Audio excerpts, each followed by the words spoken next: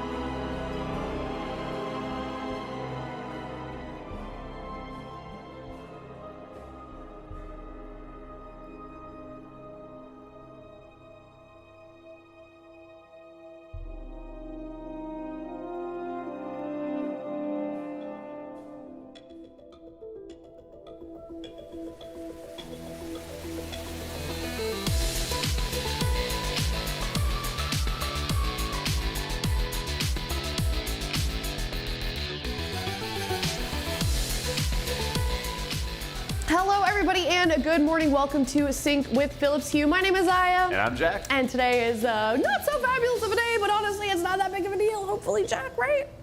I think today's really a fabulous day because we have a very special birthday here in the Alienware training facility, and I think it's really important to recognize them on a day as fabulous as this one. So please, everyone in the morning show, thank you for being here. I would like all of you to wish a warm and happy birthday to one of our Raiders, Smack. Smack's birthday today, and it is so important to wish him a happy birthday. One of our healers on the roster, without which we would not be able to be present. Oh, that is so funny. Yeah, it is Smack's birthday. You know, he's got a raid on his birthday, but he's doing what he loves best, and he's playing World of Warcraft. He is. Yeah, I hear Leos are really cool people. Yeah. Really nice people that work really hard. Yeah, and we also have another birthday here at the Alienware training facility. Please wish happy birthday to Kai's mom. Oh my God. Kai, our audio guy, has his mother's birthday today. The one who raised him, the one who was setting up all of our wires. It is so important to appreciate your mothers on a day such as this. Give her a nice happy birthday. Nice happy birthday out of that one. You doing okay? Yeah. You don't like Kai? I love Kai. Kai. Love Kai's mother. Okay. Probably a very nice lady. Well, let's not forget, because we have also another birthday today. I'm not falling for this again. Ladies and gentlemen, it's Andy Sandberg's birthday. Happy birthday to Andy Sandberg. All right. Happy birthday, Andy. I didn't know I shared so many birthdays with people. There are. It's a big day. Let me tell you. It's a big day for birthdays. Yeah. Going out onto it. For sure. He's really funny. I'm a big fan of that guy. Me too. Yeah. Me too. It's great. All right. You want to talk about the menu a little bit? Yeah, let's talk about the menu. Oh, actually, first, I completely forgot. Happy birthday, Aya. It's Aya's birthday today. Thanks so much. I appreciate it. Thank you. Ethan got her some roses and everything. She did a Yeah. cartwheel. I got some roses. Okay, This picture was never supposed to see the light of day. I was drinking my boba when I was off camera. Oh no, get it off. That's so ugly. I've never been trolled so hard on my birthday before. Well, I've been. thankfully, mine is not going to be, well, hopefully not going to be during race. Oh, yeah. Okay, yeah, Jack's birthday's coming up as well, so it's going to be revenge. I got 12 days for this race to end. Oh, hopefully they slow things down a little bit, because your time is coming, Jack, and production. Hopefully I'll be safe in Texas by then. I just got a happy birthday in my ear. I owe you nothing, production. Your days are limited. All right, let's talk about the menu. Of course, Chef Josephine is in the building bright and early, whipping up some delicious food for the day. Breakfast is overnight French toast, bacon, and scrambled eggs. Now, I was asked what overnight French toast means, Jack. Okay. It's just French toast you make overnight, in case there's any confusion there. That checks out. Yeah. I'm glad you were able to find that for us. Yeah. Hey, for lunch, we got Italian sausage with peppers and onions, fresh rolls, cold pasta salad, and fresh salad. And for dinner, we've got gingered ribs, fried rice, broccoli with roasted garlic, and chili.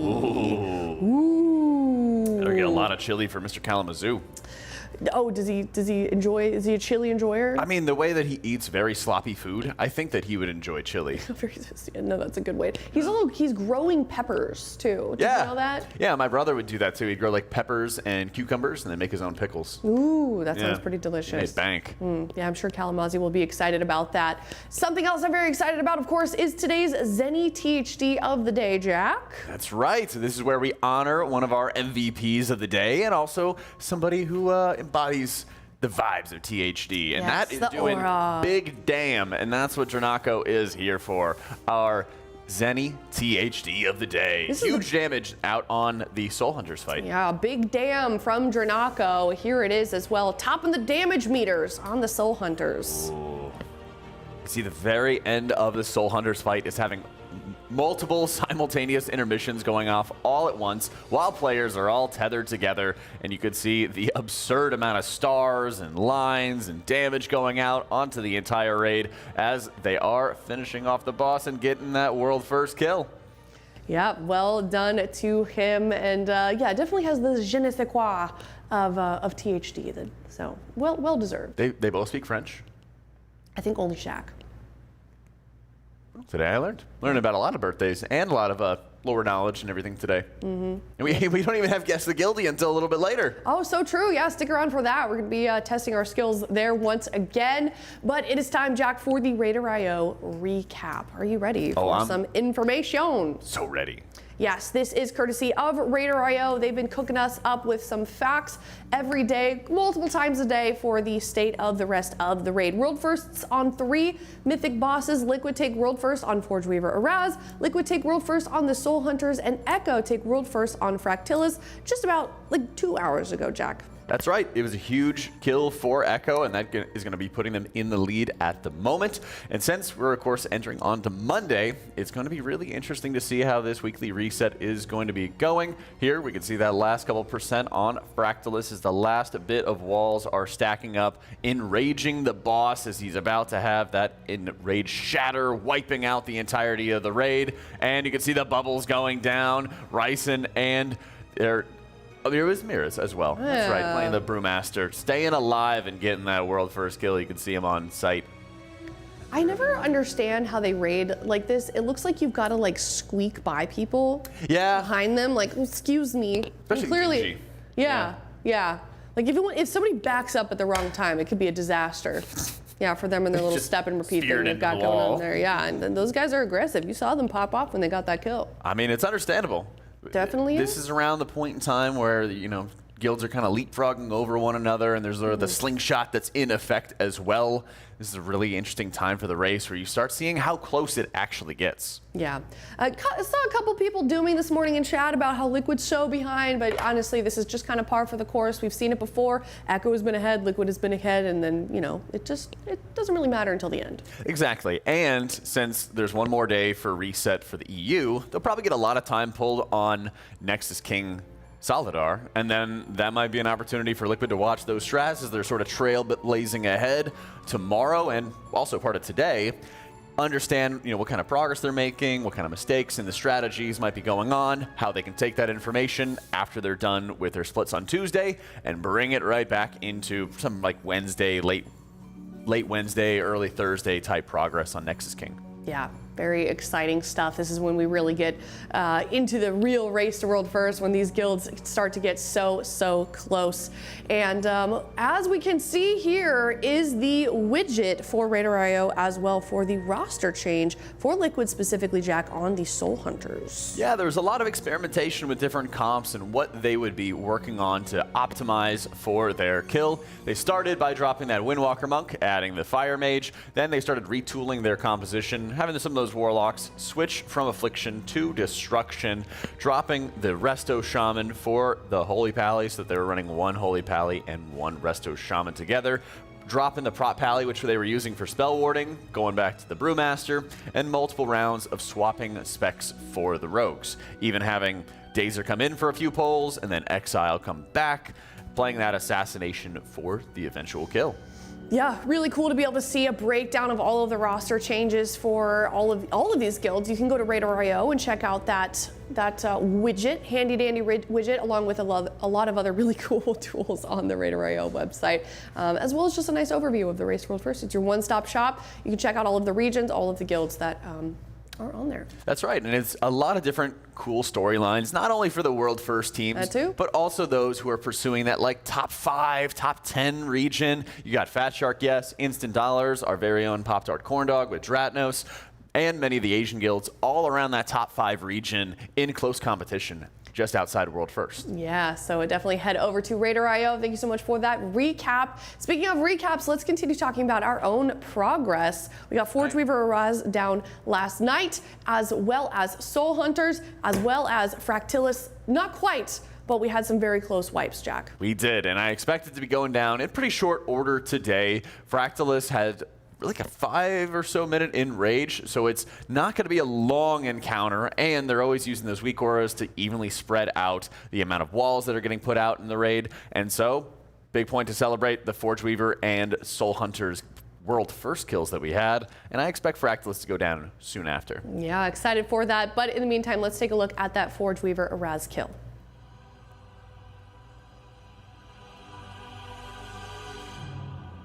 This is that intermission phase where they got to kill off those Arcane Collector pylons. The damage from those is incredibly high, and it keeps stacking. One of the big issues they had here in early progression was killing all those Arcane Collectors at the exact same time.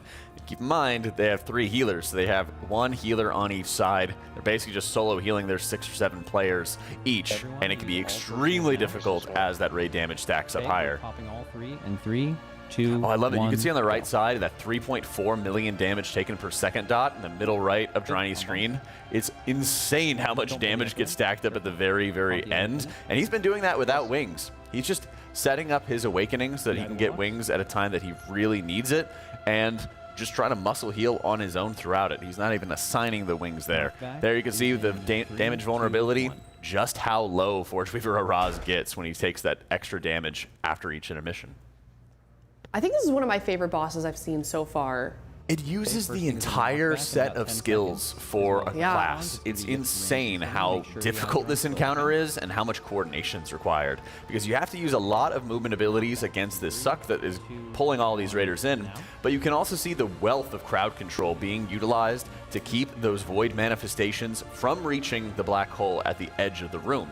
If they hit, they're basically just going to wipe out the entire raid, and it's so important to be mixing in the Ursul's Vortex, the Ring of Peace, multiple rounds of stuns, binding shots, just to keep all of them in melee together and make sure that they can get maximum amounts of cleave, because they just keep on traveling and they move ridiculously fast. Yeah, this was an interesting prog to watch here. So these are the final moments of Forge Weaver Araz, getting it down with 1 battle reservation too, so that was a solid kill. Who was that? What noise did that? That was insanely Raider? clean. Yeah.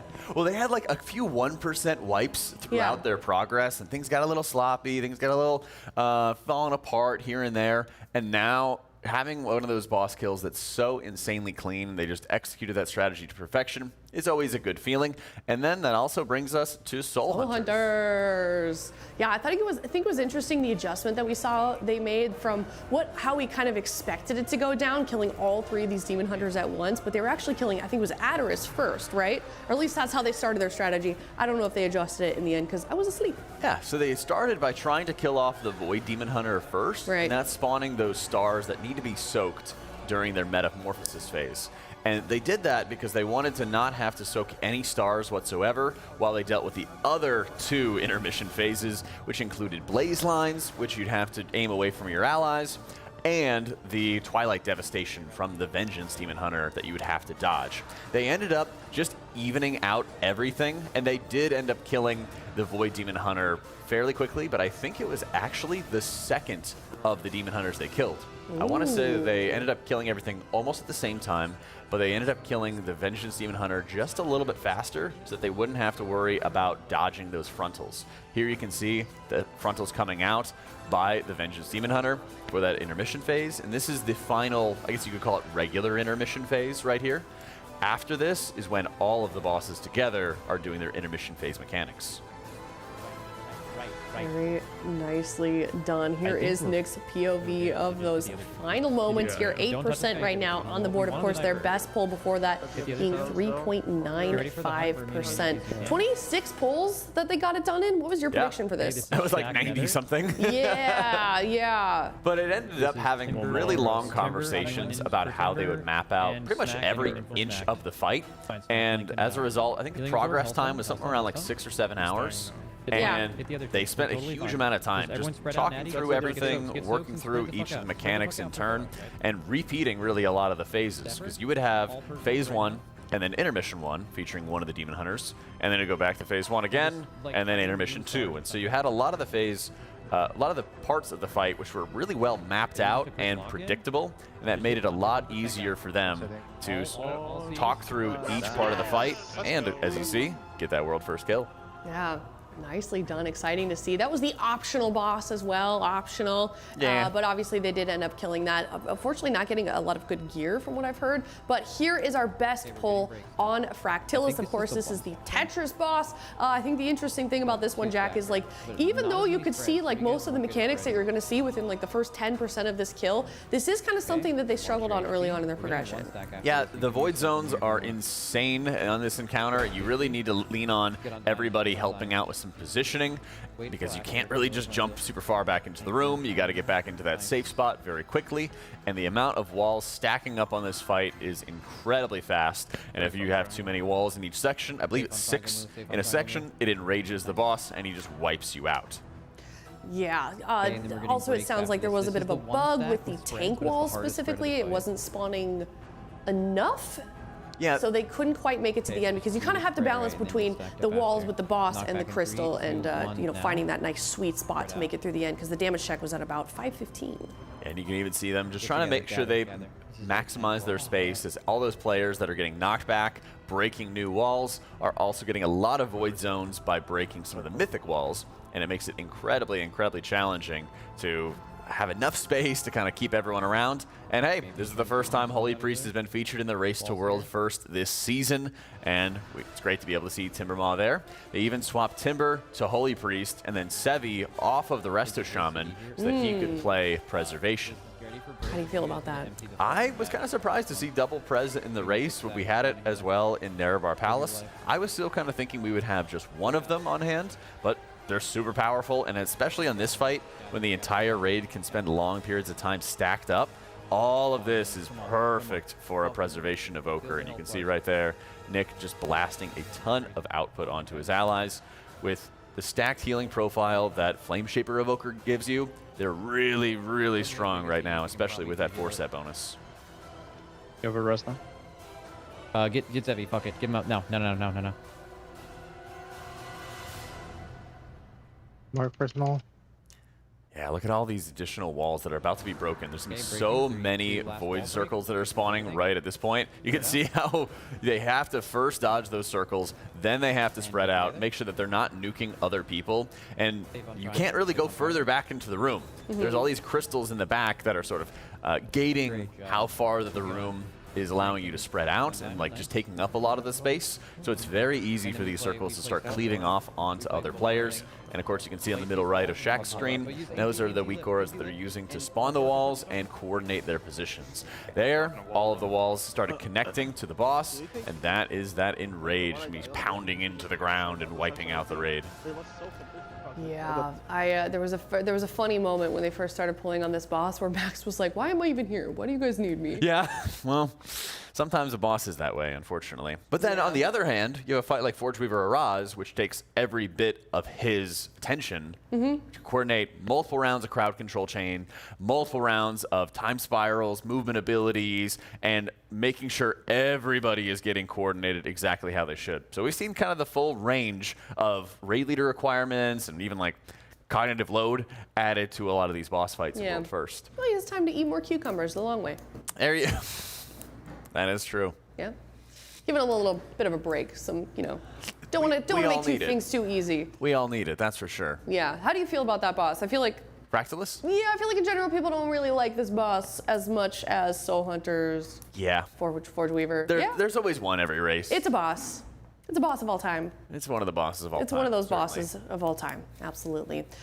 Speaking of all time, Philips Hue, awesome morning show sponsor. One of the best lights of all time, if you ask me. That's certainly right. We have them in all the rooms for our raiders and for our casters as well. And it's been fantastic to have all the customization that you want. They have a huge breadth of products at your disposal, whether you're looking for some strip lights to add to maybe your TV or to your stream setup. Some of the lamps. Oh, I love those lamps. I love lamp. Of course, all the different colors for the lamps. Ooh, and how yours you has a can button. Customize it as well. Nice little button. You can connect everything to your phone, and you can have schedule set up. They have like 30 or 40 different pre-made sort of gradient colors that you can have as well. There's a ton of different options for you, whether you're looking for something for like some theater lighting or just to replace some light bulbs at home, be a little bit more efficient. Philips Hue has you. I shouldn't have put this here. This lighting is very unflattering. I can see myself in the TV. You want to hold it? Sure. Okay. I think it's going to be it will not reach. Ah, okay. But I still just Here we enjoy go. holding it. Yeah? No?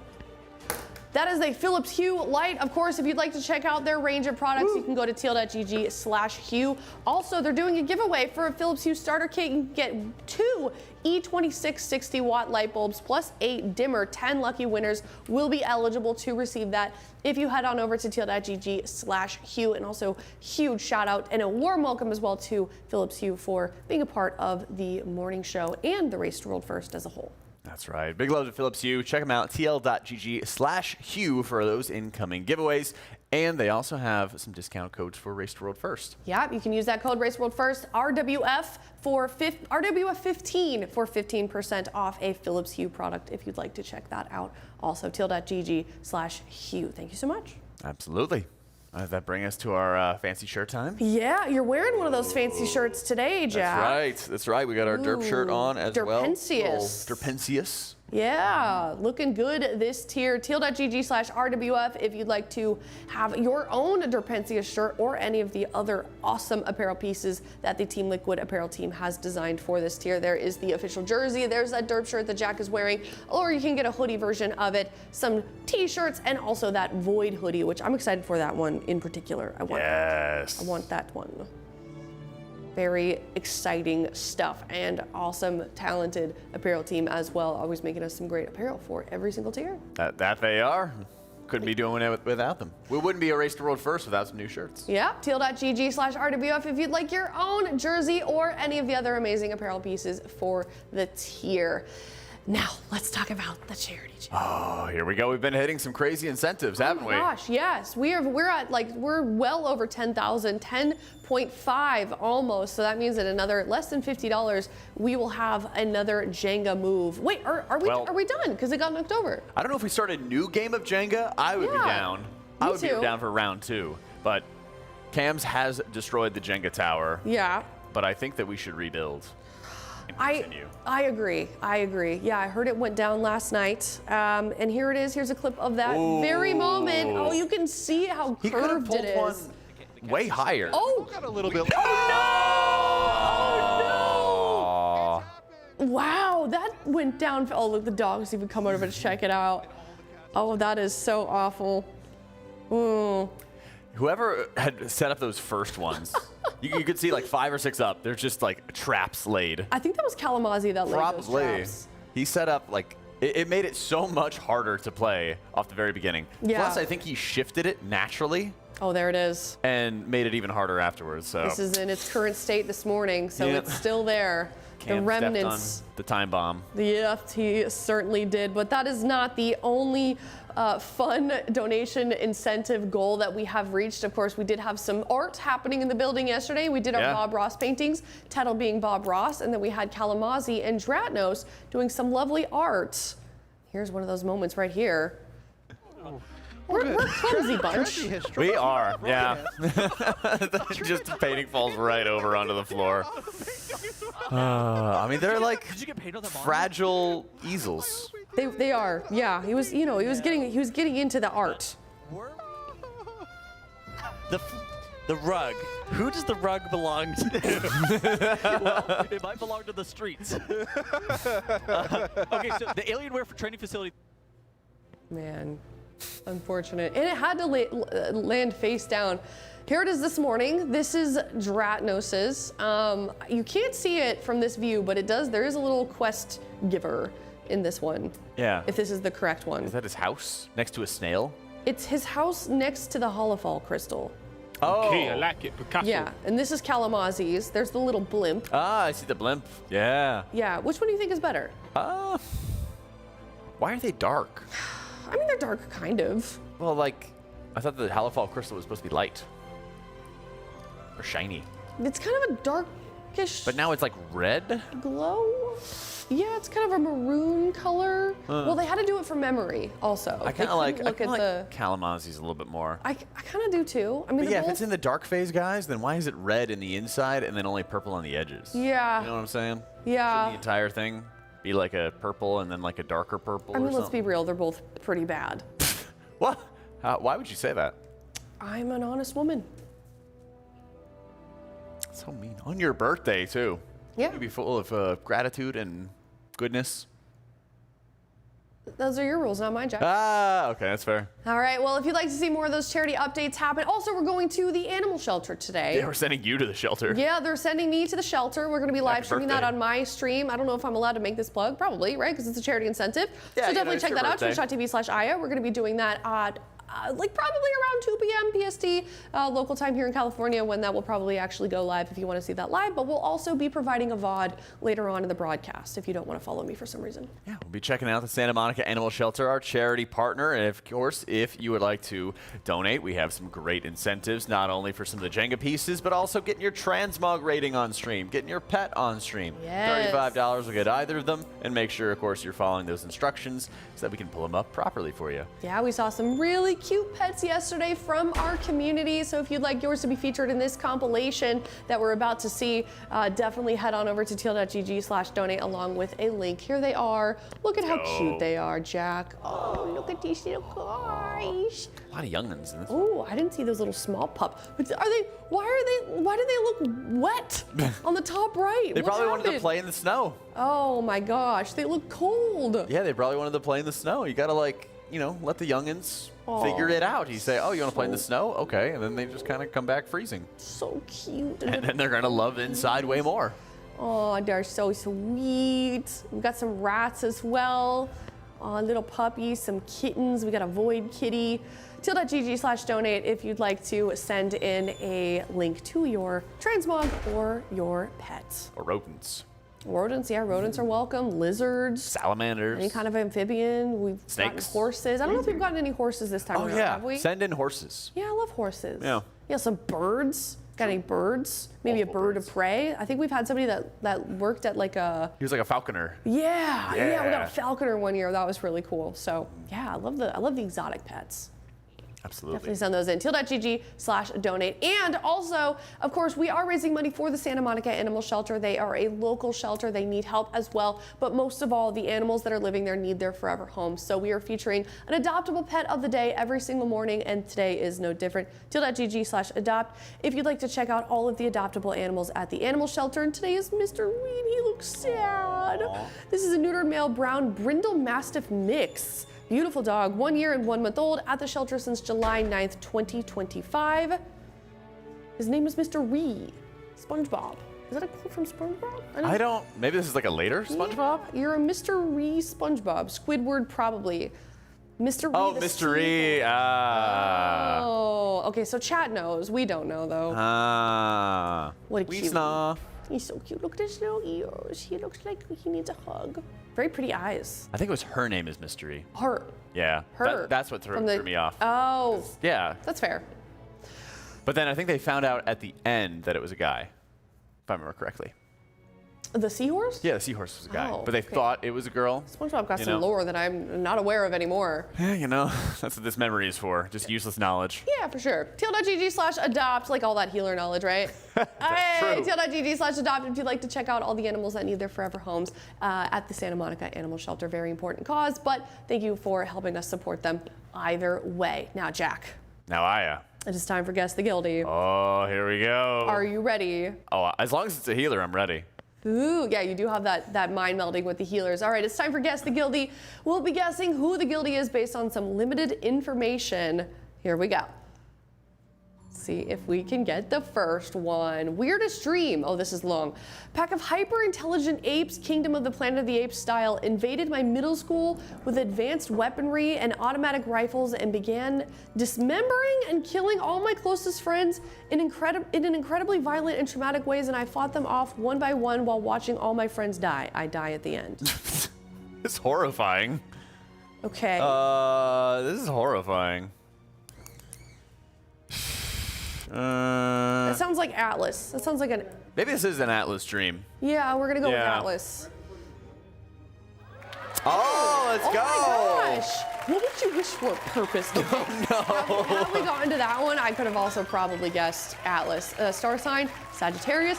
Who would you bring to a deserted island? Nick would be very nutritious and filling to eat, cannibal style of eating. Isn't this the second one we've gotten where they want to eat each other? Well, they've got a lot of meat on their bones, Oh you know? my God. Is the muscle. Isn't it true that like the muscle is like the meat or something like that? Yeah, I don't Yeah. know. Dream job, orthodontist, or dentist. And Atlas says, good morning, love you both. Oh, we love you too, Atlas. Well, I mean, a big requirement for those is good teeth, and he certainly has those. Yeah, that's true. Yeah. That was a disturbing one. That man has a dark mind. Let's go and do it again. Yeah, we should. We gotta cleanse our palate here. Let's get another Guess the Guilty going and see if we can do just as well On as that one. the lighter side. Oh my gosh! All right. Weirdest dream. I seem to be looking out of a high window over a dark sea of tangled trees. Wow, the visual. Down below, among the roots, there was the sound of creatures crawling and snuffling. Are we reading a poem? Yeah, I felt sure they would smell me out sooner or later. Okay. Then I heard a noise in the distance. Oh. What kind of noise? Is that it? Is that the end of the dream? End? Oh, at first I thought it was a great wind coming over the leaves of the forest. What is this? Who's a poet? Then I knew that it was not leaves, but the sound of the sea far off, a sound I had never heard in waking life, though it had often troubled my dreams. Suddenly, I found myself out in the open. Okay, there were no trees after all. I was on a dark heath, and there was a strange salt smell in the air. All right, they're British, Wow. for sure. Looking up, I saw before me a tall white tower standing alone on a high ridge. The Mage Tower? A great desire came over me to climb the tower and see the sea. I started to struggle up the ridge towards the tower, but suddenly a light came in the sky, and there was a noise of thunder. Finn. Finn. Oh, we're fancy. Okay, this is a European, I think. One guess is all we get. I'm going to say Scott. I'll go with Scott. I'll go with Scott as well. No Oh, let's go way. 2 times. Dude, ow. I don't know how to do that. Go What are we doing? Hit, and then, Okay. you know, 2 times. Oh, and then do we... We could do anything else. Oh, okay. I don't know how to just, dab people up. give you- I'm not... Just one high five. Yeah. There we go. Woo! Okay. That was The incredible. heath gave it away. Wow, who knows Scott was such a poet, a wordsmith. My God. I could see it. Yeah. You know, he has the troubled intellectual look to him. Wow. That was great. His thoughts weigh heavy. His thoughts weigh heavy upon him. They certainly do. Yeah, I think our Raiders are maybe a little bit more deeper Some of them. than we think. Yeah, Atlas and Scott Some of them. certainly. Just kidding. I'm just. Yeah, I can stand up straighter. God, this is so embarrassing. Hold on. I'm just gonna. This is the height and the chair. Well, thank you everyone so much for hanging out with us. This has been a great morning, of course, with Phillips Hue. This is the Always. Sync Morning Show. My name is Aya. And I'm Jack. We'll see you in just a bit. Good morning. Good morning. Good morning. Happy birthday. Thank you. Oh, we're playing the whole song.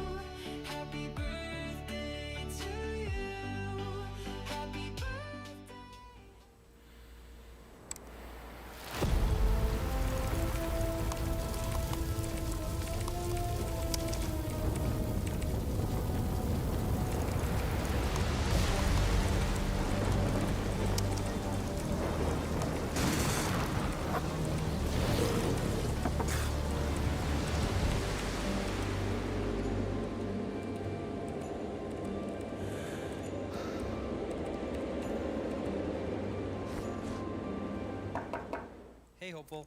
Want to look at an idea I have for Nexus King? Awesome. I'm almost done here. Just give me a couple more minutes.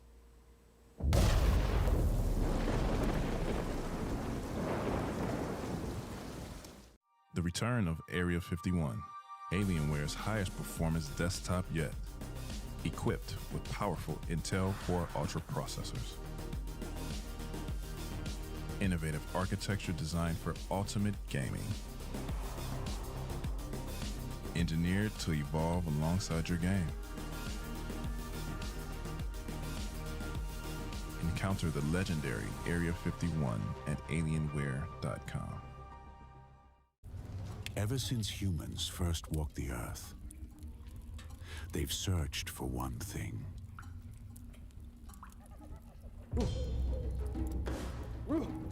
Civilizations advanced, yet suffering continued. There seems to be a strange curve in the lower vertebrae. I'll call this the lumbar. We must give it support. But doctor, I'm seeing spots. We mastered silicon chips and cathode ray tubes, but comfort was still offline. There really should be a chair made for gaming, with cushions and maybe wheels. Until we got it right. Man, I wonder what my ancestors went through before this. Elevate your space with Blacklyte. Hey, psst. Have you unlocked your blue yet? This is my blue. Sharp, stylish, and ready to win. What's yours look like? Quests are easy, like watching our matches or just repping Team Liquid online. Rack up points and flex your grind. I'm keeping an eye on the leaderboards. I'm watching you. Join my blue today. See you there.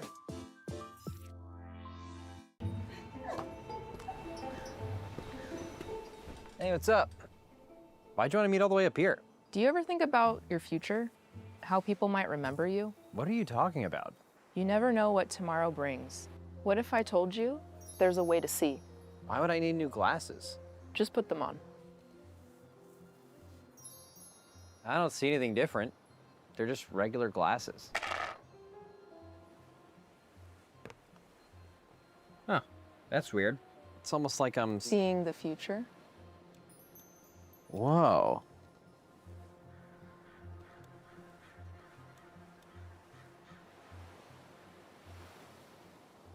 Yo, brah, can you toss my frisbee back?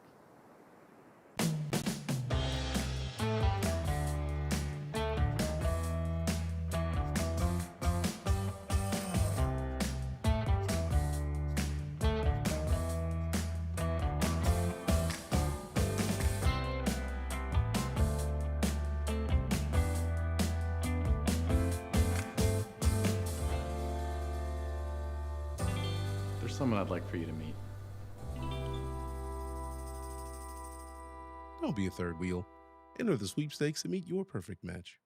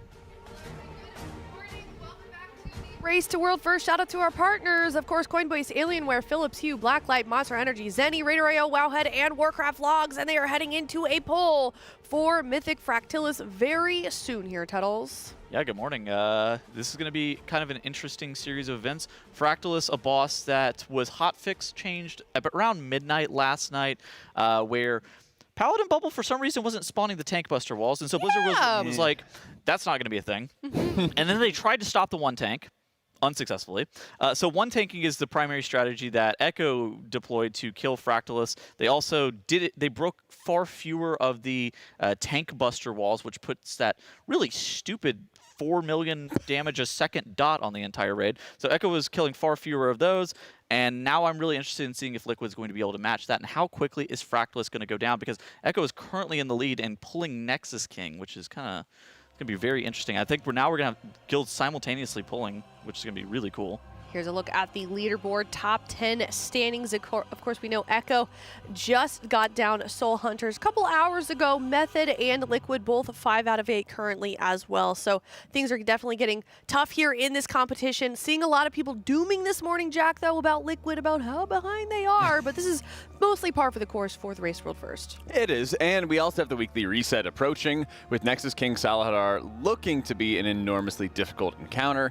I don't think it's some like massive disadvantage to have Echo pulling ahead. Weekly reset comes around. Liquid will be doing a lot of splits while Echo is having their last day before reset, pulling Nexus King, kind of blazing the path, and then once Liquid is done with their splits, they'll be able to jump right into it. Yeah, so like generally speaking in the race rule first is like there's a slingshot effect. So Liquid starts 13 hours ahead, minus maintenance time, just generally whenever the race to world first starts.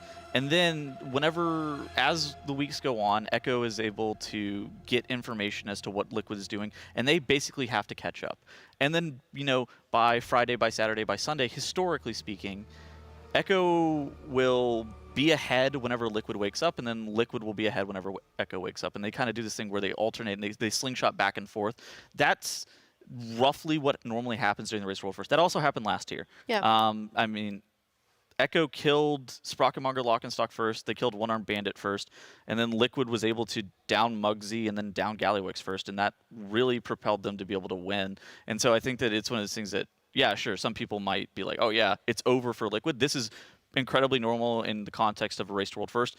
And frankly, if Echo was never ahead, that just means that like the writing is on the wall for Echo to just never be able to potentially win the race to world first. And so I think that this is pretty normal. I do think that Liquid is going to be downing Fractillus relatively soon, though, and start on Salahadar.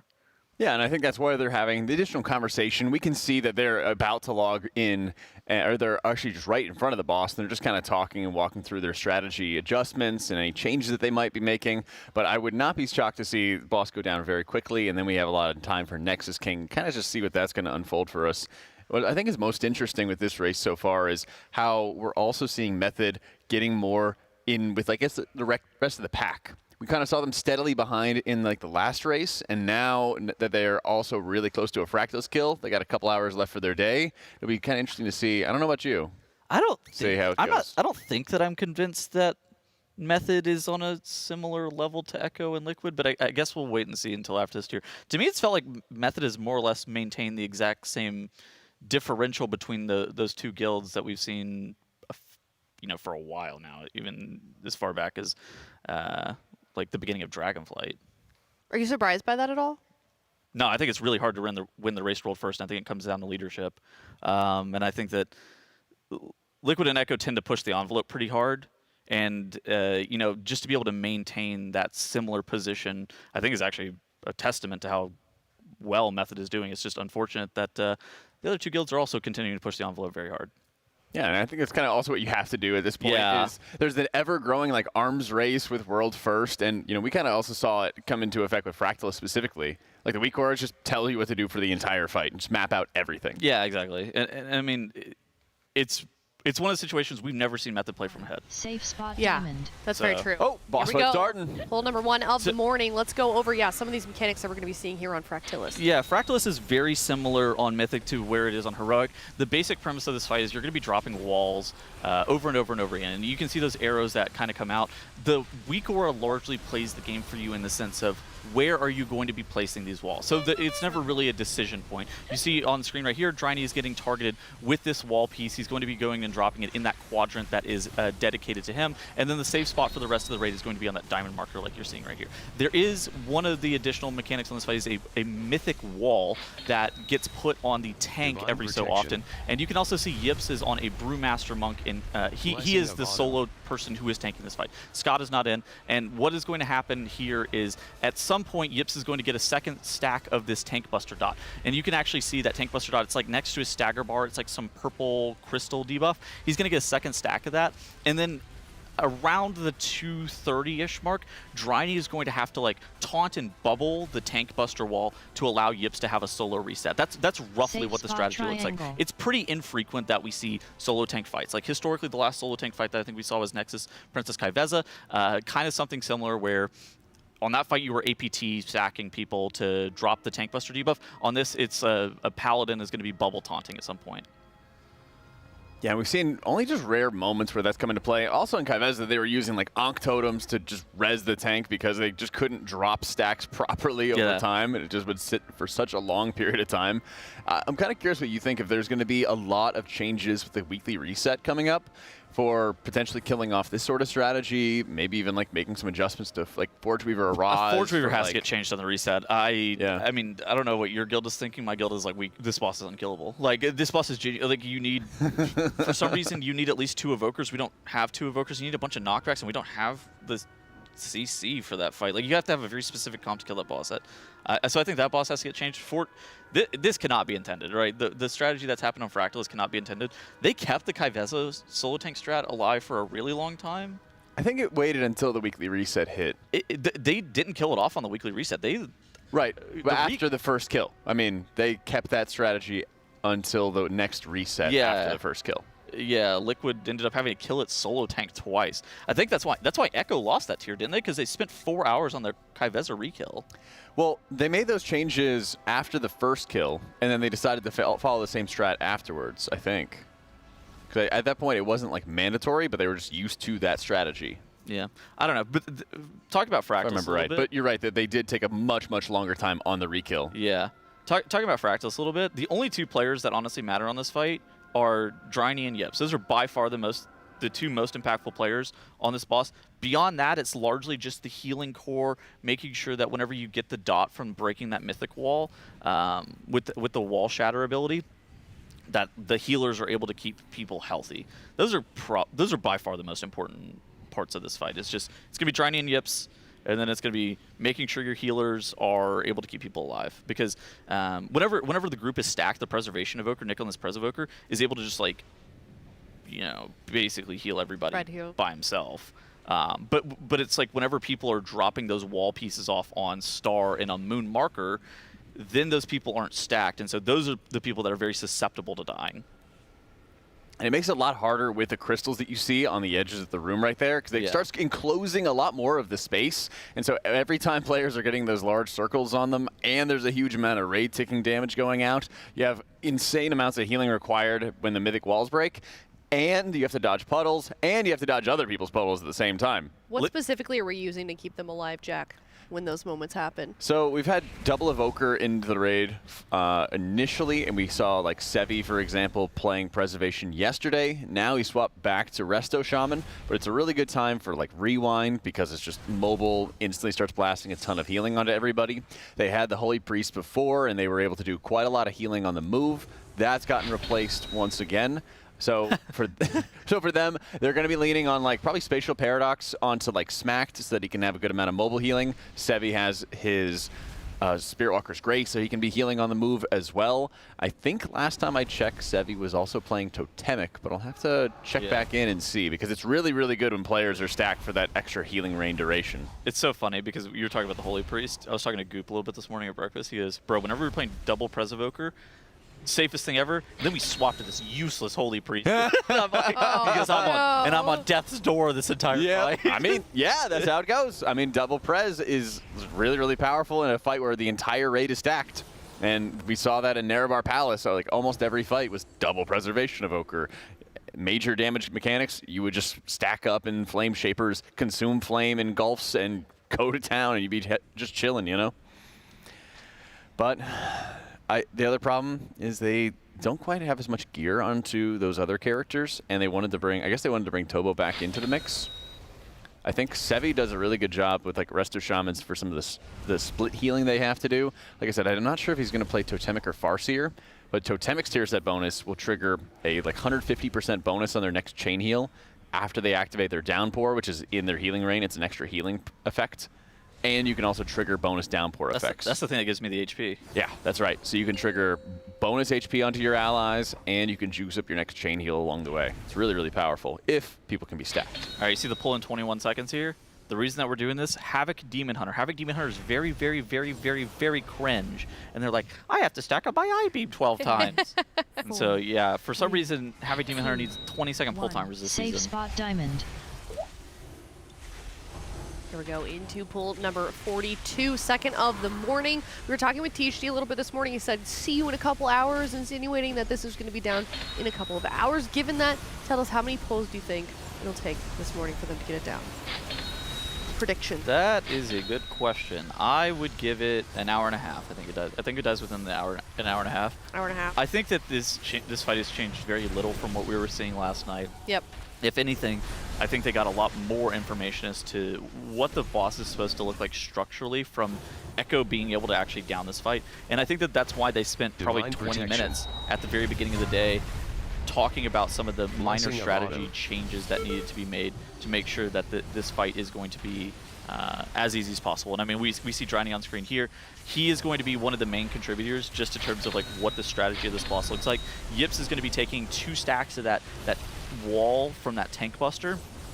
For some reason on the PTR, it was like a 5,000% increase, and then Blizzard changed it, I believe, to be a 500% increase. Safe spot triangle. A very different number. Now the Brewmaster Monk is able to actually tank multiple stacks of the wall, but you can only tank 2 of the stacks of that wall. I was watching Mera's earlier this morning on my phone before I even showed up in the studio, and he was like messing around with his trinkets for a while, trying to be as safe as possible on this boss, because being able to take the second tank of that tank wall, the second stack of that tank wall is like a huge deal. So this is about to be what happens. So Dryny's about to taunt the boss, and you can see him running at the very top of the screen right there. He's in bubble. He's got the tank wall. Actually, he's in bop even. He's not even in bubble. Wow. He's in bop. He takes the stack of the tank wall. You bark on him. And then he gets life gripped back into the pack. Wow. Yeah, so the rescue comes in, and he's got Iron Bark on him to deal with some of that additional dot damage, and he was just spamming himself at that point. This is, it's interesting. He actually bopped for the tank buster, and then I think he's got the bark on him for the wall. Yeah, so Bop also gives you an Echoing Blessings effect. So after Blessing and Protection fades, it persists another damage reduction. I think it's like 10%. And then you have, I think it's like 20% out of Iron Bark. So he's able to have a lot of mitigation on him for that after effect dot, and then just uses the Bop to mitigate any of that physical damage from the attacks. Then once his Forbearance falls, he can just bubble again and do the same thing. I don't think he has to do it again. I think we're good. But Yips got a stack reset on the tank wall. There's no need to actually go ahead and do it again, because he's only going to be getting 2 more stacks of that for the remainder of the fight. Jack, what about you? How many pulls? I think an hour and a half is going to make a lot of sense. I think that time? Yeah. Time-based? Time-based, because they just spend a lot of time talking about the fight, to be honest. Fair. They've been doing that a lot this tier. Yeah, but we even saw it on Soul Hunters as well. I don't want to be that guy. It could actually kind of die this pull. There's nothing that's necessarily stopping them here. I know the boss is at 45% HP. We still have some of the tank buster walls to break, which puts a very nasty dot on people, and that's why you're seeing like 1 or 2 people die off occasionally, just because of the amount of raid-wide AoE. But at the same time, I mean, this is looking like it's a great pull. They already got through the part which they needed to more or less progress today. That new part where Dryny is bopping himself, he's taking that tank wall, he's giving Yips that reset. There's going to be a lot of damage that's onto Yips, and so that's going to be a potential point of failure. But assuming that players are going to be, or the healers are going to be able to keep the entire rest of the raid alive, I think that this is looking like a great pull. Anarchy and Malarcus are dropping incredibly low, but everything is stabilized here as the entire raid gets topped back up.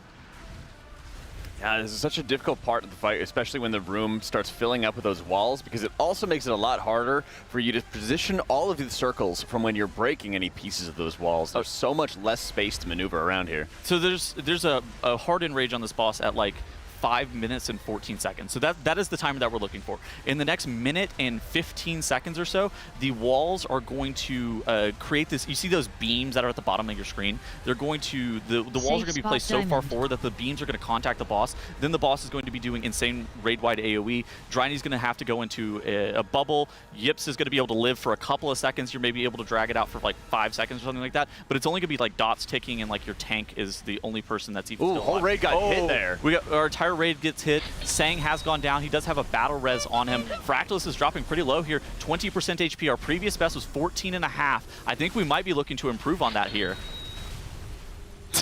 Never mind. Somebody's wall has, I fear, contacted the boss. So this is what the enrage looks like. See, this is, Liquid was just doing a good job of demonstrating what the enrage would look like hypothetically at 5 minutes and 14 seconds, but they were just showing it a little bit early. I mean, still though, that's pull number 3 of the morning, and they're getting down to 16.10%. Definitely a good sign starting off here on their Fractillus progression. The boss needs to be probably, definitely sub 10 by 5 minutes. Sub 10%. Yeah, it probably needs to be around, I would say like 7%, something like that. So. Yeah, that was kind of the thing that I think we were wondering early on. We were seeing early progression on this when I was with Zyronic. He immediately, I mean, you were there. As soon as we were done with his shift, he immediately went back there and started doing math, because the question was like, is that damage check going to be possible? And that's what a lot of this raid ends up turning into, is like the math equation of how much damage do you need, or what are the resources that you need at this point to be able to get over the top of it. And a lot of it gets done behind the scenes. It doesn't get talked about too much with like the analysts of figuring out which spec are we bringing, which class are we bringing, our tank setup, how can we meet this damage check? A lot of questions in the air for sure. So, I mean, do you feel like there are still ways that we can see that damage optimized? Always. Damage, yeah. Yeah, always. And I think that's one thing you see even more in like end boss fights. We saw it so much with like Anzarek, for example, and try how they could get a little bit of extra damage in like the first phase, and then try to optimize it a little bit better for when they're picking up any of those orbs or the bombs basically in the final phase as well. I think there's a really easy way of optimizing this fight, and I mean we saw it a little bit last night when in terms of like weak core optimization. So a lot of times, you know, people are like, oh yeah, weak cores are playing the game for you. But what they don't recognize is that with this weak core and it's telling you where to drop your crystals, it's based off a priority list, and where the players are placed on the priority list determines roughly where they're going to be looking to go. So a specialization like a Shadow Priest, if they get sent to Star or Square, that is like the worst case scenario. Meanwhile, if you send your Demon... The widest ones, meanwhile, for if you reference. send any of your melee to those widest out points, it doesn't really matter because they're not losing any damage. They're going to continue to hit Fractillus the entire time. Yeah. But any of the casters, the Ellie Shaman, if they don't have Spirit Walker's Grace, for example, the Shadow Priest, those are probably the two people that are the most susceptible. Obviously, the Warlock, the Destro Warlocks. Those people are going to have harder times just making it there, which is why you see some of these gates set up. That way people, whenever they get the crystals and they have to move to a specific point, they're able to just like Warlock port or gate, and they're able to min-max their casting. And that's what, you know, those are some of the very small differences from like a strategy level of ways that you can optimize damage. Obviously as well, they've also slammed Vantis runes on their entire raid. Yep. That I like that. I think that's the correct play. Even if Nexus King Salhadar is killable this reset, it doesn't matter if you can't make it to him. Like I think it's a stretch that it could be possible. Also, how much time? Like if you end up having to spend more hours on Fractillus because you didn't Vantis rune, then you get less time on Salhadar. Like there's this weird. I would not be shocked if a lot of pulls into Salhadar are going to be focused on some of like the first phase. Now, I'm not sure if... I go with 33%. Well, that's what I wanted to say, though. With that. Well, you have to keep in mind that the boss heals. So I don't know if that's like before the King's Hunger, you know, they got to 33% or something like that. I don't think that's an accurate description of the entire length of the fight. That is probably before the boss heals. Yeah. So like that fight's going to be pretty long. So I don't think they're a third or like 2/3 of the way through the fight or anything like that. Because usually what happens is you go through the phase 1 mechanics, and then you have to deal with the ad phase, and then you come back, and then the boss heals from like 20% to like 40 or whatever it is. That fight is a movie. Yeah, that's like, it's going to be an incredibly long fight and a very difficult fight. It probably is an end boss in its own right as well. Yeah, that fight is a movie. Yeah, so I would be shocked if it was killable. And the other side is like, they'll have their 6-box by killing this fight, and then there's going to be reset tomorrow. They have to do a lot of re-clears. I'd be super skeptical as to whether they'd even be able to kill it. Any guild be able to kill it within this reset. And then when they're starting to do re-clear tomorrow on the side of Liquid, they are able to watch the progress that Echo's making on Solidar, kind of yoink strats, and then use it to better their own strategies. What do also, real quick, MZ's in chat. Hi, MZ. Hi, MZ. Miss you. Hey, girl. Go ahead, Tuttles. I just want to say hi. Safe spot triangle. Oh my gosh, did I distract you and now you forgot what you were going to say? No, I remember. What do we need to see the boss at the halfway point? So like halfway through this fight, it's like what, 245? Or a mastery. Yeah, because it's like a 515 in rage. So we probably want the boss at what, like 47%, something like that. At 255? Well, they also lusted. 245? So I think it'd be like sub 40. That's Where what I said. putting the lust or around rates? 40. That's what I was saying, like 47%, something like that. They lost on pole. You lost on pole because you have all of your offensive CDs available. Makes sense. So it's just like everything's front loaded.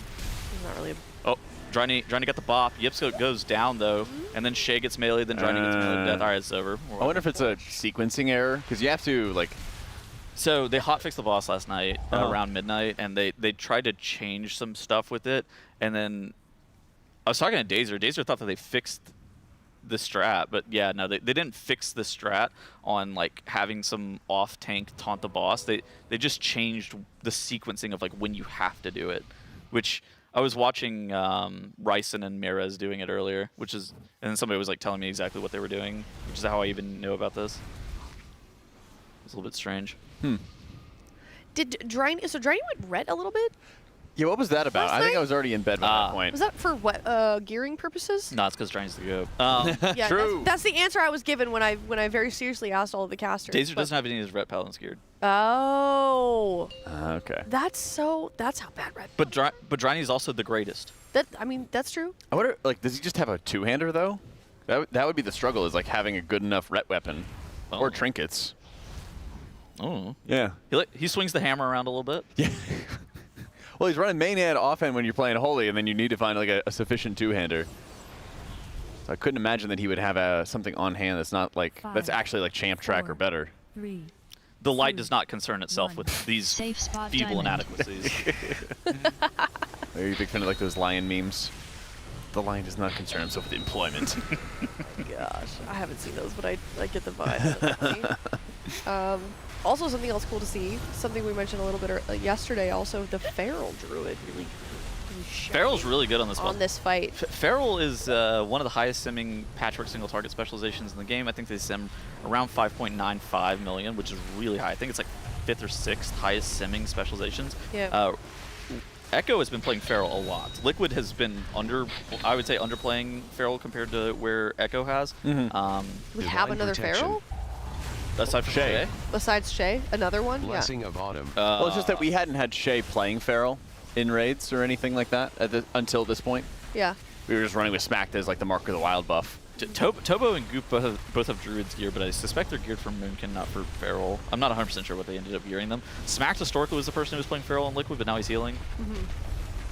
Yeah, and I think it's really interesting that they have been running with the Feral and running with double preservation evoker. Safe spot and triangle. we could put that combo together if Smack was out, and then we'd bring in like Timbermaw on his pres and go back to the double pres strategy. So I think Liquid has been experimenting with that a lot, and they're really enjoying it. But they might be having like Timbermaw on like the hyperbolic Mythic Plus chamber, so that he's gonna just get it a little bit further geared. Because I know he's been in on Priest, he's been in on Prez, and I don't know if he has like focused one of them much more than another. I think Timber also has Mystery Room Monks too. Yeah, but that sounds like a big stretch. I'd like be geared enough to do these fights. I think that Liquid came into this year kind of recognizing that they needed Timber to be as flexible as possible. Yeah, and that happens a lot with healing rosters. Is you'll have a few people who are like set in their roles. Like Nick is pretty set on like playing ramp healer, so he'll play either disc or prez. There was last year. I think when they had Suri also play disc, and so instead we had Nick playing druid, but most of the time Nick has been the one who's playing the ramp healers. Dryny's been playing a lot of like paladin over the years, but we also had him on shaman for a little bit, kind of in that like anchor role, which is where you sort of stabilize the rest of the healing team. And what did it say? It said he was like mass rezzing, and it was like pulling 40 seconds. Oh. Go ahead, Jack. So Dryny is the one usually playing in more of like a spot healing role, and so they've been having him on like Paladin and on Shaman and everything a number of different times. So you try to have a few members of your healing team that are very static, but then, you know, Timbermaw, especially as the new healer, is the one who's playing a lot more flexibly and just kind of bringing in whatever the team needs. I think you can learn a lot whenever you're like watching them do splits as to like what they're gearing. I think that Nick only geared like Druid and Prez this tier, and then Dryny had Shaman, Monk, Paladin, and then I don't even Smacked all Druid only. I didn't see Smacked on. Well, he had a couple priests. He might have had Mistweaver too. Yeah. I saw him on priests. Sevi had shamans and then a couple monks as well. But then once they got into a point where they were doing Aldir splits, that was really the big indicator of like, okay, these are probably going to be people's mains. Same thing when they were like slamming M+. This is probably going to be what people are maining because it's just a huge time investment at that Safe point. spot diamond. Definitely, it's also interesting going from the Soul Hunters to this one. Just the difference in approach, I feel like is so different. Yeah. And instead of Soul Hunters having like a lot of heads-up plays where you have to go figure out where you need to position for the hunts or who is going to be the designated people soaking all those like void puddles, and they have to be really active on the field, and they kind of have to like watch for where they're going. Instead, you have the weak aura that tells you where to go, and there's some You're brief. just looking right in front of you, basically. Yeah, and there's brief moments like you're going to see in just a second as they start breaking all these walls where all the circles that are spawning onto players are going out, and you have to do like a quick mental memory check, find where those circles are dropping, like the void puddles that you have to dodge, and then find spots that you can drop off the puddles that are marking players. I mean, Dryny right there just popped Divine Protection and stacked his circle on somebody else just to make sure that the space was a little bit easier in the room. Those circles look diabolical. They're really nasty. It's because whenever you break the walls, too, there's just so many of the puddles that are spawning. It's on Heroic, it's like it's normal where you're like, oh yeah, I could actually spread, but at the same time, you're just like, on Mythic, it's 3 times as many. And the problem is you have to take like a mental memory or like a mental snapshot when these break of where the first round of void puddles goes. Yeah. Dodge those and then get into like your safe spot. And so they did a really good job there of keeping purple clean. And so they stacked kind of away from it. Then we're able to have everybody run to it. That would be the safe spot to survive, and then you dodge other player circles. We're about to taunt the boss. We bopped taunted the boss, and now we are going to be running off to the far side. We're getting the shockwave on us. Still in the bop. We then get life gripped back on top of the stack for the safe spot, and Dryny has reset Yip's tank buster wall stacks, and so now this allows and enables Yips to be able to solo tank the fight. Dryny he has to spam himself a lot. Yes, so Dryny is getting completely owned here, but we do have access to things such as Iron Bark and Time Dilation or other potential externals if we really, really needed it there. But now it's kind of a situation where that is what enables the solo tanking of the fight. That is one of the coolest parts of the strategy of this boss just in general. Yeah, they did an excellent job, and that's a moment where everyone kind of start dumping that prio healing. I am kind of surprised that they are using Iron Bark on him instead of the Time Dilation, but I think they did end up making Time Dilation a lot better to use on Brewmaster these days. I'd heard something along the lines of it being really bad long ago. It used to be terrible. I actually don't know what the difference is. But I'm pretty sure that they made it better. I'll have to get a quick check with some of my preservation buddies. It used to be bad because I think it could kill them through stagger and stuff like that. Yeah, you could do that. I think it actually just added more damage or something along those lines when it started spacing it out. And then if they hit like 200% stagger cap, they just die, right? Or whatever it is. It was something along those lines, yeah. Yeah. But like I said, I think that they ended up making it better. This could even be a really good fight to run the double time dilation talent that was added in the Season 3 class changes. What did you want to see? 230 at 47? Like 47% at like, 245-ish. Because that's like halfway through the boss, right? Because it's 515. Yeah. Looks like they may have hit that. Yeah, I think they were quite a bit ahead.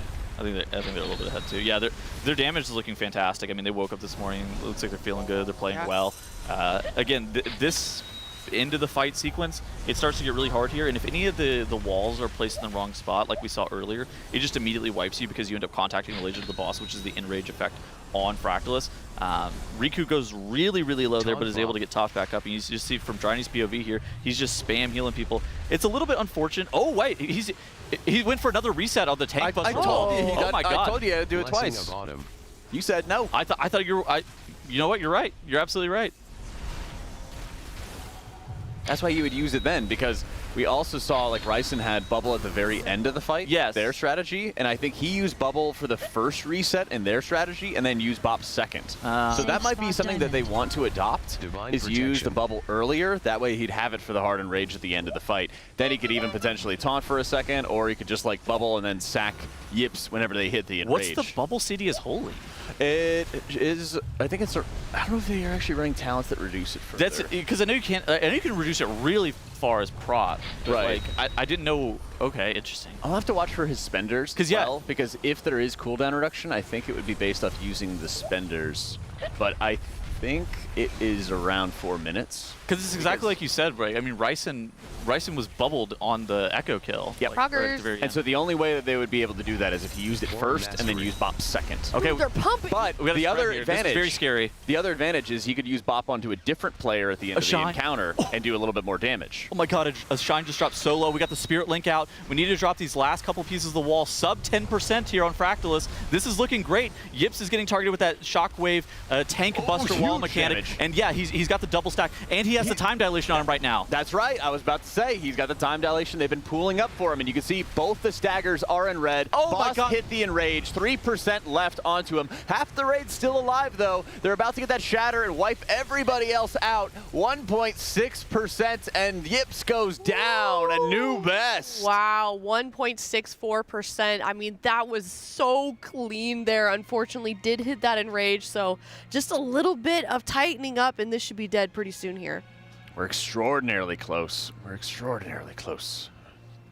Not bad. That's also a really good pull for the morning. You know, this is, what, 3 pulls in or something like that to start off our day? Pull, I think. Yeah, we're only like half an hour into getting started with pulls. That was Deathless too, right? They didn't even battle res anybody? Yeah, I believe so. Yeah. A couple moments where it almost went down at the end, but Here's when they almost went down in the middle of the fight. Go ahead, Jack. Here's where I would start looking at like who's doing enough damage on the pull as a healer. this is the moment. Do not scroll down there. You got nothing. There's nothing good looking down there at the bottom of the meter like that. You got to just find how you can do a little bit of extra damage. Listen, Peepaw and Meemaw and our Resto Shaman, they're here to echo our healing wave. They're not here to do damage. Oh man, I wish I could see the healing breakdown. Oh, look at Drydy. Hold on, Drydy's actually scrolled all the way down at the bottom of the yeah, he is. He is. Drydy POV. Look, see? I told you, okay? I told you. He's looking at who's doing the most damage on the pull, and then you can see Sevi did 500k damage. He goes, Nick, you're in 20th place. I'm going to need you to step it up. Dead weight, bro. He cast some fire breaths. You know, what can you do? You cast some fire breaths, you move on. Man. The lion does not concern himself with doing damage. Pretty much. Pretty much. Oh, man.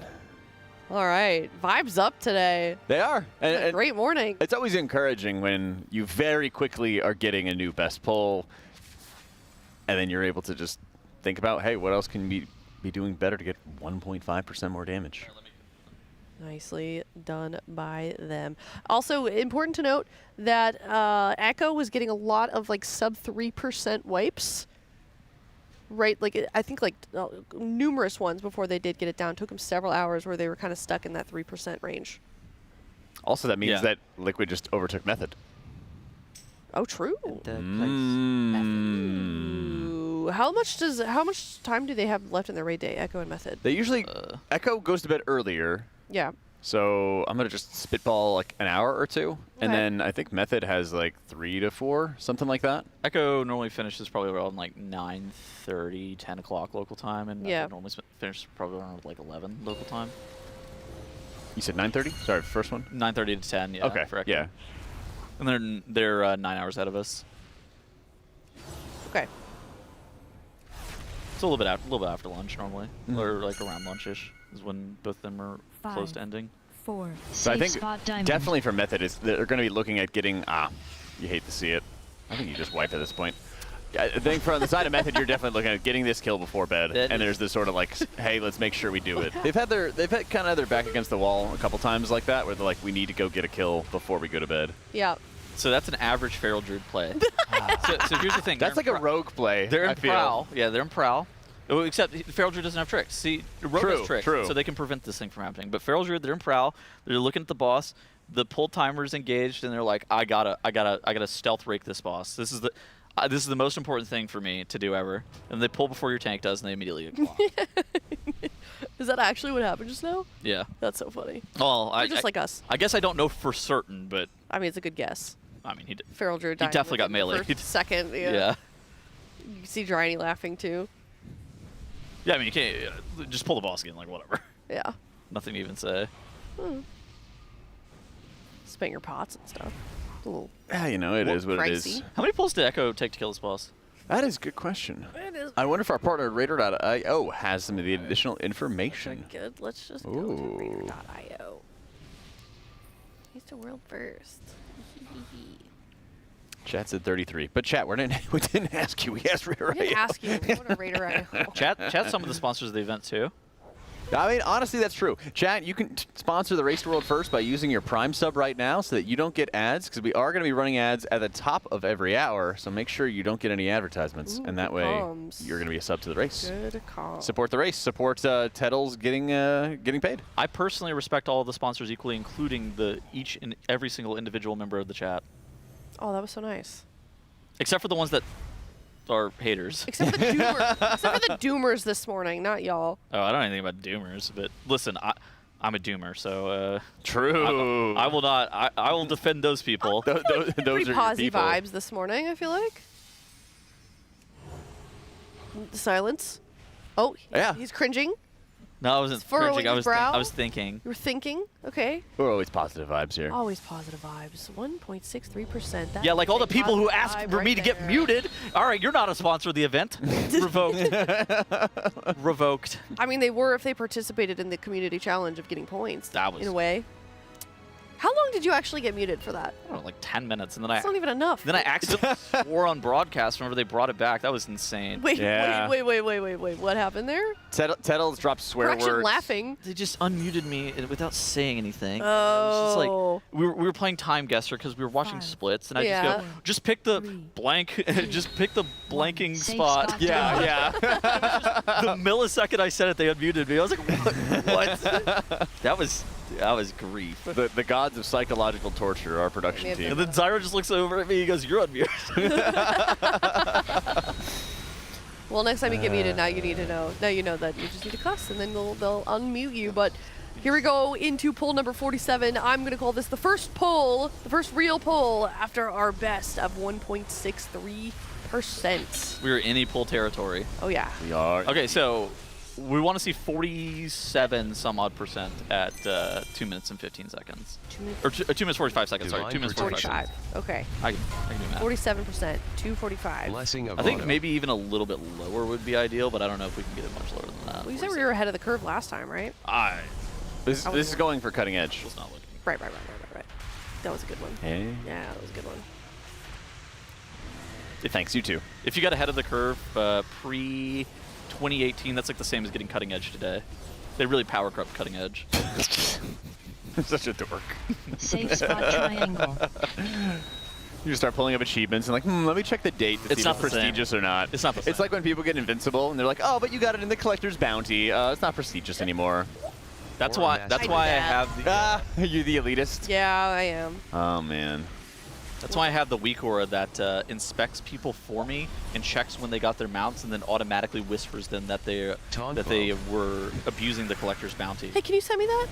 I can. Of course. Thank you. Yeah, I need that. And I thought hardcore players were elitist. I also have the weak aura that tells me whenever players are using the one button assist. I need that as well. I'd like send me both of those, please. Of course. Thank you. You're the one button assist evangelist. I am the Joel elitist OC. slash Literally. Protection. Like Tettles the Baptist just grabbing people and dunk them into the river of the one button rotation. Look at all this damage I'm doing, guys. I'm out DPSing people. Like maybe that's why Boom King got nerfed, was because you're able to beat DPSers with one button. Don't you think that makes it a little bit too powerful? I think they were just noobish, and I'm just the goat. I'm just better, but also I just used a one button. There's going to be a 3v3 arena skirmish between the bench and Potty C. This is real? Oh, yeah, of course. Tell me about this. Who would win? Who would win? Who would win? Aya 100% uses the one button rotation in secret. Why am I taking L's? I think Thankfully, as a healer, it's impossible for me to do it. I'm pretty sure they would win. I think Dorky and I... yeah, I'm pretty sure they would win. I think Dorky and I are the only people who have arena'd in any real capacity, but something about the people I'm playing with just makes me believe that... Squishy does not know anything about PvP. I'm just going to be very upfront here. Squishy doesn't know anything about Arena. I mean, you said you got to... You can also throw Jangby under the bus, right? too? Dorky's also been to 27. Dorky's very good at this game. He's very good at everything. Yeah, I guess that's the benefit is, like, Dorky and Dranos also play a lot. Max is... I wouldn't be shocked if Max is good at Well, he also had to do Arena back in the day because you had to do it as part of the World First race just to get yourself geared. Yeah, but they were getting the Arena team to help him out with that, and Trill. At some point when things got, like really organized, yeah. But even before, like, modern World First era and everything, when they didn't have nearly as much gold or organization, I mean, teams just had to do it in-house. Yeah, I remember BFA, people were paying people for it, but at the same time, like, every single season of BFA, you had to get 2100 week 1, which is like you were fighting rank 1 players. Yep. Production needs to steal the DPS overlay from Method that shows the real-time current fight damage versus the damage done on the guild's best attempt. Well, if you look at the bottom of our screen there, we're doing exactly that, and I'd like to point out that we did that first. Whoa! Autumn IFU. That's all I wanted to say. I'm getting one guide a lot this morning. I see that. I see that. On your birthday, no less. On my birthday. Chat, it's I's birthday today, if you didn't know. Also yeah. Guy's mom, I swear, just sharing the same brain cell. Sharing the same exact brain cell. I would love it if you used your Twitch Prime sub to make sure you get no ads. On my stream. Oh, on her stream, sorry. Yeah, I'll take those too. On her stream. I don't think you should advertise your stream on the Liquid broadcast. Well, listen, buddy, you're the one dropping F-bombs on broadcast, so I think you need to chill. This is production's fault. I'm gonna disperse the blame a little bit on that one. Title F-bomb Tittleton. Yeah, that's my bad. It happens every race with you. Taunt bomb. Yeah, man. Oh, here's the taunt. Here is our second. Look, he bubbled. So he moved the bop off because exactly what we were talking about the right. What I said. Okay, I've stolen Valor. It's a team effort up here. Come on, same team. Oh, cannot with this guy. Casting's a team effort. For some reason, Jack is trying to take away any credit of anything that I ever. You said it didn't happen. I said it did, and I said, oh, they should move it earlier. Then now they did. You were right, Jack. Gosh, this guy. Oh. Healers never get any. Yeah, we should. Okay. Production. Let's get a clip of that if we can. Healer gets Z credit. DPS takes credit. When did you say that so that they can find? I literally the last real pull. I was like, they should move the bubble first, so he'll have it for the enrage, and then he refill health bar, cease communications. Ain't that the truth? Ain't that the truth? All right, well, here we are, pool number 48, 53%, looking for 47% at 230, so not quite going to make it on this 245. 245 is over. 245. We're moving that number around a lot. No, it's always been 245. No, like, well, because you said 215, they said 230, and then I said, or you said, okay, you know what I mean. We're going back and forth mistakenly.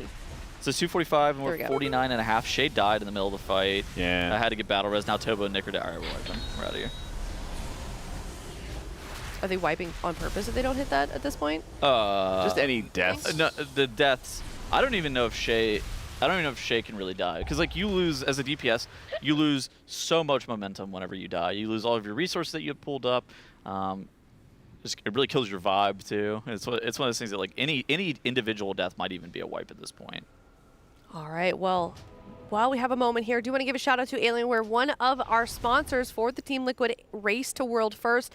If you'd like a chance to win a 27-inch 4K QD OLED gaming monitor, you could be one of 3 to do just that. You can enter the sweepstakes at teal.gg/AlienwareRWF, log into your Alienware Arena account or create one and follow the prompts, and that is it. Thank you so much once again to Alienware, teal.gg/AlienwareRWF. Ooh. Woo! Get that OLED monitor. OLED monitor. Do you have one at home, Tettles? No. Oh, better enter the giveaway then. I do. It owns. You have an OLED monitor? Yeah. Ooh. It's worth. I didn't know you got it like that. You have a house. Safe spot diamond. You have a land. In Missouri? Yeah, you know. You could get an OLED monitor there. They so. ship worldwide, you know? You could get an Alienware monitor anywhere. It doesn't matter if you're in Missouri or Texas. I need to win this giveaway worse than Ed.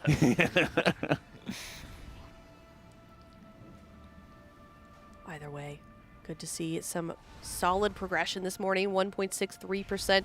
We went from, what, We're chain pulling. 30% between that? Before that? What was our best pull before we saw that?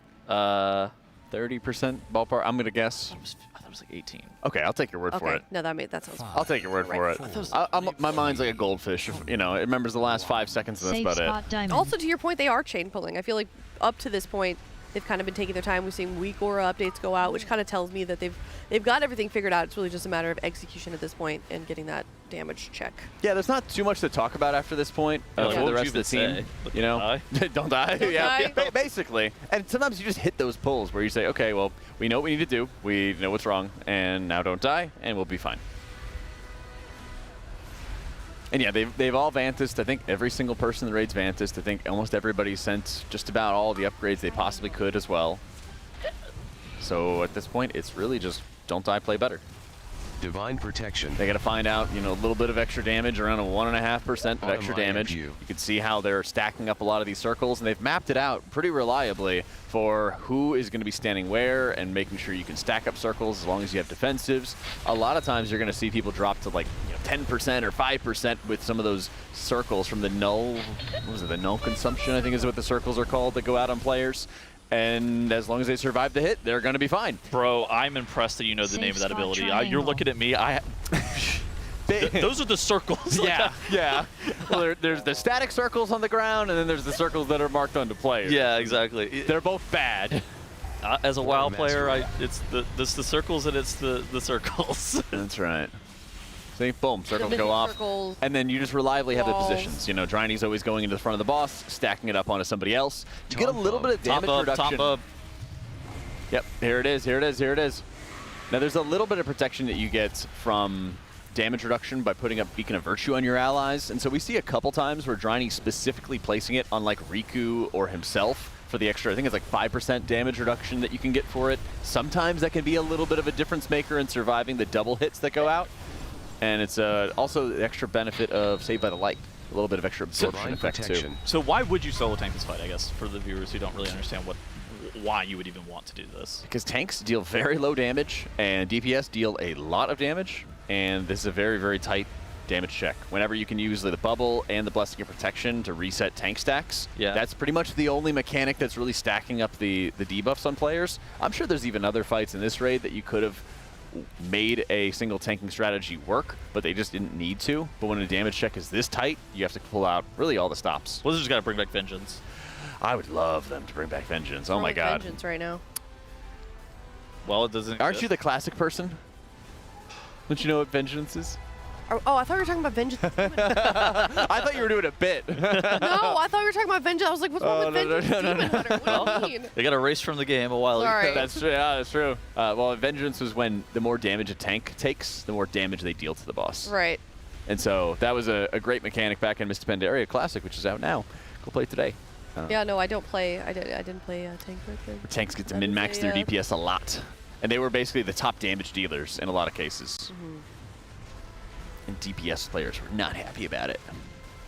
Why is it tank out DPSing me? They're mad again. I know. I saw some posts on the forums. They were complaining. I know they made DPS players or tanks? DPS players. Yeah, because there were buffs back then, like Tricks of the Trade, that would actually offer a damage buff to players, and instead you would just put it on the tanks because they would be the top DPS. There was even like prop pally mechanics where like their damage would turn into healing naturally, and like Throne of Thunder, they would be like one of the top healers because their damage was so high. This is a good pull. It is. They're down to 32%. They have expended a battle res though. One's coming up in 40 seconds. Dryny just bop taunted the crystal again. Okay, so we've got both the resets then. Bubble comes back off cooldown in about a minute there. You can see it just below his health bar. It's just to the right of that 702 eye level if you're looking at where it's at on his UI. Divine Protection. Yeah, he doesn't have Divine Protection and goes down. I think he had to use it because of the bop, and so he kind of got double targeted, and it came up at the last possible second. Sometimes when you use those defensives, you have to preemptively use them early. Do we need him? Like, yes. Well, I mean, like we have a battle res in 10 seconds. Like, can we hold off for 10 more seconds? Yes, absolutely. Okay. Because they're going to have another round of walls coming out. This is going to be really stressful. Let's watch who gets targeted. Sang's in danger. Anarchy's in danger. Dryny's up. Dryny's back up. Okay. This is the perfect time to get Dryny back up. He has Divine Protection back. He also has Aura Mastery back. So this is probably going to be a time where he will use both of those so that he is going to, yep, there it is. And may even use Divine Protection. Yep, there it is. Just to make sure that you survive all that incoming damage. Aura Mastery is really good in this fight because of how spread out everybody is. And you don't always guarantee everybody has their defensives up. So it's a lot of extra DR you can have on hand for the entire team. 15 seconds. Yips goes down. He gets Ankh Totems. There they have the lay on hands to top him off immediately after the fact. She got meleeed by the boss. 8% left on the boss, and there's that enrage. Well, there's the extra walls going out, I should say. She got meleeed by the boss the millisecond that Yips died. Yeah, and that's such a tough sequence. I mean, maybe you could have like the rogues be the only one in melee or something like that and have evasion up. It's a very tough sequence. I think it's like one of those things that ideally Yips... He just takes it faster, you know. Yips lives, I think, is the ideal situation, right? I think so. Did the damage check on that boss? We were getting close before to we it. got down at the 245 We were not, mark? but I not think particularly close damage-wise.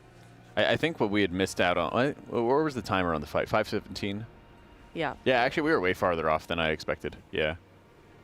They should have been around like 2 or 1%. All right, 5.49%. Got a lot of deaths towards the end there. Still tried to push through just to see how far we could get into that fight, but definitely not enough as that enrage is not a very nice enrage. Tough boss. Tough boss indeed. Kind of just dealing with that damage check right now. Yeah, the damage check is just really hard. They're still going through the motions now of doing this like weird bop, bubble, taunt shenanigans that's still going on. A lot of pressure on this fight is on both Yips and Zenni. That is a lot of where the difficulty of this fight lies. It's on both of those two players, just allowing people to be able to stay alive. And then beyond that, I mean, we saw Zenni's death. I think that really encapsulates just how difficult this boss truly is. They don't really have that much HP just because they're doing it so under geared. I mean, that's one of the beauty of the race roll first. These guilds are killing these bosses at like insanely low item level. They're insanely underpowered, and thus things like those circles, they one-shot you, especially if you don't have the divine protection up, or like Zenni was looking for there. Yeah, they're basically forced to stack 2 of the circles on top of each other. Yeah. Every single time to make sure there's enough space in the room. And you can see he was a couple seconds away from getting it. And I think what happened is he needed to like preemptively use divine protection so that he would have like wasted 2 seconds before his use was coming into it. And then he would be able to have it back right on time for the next round. Yeah. I don't think my prediction was 90 pulls in this boss. I think it was like 90 on... I might have predicted like 15. I think I predicted like 90 for Soul Hunters, and that was, you know, a little off. There's been better predictions. I think I may have had like 100 or something. 125. I thought I was in the 40 or 50 region here, Yeah. but let's see if they can pull it up for us so we can see firsthand. This fight being so heavily piloted by Weak Wars, I assumed that this fight was just going to get completely walked over. Yeah. Okay. Boss pull predictions. Fractillus was 33. Yeah, not my fault. I was 90. 90. Zyro was 170. Okay. So I mean, I think I'm closest of the crew, but Dash might be For now. on the money. Dash at 54. where to 54 pulls. So who was closest on Soul Hunters? 26. Tettles. Dreadnoughts, I think like Dreadnoughts, right? 43? 10. No, math, guys. Are we doing over under? how many- Okay. Yeah. Okay. Just Soul numerically. Hunters was 26. Oh. Yeah. So you got the closest there. Nice. Cam's got the closest on Araz. I was not expecting that fight to be over. Yeah. That fight ended up being really, really, Same. really tough. I don't think anybody was. Dude, God, I hope they nerf that fight for 27. Oh my. There's no possible way they don't, right? Well, no, hold on. There is a possible way. Next week. I've lived this life. Yeah. Okay. I mean, I think what Brute they Twister need, Overdax was a movie. What life have you? What life have you lived? Tell us, Tettles. they have to do something with What the is the crowd struggle? control. Because if they nerf the crowd control, then I think it's going to be fine. Because otherwise, we have Super Loot Tuesday coming out, and it'll be the second spark that we get. A lot of crafting opportunities. Yeah. And a lot more hit gilded. I would hit the Arcane Manifestations to like a 40% HP nerf and then like a 20% movement speed nerf or something like that. Yeah, I think that'd be good. Like, I think if they don't change anything else, that would be fine. I don't think it's like unreasonable. Like it's just the ads. It's Yeah. just those ads that you're calling out. Like those ads are so annoying. And then it creates this weird situation where if you don't have enough knockbacks, you don't have enough oppressing roars, that fight just becomes near impossible. And it becomes even more comp specific when you have a lot of HP on the ads. And then when you don't have to worry about that, then, you know, you'd be fine. Yeah. I mean, we're guessing for liquid, so I think these are the liquid pulls. I think Fractillus is gonna also probably get changed. Maybe. What do you think? They're gonna just something to nerf kill boss the. health, I think they're or- gonna. I think they're gonna kill the one tank strat. Yeah, I think that's fair. How would you kill the one tank strat? It pierces immunity. The tank debuff pierces immunity. Yeah.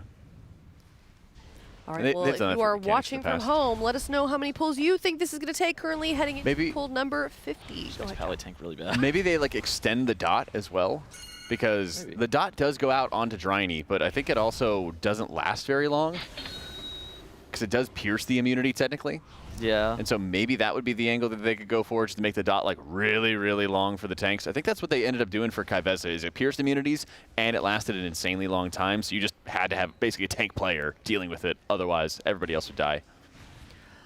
All right, well, real quick before this poll, do you want to give a shout out? Teal.gg/BlueRWF if you'd like a chance to win a signed Race to World First jersey by some of the guild members and more. Head on over to MyBlue via Teal.gg/MyBlue. Sign up, do the quest, explore the MyBlue adventures that you can do on that site, and get some cool items also for your MyBlue, and have a chance to win a Team Liquid signed jersey. Teal.gg/MyBlue. What is up, Tettle?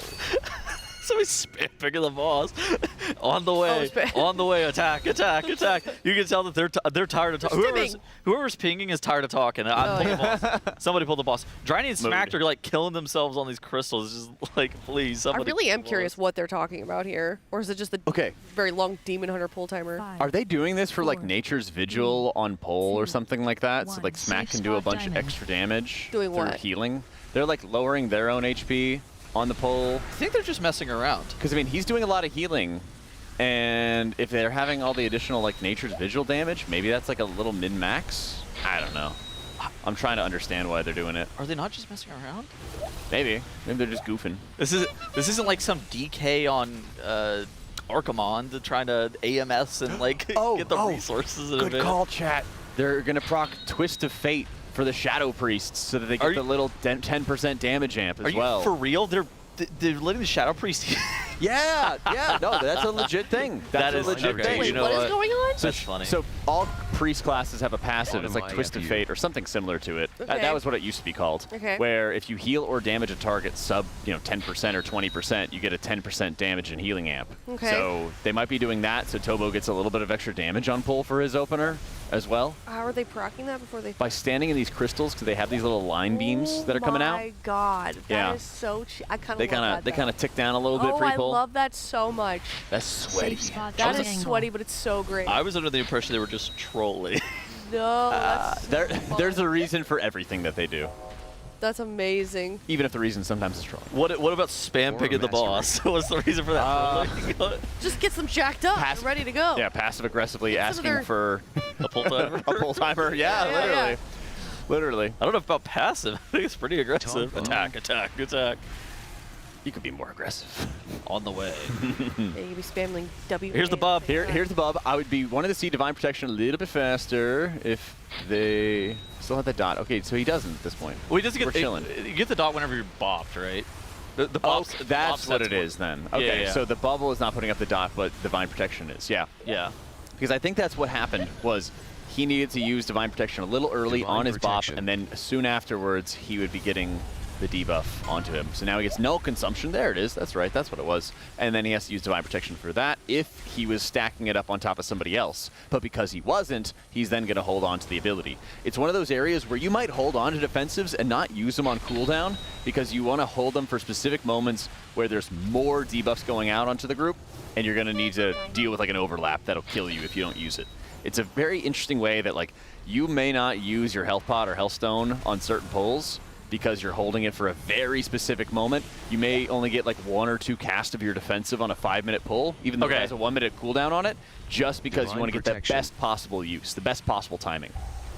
So here I think he's going to use it because he's going to stack it on top of somebody else. Oh, no, they have the space for it. So they're having like more range getting targeted here too. So again, he's just holding on to his defensive each time that goes out because he doesn't have to stack it on somebody else. They hit 50% on this boss at 2 minutes and 32 seconds, so we are cooking the boss. I think that this is a really good pull, assuming that they're going to be able to make it to the end of the boss. Like, damage check-wise, I think we're okay. This fight, damage check-wise, is very, very precarious. I think that Echo ended up having a bunch of wipes that were sub 5% to the damage check itself.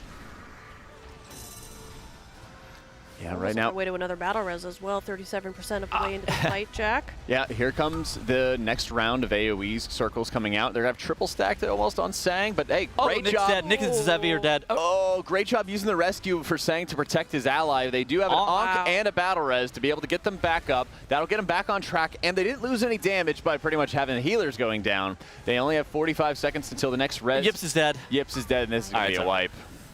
Yips die? The tank buster, it's just, I mean, they might have needed a time dilation on Yips, and then Nick was dead and wasn't able to get it up onto him in time. I could very much see that being the case. It's like one death starts causing a cascade. And I mean, for Echo, Mera's died to that kind of situation like a lot. Like, it's pretty common that the tank deaths on this fight are really... It's really easy to happen since you're solo tanking this boss. Also, congratulations to Method. Now 6 out of 8 downing Fractillus towards the end of the raid day. We've got Echo and Method now currently both 6 out of 8. Also, Method at a new best. I'm not sure exactly when that happened, but it looks like about 29.52%. Liquid currently fighting their best at 1.63% here, still on Fractillus. We need all the hope we can for Liquid right now, guys. Double check and see if you have a Twitch Prime sub to bring the vibes back. We're so now good. officially in the underdog range, and we need all the help we can get. Make sure you have those Twitch Prime subs so you don't get any ads whenever all the Doomers come in, because that tempts production to run advertisements. It does. Make sure you don't get caught up in the advertisements right now, okay, chat? That way, only the people that are hate watching Liquid are getting ads, and then Liquid fans are not getting ads by subbing, okay? Hold on, I want to see something. Can we get a 1 in chat if you're hate watching right now? I want to see something. 1 in chat? Give us a 1 in chat. And a Prime if you are hopeful, if you are hoping for the guild. Wait, hold on. You'd be banned. Wait. That's true. See That's all the true. ones? Good boy. I'm sorry, what? Huh? Huh? Just responding to them, listening nicely.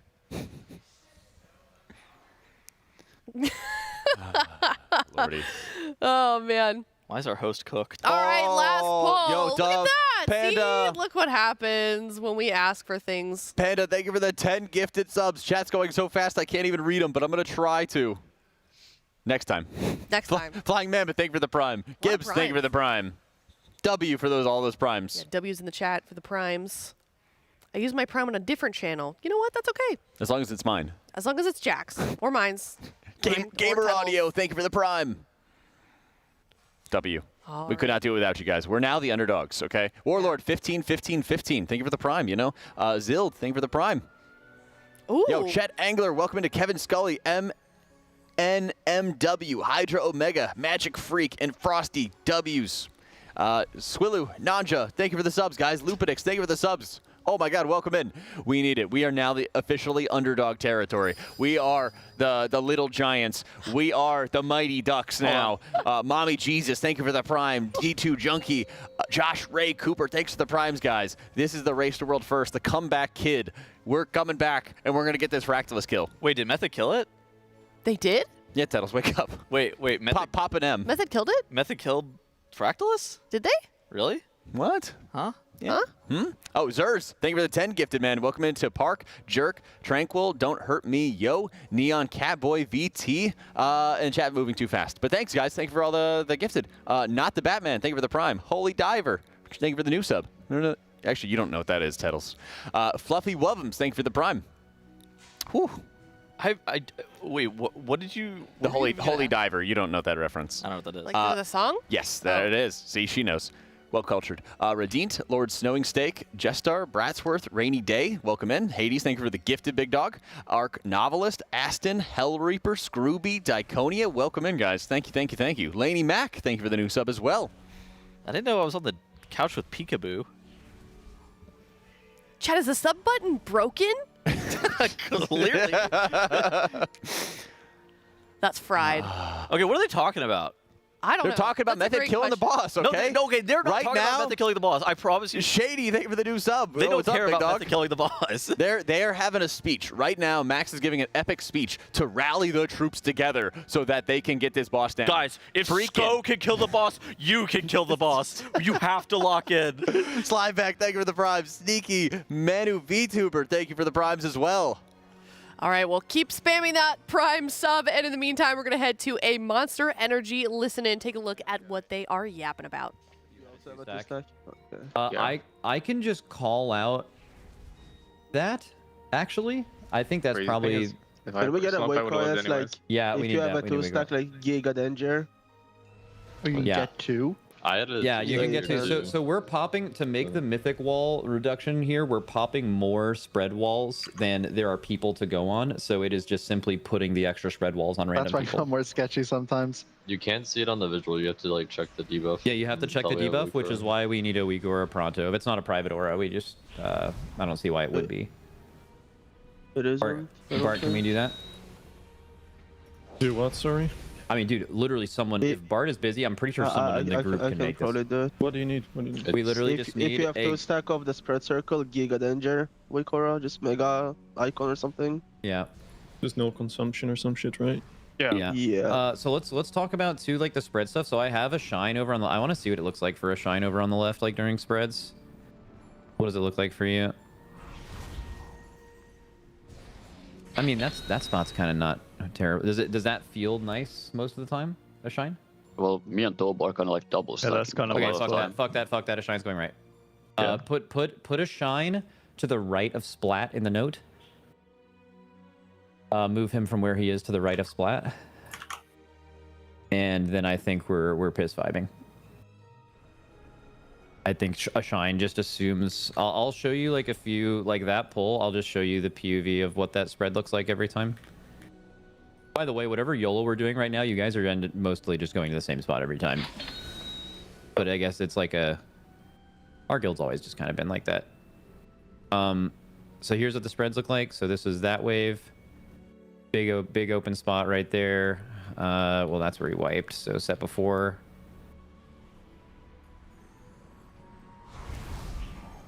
Where's the set before? Right here. Yeah, I mean, that's just fucking money. Like, that's so fucking open. That'll help. Alright, we're just waiting on the Giga Danger weak aura. If you guys have a Giga Danger weak aura, I'm not going to call it. But... I mean, it just depends, actually. Like, do you guys feel like you're text overloaded with stuff on this fight? Like, this is one of those weird fights where it's just, like... kind of like it can kind of roll over in your head like you're on autopilot kind of, and if you just have all text reminders, maybe Giga Danger text reminder isn't great. I can literally just say like your all's names if the audio cue is helpful and when you're spreading and you're already looking at your screen. It's up to you.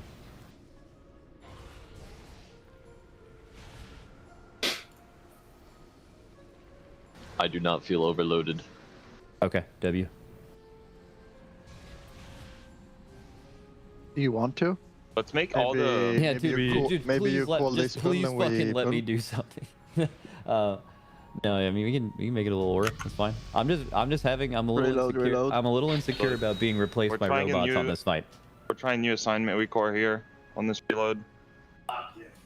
This one has like a weird What's it called, Bart? The week core you just posted? Null consumption something. It's in texts.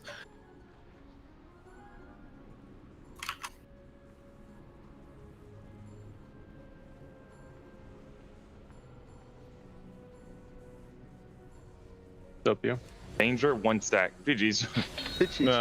It'll only show 2 and above.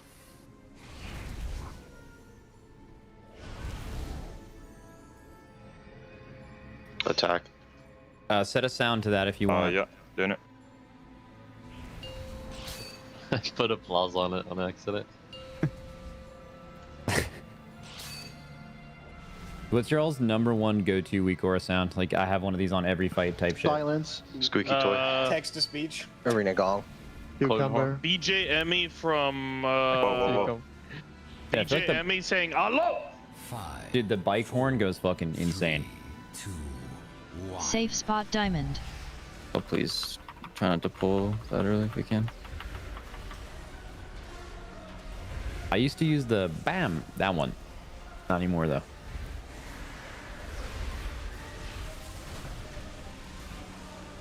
Tank. Just kidding. He's all the way over there.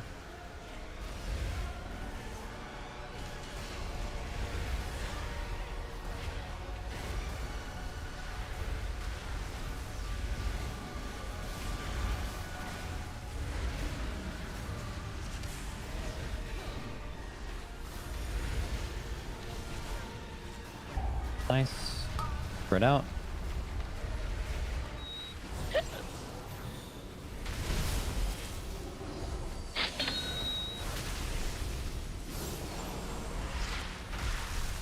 TD. Watch triangle.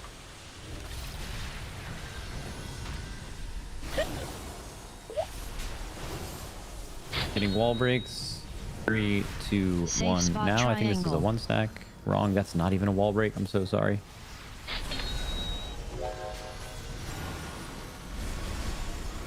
This is a wall break. Wall break now. I believe it is a real 1 stack. Yeah. Spread out. Together. Johnny on star.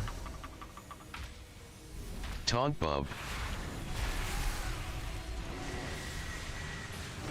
Good job, Johnny.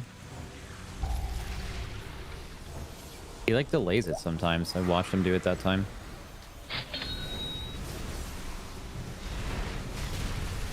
Okay. Breaks coming.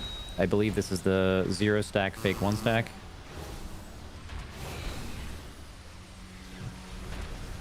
Divine Knockback protection. 3, 2, 1. Circles now. No 2 stacks there. Kind of easy. Get together.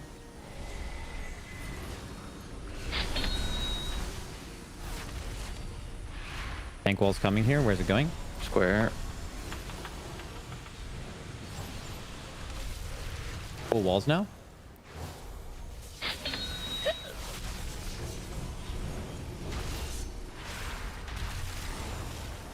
Getting new breaks.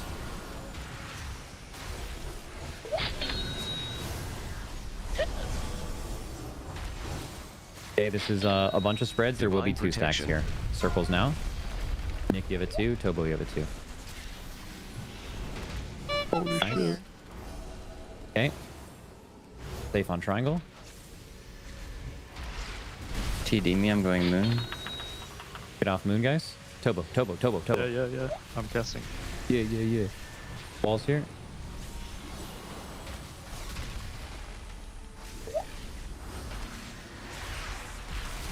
Okay, wall breaks upcoming. Diamond. 1 mythic stack here. Focus on your spread. Spread out now.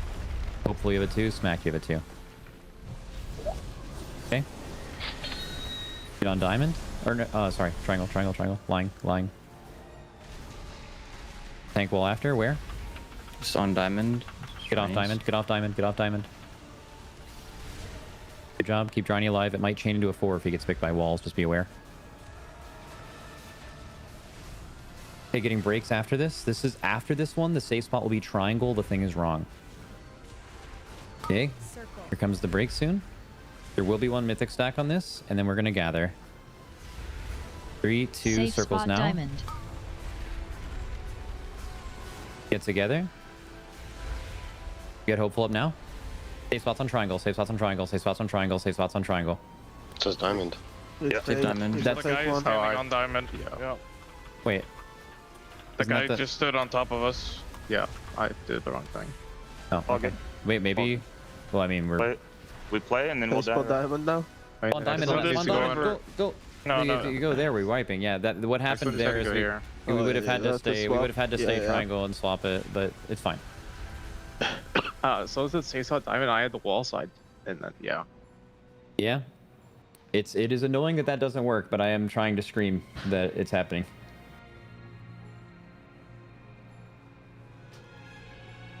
Like it says safe spot diamond, but then I get the wall placed on diamond, so I put it on triangle. Then yeah.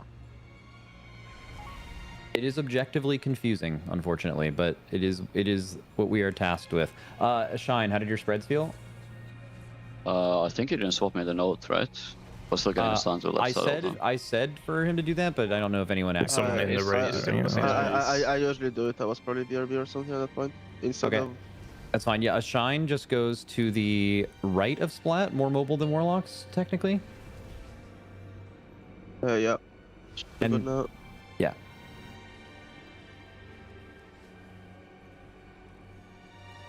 Yeah, the spot felt great. Just running across the entire thing. Dude, what killed Hopeful? I blinked into a 7-stack swirly on the floor. Boom. Why did you do that? That'll do it. Yeah. I didn't know there were 7 You ever there. tried standing still and casting? You thought that was only 6? I just saw Goop get up and walk out of the room, and I forgot he wasn't in the comp today, and I was so confused. Safe spot diamond. But he was walking out confidently too, like we definitely were not about to pull.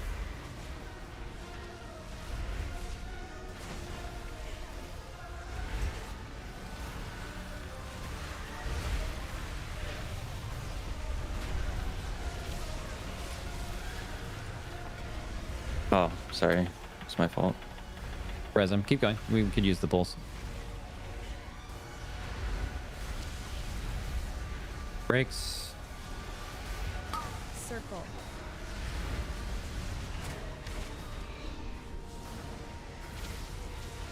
Getting knocked here. 0 stack. Mark, where's your spot? Back right. Far back right. Okay. You feel safe? Except when people stand on me. TD. That'll do it.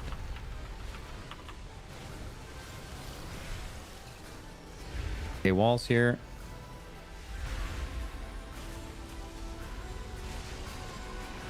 Safe spot triangle. Getting breaks. The 1 stacker.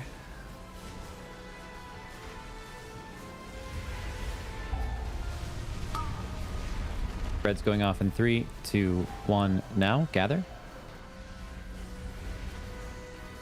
Johnny on start.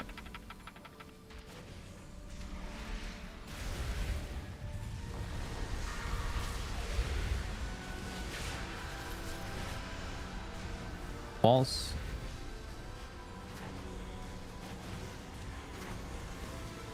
Good thing you bubbled. Would have been a 4, right? Okay, breaks here. This is a fake 1 stack, I believe.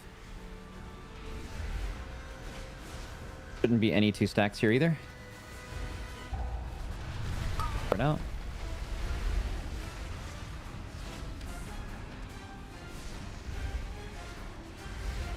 Safe's on triangle still.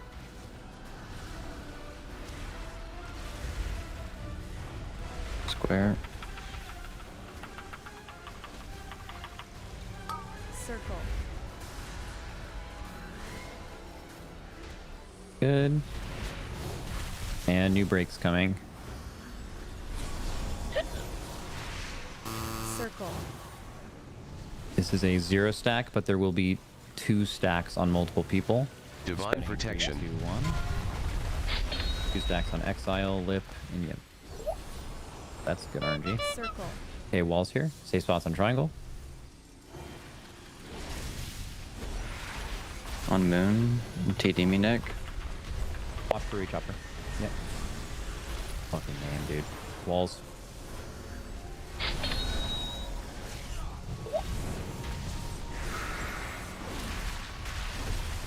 Okay, breaks upcoming.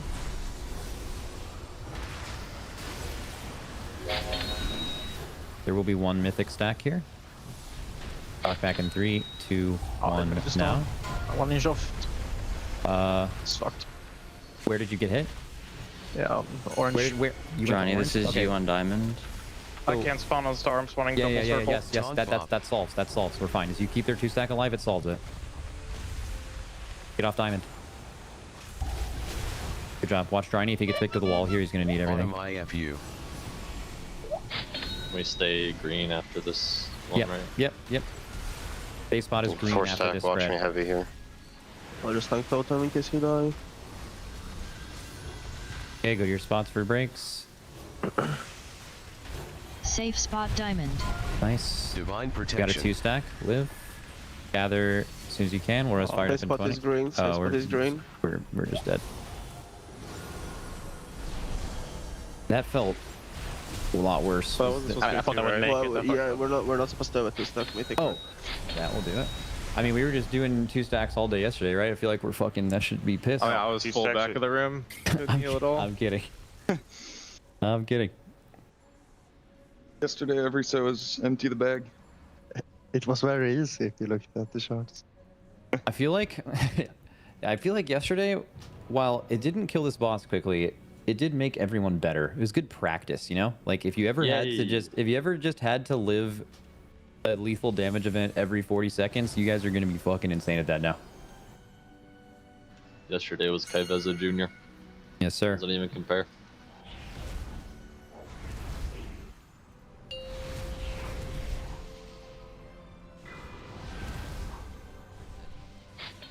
Hello, everybody. Welcome back from that Monster Energy listen in. It sounds like they're getting some good practice in, Jack. Yeah, you know, like we mentioned before we went on the break, you know, now that Liquid is the underdogs, Max is rallying the troops together, giving them a motivational speech that they can use to take it to the win. that has to be an all-timer line. So for context for the viewers, what Max was basically saying there is Liquid has changed their strategy on this boss a decent amount to basically do something similar-ish to what Echo did earlier whenever they killed the boss. If not exactly. Yeah, if not exactly, yeah. So some would say copying. I would say just, you know, looking at your homework and then making it my own. What's going on is basically they're breaking as few of the mythic walls as possible. And Max at the end of that was like, yeah, this should be pissed. We were doing 2 stacks previously. And the healers are obviously like, okay. And then Max goes, if anything, we got great practice. Like, Yeah. Dude, that is such an all-time line. Yeah, referencing yesterday's strategy is one that did not kill the boss, but made them better at the game. Made them champions. It's like calluses. Yeah, that's right. They're like calluses on your hands. They just made you a better player. That's right. They make you better. Exactly. You got some? Some. Oh, they're like nothing. Yeah, well. Let's get some more calluses. I exfoliate my hands. With what? Exfoliate your hands. Do you take like a little loofah and then scrub them, or? Yeah. You take a loofah to your hand? Yeah. No, I just do that to everywhere else. I'm a fan of loofahs. Yeah. What is loofah? Is it loofah or loofah? Nah, loofah. Loofah. Lufthansa. Yeah. Lufthansa. That's a plane. That's an airline. Is that joke? Whichever. Airline. Safe spot triangle. All right, here we go. Pull number. And this is the 3. Don't. This is the American race to world first. Yeah, North America. What? Wait. Oh, I get. Okay, I get what we're doing here. All right, 1.63%. Want to be looking for that 47% health marker, as Tettles has said, at 245. Didn't quite hit it on that last one. Also. I think we need to be a little bit lower. A little bit lower. 46 at 245. Yeah, 46, 245, something like that. Okay. I think the exact halfway point is what, 237? Yeah. Yeah. So that's like so you should probably be like 49 then, something like that. Yeah, so in the next like 30 seconds, we'll be able to get a good view of getting sub 50%, if not a little bit more since they lusted on pull. But I guess, is the execute stronger for the group with this composition? Ooh. What are good execute classes on this fight? Yeah, I just heal. I'm going to go with probably not. I feel like execute is something that I feel like has just gotten a lot worse with time. There are, last season 2, you had Aya Kazan. That was obviously a very strong, ramp effect. Not necessarily even an execute, but more of a ramp effect. Execute in the golden age of World of Warcraft, of course, 2009. Execute was far stronger, where specializations would do double damage while they were in execute. Execute's largely been nerfed since then, where specializations are gaining some damage, but we're talking like 5-10% maybe during Divine execute. protection. Like, oh yeah, it's going to do twice as much damage sub 35. Yeah, that makes a lot of sense. Ooh, they almost had a few deaths right there. As you can see, everyone running away from those void circles makes it a lot harder to be able to properly spread out for some of the incoming hits. Damage looks good here. Yeah, they passed through the halfway mark, and I think they had their next round of cooldowns coming up, or like 2.5 minutes. What really pushed them over? What are the major breaking points? Like, what are the most important critical elements? Is it the tank wall? Is it the tank survivability? Is it the debuffs that are going out on the players? Is it the heal checks? What do you kind of think are those linchpin moments for the group here? Definitely tank survivability, and we've seen that come into practice a few different times. And a lot of that is built on like preemptive externals, especially things like time dilation, to allow Yips to just more smoothly survive some of the incoming damage. And then the moments right there, the null consumption, those are the circles that are targeting players and following them around. It's really easy to run out of space, and you often have to have multiple players stacking on top of each other with a personal to make sure that they can survive. And it gets to a point. I got the dragon taunt. Yep, he just completed it. Now he has the bark, and he has the bop just fading away from him. A lot of spot healing still left remaining on him to get that tank debuff drop. The light needs to save him. Yeah, I mean, you got 3, 2, 1, and then it's going to fall off for him. One more big hit. Safe spot He does go down, but he has totemic revival. It should be fine. Oh, he's got APT. Yeah, it should be fine. Circles hit. He gets himself top. Dead. No. They're going to have a battle res, though. They have a battle res, though. It's really bad, though. I think that DPS dying on this fight is incredibly bad. Even while you have a battle res, a lot of fights, if you just battle res a player, it's not the end of the world. But this one, the damage check is so tight that even losing a player for a couple of seconds is a huge deal. He's Lark's still not not up. even getting up. The DC? He might have at this point. He still is not getting up, so I think it has to be some kind of disconnect or something, because I think they were in a safe position. Boss is down to 16% right now, and if they don't have Malarcus, I don't think they're going to be able to kill it. Dude, I think you're right. I think we're going to be like a % off, and the Hunter might be the difference maker in that regard. And I mean, look at this. Yips getting hit by the Tank Buster, getting knocked all the way back. He transcends back into the front of the room. That was a little bit weird. Don't know But it makes sense. I hear you. We knew what you meant. And now we're going to be taking the tank wall. This is, I think, what has killed Yips a couple of times. So now he has that tank buster wall. This is the point of which the tanks have been going down. Yips is able to survive here. Malarcus does get battle res, like Jack pointed out. And we're going to be having the Enrage coming up here in just a couple of seconds. Now the Enrage has contacted Fractillus. 3.5 seconds. Now the entire raid is going to die except for people who are going to be in the immunities. It's going to be Yips and Dryny against the world here. Is Yips going to be able to solo out the boss? No. Boss is still a little bit too high. Dryny also is forced to use his bubble a little too early as they were dealing with the Spirit Link, Darkness, and he even bubbled to make it have a little bit more health for his allies. When you bubble in a Spirit Link totem, it'll still take your health, but it'll distribute it to everybody else, but you're not taking any damage, so it makes it that much easier to make sure everybody survives. I don't think the Hunter death was actually the diff damage. I was going to ask that. That's 2%. Yeah, is that a 15-second death worth of Malarcus? He was down for like 30 seconds. 30 So they might have gotten to like 1%. He's one of your 15. Half percent. The thing is, like, that, he's one of you your know. 15 DPS. Yeah, I would expect. How long is he dead for? Like, what would you say, 30, 40 seconds? I think it was around 30 seconds at least, if not 45. It was a while that he was down. So I wonder if it was like some kind of disconnect or some kind of issue with his UI or something. I think he probably takes a % off the boss, but I just don't see 2 in that, window. Right, it's not 2% on its own. Yeah. Mostly because like each individual DPS over the course of an entire boss is going to take like, I don't know what, like 7%? 6.5%? So for him to do 2% in that window at which he was dead is like, that would have been a lot. In theory, it's doable, I guess, but it seems unlikely. Either way, does it feel like we're getting more consistent? Yeah, getting to that final phase is big. Yes, and Echo ended up killing the boss in 33 pulls. Liquid is already at 53, but the change of strategy. This is kind of what we were talking about at the top of show. Whenever I was like, I think that they're going to be able to kill it within the next couple of hours. They ended up needing to change some of their strategy stuff. We're seeing the Dryny bubble and bop and like how they're doing things, and the not breaking the tank buster wall and putting that stupidly overtuned dot on the inside. Those things I think are the strategy stuff that needed to change. Now you're just chain pulling, waiting for your DPS to just basically never die. Man. What? Just Tails caster cursing. Oh. Once again. It's okay. Chat's doing it also. This happened as well with allowed. Smacked. Did it? Yeah. I don't caster curse. I'm just a hype man. I'm an eternal optimist. Many people know this about me. You know, two things can be true at once, Tedos. I'm an eternal optimist. That's why I'm still playing Balance Root even this season. I'm optimistic that it's going to get buffed. It's a good way to be able to get it's a really good way to get cutting edge, honestly, is like play a bad class and so you don't get to be played until farm, and then you just get cutting edge for free. Why is chat typing sure? What do they mean by that? You don't have to put in any work on Prog, and you just get to enjoy the spoils of farm content. I hate farm. Oh my god. That's why I stopped raiding the first time. Oh my god, I was doing 3 splits. I was about to say, you were doing farm splits. Oh my god, I was doing farm splits. Nobody loves I was raiding 3 days a week. Did you quit during the farm? Yeah. Yeah, Yes, we were getting 3 cutting edges on 3 different characters. That was the Yeah, that's What were you playing? Warlock Shadow Priest balance. Okay. Ooh. And then I played Hunter Warlock balance. Little pedals. Oh my god, that guy was cranking. Chat I got the Rasbo. I was doing infinite damage. Yeah. I was actually not a fraud at Hunter. Sorry, which tier was this? Vault and Aberrus. And Avarice, okay. Yeesh. And then I was like, I'm done raiding 3 days. Looking forward to farming this time around? We don't really farm. I don't really farm in my guild. We Oh, took good. Found a nice home then. we take months off at a time, and I was like, this is the greatest thing that's ever happened to me. I didn't raid. We didn't raid at all during June and July. And so that was fantastic. Oh, we just do 1 day a week, and then I just kept asking if I could bring other alts in, and they're like, yeah, sure, just show up.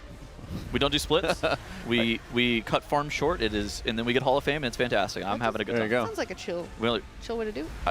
We raid 12 hours a week, and more often than not, we undertime as opposed to overtime. Like we only were rated like 11 and a half this week because Forge Weaver Raws probably not on the menu. Yeah. W nerfed. Not for many guilds with the way it's going right now. Yeah, that's a boss. I don't really know what's going on with that fight. Well, as we're even talking about, the race to World First and how much it's been heating up, nobody else has killed Forge Weaver Araz. There is no World 4th Forge Weaver Araz yet across the entire globe. Yet. Yeah.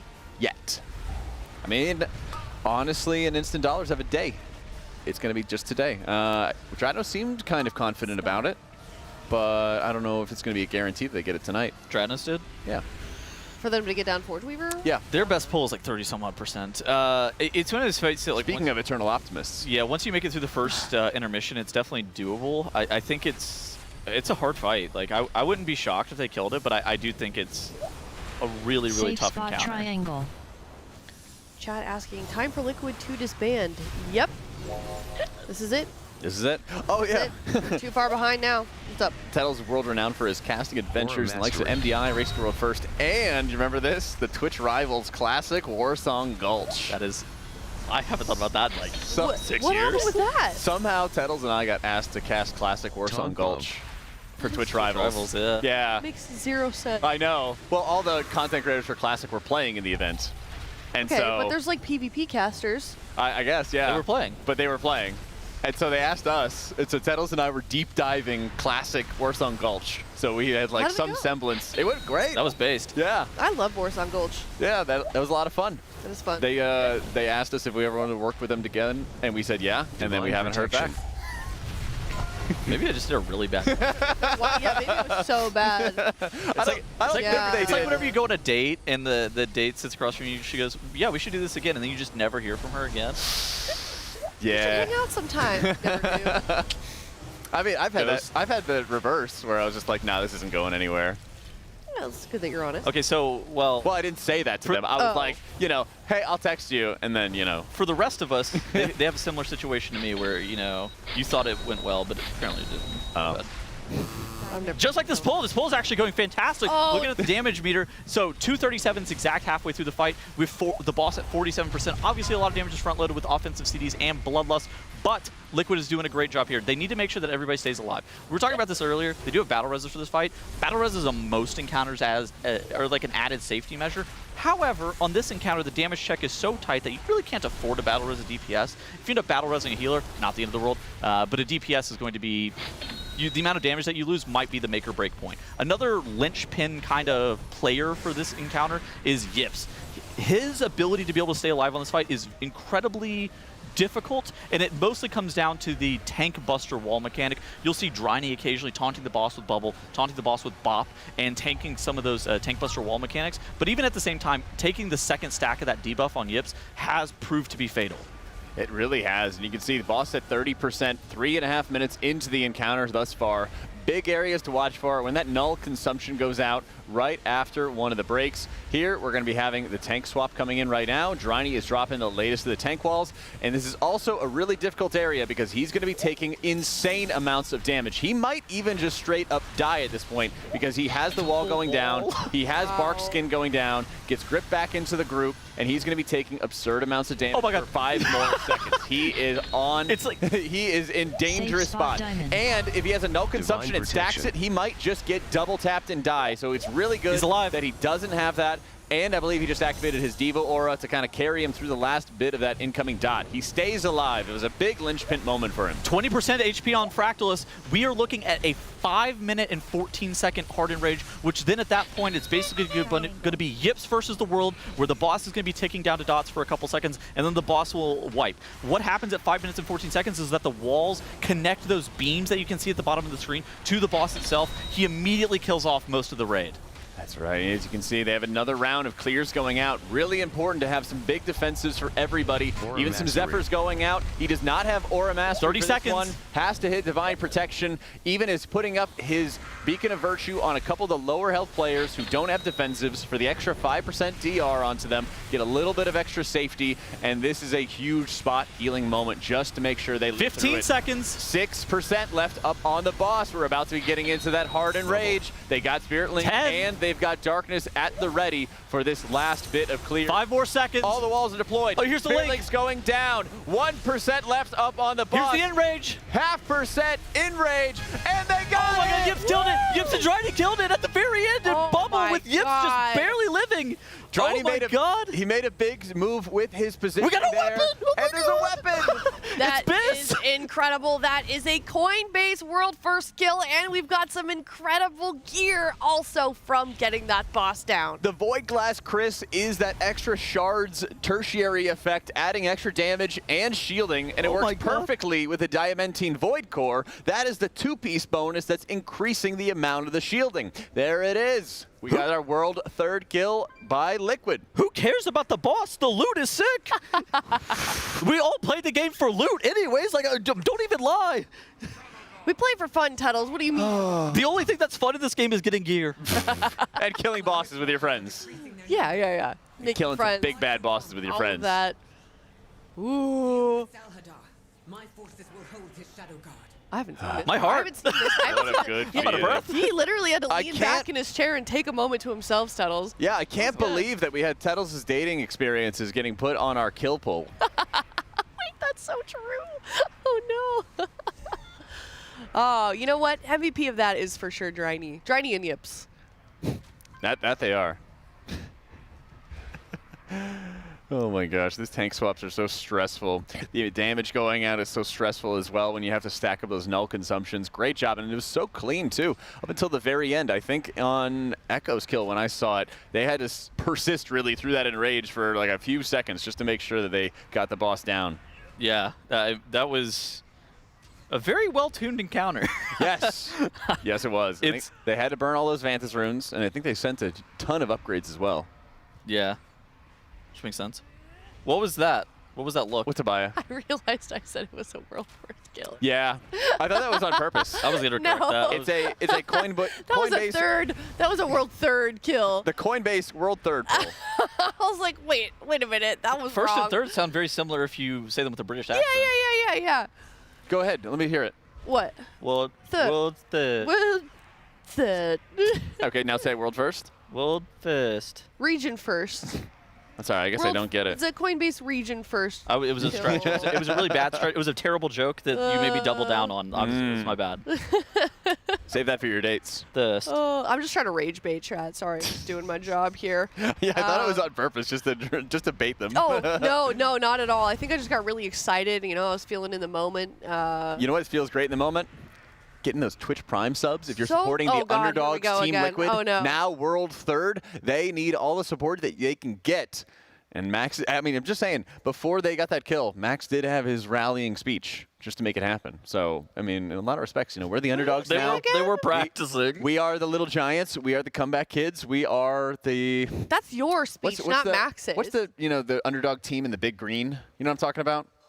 It was the, like, Disney movie where it's like they're playing soccer and stuff, and they have, like, the misfit team that gets together. I forget what they're called. Anyway, you're describing what is like talking every about, Chad? sport movie. Exactly. They made the same movie over and over and over Chad, again. I don't know what Unk is talking about over here. I don't either. Isn't it the Big Green where it's like the soccer movie? The Rescuers? The big green soccer movie? And it's Yeah. a Disney movie? Yeah, it's like a kid sport movie where there's like the underdog misfit kids and then they win against like the Chad kids. Air Bud? No. No. That had a dog in it. Yeah, I The don't big know. green is actually absolutely a classic. Oh, I guess it was just called the big green? Yeah. I want to see Salhadar. I don't know what we're doing with this camera on us. I'm trying to see the boss. I'm trying to see this next boss. I'm trying to see some old Just lined Disney up in front of movies. some trash. We've got some time. Dude, It's okay. this next boss is a movie. Oh my god, it's actually so hard. Like which movie? I don't know. Whatever this one is you're trying to describe right here. Froze you. You actually stun locked me. I normally could like pick up the rebound. I do not know. Okay. All right. Well, why don't we talk about some of the difficulties from this upcoming boss here? We know that Echo is already on it. Method is on it as well. How do we feel like to see the challenges? What challenges are we going to see in the early stages of this boss? Okay, this movie is Mission Impossible. Trying to get King Salhadar down before reset. They only have about 10 hours left of their raid day, and if they accept this mission, the raid will often explode because of how much damage goes out. Okay, to be more direct, let's talk about the mechanics. So the mechanics of this fight is basically you have this like Oathsworn debuff that is on players. You have 2 stacks of the Oathsworn debuff. The way that you get the Oathsworn debuff off is by doing the group soak, and so players are going to have to alternate being in this group soak. Now, what makes this fight hard is largely that it's going to be you're basically in bullet hell for like the entirety of P1, and if you get hit by any of these bullets, you basically just die. There's also the beams that happen on Heroic, if you've actually ever done this fight on Heroic. And during Mythic testing, it didn't look that bad, but now the safe spot from these beams is like 1 pixel wide. It is, and we'll show it whenever we actually are pulling the boss, but the safe spot is just insanely narrow. Those to me seemed like they were going to be really difficult to just keep all 20 players alive throughout the duration of this fight. So those are kind of the things that you have to watch out for. I think a lot of it comes down to the pacing of this boss. This is one of those fights that the mechanics aren't overly difficult from Heroic to Mythic, but the pacing is really what makes it hard. One of the main Mythic mechanics is if you've done Kaivez on question mark difficulty, first off, congratulations. Secondly, one of the main mechanics of that is that you have to like look at one of those ads as it dashes towards you, and that is actually a mechanic that is on this boss, and it works very similarly, which is it's a really difficult mechanic if you've done Kaiveza, so it's going to be a movie. It also randomly pops up in your delves and does the same thing. That's right, and so that mechanic is going out as you're clearing your Oathsworn debuff. Yes. And so what's going to happen is you're going to have these conquest circles that you're seeing on normal and Heroic that the tank gets smashed, you start clearing the debuffs, and then in the midst of everybody having the explosion, all the visual clutter there's like a soul for your character that you have to go find, turn to face it, and then it makes it so that you properly are clearing that 1 stack. So you have 3 stacks of the debuff, you get smashed, one of them goes out into a soul, you have to look at it, and then it completes it. And if you fail to do that, then the Oathbound goes back on you, and you have to find some kind of way to drop your stack in additional time, which basically requires an immunity. If you don't, okay, sorry. I didn't see you gesturing towards me. No, it's okay. I was just going to throw us to a replay of that kill. Let's check it out. I hope it's at the point where Tettles is talking about.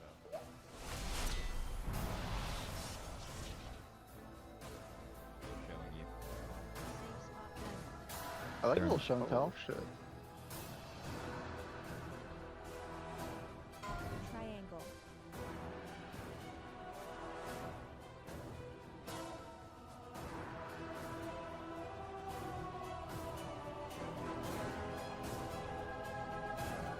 Lock in.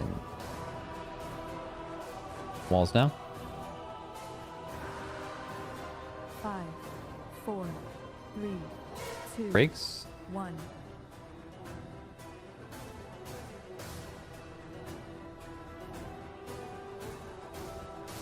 Greater invisibility. Knock, nice.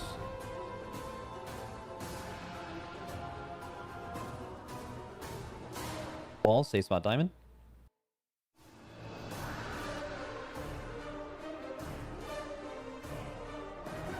Dilate me, Nick.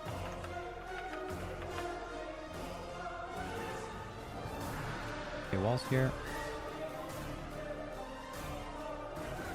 5, 4. Safe spot triangle. Second breaks upcoming. 1.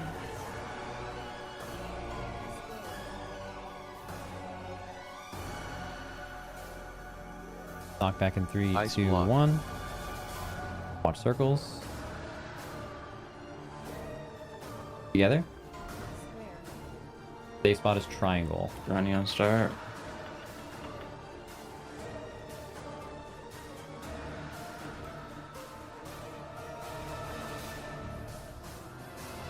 Walls upcoming.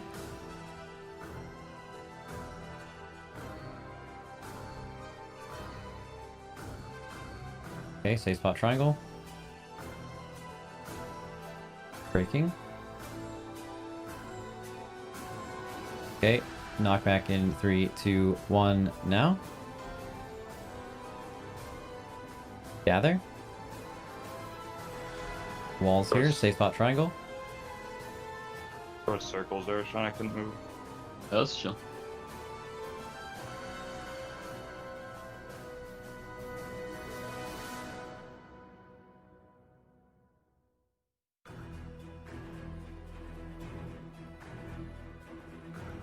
Okay, walls now into breaks.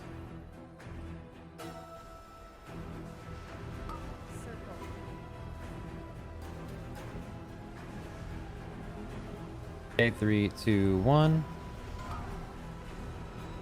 Couple 2 stacks. Watch impact. Nice, get together. Circle. Safe spots on triangle.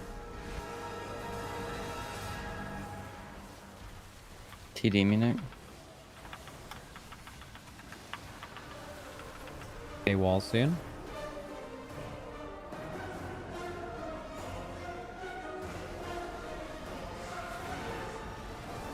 Okay, breaks incoming. Moon. There will be 1 mythic stack on this set. Getting circles in 3, 2, 1 now. Rescue. Get to your spots, boys. Get together. Striny on diamond.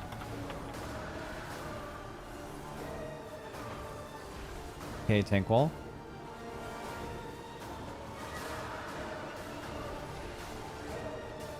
Okay, walls upcoming. Gonna have a 4 stack. It's okay, just do the late iron bark and it's always chill. Cool, break spots now. Moon. This one's gonna be some 2 stacks with 1 stack mythic. After this, the safe spot is triangle, not Safe diamond, spot okay? diamond. Red. Red circles are off in 3, 2, 1 now. Safe spot is on triangle. Triangle, triangle. Safe spot is triangle. Impact, or whoever. Perfect. Spot diamond. Tank wall. TD me. Safe spot diamond. Safe Oh, spot no, diamond. no. Fuck. It'll be fine on the next one as long as it's back in. It's not gonna be back. I'm gonna need sack Striny. Okay, skull. Cool. Break soon, guys. This is the empty the bag breaks, as long as you can still live at the end. Circle. Bunch of spread circles on the left, by the way, so right should be pretty open. Right's gonna be pretty open here. Okay, watch yourself. Gather 3, 2, 1. Good. Safe spot is diamond. Safe spot is diamond. Safe spot is diamond. Someone's on diamond. Good. Keep them up. Sack me, Johnny. Hot. Hot now. Now I'll call all the CDs, okay? Just go to your wall spots. Stay on diamond. All CDs in 3, 2, 1 now. Driny, don't bubble. Driny, bubble in 3, 2, 1. Bubble now. Driny, solo it. Let's go! Nice. Big bang. Ooh, good loot. Nice. Good Ooh, loot. big loot. Did we actually get big loot? Yeah, we Yeah. Yeah. Bro, why didn't we kill it on the pull? I was doing 400k. I low rolled so hard, dude. Just No. collect the loot. No, Whoever it not is. that. No. Hello, everybody. Welcome back. That was the replay of the Fractillus kill. Now we're moving on to Salad Bar. I can see it here. They've cleared the trash. They are in the boss room. They are staring this boss down. And they are ready to go, Jack. They are ready to go, and this is going to be a really interesting side of the race because now we've kind of cleared out the fights that you could even say are easy, quote unquote. These are the fights that we are all kind of predicting are getting into the triple digits in terms of pulls, at least. Is it a 3-horse race? Discuss. I mean, it's looking like it right now. There's three guilds that are on Nexus King Saladar. Simultaneously pulling. Is that not crazy? Is Yeah. it, has it ever been like this that? in a while. I don't think 3, 2 for sure. Not in the modern era, Absolutely no. not. High Veza, I think, was the only one that was even like that, where all 3 guilds were simultaneously pulling. Yeah. And I mean, I think that we have to bring up in question, Tettles, your doubt of the 3-horse race. Well, yeah, what do you think? 3-horse race in your mind, Tettles? Give me like another week and I'll stand on my opinion. Sure. When the race is over. That's right. Here is the top 10 leaderboard. Of course, Echo getting to 6 out of 8 first, followed closely by Method. Now Liquid in the running as well. 3 guilds, 6 out of 8.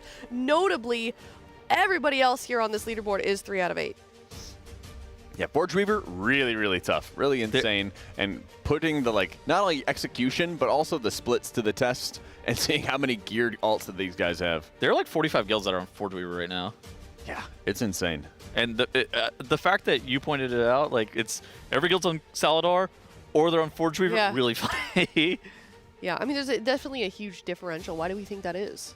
I mean, Forge Weaver requires you to use every ounce of your class to kill the boss. You have to have a perfect crowd control rotations, obviously great damage, great healing output, everything like that, great defensive usage, and the amount of setup required to place all the ads in the same spot, knock them back, a pressing roar them, go through your crowd control chain, and perfectly distribute your damage between an Arcane Echo and the Arcane Manifestations is biblical levels of difficulty. There's also just levels to this. Like, let's be honest. There's just levels to it. There's a Race World First level, and then there's every other guild. And the Race World First guilds just have a chasm between themselves and every other guild, and I don't think it's particularly close.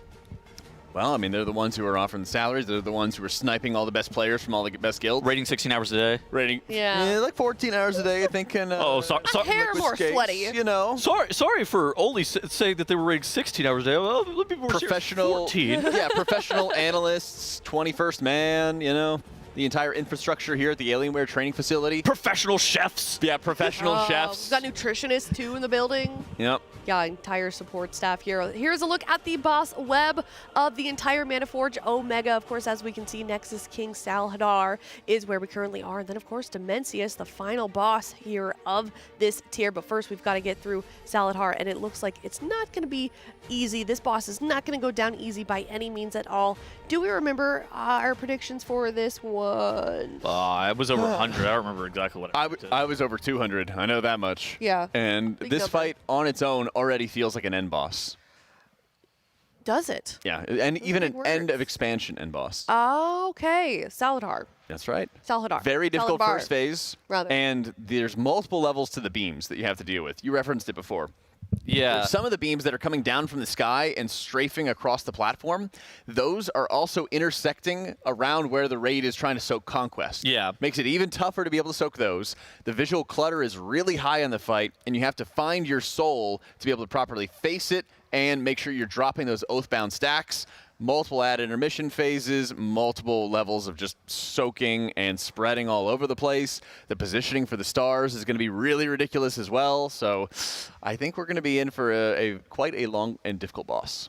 Yeah, we'll find out in just a bit here. They took a little bit of a break. Break timer looks to be over, but I still am seeing a couple of raiders kind of walk around before they sit down and start some progression on this boss. But I'm excited here. Subtitles. I mean, I think that the pacing of this boss is just going to be incredibly difficult. I think this is maybe one of those fights that you just start chain pulling P1 to get people more familiar with it.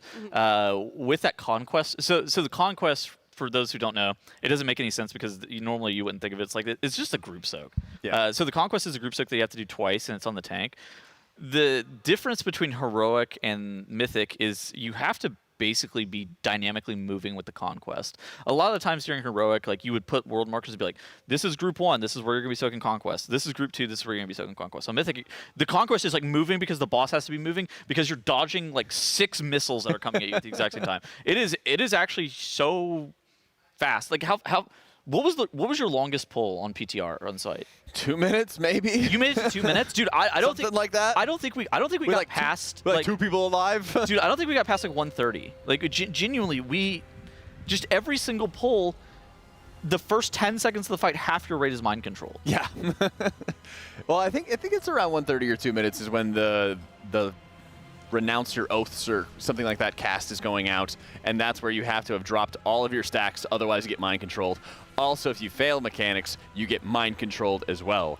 And as a result, it's very, very challenging in that first phase, and it's a big reason I think that we're going to see them rack up lots of wipes. Also, really important to note, if you check out our Coinbase leaderboard, the percentages there are what we call semi-fake. The boss does heal halfway through the encounter, and then there's like the final burn that goes out. So they're not going to be a specific like, oh, we're we might have to add like an addendum of like 25% phase 1 or 10% phase 3, something along those lines to better initiate it. But I think every guild is going to be around the same phase at least today, and so we'll probably try to make sure we can add a little bit more accuracy to that Coinbase leaderboard. Reading chat. Oh no. Not to change the subject. That was a mistake. They're giving Preach electric shocks on the Echo coverage channel. Yeah. What does that mean? Well, so they got JB for the first time, right? And Like they shocked him? Yeah. With what? Like a battery electricity. or But something? why? Okay, thank you. Are they trying to like get him to not like tea? He's got to every bring the energy. Every time he like tries to take a sip of tea, they'll like shock him and they're trying to get him like onto coffee or something. Did they put a dog collar on him? Like, I just want to know how. I have no idea. How are they, like, every time he tries to talk? Like, No, with a too loud, taser. Just, a taser? Yeah. Oh, my God. Okay. That's the dedication to the cause that Preach has. Wow. The man loves charity. I'm a Mike Preach, don't call me Preach Gaming. Gaming. A tens unit. I don't know what that means. Interesting. Did I hear a pull timer? No. Did I? Oh, break just ended. Oh, that's right. ended. The break Okay. ended. Okay. I thought there was a pull timer. I was Yeah, me getting too. excited. I just logged What in for a second what here. abilities do priests cast under their mind control? So this is so troll, by the way. So some classes cast the absolute most diabolical abilities whenever they get mind controlled. For Demon Hunter, for some reason they get MC'd. Chaos Nova. Your entire raid is stunned. This is the most egregious thing ever. For Druid, it's just immediately you're trying to root the entire raid. Your mage counter spells your healer for some reason. I don't really know what's going on there. What does priest cast? I think they're usually trying to do a casted spell rather than an instant cast spell. So most of the time I saw them casting smites. Occasionally I saw them casting Dominate Mind, which does nothing. If you mind control somebody, that'd be great. Yeah, that does like nothing. But I think it was a lot of like smites and penances. Okay. I think they could cast the fear potentially, but it didn't seem like too common. Paladin for some reason always like sacks or bops the boss and then will hodge somebody. Like yes, there's good some stuff. There's some classes too that if you get out mind control in this fight, you were just like griefing your entire raid. Well, either way, they shouldn't have those mind controls to begin with when they do it perfectly. It's Yeah. probably going to happen in Grief the Raid a little bit, so they can spec out of some abilities, but some of them, I mean, like Priest Fear, I think is baseline, so there's not like any way to spec out of it entirely to prevent that from happening. Yeah. It's always so funny to see what classes are trying to cast what abilities whenever they get MC'd. I remember Yeah. Heartsbane Triad. Like, I had Mass Root talented one time for Heartsbane Triad. Oh, yeah. And I just slammed down my MC just, like, slams down the Mass Root first global and just wipes my group. I remember back in beginning of MoP, actually, funny enough, Heart of Fear, it was the attenuation, and if you got mind controlled there, you would just fear bomb your entire group and send everybody all over the place. You had to like spec into a minor glyph to keep them cowering in fear instead of running off the platform, because if you ran off the platform, you would go into like this smoke basically, and the smoke would just start doing all this crazy ticking damage on you. Yeah. You ever get like mind controlled all the way to an edge or feared, and then as soon as you're free, you accidentally walk away? No, I take my hands off the keyboard. Disoriented? I take my hands off the Sometimes. keyboard, and then I just try to take it as slow as possible. That way I don't just accidentally jump off the edge. I used to use Shining Force to knock people off at edges, but That then is- they removed the ability. That's Yeah, kind of funny. I know, and then they removed the ability, and then I was Wow. sad. I would be sad too. Honestly, I don't really know why you're sad. Priest healers don't CC anything anyways. Well, not anymore Oh, yeah, because they got rid of all our anymore. CC. Bro, if you ever... Okay, chat, you got to back me up on this one. They're not Have you ever asked a priest healer to fear something and then they immediately... What is the first thing they say? I'm not in melee. It's like they have an aversion to being in melee. But if you ask the shaman to thunderstorm, like a resto shaman healer to thunderstorm, you know what they're doing? They're pressing thunderstorm because they're in there like swimwear. They're like swimwear. Yeah, it's a saying. Chat, just don't back up settles. Dude, Okay. for some reason, priest healers are just like actual... Like, I would have a better time with a follower dungeon healer. Oh my god. They're literally just there to shield me. Most of the time, you don't ever bring a healer anyway. They're not fearing anything. This is... Can they start this boss already? I know. Getting really... This is getting... Come on, let's get some aggressive I pings can't out stay there, on. please. I can't stay on the couch with this guy anymore. This is getting really dark here on the desk. But hey, if you're just now tuning in, we are about to pull Nexus King Salhadar for the first time. Just kind of going over some of the initial points that we may see some friction, but it does sound like, Tettles, from what you think, they're going to be chain pulling immediately. What do you think the first pull is going to be? Well, like the percentage? Yeah, give it I a don't know, guess. like Give it a guess. Just for funsies. 85%. 85%, Jack. that they wipe in phase 1? No, Wanna do the some percent Jamba? of the 8. Oh, the percent of the boss. First pull. Oh, okay. I was like, sorry, I just, Teddle's talking, so I just kind of tune him out really quick there. Jesus. I'm going to say they get to like 95%. 95%. Very first pull. 85%, 95%? Very first pull. Okay, I'll go 80s. I'll go in the middle. 87. Typical. Typical. Yep. So this Fence is riding. Yep. This is a 3-phase boss that has an intermission. So basically what's going to go down is we're going to be fighting Salhadar at the very beginning. Eventually, the Royal Voidwing is going to come out. The exact same. That's that dragon that you can. Actually, can't see it from this movie. There's a dragon. Just imagine it. There's a boss there. Just imagine the dragon. There's exactly. There's a dragon that's next to Salhadar. So Blue. After a certain period of time, the Royal Voidwing comes out too.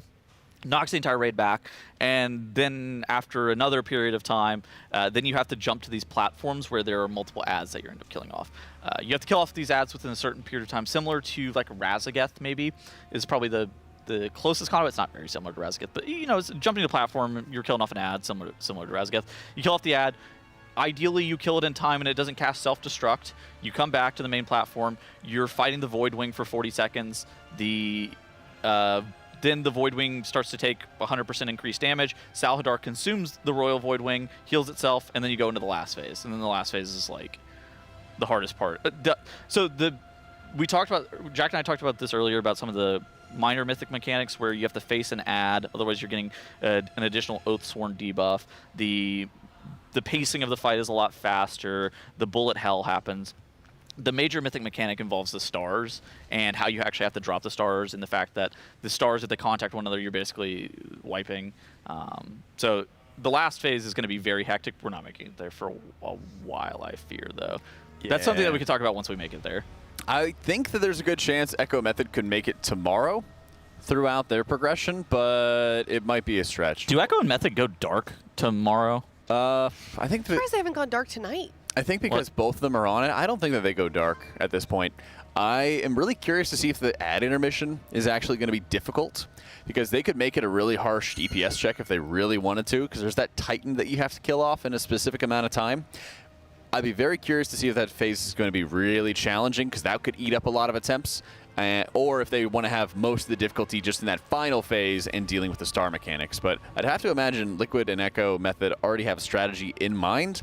For the stars? For the stars. We'll just have to see if anything's changed, though. They might change their speed or how they're oriented or something like that. Liquid was like muted during like almost all of Heroic on this fight, and I can only suspect that they were discussing the mythic strategy for dropping the stars. Like, that's the only thing that would even make sense. And that's the challenge, is they might be having an idea in mind that they may have wanted to practice on Heroic, but then they don't want to give anything away, and as a result they say, okay, here's what we're going to do for our strat, here's what you make sure you don't do, so we don't show anybody the strategy when we're doing it on Heroic. Yeah, and so we have this Wowhead graphic as well that can actually talk about those mythic mechanics. And those dark stars, you see, that's what Jack and I were talking about. So it reads, in Phase 3, the dark stars are not consumed whenever a star killer swing hits them. That's the missiles that we're shooting out of players. But instead, they change direction. So they're rotating, like, say, clockwise here. And then if you hit them with the star killer, then they start rotating counterclockwise. But they don't blow up, which is a huge deal, because every single time they do like a Painsmith type of like pulsing, or like Kurog Grem Totem, I guess, where you have to like jump in the middle of them as well. In circles that expand and then contract, they're void zones you have to dodge inside. Exactly. And then they suck you in too at certain periods of time. And so you have to have them like perfectly spread around the room. Otherwise, the suck, kind of similar to like Nexus Princess Kaiveza, isn't going to be equal, and you're just going to get dragged straight into a dark star and die. And so on top of all of this, this is already problematic in and of itself. But then any of the stars that collide with one another, they blow up the raid, so they can't be on the same orbit as one another. They have to be on different orbits. It's going to be an absolute menacing fight. I think that this fight is going to be nuclear difficulty. That last phase sounds terrifying. And so what I'm really curious about is, why would you want to change the direction of those stars? Are some of the stars spawning going a wrong direction? Because ideally, if they're orbiting the room, you want every star going in the same direction so they never collide. Yeah, that's true. But are you trying to find a spot for the Starkiller swing to not hit any of the stars? Because if they change direction, then they could collide? Well, if you don't hit a star with a Starkiller swing, then you blow up the entire raid. Okay. That's not it. And so then you would need to have every single person moving the direction of the stars and then just swinging them from one side to the other. Yeah, on Heroic, you could actually hit the same star with multiple star killers. Right. And so that's the other question is, how do you get enough star killer swings as the amount of dark stars expands? Now, this is not part of the Dungeon Journal, but intuitively, I would assume that on Mythic, you're not allowed to hit the same star with the star killer or somebody else. Yeah. But, like, I guess I don't know that for certain, but that's going to be something that we're going to have to watch out for as they make it there. But yeah, then the other Mythic mechanics, obviously the Vengeful Oath. That's not necessarily just a Mythic mechanic. That is something that is present on Heroic. But it reads that one of the main changes in Phase 1, after each tank combo, players must face an increasing number of ghosts, otherwise they will gain stacks of decree back. So that part, the debuff is on the players, but the ad itself is not a part of the Heroic encounter. Yeah, and so when these ghosts spawn is when players lose a stack of Oathbound, and so they have to face that ghost, otherwise the stack that they lost will go back onto them. Do you think they have to turn off anti-aliasing? They might. And so what happened what happened with the Nexus Princess hard mode is they had to players had to turn off anti-aliasing in their graphic settings to properly see the outline of the Kaiveza clones, and it made it a lot more clear. That might come into play as well. I wonder if they made... DM'd me saying that he couldn't see his ads on Kaiveza, and then he realized that people made it easier. Yeah, and so they might have some graphical updates from what we saw on PTR testing, because it was very faint, as like a faint white ghost. I feel like in this tier, though, everything's been fairly easy to see compared to previous tiers. We don't think they're going to... Oh, I think this expansion things have been easy to see compared to previous expansions. Yeah. In Season 2, Blizzard did a massive VFX overhaul where they tried to just make things in this game easier to see. Yeah. If I'm going to be very honest, if they had insane purple on purple like this raid with the old poorly drawn graphic settings, it would have been so hard. Yeah. Yeah, even with some of the overlap of all the blue stuff that we saw on Fractillus, it was relatively easy to see where you needed to spread so that you weren't overlapping those debuffs. I think the main differences between Heroic and Mythic on this fight are going to be pacing, less so these Mythic mechanics that we were looking at, though. Remind me, the dimension breath that's going out, you have a very narrow safe spot, but also isn't it if one person makes contact, doesn't it like explode onto the raid for additional damage? I'm pretty sure that was... You might be right. Like this is one of those things that... I'm pretty sure that's what they're doing. I didn't make it that far during PTR testing, and I'm going to be very honest with you. I don't know if you're the same way as me. I am just so bad at reading the Dungeon Journal, understanding what they mean. Oh, I'm a fiend for reading it. Anything from that. I'm a fiend for reading it. That might just be a healer thing. I feel like I can't comprehend what's happening in the Dungeon Journal whenever I'm reading it. I mean, well, yeah, for a DPS player, on purpose, isn't it? Well, for a DPS player, if something doesn't impact you, then you don't even bother with it. No, but dude, as a healer, you know, most things impact you.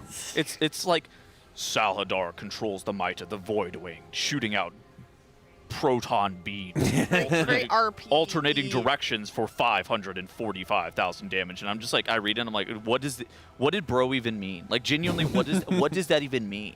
You got to read more books. Oh, I need to educate myself. Oh my god, read more books. Trying to increase your read immersion, Tettles. That's right. It's about the vibes. like you're in the fight. But yeah, some people are really good at reading Dungeon Journal. I'm terrible at it. Like, I have no idea. To answer your question about that, I'm not sure. I don't usually pick it up at all. I just read the guides instead.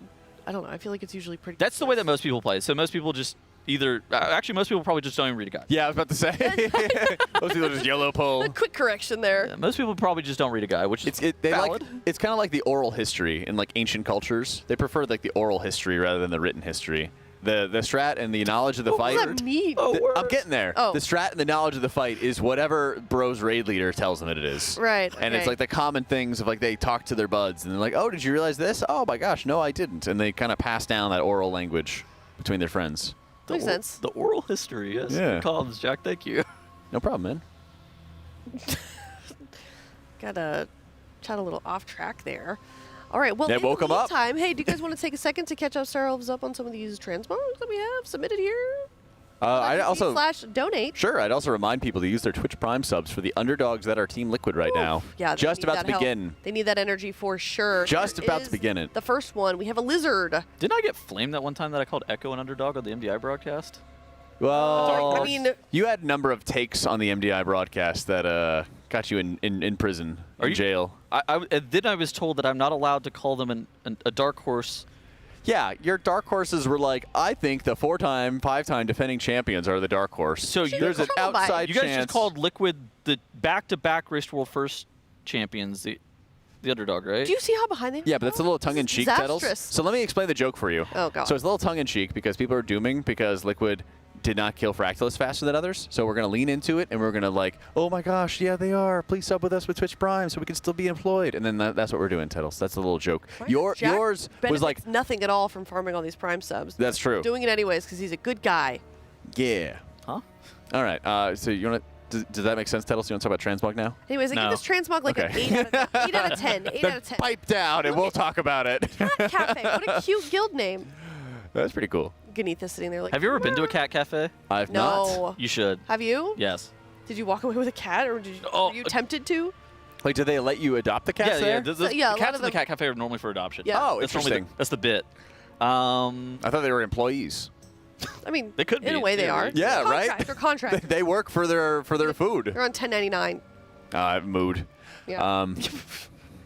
How about a 7? Because I'm not a huge fan of Presmogs. I'm sorry. Okay. I feel like Evoker Mogs in general are. I always go with the Naked Lizard. I actually think that the armor on this looks pretty solid, especially considering the rings that he's got on his wings. I like the accenting on it too. I think it actually all works together pretty well. The problem is, and this is no fault of yours, but you're playing an Evoker.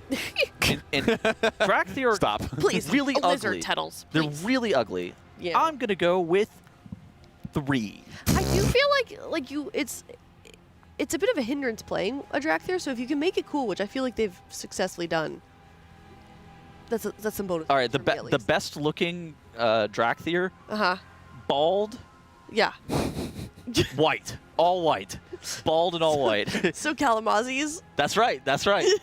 We call them. Anyway, That actually, sounded so pause. Dranos-y but right now. That's right. Sounded so Dranos. Tittles has a type.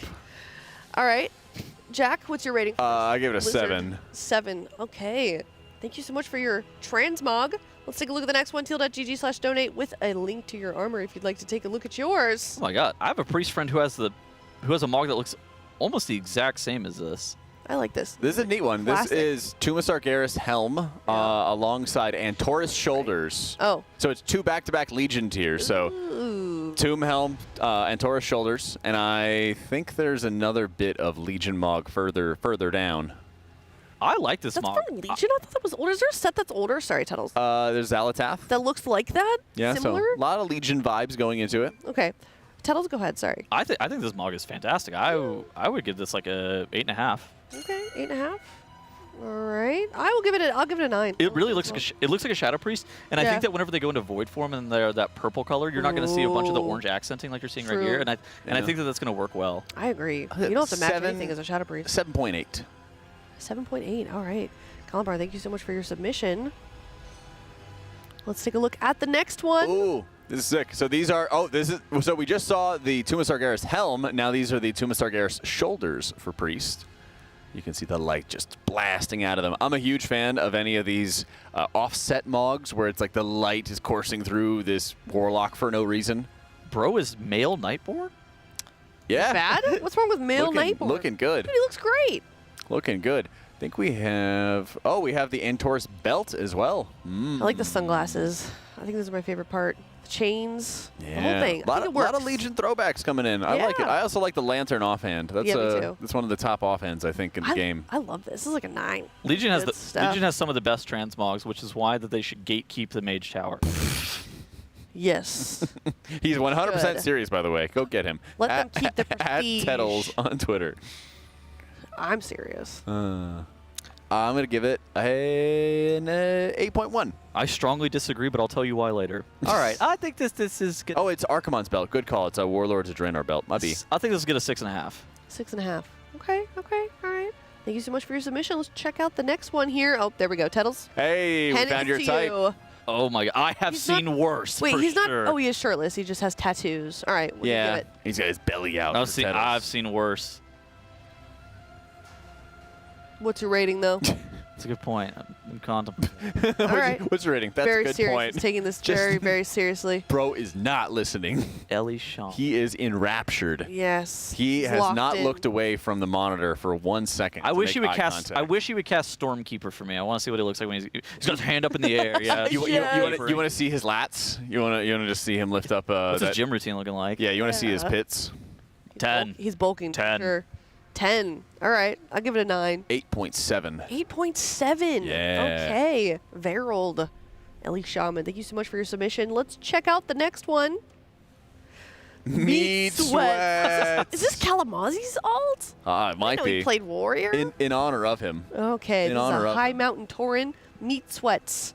Kalamazi's alts are named after pro bodybuilders, aren't they? Yeah, he's got Wait, really? Yeah, he's got Ronnie Coleman. He has Rich Piana. Piana, yeah. I think. Oh my God. I think there's a third one, but I don't actually remember it.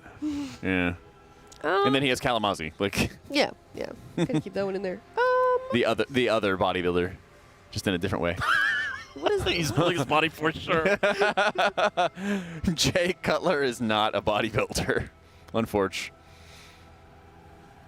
But I think he does have the. Wait, does he actually? No, there's no way he has Jay Cutler. Come on, there's no way. 2 people said it. Does he? That's a football player. Well, yeah, he's a Chicago Bears quarterback. Probably the best. Is he a bodybuilder now?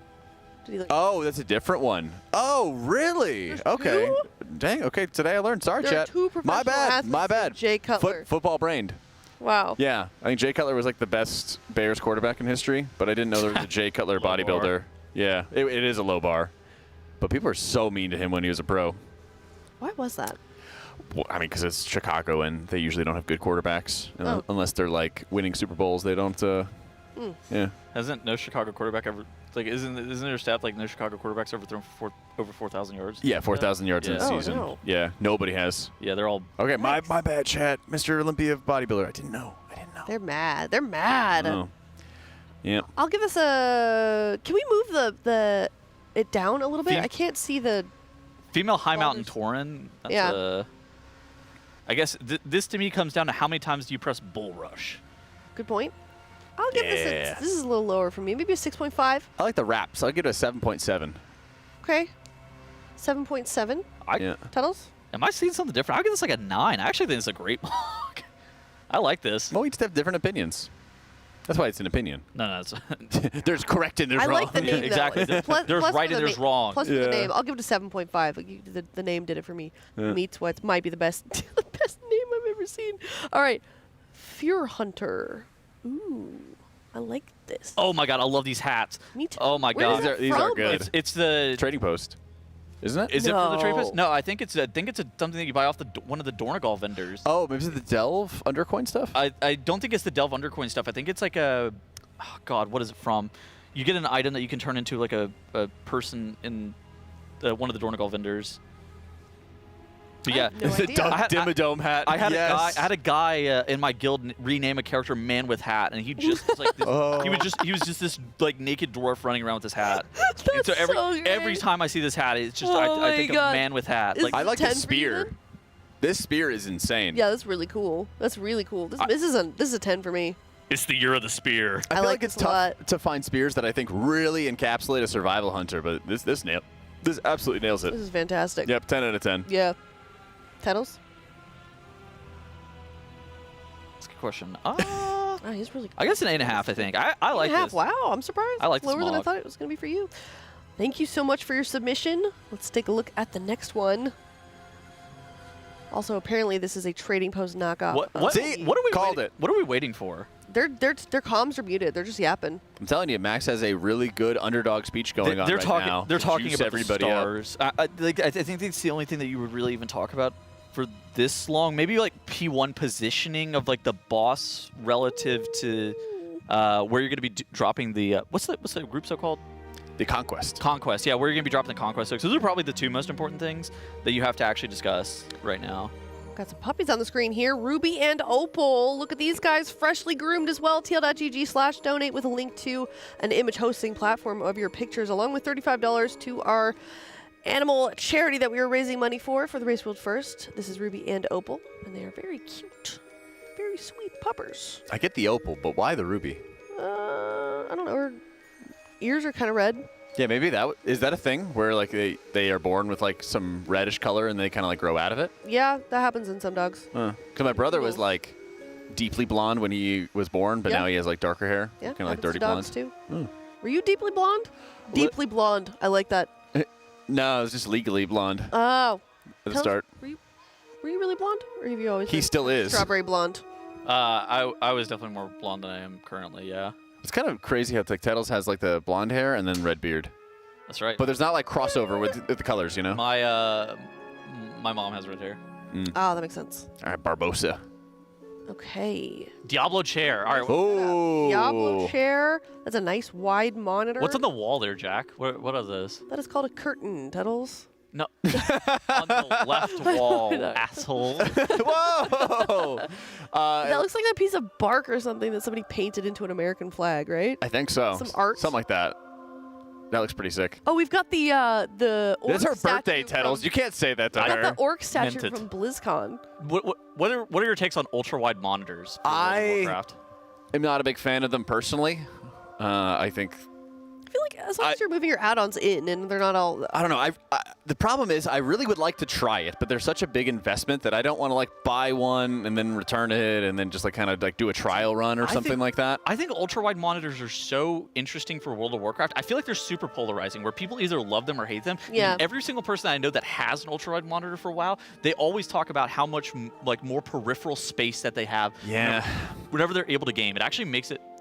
I don't know. I like this setup.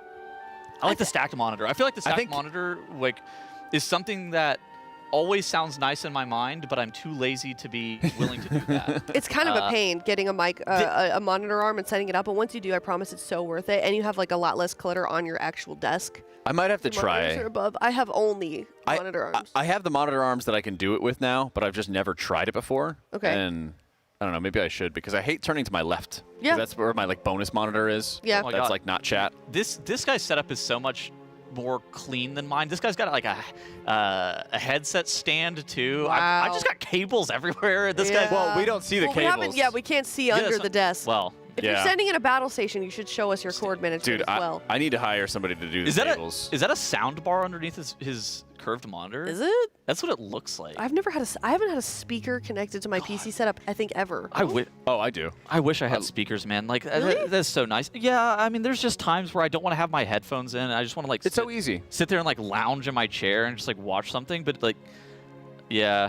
Oh, chat is saying it's an Xbox. PC Is it gamers an can't Xbox? recognize a console. I thought they were white. I thought Xbox were white. There are many colors. You can get many it in options. I other feel like I colors? can't tell. I can't tell either. I didn't know Xboxes got so small these days. Oh, now people are saying it's a Razer soundbar. Okay. Okay, guys. Let's take like 10 seconds and then we'll like call it something else. Okay. Oh, Jarvis, enhance. Sound bar. Oh, Jarvis, all right. enhance. I They want can you do all that the to whole time. apologize. Okay. I want you all to apologize. Who say it was an Xbox? I want you to I think they apologize were to me. baiting us on purpose and we fell for it. I did. Look at they've even got their remotes lined All up. right, scroll. Their glasses are nicely. Scroll. This is. Oh, oh my God, he's got cable management like ports or holes Dude. in his- Wow. Okay. I think this desk is sick. So this guy's like a software engineer at home, master coder, engineer, possibly. Lightsaber. He's got a lightsaber as well. Yeah. 10 out of 10. What's the over under on him watching the Race World First while working? It's up there. Look, it's on the top monitor. It's right Well, there. Yeah. I mean, I guess So it's not he- working, but Yeah. What class does he play? Scroll down. Trying to see something. Let's see. What does he play? I hope he plays a healer. Keep going. He's got Battle Shot buff. Oh, he plays a warrior. Oh yeah. He plays a warrior. The Unga Bunga. AFK. What's the Nordic deck? Wall. Oh, he's classic. Pro. Oh, he's pro. Never mind. It's 10. 10. Oh my God. Oh. He's a man of the people. Giga Chad Yeah. tank. He's a man of the people. 10. Fantastic. 10 out of Alien 10. monitor as well. You know, you got your sponsors in there. Our sponsors in there. Oh, You gotta Boss get got points, pulled. and here we go. We're getting pulled. Oh, let's Pull do it. number 1 here on Nexus King Salvador. Okay, Jack. What are we looking for mechanically? I mean, you and I kind of covered the mechanics, but Oh, big positioning change. Yeah. Let's talk. Conquest right here is how you are removing some of the stacks of the Oathbound, and you have to do it while dodging all of these beams at the exact same time. And you have the Vanquishes going out alongside another wave of Conquest. So the Conquest is how you remove these debuffs. Watch for those who are removing those stacks, because they have to turn around and face their ghosts in order to properly make sure that their Oathbound stack is fully dropped. Then, of course, they have these Claw Slashes coming out, and they have to make sure that they do not get knocked into any of those Void Dragon ghosts on the sides of the room. It's insanely important as anytime that you get knocked into them, they will just straight up kill you. That was only the first wave of the Conquest and Vanquish clears. They're going to try to do it again, but this is also where more cutter beams are coming out around the room. It's a big reason why they're standing on the edges, so they can hopefully have an easier time with soaking them, but they're having less people in the soak now, and I think they just had the entirety of Group 1 soak all of that, and there's not enough people in this one. He lived that? Oh my god, wait, Yips just lived that. Not anymore. All right, well. That's the perks of Brewmaster Stagger. He did live it, and then he didn't. He didn't take the full damage. He put it on a credit card and he paid for it later. What was the interest? Way too high. 100%. Way too high. They repoed his life. All right, honestly, this is a really good first pull. Yeah. Jeez, if you look at Echo's progression, early progression on this boss compared to what we just saw, 1 pull, 74%. At this rate, we're going to be catching up in 2 more pulls. Yeah. Yeah, that was 25% of it done. Just got to do that. I'm face palming on behalf of my co-casters right now. That's how math works, right? Yeah. Yeah. What's the health on this boss? Is it pretty low? Well, the boss is going to heal. That's true. So yeah. basically, how it's going to go. Yeah. Talk to me how that works. How it's going to go is we're going to do that phase 1 that we just saw. Right. And then we're going into an add intermission phase. And then we're going into the drag. Well, because it's going to be phase 1, dragon intermission, which lasts for a little bit. Then it goes into an add intermission. You come back. A little bit more dragon intermission, and then there is the phase change where it's just called King's Hunger, where you have to dodge kind of like Nexus Princess Kaiveza lines around the room. They're coming out from the boss instead of out on players, and that's where the boss heals, and then he starts up the final phase. Yeah. Do we call it phase 3? I think it's fair. I don't know exactly. Dragon phase is kind of like there's a phase 2, and then there's like 2 intermissions within phase 2. I think most people think of the last phase as like, and then the last phase is like phase 3. Is whenever the stars start to spawn. Like that's what most people think of like this is the last phase. I feel like it's just like phase 1 is like the entirety up until you jump on the platform and you go into the intermission. But there's like weird break points, like kind of like Jack is talking about for sure. I'm gonna call it 3 phases with 2 intermissions. Just for simplicity. 3 phases, like 2 intermissions. Yeah. Okay. Because phase 2 is kind of when the dragon that you can see just kind of flapping around at the top of Scott's screen, that kind of comes down and fights with Salhadar. And that's where like the Dimensius beams are coming out from the dragons that you have to be in a very specific spot to dodge. What's up with the Lust on Pull? Did you see that? Yeah, might as well. Just to see how far you can get. So there is a 100% damage amp on the Royal Voidwing that happens at some point during this boss. A lot of groups save Bloodlust for it. At least they did during Heroic. I'm a big fan of just ripping Lust on these prog moments just to get a little bit further. They can always move it later, but nothing makes people better at the game than like the pattern recognition of doing things over and over again. Sure. And by just having Lust for the round of extra safety and stuff, you just get there a little bit easier. So, but counterpoint, like this first phase is like time-based more than anything anyways. Sure. You have to be able to get the Conqueror stack soaked. And like Lusting doesn't really do anything for phase 1. More damage, more leech self-healing, easier for healers to heal. I mean, and there's no downside. There's literally no downside. Okay, but the reason I said I don't think it really does anything is because most of the deaths are happening because of like, I got hit by the Vanquisher pizza slice. I got ran over by an orb, right? Sure. But at the same time, I do see your point. I think that your point certainly has merit, and doing it as more of a, but you think it's a progression list. You don't think it's like the Lust. No. I think they would have to do it at the damage amp once again, because when they're killing off that Voidwing, the boss is going to munch the HP that's remaining from that Voidwing. So you need to take advantage of that damage window to make sure the boss doesn't just like full heal. So no, it's just a prog lust. I'm a big fan of prog lusting as best as you possibly can, because even if you change nothing for the intended strategy, people play differently once they've seen the boss fight a few times, because there's like the minutia of like how classes work, how specs are functioning, and how they're sort of working together.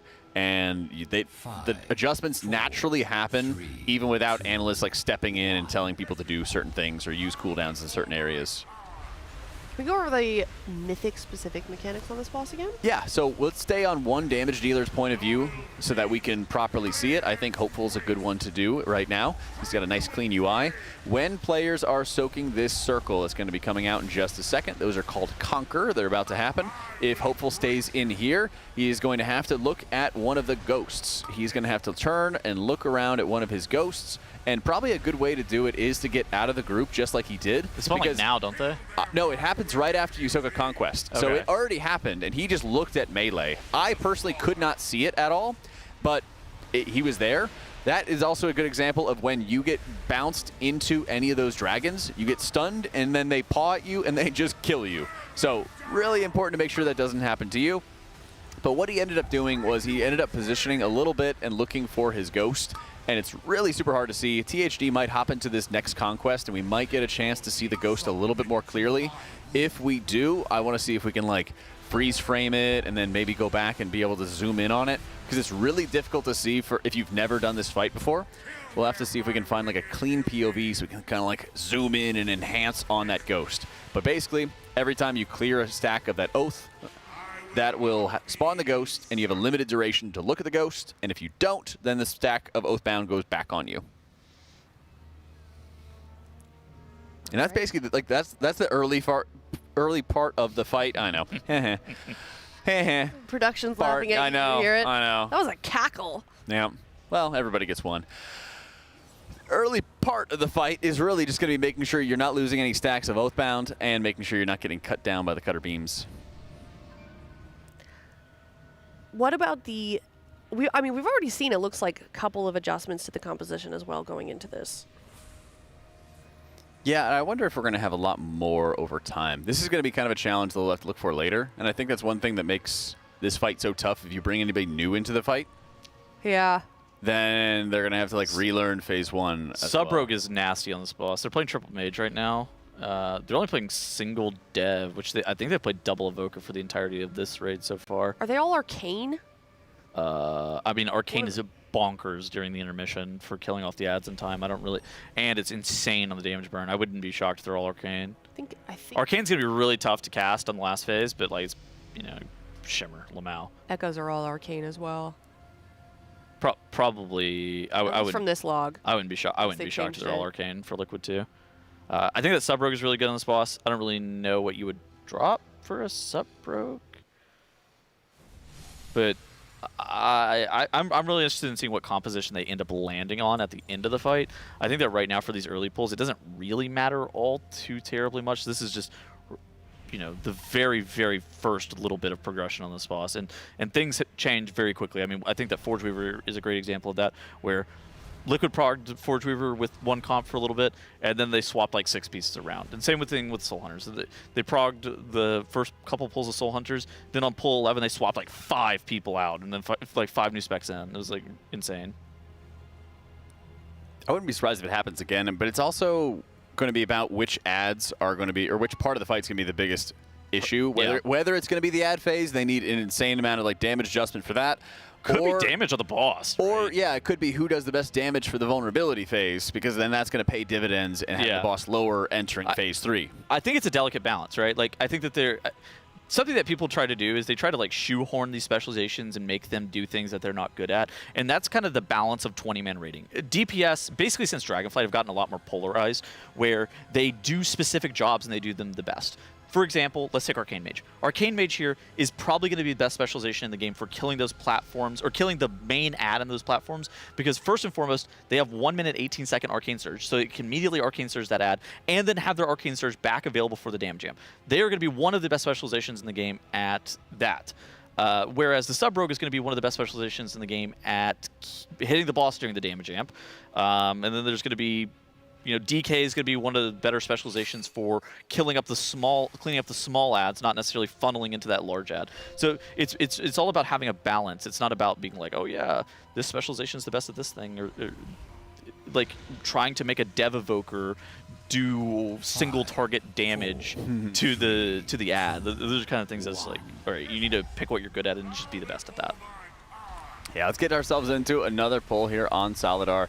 Early on, they've been dragging the boss to the edges of the room to make it a little bit easier to dodge the cutter beams raining down from the sky. Yeah. But the problem is also going to be on positioning for a lot of these players and making sure that they're going to properly be able to get out of the way of the cutter beams and still soak the conquest, because it's a lot of like a heads-up play. So the reason that they're dragging the boss back is like fairly simple. They're trying to drag it close to where the ads spawn those first balls that are like basically circling through the raid. So it's those dragons that are on the edge of the room that are actually spawning those, and the first couple ones that are shooting out are coming from that near side that they're dodging from, it makes it really hard whenever the boss is off-center to dodge just because you are so close to them. Oh, there it is. But at the same time, you can't have them. Oh, was that the soak? Yeah, they moved the ghosts from PTR testing. They used to be coming, I think, when you were breaking your stats or breaking your debuffs, and now they've moved it so it's afterwards. Yeah, you'll have the Conquer going out. Once those complete, then they'll have the ghost haunt you, and then you'll have time to be able to do it. And they made the light a lot brighter from what we saw in a PTR too. That's what I thought. That's what I thought, because like the weak aura that I have for this raid, like just like spams like add here, and I'm just like, it's like 10-15 seconds after like. Yeah. So it should happen like 2 or 3 seconds from right now. It'll be like your oaths will come to haunt you. So watch for it real quick. Yeah, there it is. It's that ad right there. Yeah. Right there, and then you can see the ghosts. It's that big pillar of, okay, that's way and then they high Beza one. Like, oh my god. Well, it's way easier than what they had on PTR, too. Yeah. Couple people going down here for Liquid, but honestly, this is a great pull. Lip, I think, is MC'd. Looks like Smacked and KSP both died. Oh, Scott got MC'd. That's gonna be bad for Yips. Might be bad for everybody. might be bad for everybody. Yeah, Yep. Yips is dead. Yep, goodbye, Yips. Hey, new best pull, though. Yeah, 2 pulls in a row, getting progress for both of them. Nicely done here on the early stages of progression for this boss. It's going to be really fun when we get to the part of the fight where the boss here's the Voidwing. Here's the Royal Voidwing. The Voidwing is spawning and knocks players back. And then you have to basically just tank this part of the fight for a little bit. These are the first set of beams that we were discussing earlier, where now the boss is going to be... So the boss has like a cast that the tank can... Yeah, the circles. So the circles drop those orbs off to the side, and then there's like images of the Royal Voidwing that shoots beams across the room. And they happen in like a sequence where you need to drop them, and then it shoots the lasers in specific directions. Yeah, this is more so what I would call phase 2 coming in, because you're going to have the Voidwing out for quite a long period of time, but it's also going to push you into an ad intermission phase, and then you come back, you fight that Voidwing a little longer, and then it gets into the King's Hunger, which is the intermission before you enter the final phase. Yeah. The phase transitions, sorry, are those time-based like you guys? Yes. Time-based? Yes. I don't think, is anything in here percent-based? There's like the intermission. If you drop it too low, it automatically phases, but not anything we'd see on not anything we'd see on Mythic. Right? Yeah, I see what you're saying. Yeah, not real ones. So not really. Yeah, everything's like a time-based. This fight is super deep farm. This fight is demonic. All right, real quick between these polls, would like to give a shout out to Philips Hue, one of our sponsors for the race, World First, heal.gg/Hue. If you'd like to enter for a chance to win a Philips Hue starter kit, that is an E22, E26 60-watt light bulbs, as well as a dimmer. That is the Philips Hue starter kit, or you can use that code RWF15 upon checkout for 15% off. Teal.gg/Hue. Thank you so much for Philips Hue for sponsoring this race to World First. That's right. We'd love to see it. Really shedding a lot of light on that, Aya. Thanks. Oh, yeah. Oh, nice one. That was good. Hey. He's bright. That was good. Nah. What are the things that we've learned so far from these first 2 polls? Any surprises? Nope, this fight is insane. Yeah. Fair enough. I learned that this is actually roughly what I kind of expected with the fight. Nothing really changed much from PTR except for there's better visual clarity on the ads.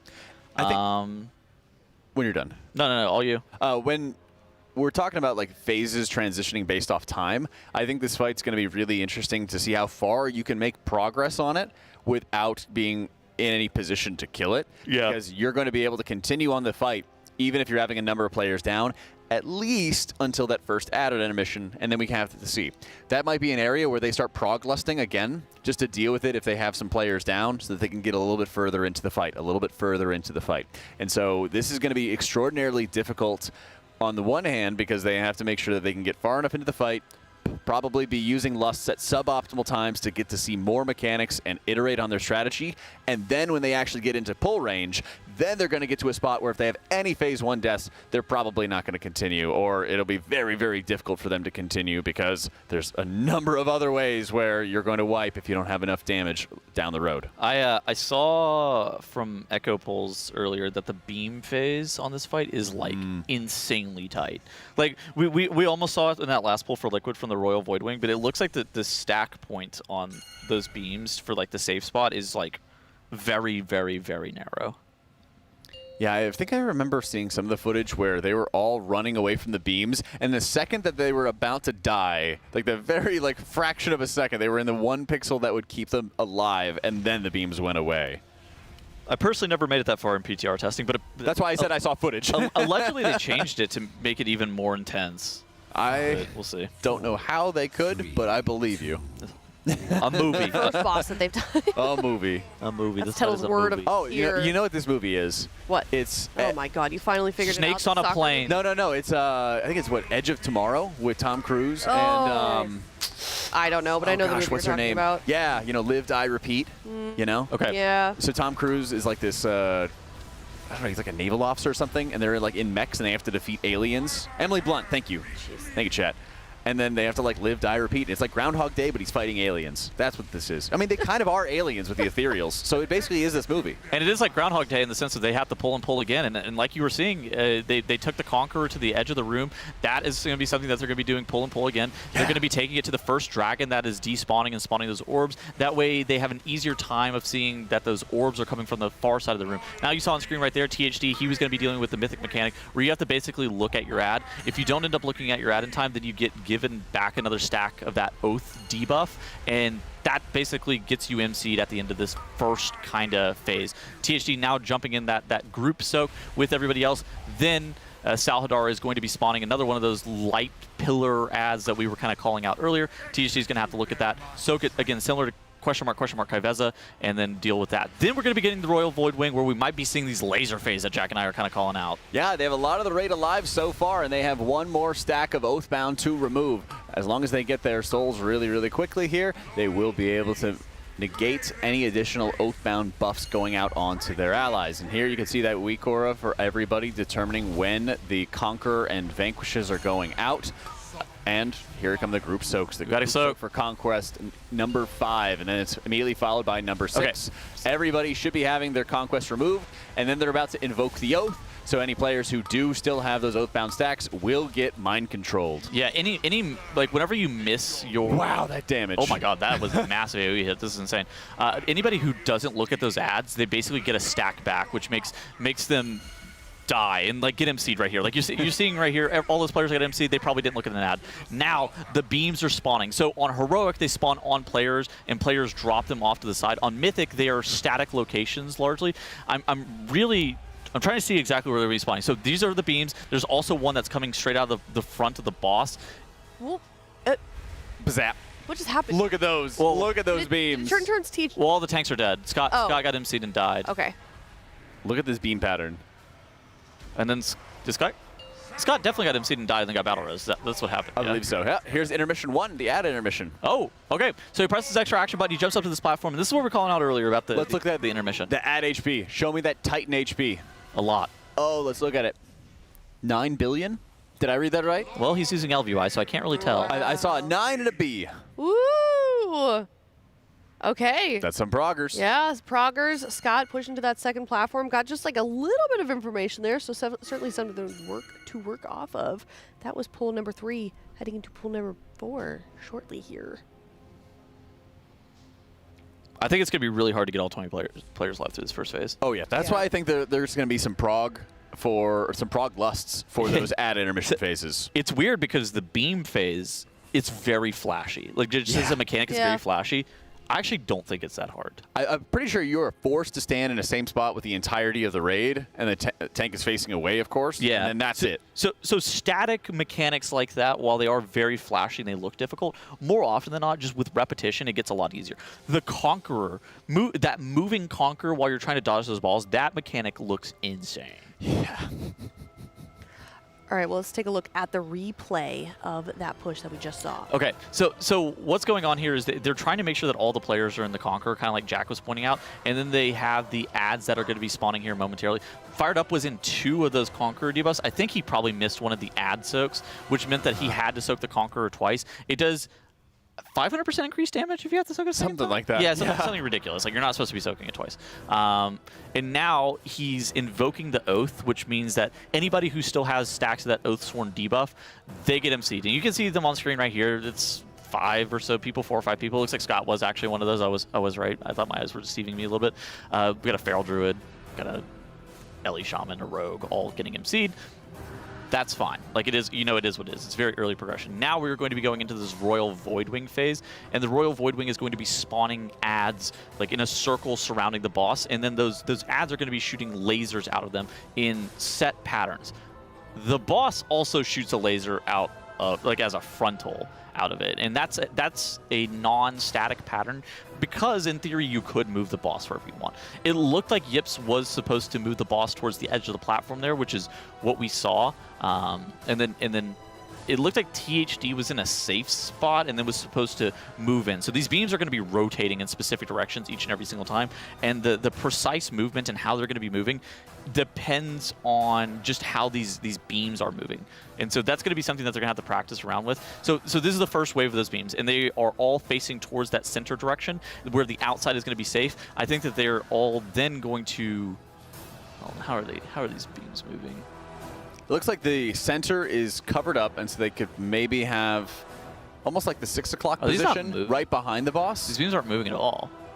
But they're about to. So it's like there's 3 rounds of beams. There's like one that's static, and then there's one where the center of the room looks like it's open. So it's going to spin around, and then the center is going to be clear. And then it looks like they had to get out of the center for the final one. I'm not sure where they stand for the third one, but I think that they do. That makes an idea. That makes sense. That's a good call. I didn't see it. That makes sense as to how that works. Okay. How are you supposed to get away from that if they're moving? So you basically are like pre-positioning into a set spot, and you might move a little bit, but the entire raid shifts together.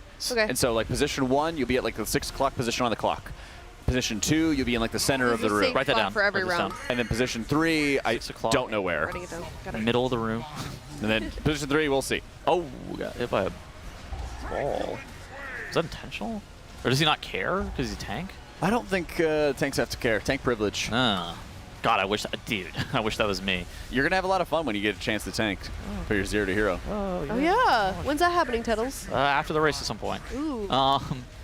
But yeah, I think that you're absolutely right. They stand on the edge for the first ones. They dodge, and then those beams don't move, and then they immediately probably Warlock gate. If I had to wager a guess, I think it's gonna be like a group, like a 20-man gate straight into the middle of the room.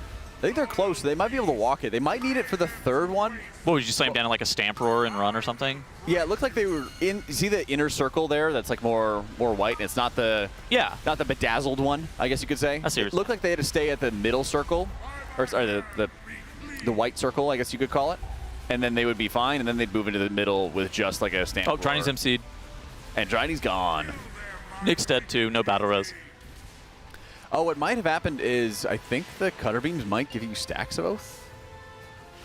I'm trying to think of what's triggering their mind control. Oh, if you die, stacks. No. If you die with any stacks of Oath on you, you get mind controlled. So basically, sorry, I don't know if we necessarily even explain this to chat. So basically, how this fight works is anytime you see somebody get mind controlled, that is what happens in lieu of you dying. Like those players are effectively dead, but why they're mind controlled is because they still have the debuffs that they're trying to clear with the Conqueror, and then if you still have some of those debuffs, the oaths, at the end of the Invoke the Oath cast, which is at the 2-minute mark on this fight or whatever, then you get mind controlled regardless.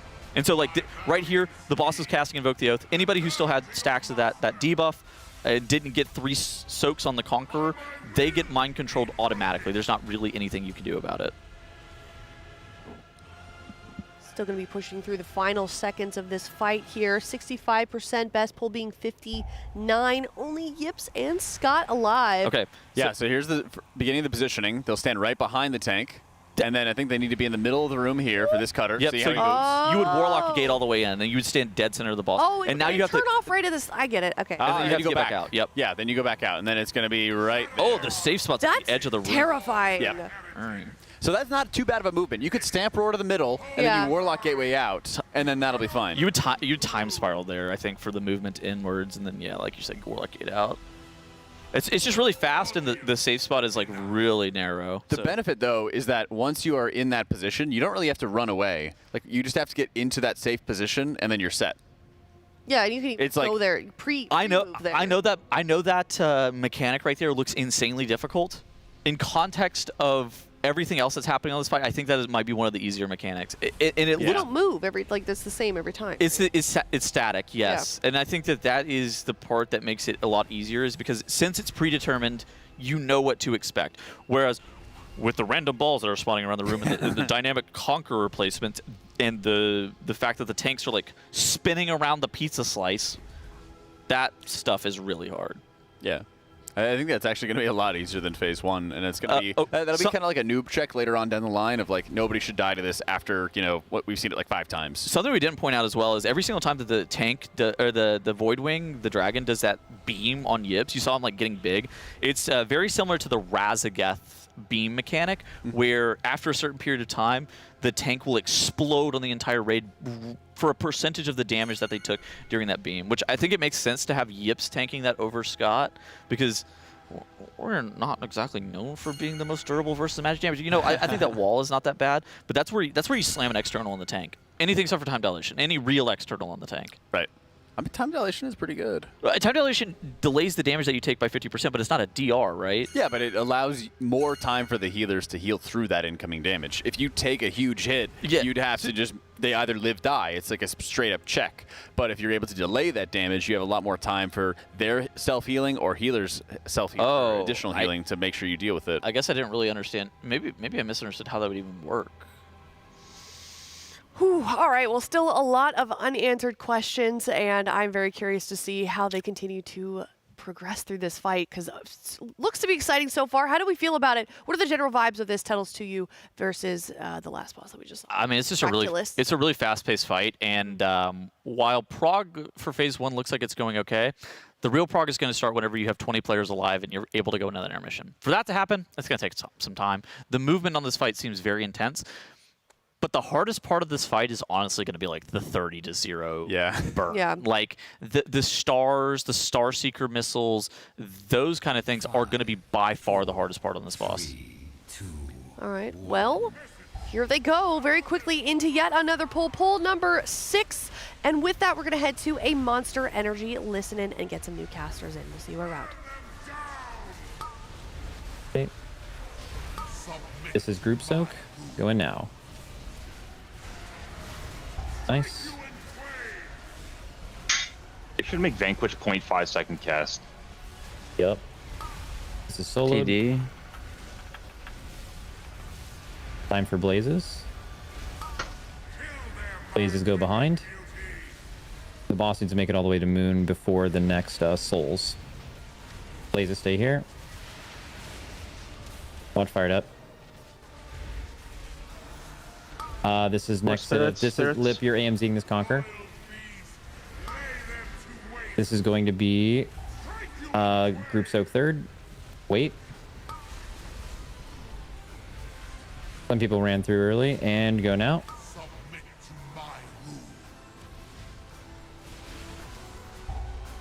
That seemed easy.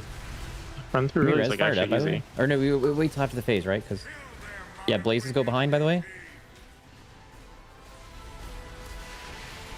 Nice. Nice, get to diamond. Everyone do your spirits now. Do your spirits. Nice, last set here. I believe this is a Conquer 1. Nope, it's Conquer 3. Wait. And go through now.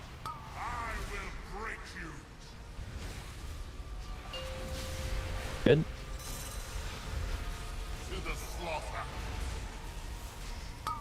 Nice, and then we're doing jump off if you didn't get rid of souls, maybe. Okay, boss is gonna go. Oh, big AoE. Yeah, I forgot. Live. Okay, we're pulling the boss to diamond to the edge. Dead. Oh, okay. Yeah, it's totally dead. Yeah, I can stun them all. I'll stun them all. I'll straight knock them down. Let's go. White? Do we have like something for the massive AoE at the end of the phase? Because it's like, even if you live it, like one tick of like the pulsing raid damage just kills you after that. We can move stuff there that just didn't look like that you needed it, but when I look at their I think usually we're heavy healers dead, so you should live. Everyone in their group is full health. Boss cast it, and let's see. Yeah, they go to like 20%, but there's nothing else happening at that time. So I think everyone alive angle, and you're chilling. Yeah. Did he rally that? Is T full warrior? Yeah, I mean he did rally that at that point, but like last time I checked, it didn't require it. Let's see. Madison only takes you really low, and if you don't Like there is pulsing ray damage. I don't see a rally on that. There's no. They did that at one point at least, but there's no rally there. Wait, But is we're there? not doing that. We there just survived that on and accident. some People are going to like 5% from full health. I think we should have something. There's no spirits thing for the. At least I don't have a bar for spirits spawning on the third set on my big wigs. Maybe it's something that I have setted, but I don't see it. I updated it. That last set, they spawn like almost immediately after the combo ends. Okay, that's what Okay. Yep, cool. I just put it at the combo start. Can we also have like that thing where it shows like when they're shooting? Yeah, I'd like that too. It's on your big wigs. Well, like another one separate from bigwigs. Yeah, that we can like. Because there's a like, lot of things on bigwigs. It's just like saying like spirits spawning and like spirits shooting you. Yeah. Also, you need to actually like directly face them. It can't even be like a 20-degree angle. Yeah, I was kind of looking at it and it just didn't go. It's like the Delve challenge. Yeah, it needs to be like head on. Head on. That's why we required the Kaiveza before the tier. If you're not wearing, if you're not a contract killer, do not fucking get out. Do not check my achievements. No way you didn't do it. Wait, You gotta reload. 75 pulls on it, Exo? Oh my god. Holy shit. I'm up there with Tettles. I'm at 200 or something. Whoa! What could that mean? I'm at 0. I one-shot that shit, bro. Uh-oh. Yips. Yips is newer. What? Dude, my thing is spitting at me, bro. My thing is spitting. What do you want me to do? It says you have all the Where is let me do a horse check. Hold on. You just fucking One second. We have some people with problems, right? Yeah, While we're horse waiting is on fucking. Oh. Okay, while we're figuring that out, can someone link me the simulation for last phase that we're planning on using right now? I'll record it really quick. Cool.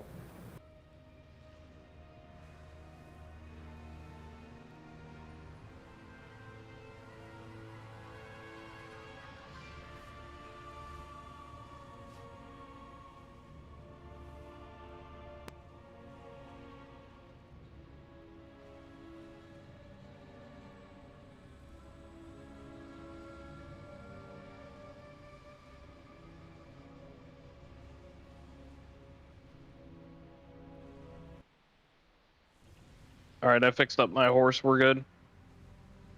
Wait for Boomy to post the thing that we can go.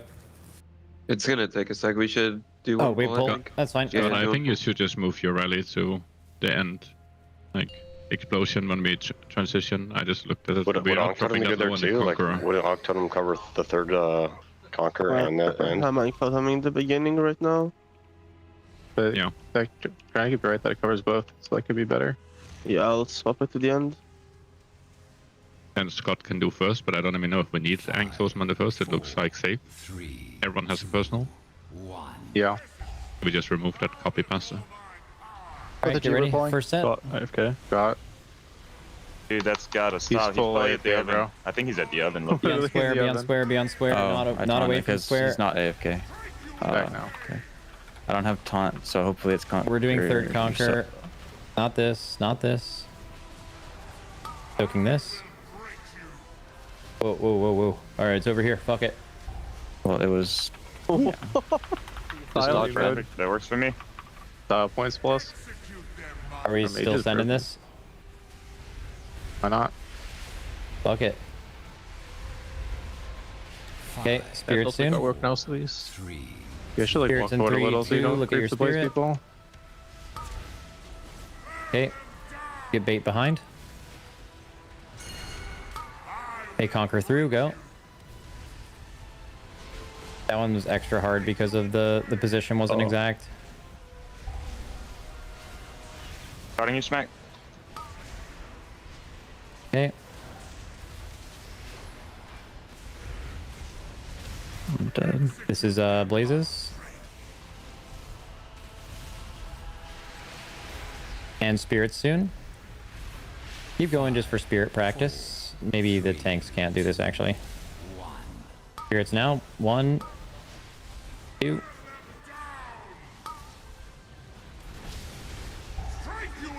We're soaking third conquer, or third ability.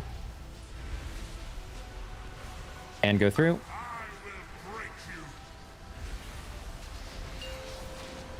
Nice.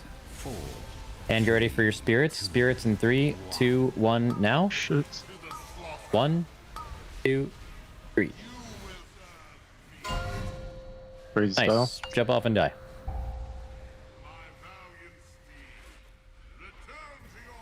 I actually don't know how it killed me. I'm very confused.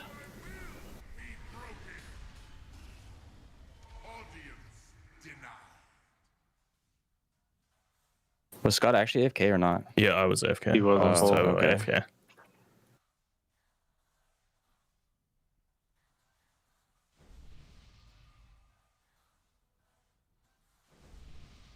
He came back like 5 seconds in. Yeah.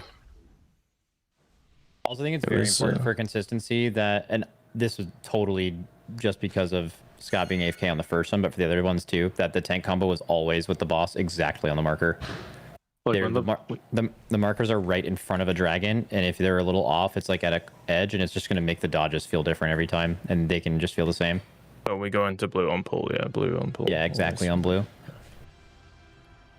Are the evokers time sparring the third one? Or I'm not? doing I mean the- Zephyr. Sorry.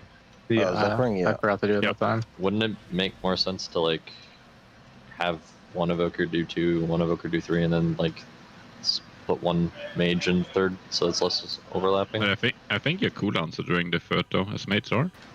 Oh. We're Arcane Souling. Yeah, that's why I didn't want to place, You're a place genius. it there. Damn, he's thinking of you. He's thinking of you. Oh, by the way, I'm assuming the druids are doing this, but the druids aren't just roaring like right when it starts, right? You're roaring when our conquer happens, or like when is the movement? You know what I mean? Yeah, I'm making sure it lasts for when we have to run into it. Yeah. When are the wind rushes? So in a second. On the ground. Using right now because we're drawing everyone, but Yeah, I wonder if like having it down before the third conquer roar would help with like early dodges, or if you guys think it's fine, it doesn't matter. You just gotta turn on your shoes, bro. You guys got blinking I shit. can just place it I'm like walking. no, it's Shimmer. Boss goes to blue. Nice. Okay, third conquer here. We're shooting through in 3, 2, 1, go.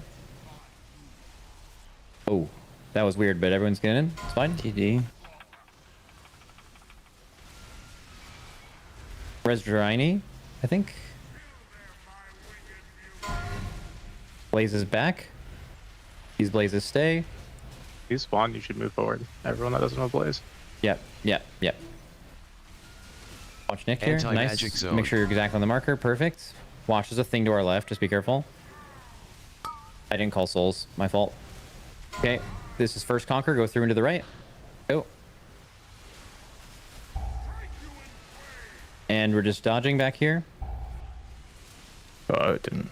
I'm alive for now. Yeah. I'll just need a personal in the next set of mechanics. That's all. If you get a dot, you're not getting a blaze. You should just move ahead. Okay. Second blazes. Double spirits. Make sure you focus on which one spawns first, all the way to diamond. Spirits in 3, 2, 1. Spirit 1. Spirit 2. The boss didn't make it quite to diamond. This is gonna be weird. Go through, go through, go through. There's probably gonna be 2 beams though. Oh! TD me, Nick. I'm so dead. Oh, I think we just die. Practice the souls. Oh shit. Oh sure. Yeah, right after this. Spirits are in 3, 2, 1. Spirit 1, 2, 3. Yay. You're alive. Good job. Do the dragons on the edge just melee you? Yeah. You can't go near the dragons. Yeah. Yeah, I got the blaze pushed me too close and I got meleeed. We had someone mention this earlier and we talked about it, but I'm going to just show it now just so everyone can see it. I feel like it's pretty easy, Exile. Yeah, it is. It's chill. I don't know if you have enough time there. Stand on the dragon's side. Yeah, the beam, dude, you can't turn the I'm beam. sorry. I taunted. My bad. Oh, brother. Yeah, if you guys get knocked into a Dargon, it's gonna kill you. Yeah. God damn it. I should have just stood still and waited for let the raid move. Shit. I'm in there. I'm coming. Wait for me, bro. Help. What speed do we have for Or the like whether we have to run to the middle or to the edge? Impexment rush. Is the second roar from P1 not back up? I think my roar will be up there, every time though with this comp. I feel like that's a maybe you would definitely roar that. What's the time on that? You know?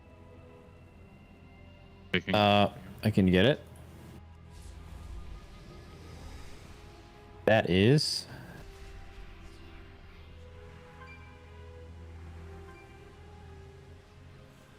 at 2 minutes and 26 seconds. Okay. Thank you. You should probably do both times, right? You can do both, I think. Like The one both after times that you do the too. same movement. Yeah. All right, let's get Mark.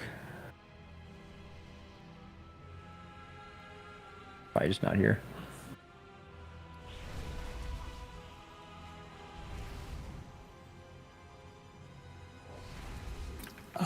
If anyone's been immuning in the second Soul Conquer, don't, because I need the information whether or not with what I'm pressing I'll live or not. I think they're only doing it if they miss, right? Yeah. That's okay. I don't know if okay. But can they always just How long live has for that you? been happening? Yeah, I mean we could. And it'll happen less So often. we the more we do. actually should plan this, because if people go in individually at different times, if they've fucked up, they're way less likely to live. Shouldn't we actually do it at the Well, they're end? immuning. You can't go in and not immune. You instantly die. Oh, what is the Vuln like 10 million% or something? Yeah. I got hit with through. all mage I got hit stuff. for like 50 million through. Yeah, like 50 million VR. through Yeah. VR. The Well, problem it's is just it's you're like soaking a thing with no one else. Welcome back to the Race to World First here in sunny Santa Monica, California. We got a new set of casters here right before we head to the lunch break in just a little bit, but we're seeing some initial pulls on Nexus King Salad Bar. Dranos and Kalamazzi are with me on the desk here. And what are we thinking about this boss from the first few initial pulls, guys? Dude, it looks sick. This boss, it looks sweet. The strategy's kind of interesting. It seems, I don't want to say unintended, but it's like the way that the tank mechanic is being handled is a little bit different than I think they wanted us to do it, right? We're just all soaking some of the Conquers, and then nobody's going in some of the other ones, and we're just having the tanks live that 200 million combined physical and shadow hit by themselves, which is pretty impressive. Definitely, I think not what it was maybe supposed to look like, but it seems like by far the easiest way, because then you get the most value out of those raid cooldowns, and everybody's doing the same thing. It's an interesting tank combo, and it's what we've been seeing a lot of difficulties with, because it casts in a somewhat random order. The thing you know, though, is there will be a Conquer either first or third in this combo. So if the Conquer is first, they're soaking it then as a raid, and if the Conquer isn't first, they know they're going to soak that third one. There are a couple of other configurations that can surround that, but that single piece of logic makes it a little bit easier for everybody to know when they're supposed to go into that soak and when they're supposed to avoid it. Yeah, there were a few clips from PTR of that actual phase 2 with those lasers spawning and cutting the room apart. Yeah. We've seen it a few times. It looks visually amazing, but we know there are safe spots for the most part, which they have already planned to sort of just negate that mechanic, but visually the fight looks incredible still. Now, do we have to do the same thing that you do on, like, for instance, Plexus Sentinel, where you have two separate groups soaking each of the Conquerors, or are they just all? No, it's either all or nothing, or like the other tank is taking. So on this set, for instance, it went Conquer, Conquer, Vanquish, Vanquish, which means there was a Conquer in the first position, and that is the everybody soak. If it had started on a Vanquish, then the Conqueror that was in the third position of those four would have been the everyone soak. But you saw that overlap with those lasers coming from the dragons, which meant the tank was moving the Conqueror at the last second. Not everybody was able to get in and clear all their stacks, I believe. If you miss even a single one of the assigned Conquerors, you are not going to be able to clear all of your Oathbound stacks that you got at the start of the fight, which means you are going to die unless you can go and immune another one of them. Right. This tank combo is Vanquish, Vanquish, Conquer, Conquer. So again, we have a Conqueror in the third position this time, and that would have been the everyone soak, except everybody is already dead, except for Yips, who is mind controlled, which is what happens if you, I think if you die while you still have those Oathbound stacks, that is what happens to you, is you get MC'd by the boss, which, you know, obviously it's just a turbo wipe as soon as that happens. And to clarify, we have 3 stacks of Oathsworn, correct? Each phase 1. So on top of that, once you clear with that Conquer, a Ghost spawns, which you need to face. If you don't, it basically gives you your Oathsworn stack back. It seems like those spirits are spawning at like preset times rather than right after you clear. I'm not 100% sure when those are, or maybe it is right after you clear. I thought after you clear, because change from PT. Everybody is clearing at the same time. From testing, it's after the whole combo when it's doing the claws. So if as you're running out with the claws, you might have to turn and face a ghost at the same time. It's a pretty nasty overlap to deal with. Yeah, that is definitely nasty. Now the composition that we're using here looks a little bit different than what we were seeing, a couple of days ago on Forge Weaver, even Soul Hunters. The Warlock stack is down to just 2 of them, so a tough day for our purple friends. I suspect that number will go up to 3 very shortly. It might. A very, very, very good Destro Warlock fight. Someone in chat asking Kalamazi if you want to expand on that, why this is such a good Destro Warlock. I mean, there's just multiple opportunities for cleave. You have the boss, you have the dragon that spawns in. The dragon needs to be brought to a lower health threshold later on in the fight, because later on, sort of in like a phase 2.5 intermission, the boss will essentially drain the dragon's health, giving it to himself. But there's a big damage amp on the dragon that lasts exactly 30 seconds, which is basically a whole destruction warlock window. Even before then, you can cleave both targets, getting them both lower, which makes the boss lower in the last phase. Also add cleaving the platforms, a lot of prio funnel. Warlock's good at that. Destro, good at that. So yeah, the damage profile is very suiting for this fight, but we'll see where they go long term with their comp choices. Yeah, the triple Arcane Mage right now giving them extremely good burst window there. I think that Destro lock would be hard stacked if you could damage the boss while the Voidwing burn is happening, which you can't. Right. Exactly. Yeah, so because of that, the Destro lock is good. It's good at cleaving the 2 when they're both out, but it's not like turbo insane. We need 10 of this in our raid right now, which it would be if that worked differently. We are also down to the 1 Dev Evoker, no Aug right now, no second Dev, and just the 1 Shadow Priest, which you'll usually see a similar number of Shadow Priests as Dev Evokers in a lot of these comps because they complement each other so well. The Shadow Priest can PI the Dev Evoker, and then that same Evoker can be the rescue plane ticket that the immobile Shadow Priest needs for various mechanics. Yeah, I think the Arcane Mage in specific is just really good in general on this fight. Obviously, having an immunity available to you is really good. Just soak mechanics, just live through big hits of damage, but it's really, really good in the intermission phase. That resonance funnel they bring to killing off that Manaforge Titan very, very quickly is pretty powerful on this encounter. Yeah, and to clarify, we haven't seen that Manaforge Titan phase cleanly. Not yet. Correct? No. Okay. No, so if you're looking at our leaderboard on the left side of the screen there, the way that it's currently configured, which I think we all are a little uncomfortable with as casters, is that each phase is 33%. Right. So Echo being at 29% means they've just started phase 3. I believe that's going to be swapped over to what Warcraft Logs has just changed it to, which is just 89% P3. Yeah, right. Showing up. Yeah, this is one of those fights that's always fun to figure out exactly how you want to display that. But yeah, as of right now, that's what our leaderboard means. So Echo have just entered, well, they're asleep now, but their best pull had just entered the last phase. We saw a little bit of those rotating stars, the orbiting star mechanic there, which looks like it's going to be super fun to deal with. And then Method currently in second, a hair ahead of Liquid. Both guilds having just made it to the platform side, right, rather than into that last phase. So I was trying to figure out a good way to name how far away from the boss you drop those stars, but I liked the convention that you were talking about back in the caster room. Just using our solar system. Yeah, I call them the Mercury orbit, the Venus, the Earth, and the Mars orbits, because that's kind of intuitive for me how I think about it. You mean in phase 3? Yeah, once we get to phase 3 where we're dropping those orbiting stars, yeah. I have a theory, and I could be wrong, I've often been wrong in the past, that phase 3 and dropping those stars is going to look visually incredible, but might not actually be that complicated. Yeah, I think you might be right about that. It did look, from the pulls where Echo got there, it looked like, one simple trick. Nexus King Saladar hates it, of just putting 3 on. Yeah, putting 3... you can leave the Mercury orbit clear. You can put 3 stars on the Venus orbit and then just always hit those with every set of the swings, right? The Starkiller swings. Right. And those will just always be rotating in the same direction as each other, but it'll switch as they get hit by that. Because on Mythic, when you hit one of those stars, it doesn't destroy it. It just changes which direction it's rotating. And then you can have the Earth and Mars orbits be reserved, 1 for clockwise and 1 for counterclockwise stars, and just put all the rest of the ones for the fight there and never hit them with those Starkiller swings. And if you set them up to be properly equidistant, you'll always be getting gripped to the very middle of the room, which works out exactly how you want it. That being said, it is still going to be, I think, pretty crazy dodges that you'll have to deal with as you go from having 6 to 12 to 18 stars in that phase. So I noticed something actually on Heroic. Have you ever gotten to a second set of stars while while you had 1 or 2 of them left alive from the first set? The first set of stars didn't spawn void zones to dodge. Only the new ones did.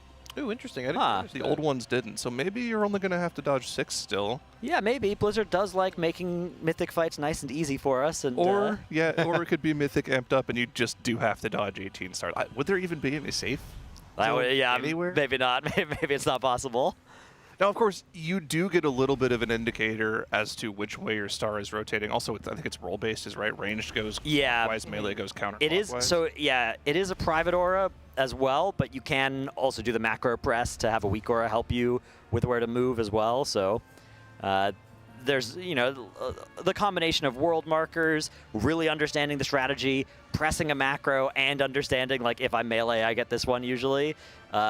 Can all make it a little bit less crazy than it otherwise would be, but it's still a pretty hectic mechanic. Do we have any idea what Echo pushed into the final phase at %1 on the boss, like post Voidwing burn?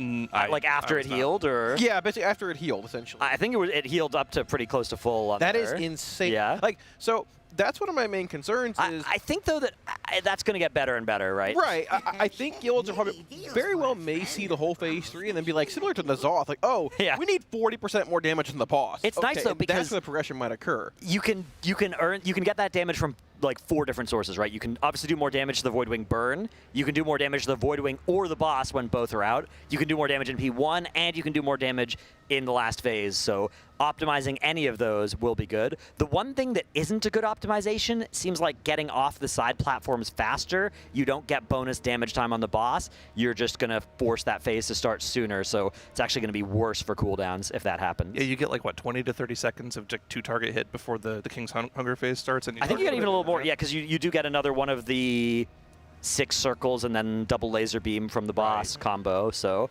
you do get a little bit of time, but not a huge amount. That is a pretty visually stunning. It is. Yeah, so that part of the fight, on Heroic, you have the 4 people targeted by the portals, and they go run and place them near the edges of the room. On Mythic, there's 6 of those, but they're preset rather than placed on players, and they're placed sort of in that middle-ish orbit, somewhere around that Venus-Earth orbit. And you want to then be positioned to be ready for those beams to either shoot inside or outside of the room. And it'll go through, I think, both combos, but in a random order.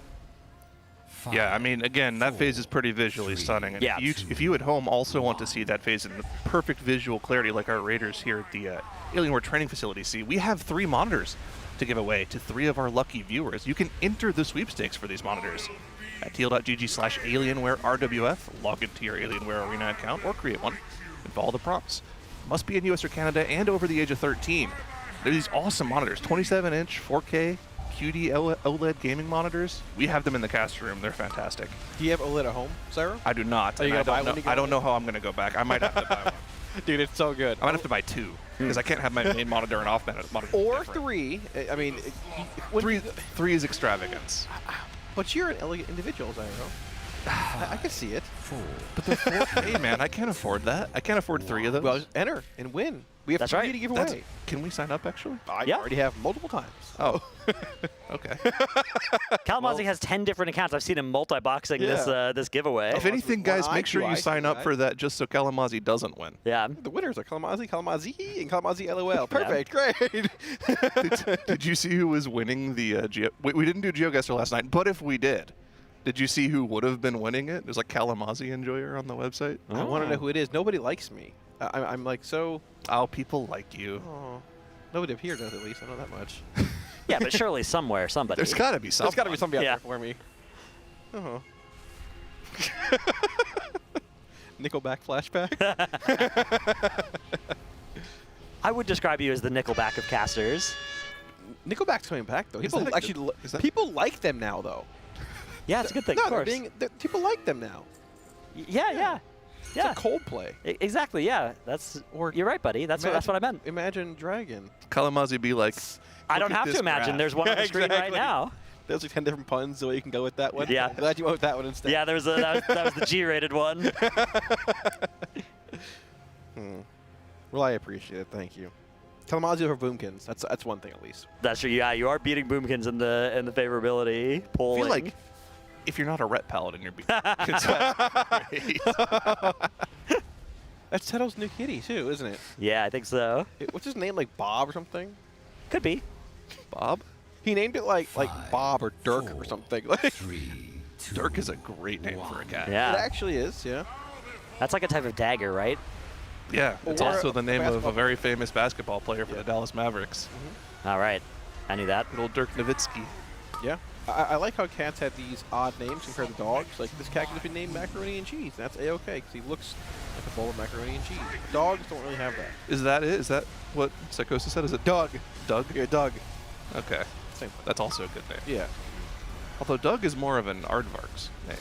But no, that's Arthur. No, whatever. I forget I said You it. mean Clifford? No, just never mind. Never mind. Back into the Nexus King polls here. And really, we're just trying to get some form of consistency in this first phase, right? We haven't seen the first intermission yet with everyone alive. And really, I mean, the damage overlaps. In addition to having to find your ghost to soak, we actually just saw Hope. Yeah, so it is at like a preset time after you do that claw dodge. That's pretty nice. Now this first tank combo, or the second tank combo rather, begins with a Vanquish, which means we know the third ability is a Conquer. This is going to be the group soak. They put the AMZ and the Spirit Link down as they move into where it's going to be, which is a relative safe spot for a while from these dragon lasers that are crossing the room. Then that last Conquer is just going to go on Yips, who can survive it, thanks to being a Brewmaster. We have got one MC here, Dryny, joining Nexus King Salhadar, quickly DPS down, maybe res soon back onto our side. We have a couple more deaths now coming out. No B-res actually available. Impact's Ankh is ready, and the Ankh totem goes down. We're not going to use any of those, as we now have those Oath the Stacks. Sort of a double look at both of them. Sort of like Kaiveza, right, where you have to quickly spin around and look at both. This combo, first Conquer. That one is going to be the group soak. And you can see everybody's gotten their stack cleared except for Yips, who does it on that second Conquer, as he is a tank. And then we go Vanquish, Vanquish. And we should be looking pretty solid here. Only 16 alive, but Here's this is the good first for early See proc. the ghosts here. You can see them. He has to turn towards all three of them. 2, Bang. nice, All 3.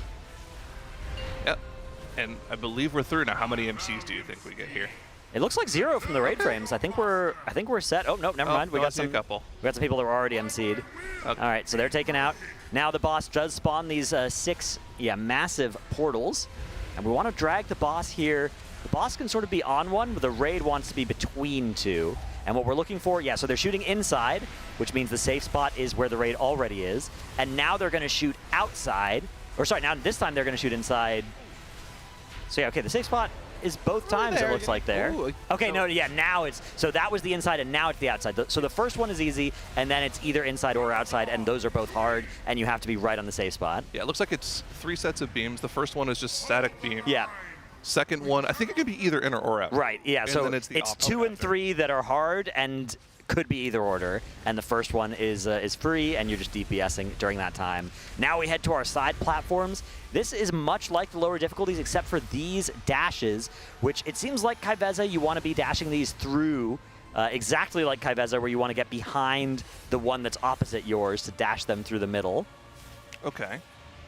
Oh, do we have a POV of the other platform, or is everyone alive on this one? I think it is, this platform is the only one with... Okay. Wait, no. There are people on the other platform, because there are people out of range here. They're all dead, though. We can see them on Darny's POV over here. Yeah, there's a... This is the only platform there's any action on. Dude, this is... So yeah, there you can see, again, the dash through the middle there. And now the Titan casting self-destruct. So that is the enrage of these side platforms, as the Titan does need to die before that self-destruct cast finishes. You get those taken care of, and that's the end of the intermission, and the second phase will begin. I like what they've been doing in some of the previous expansions, and including this one now, where one of the harder bosses in the last tier is kind of a callback to a previous boss, or maybe it's actually just a version 2. We had that with like Artificer Zymox in Shadowlands, and of course Nexus King here is the follow-up to Nexus Princess. There are some mechanical callbacks to it, especially here on Mythic with the dash through on the side platforms being sort of a Kaiveza mechanic, the looking at your oath being sort of a, not really a Kaiveza raid mechanic, but a Kaiveza delve mechanic, interestingly enough. The placing of the stars into the pole into the middle of the pole being similar to the Void, but it's like an evolved version, right, where now they also rotate and do other mechanics. Very much a mechanical through line, a consistent through line to this fight that I'm very happy to see. I like that a lot as well. One of my favorite raids, Crucible of Storms, only featured 2 bosses, but there was mechanical overlap between the 2, so you sort of learned a vocabulary of mechanics that carried over from boss 1 to boss 2. That was a good raid, actually. Yeah, it was sweet. Luna's one of the most underrated, and I guess you can call it an end bosses of all time, I think. It was a little overtuned. Dude, Unat was crazy. It was a rough tier as well, right? Because there were so many guilds, even like cutting-edge guilds, that were progressing Battle of Desire Lore still when that raid came out. And there were the Race to World First guilds didn't really even do a race because it was like the same weekend as MDI was that weekend, and so I think Liquid at the time, they just like did the first boss and then like AFK'd for a week before coming back and doing Unat. Remember, that was actually the first tier they even considered like streaming for the first time. It was just Max streaming on his stream. Yeah. I think I remember that. Max was playing Horse Boy. He was playing his like a Demon Hunter, DH, yeah, it was very good. I did a little bit of digging here between polls here. So, in case anybody was wondering, Echo's first Phase 3 poll looks to be poll 17. Okay. At 33.9%. Essentially on the graph, but like the boss is much higher than that. Obviously, it was like 90% heading into it. And they rattled off basically 15 polls in a row. It looks to be almost pure Phase 3s. Unless I'm reading this wrong, I mean, they hit poll 17 was Phase 3, and this is just all Phase 3 polls? Unless so this is their best. So their best is always going to be there. Okay. Yeah, the dashed line that you're there. Oh, I see. Okay. So there were a decent amount of P2 wipes still as well, but very few P1 wipes after they made it to P3, which is a nice place to be for sure. One of those sort of consistent progression things that you want. Yeah, Echo definitely have had a crazy day that obviously just ended a couple of hours ago for them, but they went from being 4 of 8 to 6 of 8 and in the lead on their day, smashing Soul Hunters and Fractillus in a very low pull count for each boss. So very, very scary competition here for Liquid. And the scary thing as well is Liquid only have the rest of this day, which we have half the day left, to kill Salhadar and get it into their vaults, and not only get Salhadar loot in their vaults, but also upgrade all the loot from all the other bosses to Myth 4 instead of Myth 3 in their vaults. So this is a high-stakes boss to kill before the reset, and Echo will have a full day when they wake up to make that happen, whereas Liquid only have half a day and are behind right now on the boss HP. So the race looking like Echo have an opportunity here, depending on how difficult the last boss is, to get some loot advantage and also just a progression advantage potentially this time around. Yeah, something like this happened last year with Sprocketmonger. Yeah, that's right. Sprocketmonger and this boss are very different. But it is a similar position where it's like, oh, it's the end of the reset, and actually Echo had an extra boss in the first reset than Liquid did. It was an advantage, but it wasn't insurmountable. Liquid were still able to win the tier. That was the first time that Liquid have ever beaten Echo after Echo took a mid-tier boss lead. That had never happened before. 4, hoping it happens again this time because Echo did get the world first on Fractillus. Yeah, and are still currently in the lead on Nexus King as well with the best pull, although by very small margins, right? They've gotten through. Yeah, I mean, they've done an extra phase, but it's not a long phase.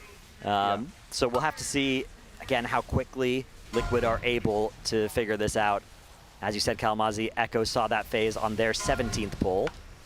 Based off of initial pulls, with Echo having one full day of progress tomorrow on this boss, what do we think our initial guesses are as to whether or not this boss is killable at all? I think it is. I mean, okay.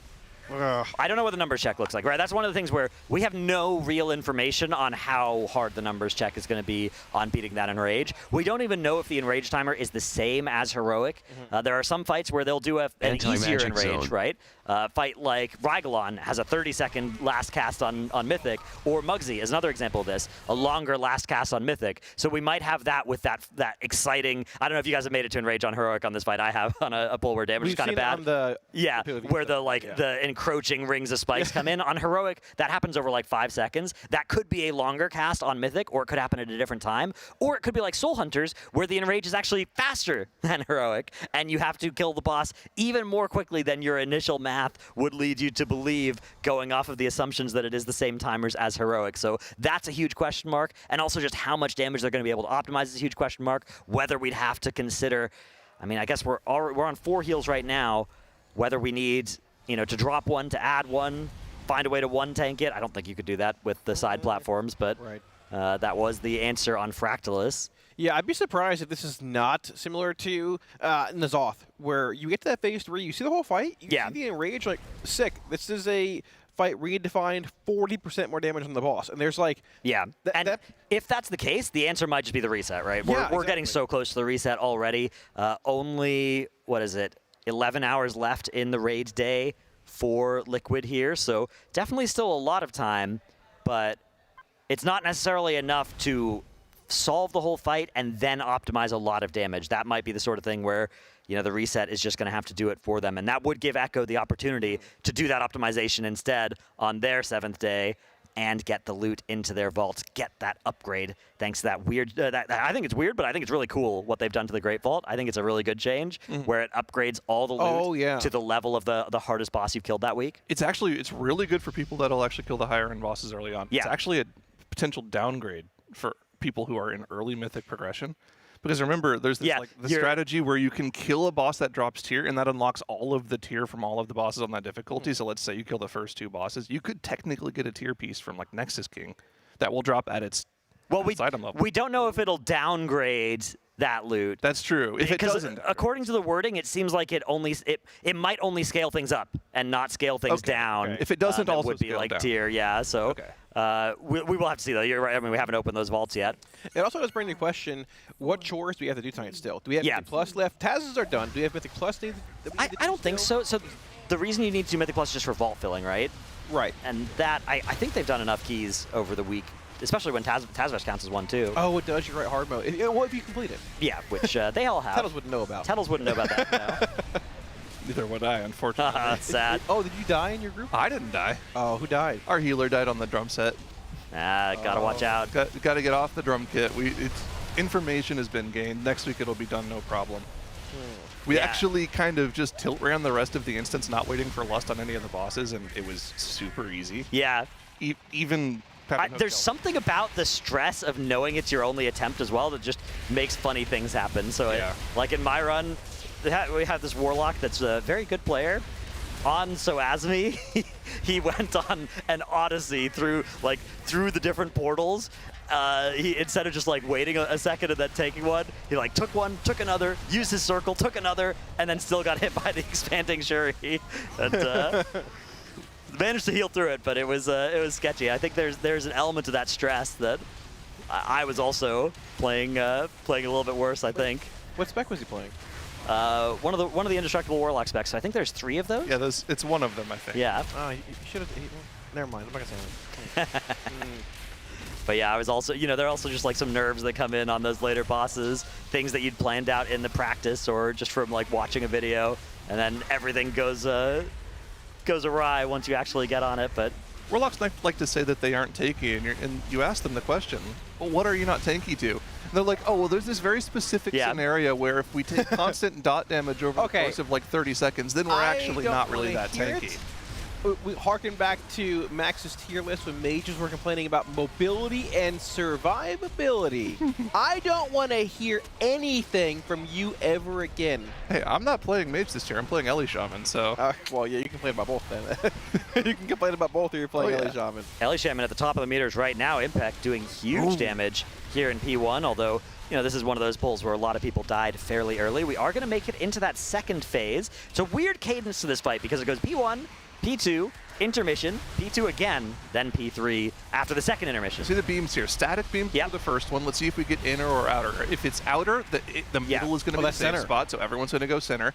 Then it's going to be inner beams next. I think the outer edge of the platform in between the portals is the safe spot. Yes, they've identified that perfectly with the gateway. All right. We're good to go. I think the beams are figured out now. Yeah, exactly. And the answer is go to the safe spot first and then gateway to the second safe spot, regardless of which order that is. Now here we have the side platforms. Again, with this many players dead, chance of success here is very low, but we can at least practice a little bit of these Reapers needing to get brought through. Boomy able to open his bags as well, check what's going on in there. And yeah, you can see these. You want to just exactly like Kaiveza, get behind the one that is opposite the ad that's targeting you, and that way you won't get double hit. But you do want to drag them through the middle ad just like that. So sort of an easier version of the Kaiveza dashes mechanic, because that had some more nuance to it depending on which strategy you employed, where sometimes you needed to go through, sometimes you needed to play close to yours. Here you can see Scott targeted by that, dashing it through the middle. Do all 4 need to hit it? I'm not 100% sure how that function, like what the mythic mechanic is there, but it seems like they're making all 4 go through the middle. Okay. Is that a tank only mechanic, or is that everybody? I think it doesn't target tanks, except for the case where a lot of people are dead, which is what we saw there. Okay, got you. Somebody in chat was asking for the combat text add-on that Scott was using. That is nameplate scrolling combat text. Ah, great add-on. Nice I to use know. it myself. It's very clean compared to the default text. I turn off the scrolling combat text. I get distracted by it when it's on.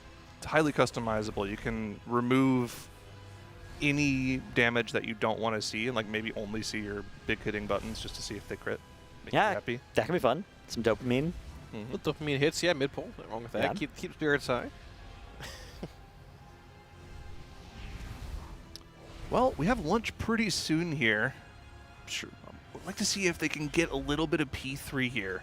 It'd be nice for phase 3, just for timers and things before lunch. Give the Yeah. analysts some data so they can break things down while they're eating. They can keep working instead. So we are close. I mean, we haven't seen a clean phase 2 platform transition yet, but I don't think we're far off from seeing it. Yeah, I think what we're still really working on P1 is the conquer, vanquish positioning while also dodging all of those lasers from the dragons. It is a bit of a minefield that you are navigating when that's going on. So even this opening pull here, that is a lot of raid damage on Mythic from that Decree Oathbound. Reminds me a little bit of like the Gallywix initial sequence where you just have a little bit of healing to start the thing off.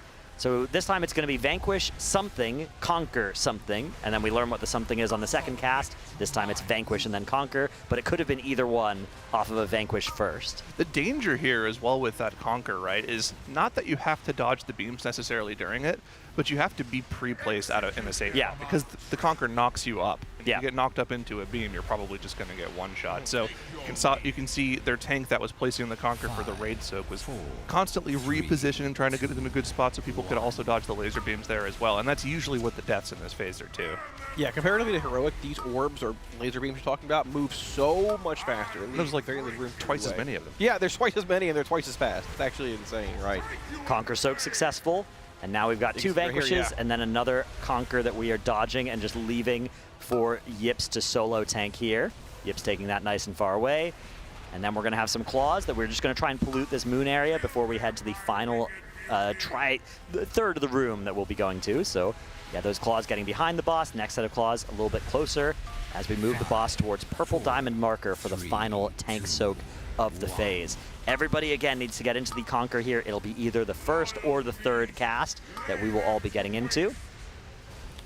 Likely the first that they'll try. Well, no. So yeah, vanquish here. So it's going to be. So it's not this one. This one is going to be nobody, and then it'll be the one in position 3, right? There will always be a conquer in position 1 or 3. If it's in 1, we do it in 1. If it's in 3, we do it in 3. And either way, we ignore all the other one, wherever it is, whether it's position 2, position 4, doesn't matter. Final set of ghosts there for everyone to deal with. Start the transition into phase 2. Anybody who failed their mechanic will get mined. I believe we see 2 people. It's a rogue and an evoker. But this is pretty good. I believe this is 14 people alive heading into the intermission, which is we can the biggest see number we've seen. Yeah. And we can get some good muscle memory on doing the gateway mechanic here. So first thing that's going to happen, boss is going to get dragged kind of on top of one of these portals and then aiming that first laser parallel to the ones just next to it. We've had some standing in the beam there. May have been just a called wipe happening. It looked like the raid was all standing in that beam, which is not where you want to be. A ping comes down, and then a ping. So maybe that was a ping of like, hey, instead of standing here, stand here. Yeah, not optimal. Now we know that for that beam set, the first beam is going to be the same every time. It's static, yeah.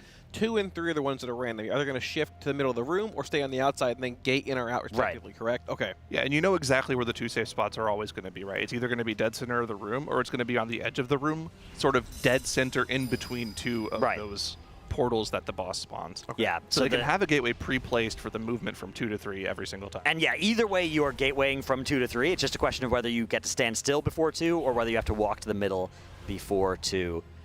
And that is definitely a phase that I think is going to look great, but be pretty easy to play. I would be shocked if we see many more wipes to people getting hit by those laser beams in P2. That seems like something that just can't really happen too much more.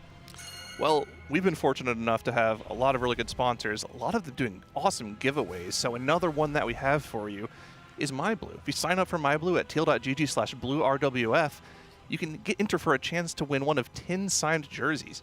10 of them, signed by the players. They haven't been doing that yet, but we also get to see them kind of start to sign them as they go towards lunch, go back to their desks, and the jerseys this time are awesome. You can see it on the far right there next to all those little MyBlues.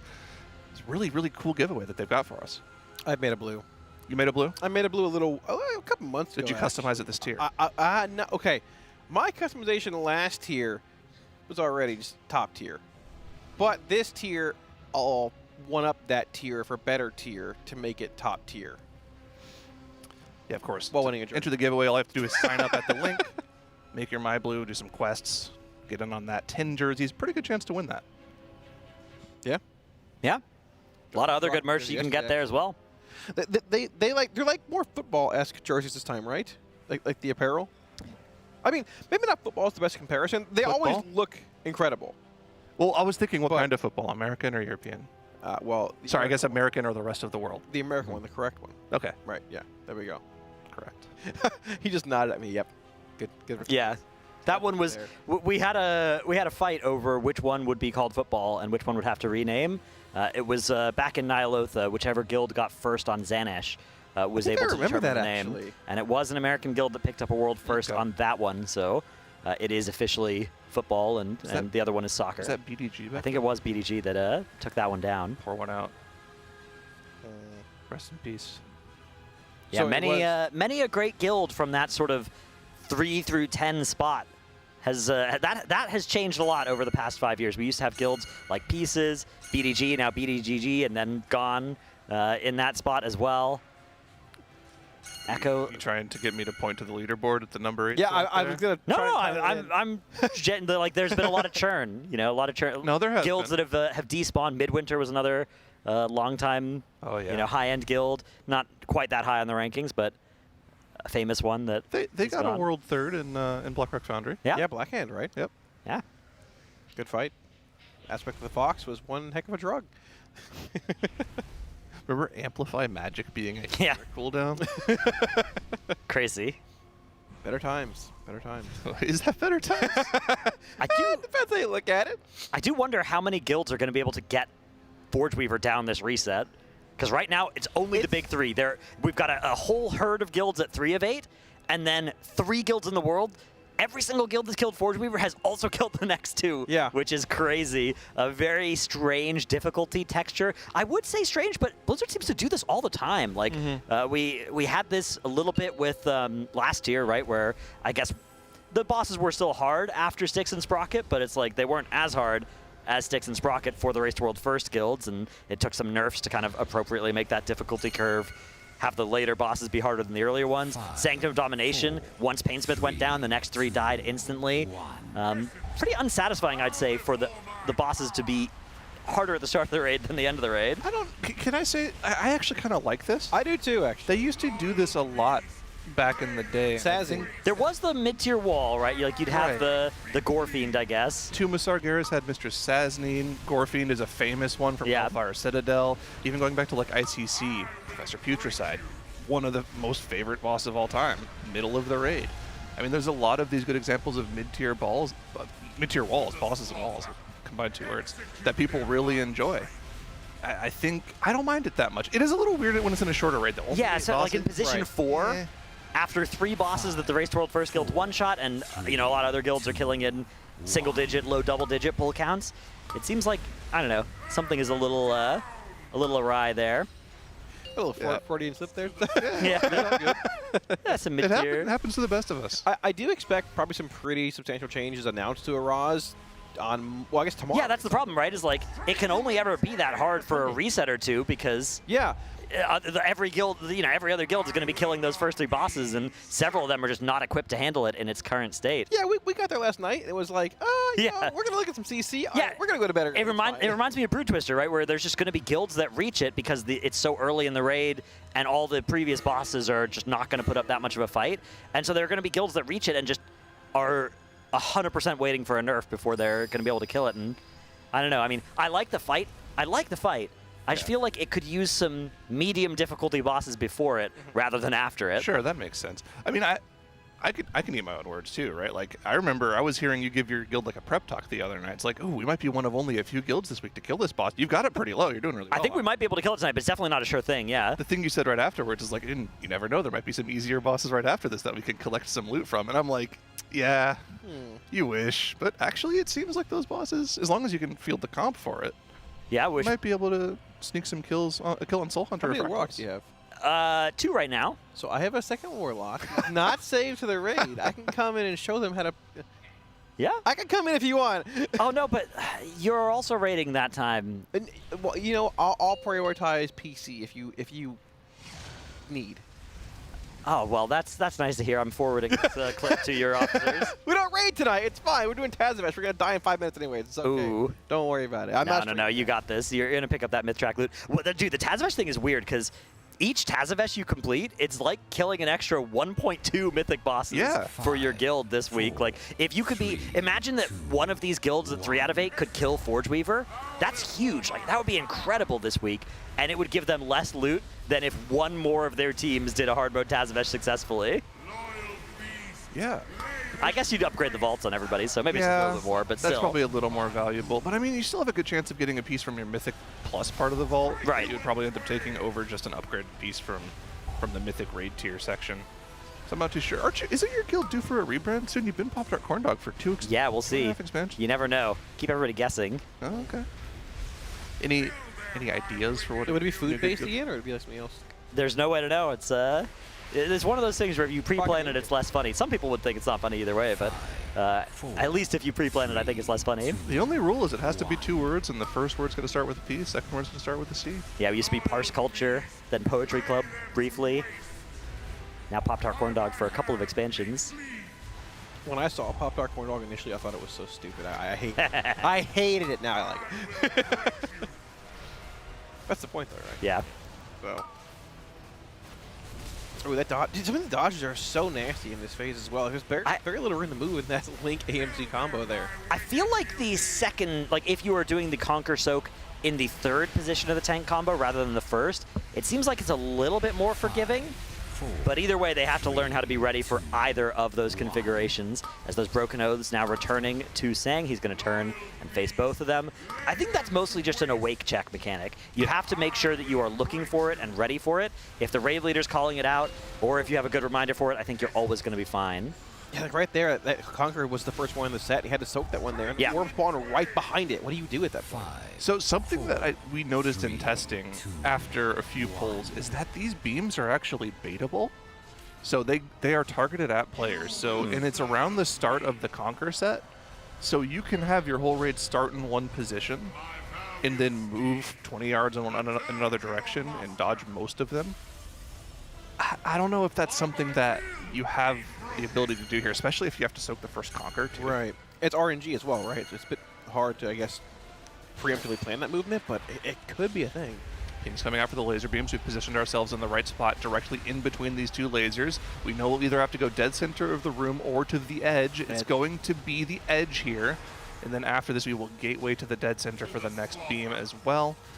And we're into the intermission phase with about half the raid alive. Yeah, I don't know if we're going to be able to kill a Titan on the other side of the platforms here. You probably see the whole raid go to one side, I would assume, barring a couple breaking off. Actually, no, we're doing an even split here.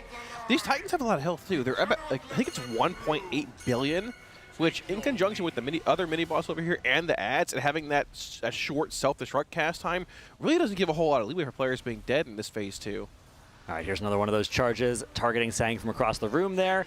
Is able to dash it nice and through the mini-boss in the middle. Primary targeting that Manaforge Titan, as that is the enraged timer of these side platforms. Does need to die before, so it reaches full energy, and then it will have a 10-second self-destruct cast. If that cast finishes, it is all over. This time around, it looks like we do have pretty much everybody alive. It looks like they just have sent everybody to this platform because they only had about 10 people left, and they were like, yeah, okay, just everybody go here, and let's see if we can do a platform at least, rather than trying to have 5 people on one platform and 5 on the other. Yeah, they might be able to make this check, actually. The self-destruct cast does begin now. They do commit Lust on this platform, though. I don't think we're going to beat this, unfortunately, but if they're committing Lust and using it as a progression tool right now, with everybody alive, we should see a phase if we can make it there. Making it there is the big check at this point. Yeah, the big thing is going to be if they have enough classes that can actually pop cooldowns there to funnel onto the mini-boss, and then also have their cooldowns back available again for the damage burn. That's going to be classes that have like minute, 20 minute, 30 cooldowns. Yeah, Arcane Mage looks perfect for that. I think that is a huge part of the reason why we're seeing 3 Arcane Mages in here. The Death Knight also pretty good at that too. The Evoker maybe can do it with Autumn. Maybe you send him with Dryny, and then you can get it there, because I know that Blessing of Autumn has been getting good value. One of the nice things about the Holy Paladin. Either way, a 30-minute lunch timer has been added to the screen here, which means we'll be seeing the Raiders starting to get up, get that lunch soon. And we'll be able to get some more progression in the afternoon. Hopefully some good progression. I mean, this boss looks intimidating. It looks very difficult. That Phase 1 looked pretty difficult. I will say, I feel like the intermissions and Phase 2 don't look that scary to me. Yeah. Unless the Massacres do a ridiculous amount of damage, which they don't seem to be doing, it doesn't seem like it's that difficult. The DPS check might be something that's a little bit difficult, but they only had 9 players alive on the platform there.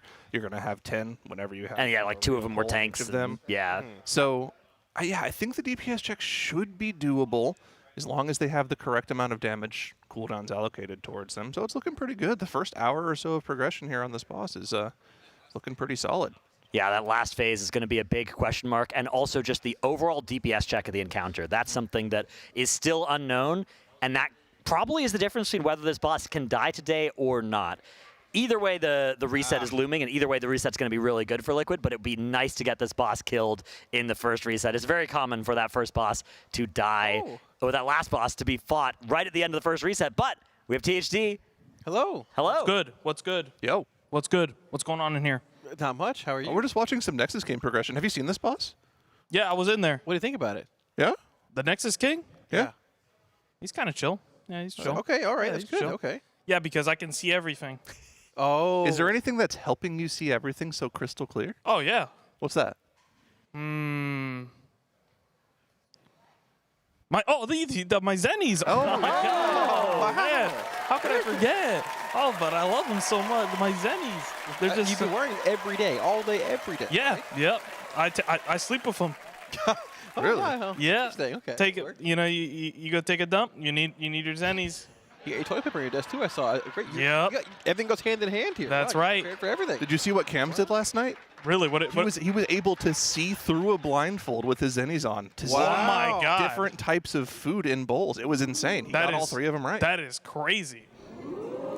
Did you know that you can get your own? How do I get my own? At TL.gg/Zenni. And guess what? What's that? There's a bonus. A bonus?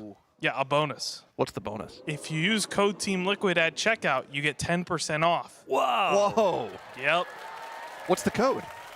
Team Liquid. Oh, really? And I use it at checkout? At 10% off. At TL.gg/Zenni. That's right. That's what he said. I'll go there right now. All right. Yeah. That's right. Well, I'll do it when we're on lunch break, actually. Oh, yeah, of course. Anyone want to try them on? Sure. I'll try it. Oh, okay. Okay. Their prescription. Be warned. That's okay. We're both Florida men. They should work the same, right? Oh, yeah. I mean, we're both slightly I blind. haven't seen you without glasses on. Yeah, that's Ever, right. Forever. Yeah. Whoa. Wow. Look at that. How do I look, dude? You look like a new man. See, he look like amazing, but your prescription is cooked. Whoa! But look how good he looks. Look how good he looks. I look like Neo. He's new. Wow, I like these. He looks like he gained 2 colors on his parses. Yeah. He went from like a green to a purple. It's not hard to do that for me. Maybe a gray to a blue. See what I mean? Well, don't get too out of your They're good. They're good. Wow, those are actually very cool. Yep. I like it. Thank you, THD. Have a good lunch. Get your own Zennies. I will. I will indeed. Thank you, THD. Wow, that was THD.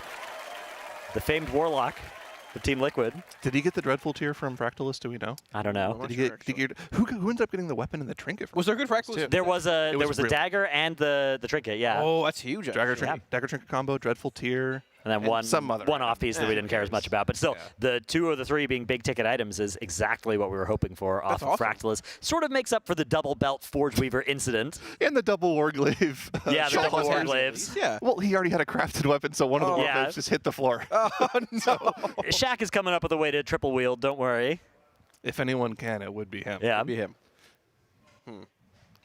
Well, not really sure.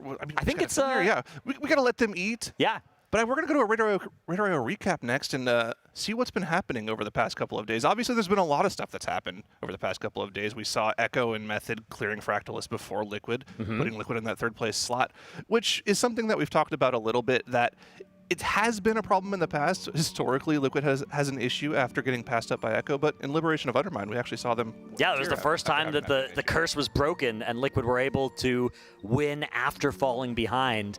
So that's something we're hoping will happen again here as we are progressing. Salhadar currently in second, but that first place, not potentially too far away. Hopefully something we can get in the next couple of hours. There are no guilds at 5 of 8 or 4 of 8. We were talking about this a little bit earlier. 69 guilds now, 3 of 8. Forge Weaver is absolutely brutally difficult for those guilds, something that very few of them, I think, will get at this reset. Soul Hunters is a question mark. I think that one will probably fall fairly quickly for the guilds that reach it. But of course, the time to do that this reset is very much running out. Only maybe ID, FSY, some of the Chinese guilds, maybe my guilds could do this. You could answer that question. I don't think so, though. I think gear makes Soul Hunters much easier. Yeah. Araz, not a chance. That is a mechanics check. Maybe the gear helps a lot. Like you kill the ads faster. You can commit to the boss more easily. You kill the collectors and get out of the intermission faster. Like gear is going to help. But it's just the starting point is so hard that even though it gets easier with gear, it's still hard after gear, right? Like it is still a hard fight. It reminds me of like an end boss in that way. So yeah, that boss is something else. Thanks though to RaiderIO for that recap. They've got a lot of great tools that you can see if you want to compare how different guilds are doing, based on pull count, based on time spent in the raid, all of those different graphs. This is the best part of the raid for it because now we're at that spot. These last 2 bosses, 3 guilds now working on them simultaneously-ish, although different parts of the world, so different sleep times, different wake times, but still, you get to see all of that progress, different guilds slingshotting into the lead and bearing the brunt of that progression, trailblazing responsibility now. Well, with that, we're going to be going to a break, but before we go, we have to thank our partners and our sponsors as well. Of course, Coinbase, our presenting partner, Alienware, Philips Hue, Blacklyte, Monster Energy, Zenni, RaiderIO, Wowhead, Warcraft Logs, and of course, our charity partner for this event, the Santa Monica Animal Shelter. Once again, thank you guys for donating all this money for a great cause. We're going to go get some lunch. We'll see you guys in a little bit. Excuse me. How much do you pay for rent in LA? I don't pay rent. I'm a professional World of Warcraft player. I live with my parents. Oh. Can we see your plays? I can show you where I game. So this is my setup. Nothing too crazy, but it does have my Alienware 2725Q monitor. Nice. Liking the vibe. Yeah, and then here I have my manifestation station. It's where I like to envision myself winning the race to the world first. Totally get that. What's that? Oh, that's nothing. That's just my Alienware shrine.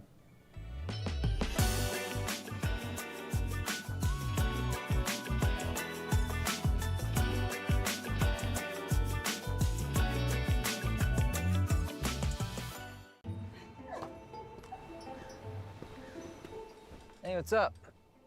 Why'd you want to meet all the way up here? Do you ever think about your future? How people might remember you? What are you talking about? You never know what tomorrow brings. What if I told you there's a way to see? Why would I need new glasses? Just put them on. I don't see anything different. They're just regular glasses. Huh, that's weird. It's almost like I'm seeing the future. Whoa.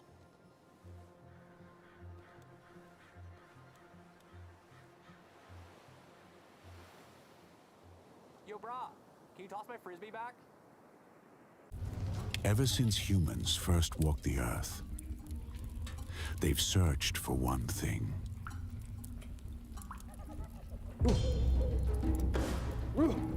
Civilizations advanced, yet suffering continued.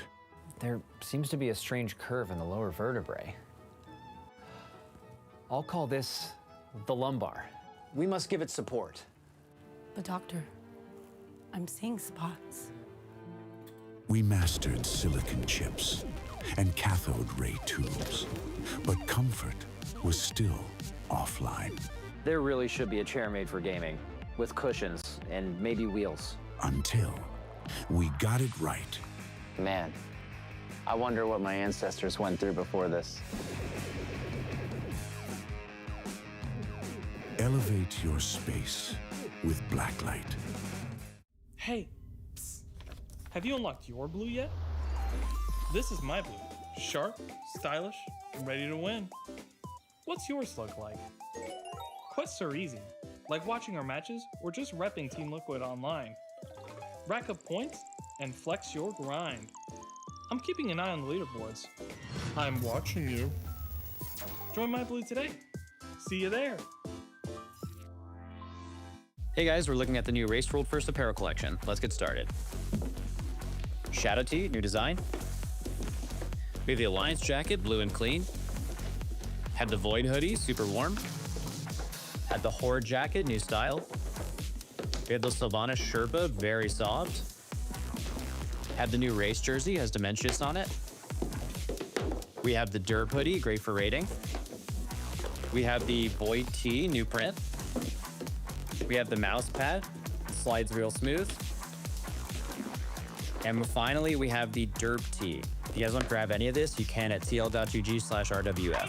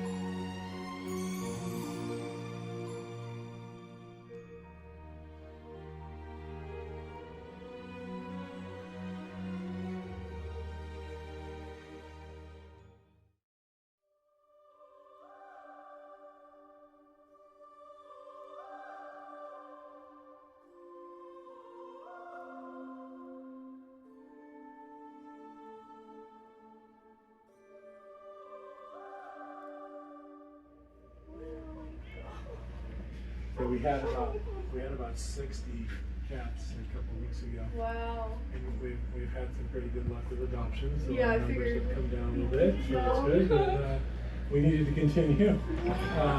Needed to continue because we still have plenty. But yeah, we saw at least some of them get good homes. So. Are there any adult cats or is this the Yeah, oh, yeah, okay. we have a few. You know, it's the time of year, the kitten season. You know, the spring into summer. You know, we get it every year. We know it's coming. You know, it's just the way the cycle works. Are they you siblings if they're together? know? Typically, we keep litters together. Yeah, so they probably came in as a litter, and we try to keep the litters together until they're big enough, and you know, then we'll separate, or they'll get adopted, hopefully. They're all pretty sweet. Yeah. They're pretty friendly.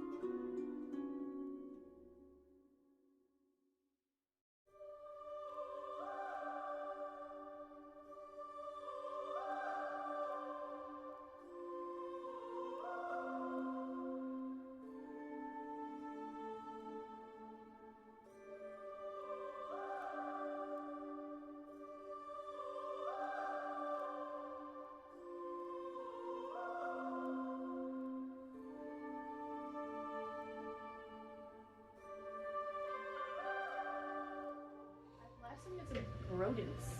Rodents? Not right now. Fresh out of rodents? Fresh out. Yeah, fresh out. Like I said, we had the We're live on tarantula broadcast was- now. Oh yeah. The tarantula was here. The tarantula got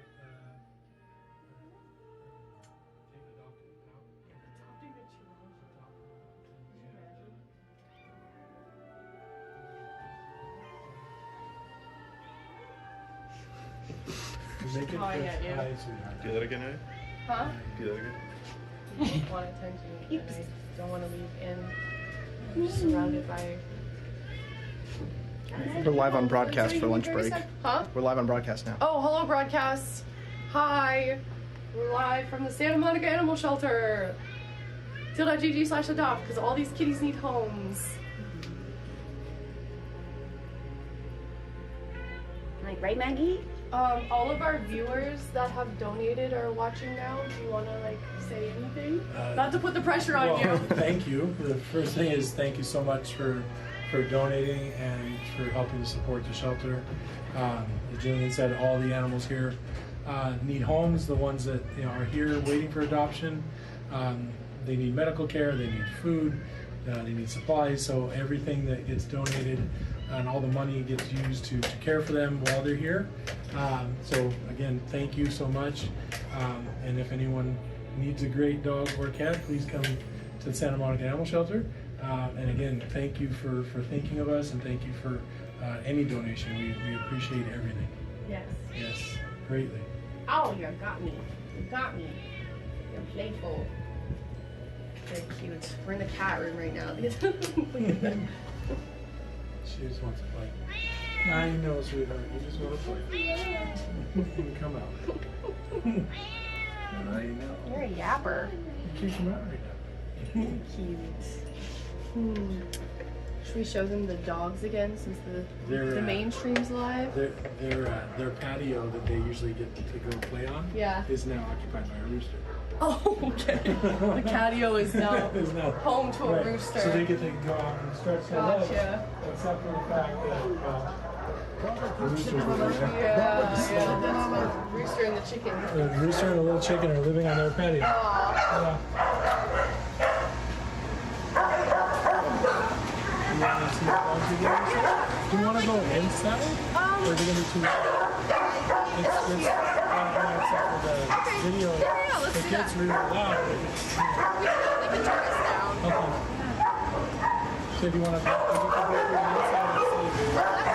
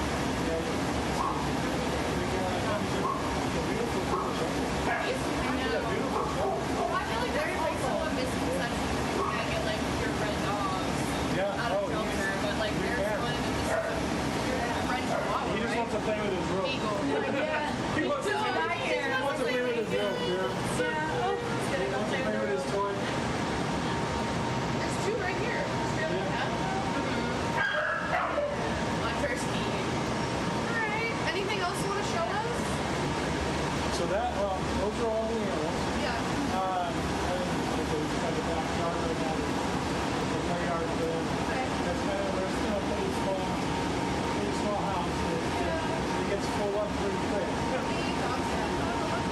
So, a couple weeks ago, we have 25 kennels in this building. We have 5 in the quarantine.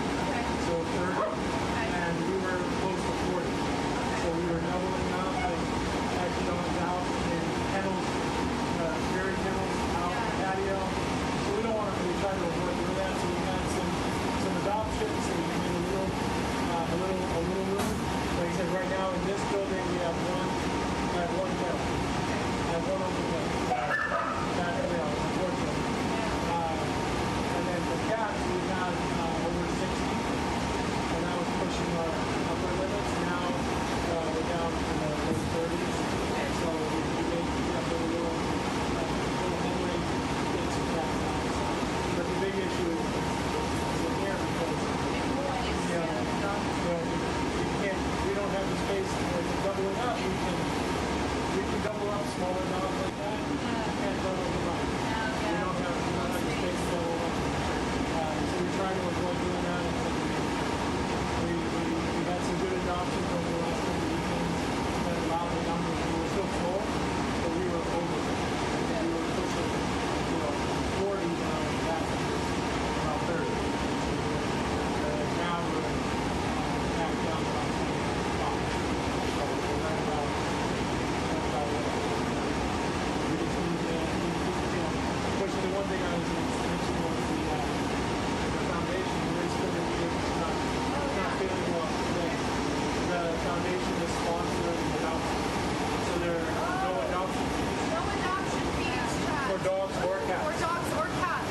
The foundation is covering it. So this conversation not near the fan. They can't really hear us that good. Okay. We go outside and explain that all. Okay. That's why we had a good push the last couple of weekends.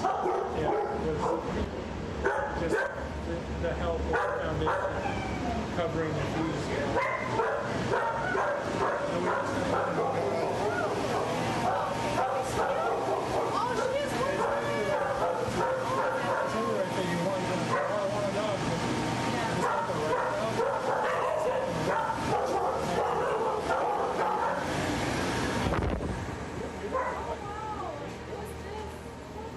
another one would probably just came.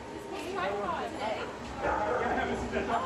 me neither. I have. You seen? I did. Just came in.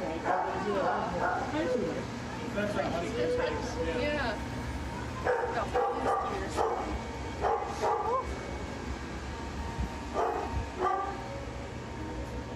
So as we were saying, no adoption fees right now. Right? Right. Okay.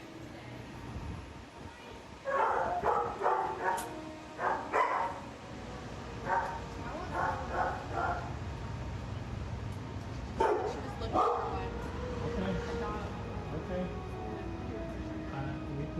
We can help. We can help. I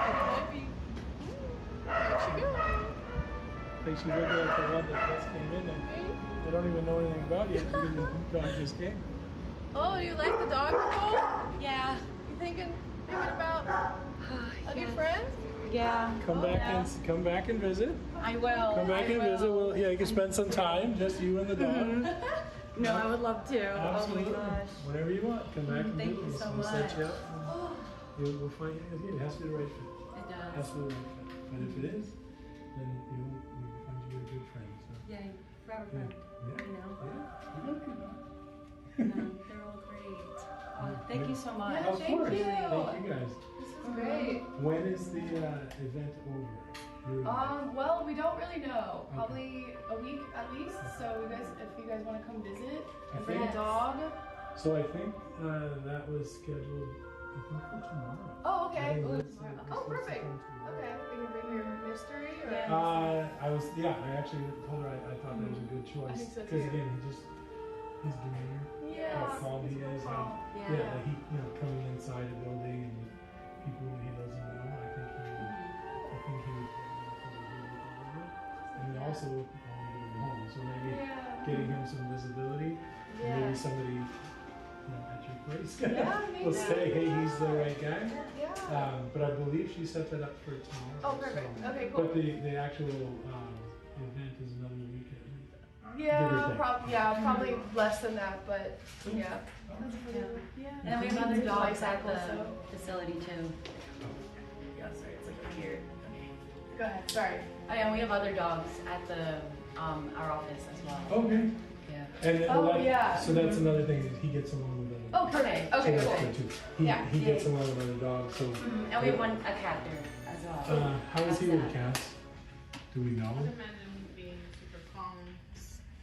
Pretty chill with everything. He's pretty chill, and I know he's okay with kids and babies, and he's been around. Like yesterday, I took him to the Clover Park event. Yeah. And a little 2-year-old boy came walking up to him. He was super gentle with the little boy. So I'm saying, I know with little kids, older kids, adults, obviously, other animals. Cats, I can't say for sure because I said we haven't shown him a cat. But we know for sure with other dogs, as in certainly people, he's fine. Okay. So, but I say if there's, if he doesn't like particularly, if we see he's not really liking the cat, then obviously we'll just keep him closer on the leash.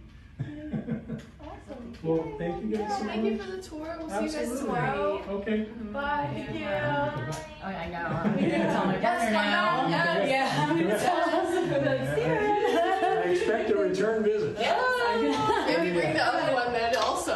Right? Yes. For Nepal. Absolutely. Bye guys. All right, thank you guys. Thank you. Thank you so much. All right. Yeah. Have a good day. That's nice. I'm so sweaty. I'll take my camera back. Thanks, Shane, for filming. You gonna take your furry photo?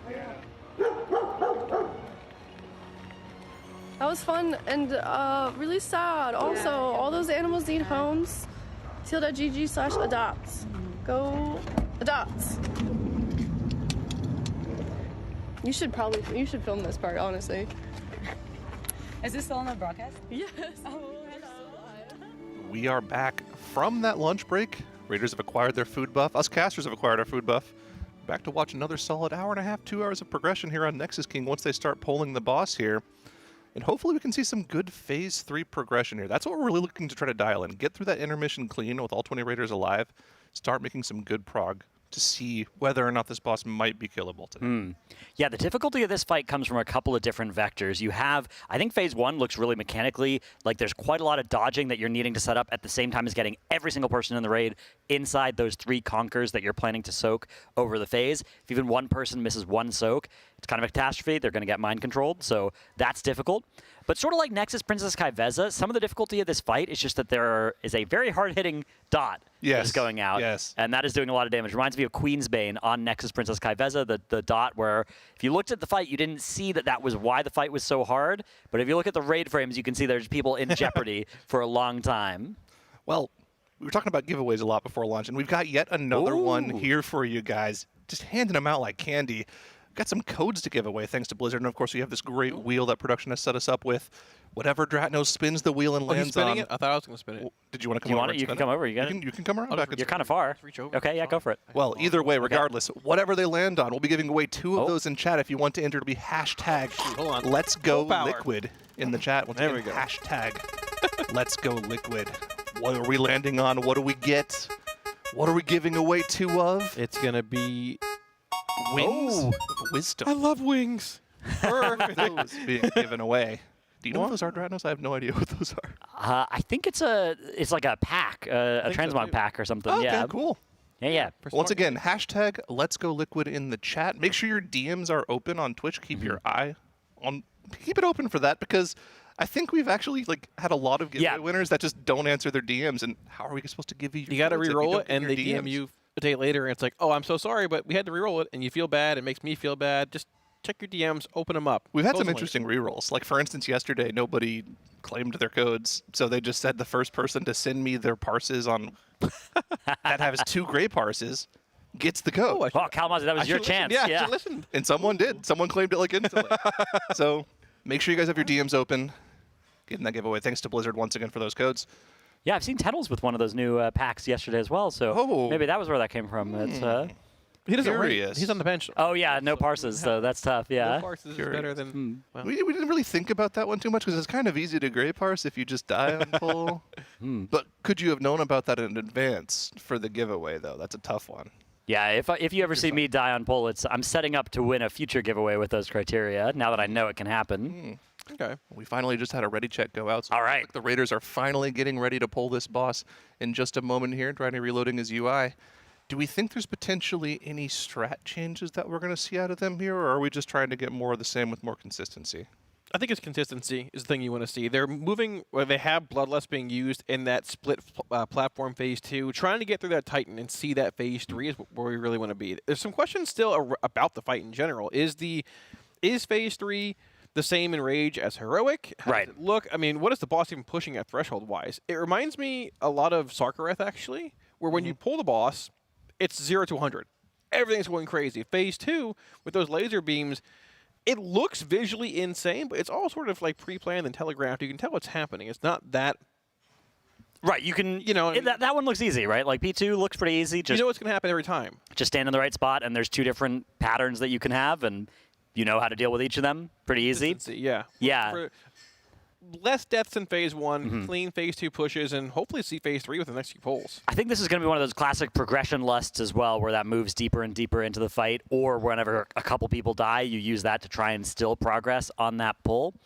I am a little curious about how the damage allocation is going to work into that burn phase on Voidwing, because on paper it makes sense to hit into that damage amplification on Voidwing.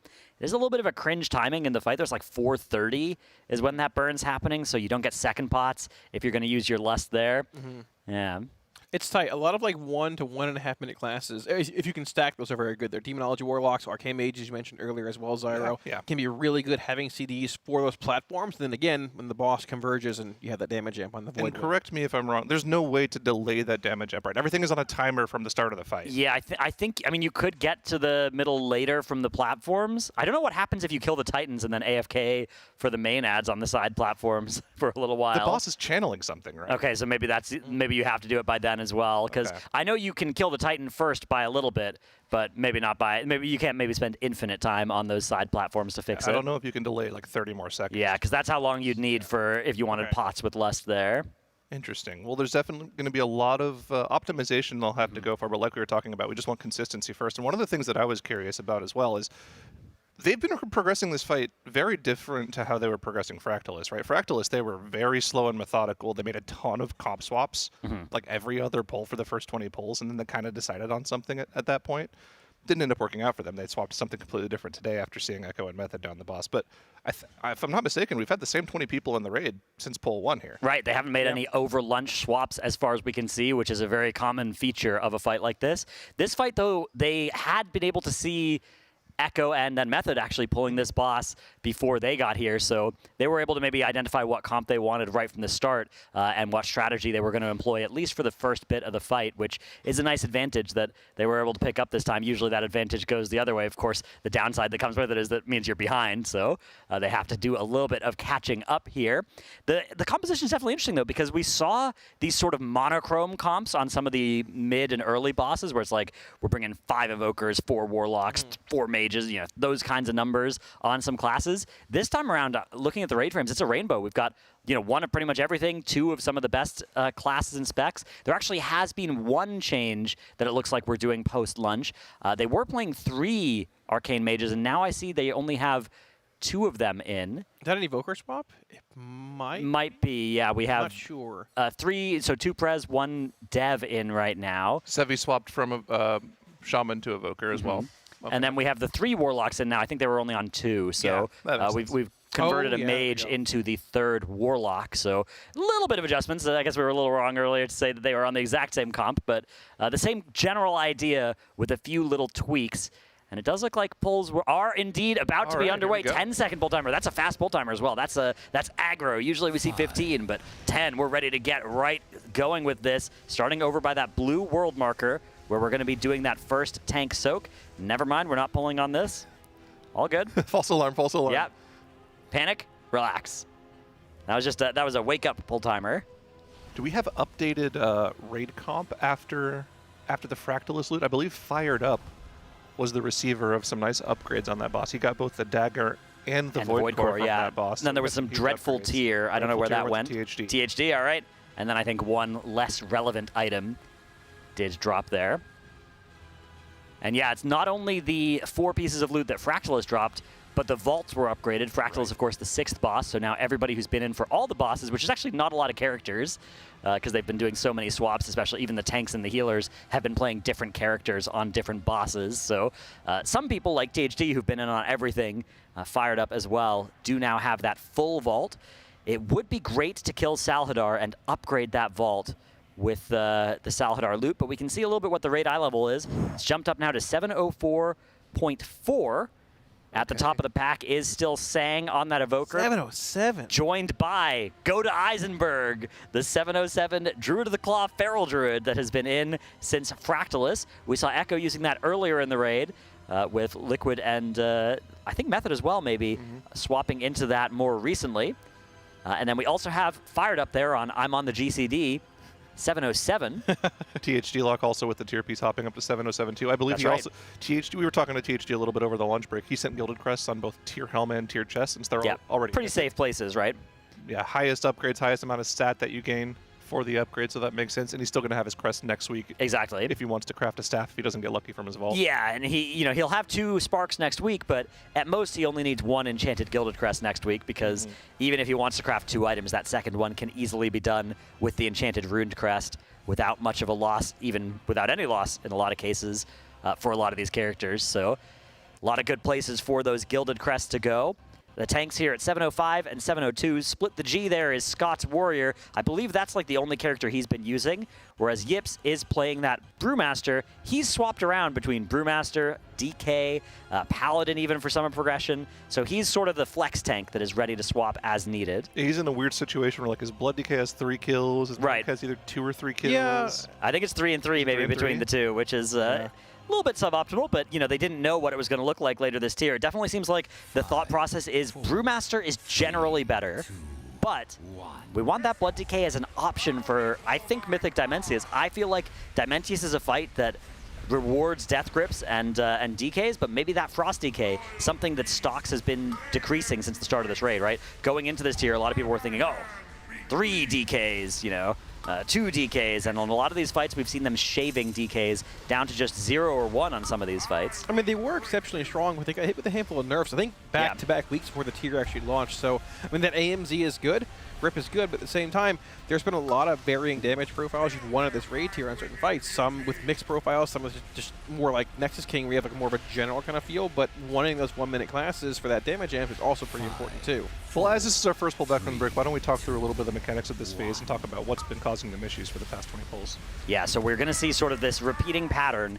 This is about to be the start of the next repeating pattern. So we're going to have these waves coming from those dragons at the edge, and then a tank combo. It includes Conquers and Vanquishes, rather. That also can sometimes vanish people if they get hit by it. The Vanquish is just a tank thing that's a big cone, gets aimed to the side, and 1 tank soaks it. The Conquer needs to be soaked by the raid, though. You start the fight with 3 stacks of Oathbound, and there are 3 tank combos in the phase, and each time you get hit by a Conquer, you lose 1 stack of Oathbound. If you haven't lost all of them by the second phase, you do get mind controlled, so you need to be in 1 Conquer per tank combo. What they've done here is they've identified that there will always be a Conquer as either the first or third, or sometimes both, but I think you'll at least have one of those in that tank combo, always in position 1 or 3 in the cast sequence. So the call is, we are always going to soak it if it's the first one, right? If there's a Conquer in position 1, we're soaking that Conquer as a raid. Otherwise, we're soaking the one in position 3 as a raid, regardless of what because the other casts can move around as well. So there are a lot of different configurations, but all of them are either soak a Conquer in position 1 or soak a Conquer in position 3.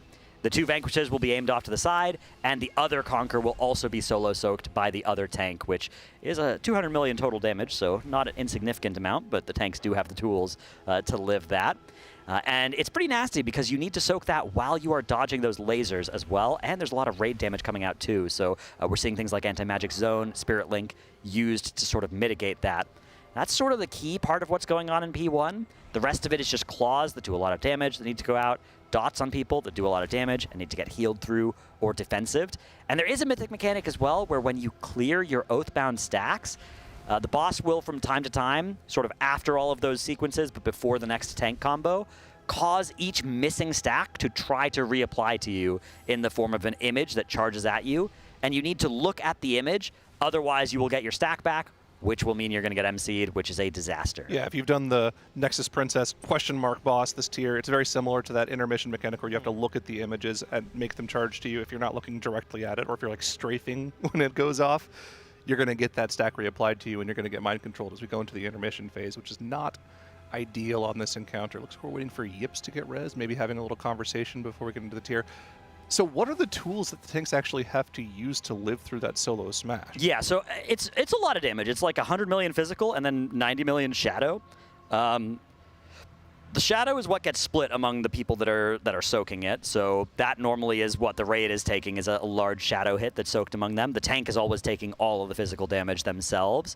100 million physical does get reduced a lot by tank armor and stuff, but we're looking at effects like a big shield from the Celestial Brew. Yips will have for every single one of those, and then things like dampen, maybe diffuse for the magic part, maybe a fort brew is up for some of them, but also externals, time dilation, very strong against that, basically negating half that damage because you don't care about the dot afterwards, you can live that.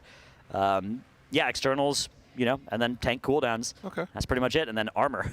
Make it happen. So it's not really that big of a deal. Yeah, I mean, it has caused deaths, but when the cooldowns are pressed on it, it's totally fine, yeah. Would have been something nice for ZenMed, but that's unfortunately, I think, gone now from the game, this patch. It's kind of hard to tell when looking at the encounter what is picking off individual players. There are some more obvious ones, like we just saw in that poll. Sometimes it's the laser. They had the first Conquer with a close laser spawn right on top of them, and we saw Fired Up blink out of it, but not everyone else has a blink. So they lost like 5 or 6 people to that. That's pretty much worst case scenario when the close laser is on top of you with that Conquer. But that dot damage is scary. Similar to Nexus Princess Kai'Veza, I'm pretty sure the way it works is it's 2 mil dot ticks every 1 second for 8 seconds, and then the final dot tick overlaps with an explosion at the end, just like it did on Kai'Veza. So it's another like 7 mil explosion at the end. You're taking like a health bar and a half over the course of 8 seconds, just like Kai'Veza was. That's a nasty amount of damage to deal with when there's also claws going off, when you have to soak the Conquers, when you can get hit with a stray beam accidentally. There's a lot of damage going out here. And so when it comes to Conquers in Phase 1, let's say you miss one of your Oath stacks. Like you actually clear it, but a ghost goes through you and you get your stack back. You're able to soak a later one correct, but you're going to have a weird sequence of damage taken. If you soak a later Conquer without an immune, you're dead. So if you're a mage or something, it's okay. Right. You can ice block in one later. Not okay, but it's at least salvageable. If you're anybody else, it seems like there's basically no recovering missing a stack on this one. Yeah, there's only 3 combos in this phase, right? So you can soak the second Conquer in a combo with an immune or something, but yeah, doing it without that, you're taking 50 million shadow damage. That's quite a lot to try and survive. Here's the vulnerability. It's actually more than that, yeah, so you're taking 250 million shadow damage. Yeah, so that's quite a lot. I mean, if more people have to do it, you could try something, but it's one of those things where you're talking about a lot of coordination to try and recover something that should never happen. But we know what's going to happen with the Conquerors. It's always 1 or 3 in the soak. Right. So here's 3. Right. And this one everybody should be in except for Yips. Okay. And actually THD does go down there. Yeah, he got stunned by one of those. I think it was the Vanquish actually that stunned him, right? That's what stuns you. Arg. Yeah, that comes with a little knockback as well. And then I think because he died with stacks, he got MC'd. Is how this fight works. As long as you have those stacks of Oathbound, any death except for jumping off is going to lead to you getting mind controlled. You can res him, but he's guaranteed to get mind controlled on the intermission phase now because he didn't get rid of that stack. Right, because you can't clear because Well, it looks like maybe he got res without any stacks. I can see him there on the frame. Oh yeah, so maybe. This is maybe a little bit more friendly than some versions of this mechanic where, yeah, it looks like dying and getting res, you actually have them all cleared. So here comes Conquer number 3, or ability number 3, Conquer number 2 of the set. That one is going to be the raid set. Again, the Conquer in position either 1 or 3 will always be the one that they soak. Second set of blaze lines coming out here, and you can see they're trying to do these mechanics in different sections of the right. They'll use 3 major sections. Once they're done with the blaze lines, we go to the final section of the room. You can see great POV of Shakib dealing with that ghost mechanic where he has to look at them as they dash through your character to make sure he doesn't regain any of those Oathbound stacks. And we're into the 3rd section, and this is the tough one. Remember, if it's in position 1, the raid soaks it. They got through the Conquer with everyone dodging the... Oh, and a turtle as well, looking like Malarkus is going to be able to clear his stack there with that second hit. Clean. And we're through the third Vanquish set. Yeah, let's see if anybody gets MC'd here. We do have to look at our oaths, avoid them haunting us. Very good. Shaq has done that successfully. Looks like the rest of the raid has a couple of people still with stacks. Let's see. Yep, there we can see a couple of MC'd people. Do need to get killed off before this phase starts here. Yeah, that's a lot of hostile characters. But 17 players alive into the intermission. This is the most we've ever had. Some of those alive people are MC'd. And yeah, the rest of the raid is going to be in some trouble here as those people are using their abilities in the wrong way. They're helping Salhadar instead of helping the raid. Yeah, unfortunately, we're not going to be able to see any sizable progress there. I think what may have happened is people may have regained their stacks from that last set of spirits that are trying to reinfect them with those stacks. It is 3 that you have to look at the end there, and that is a lot of spinning your camera around, noticing where all of them are spawning. Got to do some Kaiveza to practice that. Keeping it moving along with the giveaways here. We're nonstop with these. We got them coming all over the place for you guys. So we've got Philips Hue giving away some starter kits. 10 winners will receive Philips Hue starter kits. If you want to enter the giveaway for that, it's teal.gg/Hue in the chat. US only. Comes with 2 smart bulbs and a switch for that as well. So make sure you guys sign up for that. If you love the way our broadcast has been looking, we got lights all over the set. We've got them back in the caster room. Yeah. Providing great mood lighting. Yeah, you were for us using your light last night, I saw. Actually. I was, yeah. It's very nice. It's very nice. I got it behind my monitor. Ambiance, yeah, exactly. Give me some nice, ambiance Yeah. is a good term for it. Yeah, it's good to aim one of those lights at the wall and sort of get it bouncing off the wall, giving everything a nice, I have nice mine glow. pointed directly at Tettles in the brightest light imaginable. Yeah, that's good. That's good tech as well. Did you download the app and start setting it up as well? I haven't, but Aya did. Aya did, yeah. That's very cool, yes. I was hoping to blind him in his progression, but he just sits on the bench all the time. So, that is the name of his podcast. That's right. It's true. A little bit of foresight from Tettles here. Not too bad. Yeah, they're sort of like the, you see all the world markers we have around the Salhadar room here? All those different colors, you know, you can put wherever you want, be whatever color you want. It's basically like in-game Philips Hue lights. That's how they work, right? You just put them anywhere you want, pick them any color you want, change them around. You use it in your room if you want to indicate, you know, if you want to set up a plan for the morning, go to square marker first, brush my teeth. Yes. You know, go to circle marker, get the coffee out of the coffee machine or whatever morning people do. I don't know, I'm not one of them. But if you wanted a morning routine, you could use much the same strategy as we're using on Salhadar there with your Philips Hue lights. Yeah, no, you really aren't a morning person. I had to think about it for a little bit. Yeah. On MDI show days, he'll show up. He'll show up to our call time. It's 8 a.m. with a blanket over his entire body. He'll do his sound check and be like, "All right, I'm going back to bed." That's right. For 2 hours. You know, I do have a shift tomorrow morning. If you'd like to. I think he's busy that day. I am unfortunately busy forever on that time slot. I did a morning one I think yesterday. I was oh yeah. Thanks to Monster Energy, it was possible. Oh yeah. Morning shifts are fun, but it's great because Jack and I typically have them after their morning show, and they're already wired. Yeah. Just fully ready to go. They've been talking for an hour. I'm like, us late night people are kind of please, yes. This is like midnight sleep for me right now. Dude, it's great. If you're on a shift with Jack and I in the morning, you can get some micro sleeps in while they're going. Yeah. Yeah. Catch up. Are you a subscriber to that sleep theory where you can just take like 6 15-minute naps throughout the day and that's all the sleep you need? That's a good theory. THC, why not? Yeah. Yeah, it works great for him. Dude, every time THC is always like last person to leave of the Raiders, first person back in the morning doing an extra key or something or a delve. High passion gamer. I always remember after Nyalotha, they got the world first. Everybody's celebrating THD. Island Expeditions right away. Yep. Get in there. Got to get that neck level up. Same thing happened after Eternal Palace. We didn't win that race. We got second, but then we went out to get drinks at a pub since we were in the UK. That's what one does. And he's like, "Nah, I gotta farm pearls for my alts." Yeah, that was a good tier. Benthic gear was underrated. Ugh, I hated Benthic gear. I didn't like farming the pearls for it. I liked the concept. I didn't like the just RNG of like, okay, open this box 100 times till it procs avoidance or a socket or whatever. That's fair. You didn't have 20 alts to just feed pearls to your main? No, not at the time. What about my alts gear? Those were back in the expansions where alts were a little bit less fun, right? Because it felt like any time you spent on your alt, you could have been getting AP on your main. That too. Those expansions. Now I love the way the Warband philosophy works, where it's like, hey, go do stuff on your alts, right? Like you have a limited list of things that you're going to want to do on your main, and once that's done, Warband away. Would you be open to AP coming back, but with the Warband system, so it's account-wide? Maybe, yeah. I mean, I think that I feel like if Blizzard did it again, they would do it like Renown track style, where there's like a weekly cap that increases per week, and you get to that cap and then you don't earn any more. You know, people always say when it comes to the Race to World First, they're not a huge fan of the massive amount of splits that you have to do.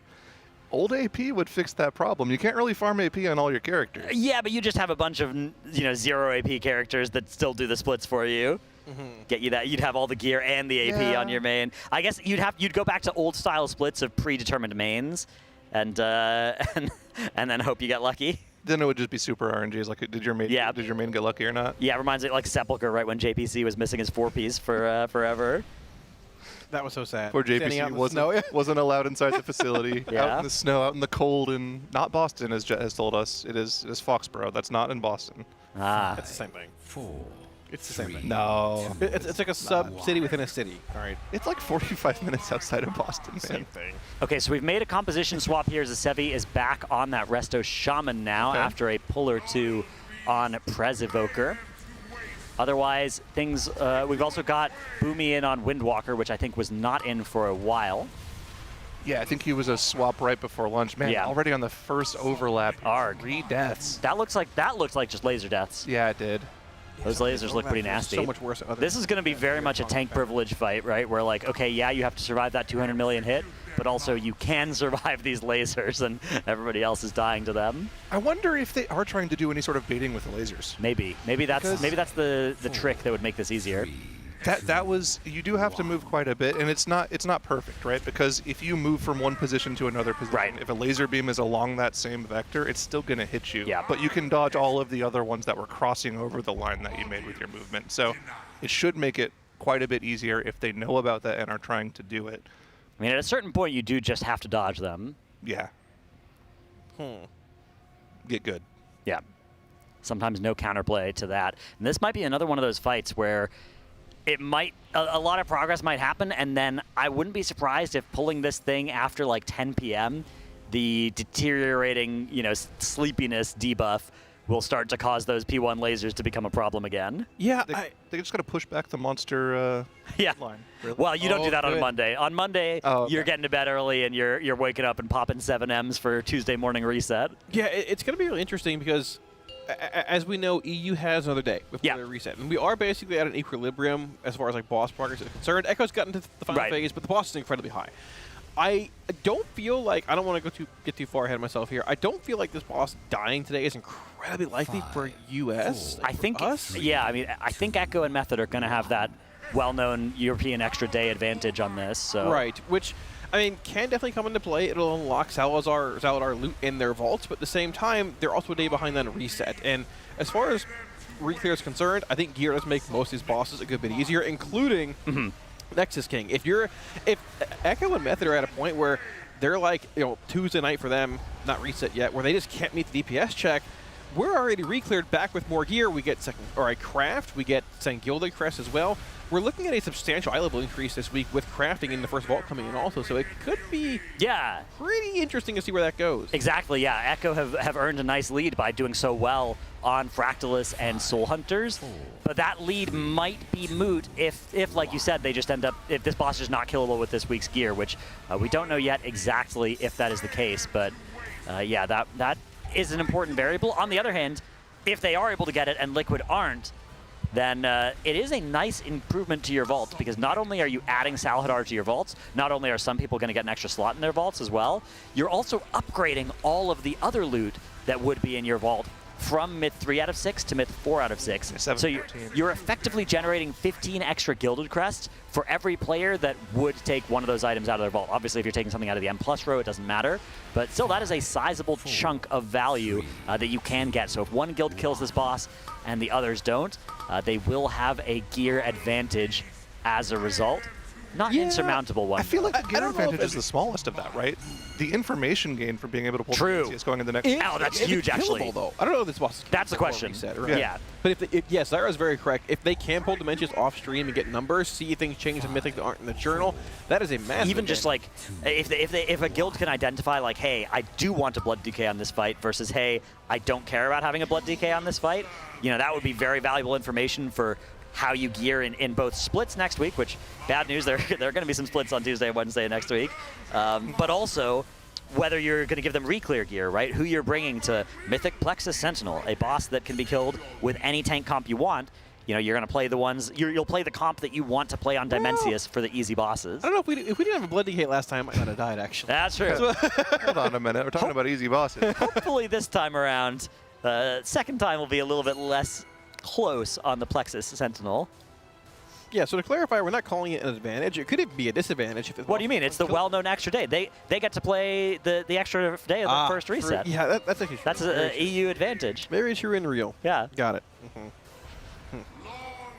You're baiting them so hard right now. What do you mean? I didn't mean to bait anybody. I looked down there's fighting. Where's the soundbite? Brandon was going, the old gaslight technique. Oh, man. Yeah. So, yeah, those phase 2 beams, they do look visually, like, incredible. They're very, very cool, but they are telegraphed, just to clarify. So the first set is always going to be in the same pattern. Set 2 and 3 alternate based on the safe spots in the room. So they're going to be safe in the center or safe on the outside for 2, and then the opposite is safe in 3. We believe they're always gating set 2 to 3 regardless into the center or back out to the side, but they do look visually very, very cool. Yeah, outside of the initial like wow factor of the laser beams, they're pretty easy to deal with from what we can see. We're assuming the second set of lasers that you get after going to the platforms is probably similar. It might be a different pattern. I think it is the same, yeah. It's probably very likely to repeat. The thing that we're having the most issue with right now is just individual personal responsibility deaths. Yeah. Right? Dying to laser beams, not having a personal up if you get hit with a dot. That dot trucks. Again, I was talking about that 2 million damage per tick for 8 seconds and then a big 5 mil hit at the end. So it's doing like 25 million damage. These players, the Clothies, have like 13 or 14 million HP, so that's like double their health bar that they have to deal with over the course of 8 seconds. So it's a lot of damage, in addition to everything else coming out. Of course, anyone that fails their ghost mechanic is just MC'd and dies on the intermission. So every single player in the raid has to make sure they do that properly. There's a ton of personal responsibility in the first 2 minutes of this encounter. I want to take a quick look at the world markers we have here. Look at how there's sort of 3 triangles of these world markers, but unfortunately we only have 8 world markers, so that purple and star, we don't have a corresponding third part of the triangle over there. I assume those are phase 3 world markers. I believe Echo were replacing world markers during P3 to indicate where stuff goes. That seems like a responsibility that hopefully... I hope there's a way to do this fight without having to do that. There's been some fights where you replace world markers, like Ansurek, where you just you needed more than 8 for doing that fight. And if this fight is another one of those, I am not going to be happy. Do we just break out the old smoke bombs? Let's go around. Maybe you could use the ping and just ping, but even that doesn't really. The permanent world markers are really valuable if you have precise placement locations for some of these. So that sounds like a Boomy job. He's yeah, really good at that. Boomy, Yips, somebody like that that's just forced to be the marker dropper. Often somebody whose job, it's helpful for the rest of the raid. Very cringe to be that person. Have you ever been that person, Kalamazi? No. I am a... No. I did it once. Kalamazi is not only does Kalamazi not place markers, he doesn't look at them. He's a warlock. He doesn't. It doesn't matter. He is the marker. Yeah, he just very true. Yeah, just dark pact. Doesn't matter. Don't have to do any of those things. I did markers for Odin spreads. Ah, that boss. I do remember that boss. I thought Odin was a horrendous boss. I thought it was a great boss. I didn't like it at all. Everyone feels the way. I didn't like it at all. I liked it. Guarm was good. I didn't. I liked Helia. I liked Helia. That raid was 3 bangers. I don't know what to tell you. Yes, 3 great fights. Odin might have been a little too easy, but still, it was a good intro fight for the raid. I didn't like Halls of Valor. It was too yellow. I didn't like it. That's fair. Only the first.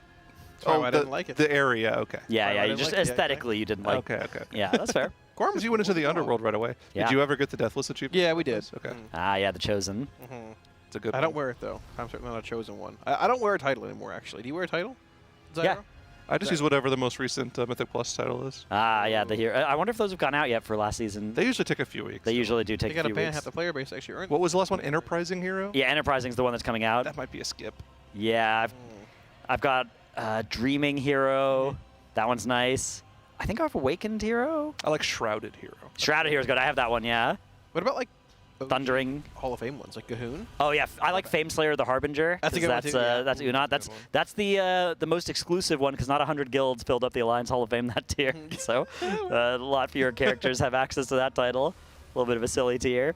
I like Contract Killer, the new Kaiveza one. Ooh, that's a good one. That's a great one. I don't own that one. Do you guys have Undying or Immortal? No. No, I didn't play back then. Oh.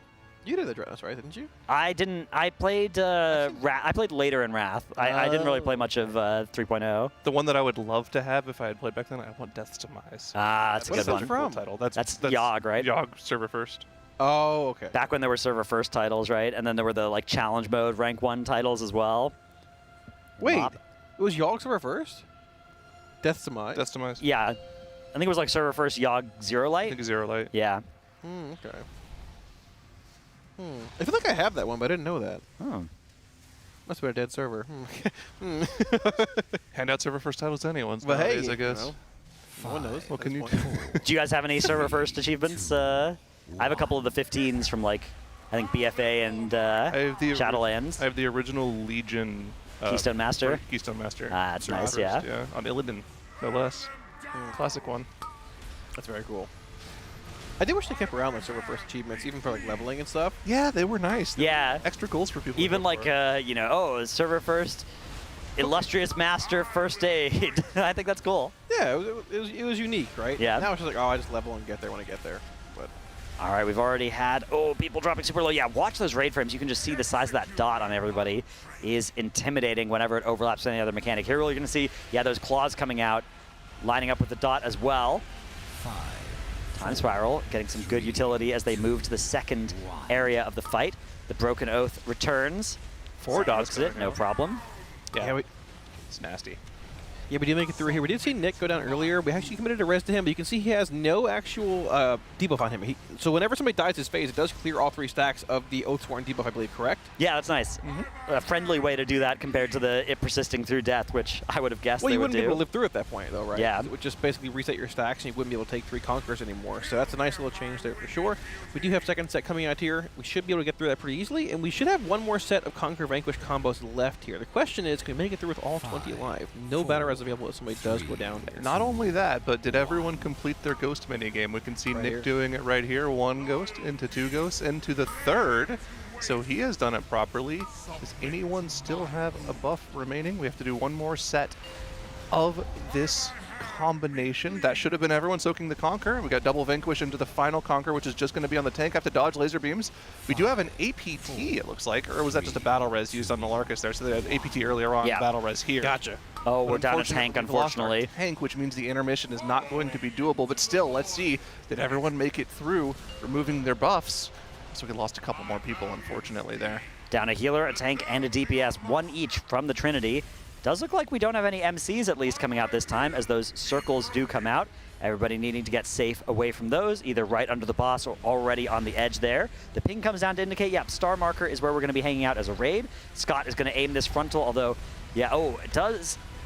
It looks like they've managed to cancel the breath on the boss there by having a taunt from another player, which is important, actually. You want to do that if your tank is dead, because otherwise you're going to be taking double damage from it, and it's going to blow up your raid. But they're going to have to do it again here, and I don't know if they're going to want to sacrifice another DPS to try and make progress here. I don't know if progress is even possible. Oh, actually, we're not even going to get a tank breath here, so that's nice. We're going over to the sides. We will when we get back, I guess, and we don't have yips still, so brutal. So you can see based on the timing that we were talking about before, as you start the intermission, Nexus King starts to seal the Forge cast. You can see in the top right there. And presumably, if he finishes that cast, you've wiped. So you can kill the Mana Titans on both platforms before their self-destruct cast goes off. But if you haven't killed everything else and can't pour it back down, I'm assuming him finishing that cast will also wipe you. Yeah, I am curious if you can delay a bit, though, if you beat both the Titans on this platform. Similar to like Raziath, I guess, in a sense, with her cast in that intermission. If you can delay for 10-ish seconds, you might be able to get another set of minute and a half CDs in that boss burn, though. Yeah, you might want to exactly milk that Seal the Forge cast until a second or two before it does finish. It looks like, okay, yeah, there's a shield icon I see on that thing in the middle, that purple shield. Maybe that's what you clear by dashing through it with enough of those side dashes. Maybe you do need all 4, as it looks like at least 1 went through, but that shield is still present on the ad.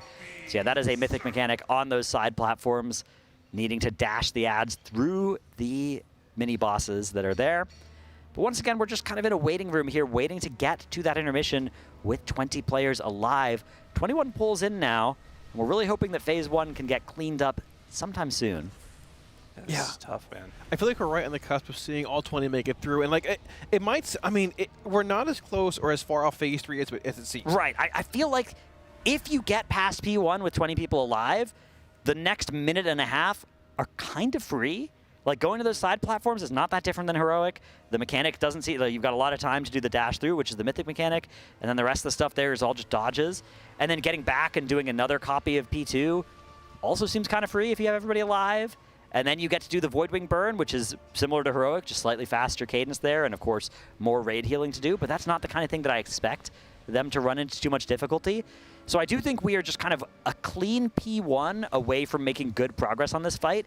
A very important variable is we need to not just get there once. We need P1 to become consistently clean so that we can reliably make progress later in the fight. If it's just 1 out of every 5 pulls that we can get out of P1 with 20 people alive, this boss is not going to die this year. Yeah, consistency is difficult, especially with the fight that we've been comparing this to, right? If it's anything like Princess Kaiveza, which it seems to be, that's very clearly one of the hardest personal responsibility fights of all time. And we're seeing every single time those dots come out, those 4 players are fighting for their life just to stay alive, especially if the dot overlaps with one of those first Conquer soaks. They might have to just decide that we can't actually soak that first Conquer sometimes if there are dots out, because those overlaps are causing deaths to random players almost every pull. Dude, is this comp the most unique specs we've seen in a Race to World's first comp? We have 2 duplicate specs, I believe, among everybody here. We have 3 Destrolocks, 2 Arcane Mages, and then I think everything else is a singleton spec, where we've got, 2 different flavors of Evoker, 2 different flavors of Shaman, 2 different flavors of Druid and Monk as well, and then 1 of a lot of the other classes rounding out the comp. Very, very beautiful raid frames here. Yeah, normally Draenei likes to stack them so that they're like similar colors together, but he hasn't really been able to do that this time. Yeah, it's tough because they want to split the raid frames as well, such that groups, the groups that are on the sides will be all the same, right? So I think groups 1 and 2 here are one side, and groups 3 and 4 are the other, which means you can't do the tanks in the same group, the healers in the same group, like you usually would want to. Yeah. I wonder how much of the progression spot they're in right now, as well as is just still seeing what classes are good on this fight. Because, we talked about how good Arcane's cooldown timings should be on this fight. The fact that you can pop them at the start of the platform and still have them up during the damage amp right afterwards is pretty important.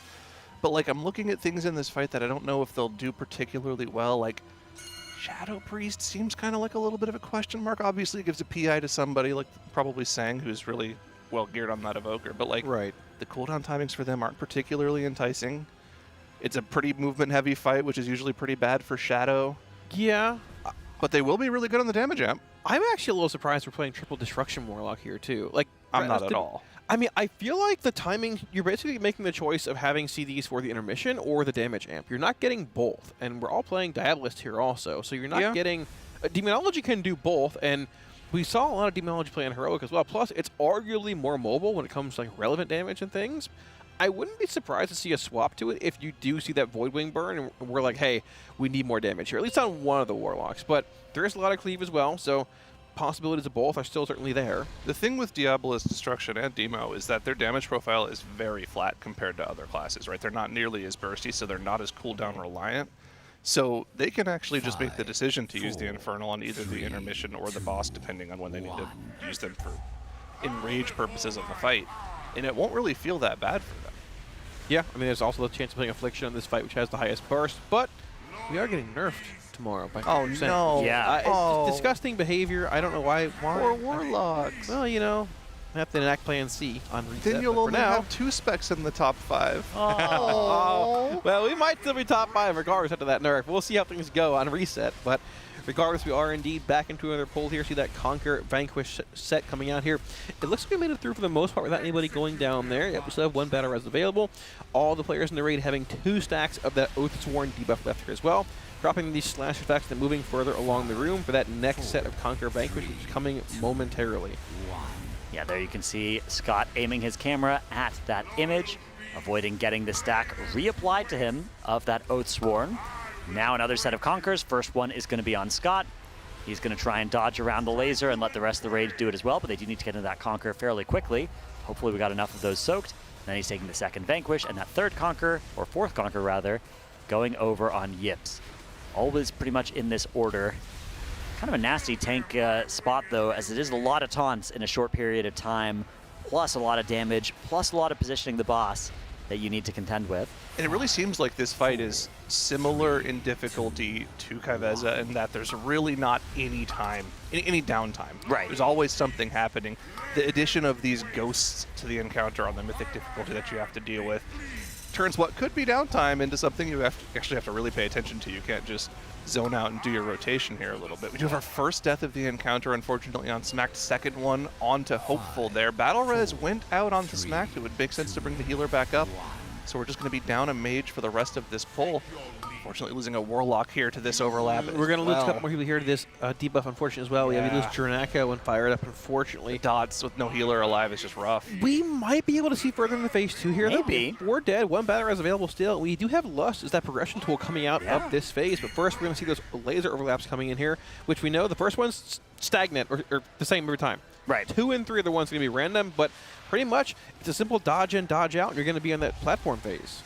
Here comes that laser, blasting through Yips here, and sort of like Razageth, this will explode onto the raid based on the damage to Yips. So you can see Iron Bark there used on Yips to reduce the damage on him, and therefore on the raid. Some of those lasers are going to cut players, though, as they weren't quite in that safe spot. As we now do get to the middle of the room for the second safe spot here. It is a small safe spot, but it isn't the same every time. Yeah. Yeah, it looks like it's pretty similar. Oh, what were those deaths to on the second laser? Because I think most of them were in the safe spot. I think there was just some people that weren't quite in the safe spot and were getting cut Maybe by they were those too lasers. close to the center of the room. Yeah, or maybe people were brought low by the explosion from Yips there. Although it seemed like he had a lot of defensives on there, so that damage shouldn't have been too nasty. Here comes that mythic dash through these middle bosses, the middle mini boss. Going to clear that shield off of it. Unfortunately, now everybody is dead except for our 2 brave tanks. And they're going to do their best to keep this going a little while longer, but really no meaningful progression will be visible at this point. So Scott, I think, is going to stop trying very soon here. Yep. Away we go. It's even the same icon for when you get targeted by the massacre here too. Yeah, exactly the same, and the same graphic as the Kai'Veza encounter, both in Narrowbar Palace and in Season 3 Delves. Gotta say, Kai'Veza, I liked the Underpin more than I liked Zekvir. I love Kai'Veza as a Delve nemesis. It's really, really nice thing this tier. It was actually really exciting. Normally in like the first intro week to the tier, there's not a lot going on before they unlock the raid, but it was really fun to watch a whole bunch of different content creators attempting that. Yeah. Princess Kai'Veza question mark delve encounter. Lots of very clippable moments, like Tettles jumping out of his window. Yeah, exactly. I was only I was glad to see him eventually overcome that encounter. Yeah, okay. You know, after what, 200 pulls or something? I just gave up watching it. Crazy pull count. I mean, when you factor in, that's like almost as many pulls as we're at in the Race to World First combined right now. I guess Race to World First now is a little bit more than that, but not that many more. How many pulls do you think this boss is going to take, actually? It's a hard question to ask. The question, like, it's going to be one of those bosses where it's interesting because it's going over the reset and the pull counter. You know, if it was all Phase 1 gear or Week 1 gear versus all Week 2 gear, I think would be quite different. Not because any of the phases really are a gear check. It's mostly the overall damage check might be. Because you look about it, like Phase 1, I guess it gets easier with more stamina. I guess it's going to get easier if you Vantis Rune it, which I don't think these guilds ever will because this week, obviously, they've already spent Vantis Runes. Next week, everybody's going to want to hold those for Demencius. Right. But for a lot of guilds, when they reach this, that Vantis Rune is going to help out a lot with the survivability in P1. The P2 side adds as well, you know, damage will help kill them, but it doesn't seem like that check is too tight. So it's really just a question of, is the overall fight damage check something where if you try and do it Week 1, you need 200 pulls of optimization, whereas if you try and do it Week 2, you can get it in 30, that kind of thing? Or is it a fight that's not about optimizing the damage check and more about perfectly executing the mechanics and then the boss will die? We have a good idea of where the Enrage actually is based off of testing and also what we've seen on It's heroic. It's the same as heroic from testing, which, you know, Soul Hunters threw a bit of a wrench into that, right, where the Enrage came a minute and a half earlier than we would have guessed it was gonna. But yeah, if it's like heroic, then the last phase features 3 sets of those stars spawning, 6 total sets of those Star Killer lines, and then the Enrage begins with the encroaching walls from the outside. Smolderon style. Yeah, Smolderon style. Now, there have been bosses in the past, I talked about this a little bit before, but bosses like Rygalon and Mugsy, where the Mythic Enrage has a longer cast time than the Heroic Enrage. So we could look out to see if something like that might be true here. Or it could be a boss like Soul Hunters, where they move the Enrage a couple minutes earlier, because they're like, you know what? You're a Mythic Raider, deal with it. Yeah, you got a little too much gear from the Tezavesh hard mode. Yeah, we need to Makes it a little harder. I mean, we've seen them do tuning, like be pretty on top of tuning this tier though. Yeah. Nerfing Soul Hunters before they even reached the 7% threshold, which would have been a kill at that point. Even when it came to the Echo on Forge Weaver, a whopping 40% nerf to that. They haven't really been. They've been more on top of it. Right? Yeah. Which now we're not saying his boss needs a nerfing. We have no idea. I think there's no way they would nerf this reset at this point because it is the Monday, right? Like at this point, you just wait for the reset and then decide if you need to do anything to it. Yeah. We haven't really. I don't think either guild's seen like a really like.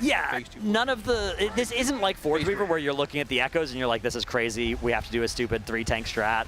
You know, this is stupid, right? Like we're looking at it and it's like, no, it's hard, but it seems like it is a fair hard, at least for now. You know, call me in a couple hundred pulls if and maybe my tune will change on that. Question was, how many pulls do you think it's going to take? What did you guys predict for this boss? I was in the 200s, I think. I was also in the 200s. Yeah. Also in there? So, I mean, it's deceptive because, like, we saw Echo hit phase 3, which is essentially the last phase of the fight, on pull 17, but there is so much damage to make up. I think it really will be in the Zoth base where, okay, that's the end of the fight, but, oh, we have 200 pulls of finding damage and optimizing everything to get the actual, everything you need to make this boss die. Yeah, you can see the last phase very early on this encounter if you get everyone through an intermission. But yeah, the damage check is going to be difficult. I mean, you can look at this boss. It has only a couple billion less health than Fractillus, but it's also going to heal for whatever HP the dragon has left after you do damage to it and probably commit your lust to it. So we know the enrage is around the 8-minute mark if it's the same as it is on Heroic. And you have to add in this boss's HP to like whatever half the dragon is because it takes a double damage in. That's a lot of HP to chew through. Yeah, especially when you have a limited time frame in that third phase and you're dropping these rotating orbs and those Star Killer swings are coming out so often. There's just insane raid damage in phase 3 as well. Plus, I mean, it's going to be a fight where you find little micro optimizations the more you pull it. We saw it on Fractillus, saw it on Araz. Damage comes up naturally over the course of progression, but there's a lot of little things you can find in this fight, with the Void Wing being down a bit in phase 2, both times for that push, and yeah, the big damage if as well.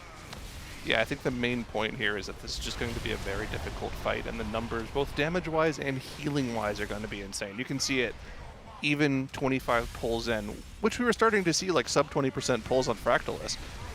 We're still having spot player deaths to whether it's dots or laser beams all over the place here, but we do have 17 players alive this time around, heading into the intermission phase. Let's see if we can get them all through the laser beam phase. Of course, first beams coming out here. These are static, easy to dodge. Second set of beams can either be a center dodge or an edge dodge. It's going to be center first this time.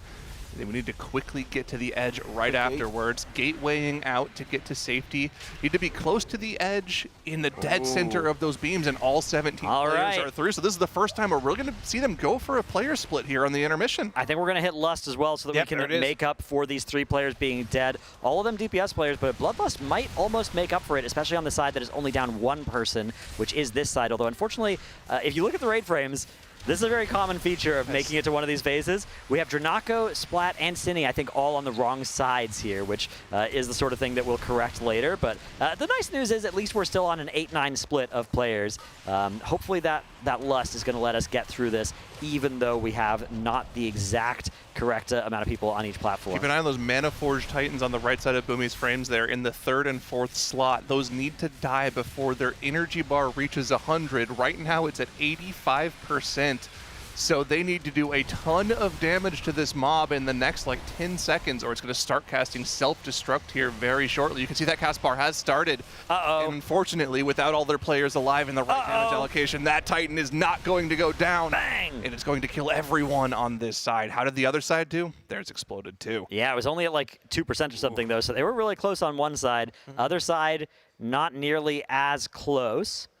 That's going to be something where having all 20 players alive and quickly getting to the correct sides is vital. But I wouldn't be thinking like, oh man, we're toast. There was still 40% left on that. Like, no, they'll be able to do a lot more damage as well. That's one of those phases where you just got to see it a couple times and things will get a lot better. That right side was missing a key player there, Hopeful being dead. Yeah. That Arcane Mage is going to do a ton of funnel damage, even though they got nerfed a little bit. Resonance took like a 20% hit this tier. Arcane's still one of the best funnel classes in the game. Will easily do a ton of damage to that ad and help make up that difference. The other side lost 2 people. They almost got it dead because they still had the Arcane Mage over there. That's right. Yeah, the Arcane Mage really vital for that Arcane Surge. Free damage on the Manaforge Titan with that funnel and also does a bunch of damage to the nearby targets too. And then once that Titan's dead, you can finish off the mini-boss very easily with those execute barrages too. So yeah, Arcane looking great here. They were playing 3 for a while, but they have shaved down to just 2. Maybe a decision they'll reverse at some point if they realize that Arcane Mage is just vital for getting through those side platforms. Either way, a 3-minute break timer on the board, an iconic image for our break time randomizer this time. Proc to Cody. Yeah. I love interacting with Cody on Twitter. He's a funny dude. Let's get a replay of that last pull as we go to the intermission here with the fired up POV, popping the Bloodlust initially on pull. You can see the cooldowns. He has the Arcane Surge available right away going on this platform. We're going to be blowing up this Manaforge Titan. Yeah, Orb, Arcane Blast, Missiles. Cancel the missiles with a couple ticks left. Blast, Blast, Barrage, Missiles, Blast, Blast. Barrage, it looks like. They really are just a missile blast box. Yeah, this is nice. It's a pretty easy spec to play, and then of course you get a ton of barrages once that Arcane Soul procs after the fact as well. Yeah, there you can see that icon just above his character there, meaning it is Arcane Soul time, where we can instead just go like barrage, missiles, right? Good times. Or barrage, missiles. Wow, do you actually ignore Late Drinker during Arcane Soul 2? I didn't know that. I haven't really been focusing too much on Mage this tier. Yeah, you can see over on the damage meters as well that this sequence has propelled Fired Up into that second place on the meters. So yeah, Mage Enjoyer's eating good on this fight. You can see that Kaiveza mechanic with the 4 adds dashing through the middle there. Everybody making sure to only get hit by one of the dashes if they are the target, though, by baiting behind the opposite ad. It's a lot of movement to do that, so that might be some of the cause of the inefficiency here in damage. 5 seconds left on the cast with 12% on the Titan, and by the end of the cast over on this side, that Titan is down to 5% when it explodes. That's surprising. I mean, they had 3 DPS dead there. That was with Bloodlust committed to both sides there also. This side was 1 DPS down. The other side that we had the POV of during the pull was 2 DPS down, and they had there's like 30. Yeah, it was way higher. Now, but they didn't have their Arcane Mage. Right, and to be fair, a reset of gear makes that much easier. So what classes in the game have a similar, not as good, but similar funnel profile? Obviously, Havoc Demon Hunter is the more clear one. How is Assassination Rogue right now? Assassination or Subtlety both can do some funnel. We can see actually on the damage meters there, that Subtlety Rogue damage very high. Now, they also do good AoE. They do less funnel than they used to. They still do get some there. And yeah, Havoc Demon Hunter, if they're playing Aldrachi Reaver, the hero talent tree, which you can play either one, but Aldrachi, I think, is definitely the one on a fight like this. You get that Wounded Quarry damage funnel where all the physical damage you deal, a portion of it is replicated to the target with your Reaver's mark on it. Very powerful source of funnel. Feral Druid gets a little bit as well with those Apex Predator ferocious bites. That was toned down a little bit from Dragonflight Season 1, where you used to get a lot of funnel out of them. Now it's sort of normalized such that you do get more procs on more targets, but not as many more. Each additional target beyond the first is giving you fewer and fewer extra bites onto the main target there. But yeah, a lot of funnel from all of these classes actually that have little bits and pieces. None of it is going to rival that Arcane Mage. I wonder if we're going to have to refactor our group here a little bit. Maybe. It looks like they have 3 of those big funnel classes, 4 if you include the Feral Druid, in that second group, which is, I'm assuming that's how they have it split up, 1 and 2 and 3. Yeah, I think it is 1, 2, 3, 4. In the top group, they only have the Mage really for funnel. Nothing else really kind of matches that level of the other funnel classes there. Unless they're popping cooldown specifically for that phase. Yeah, I mean, the thing is, single target is also good, right? Like, single target or funnel are both effective answers in that area. So people like Lip, who probably has an Empowered Rune Weapon and a Breath of Syndragosa there, will be going a long way towards killing that side platform too.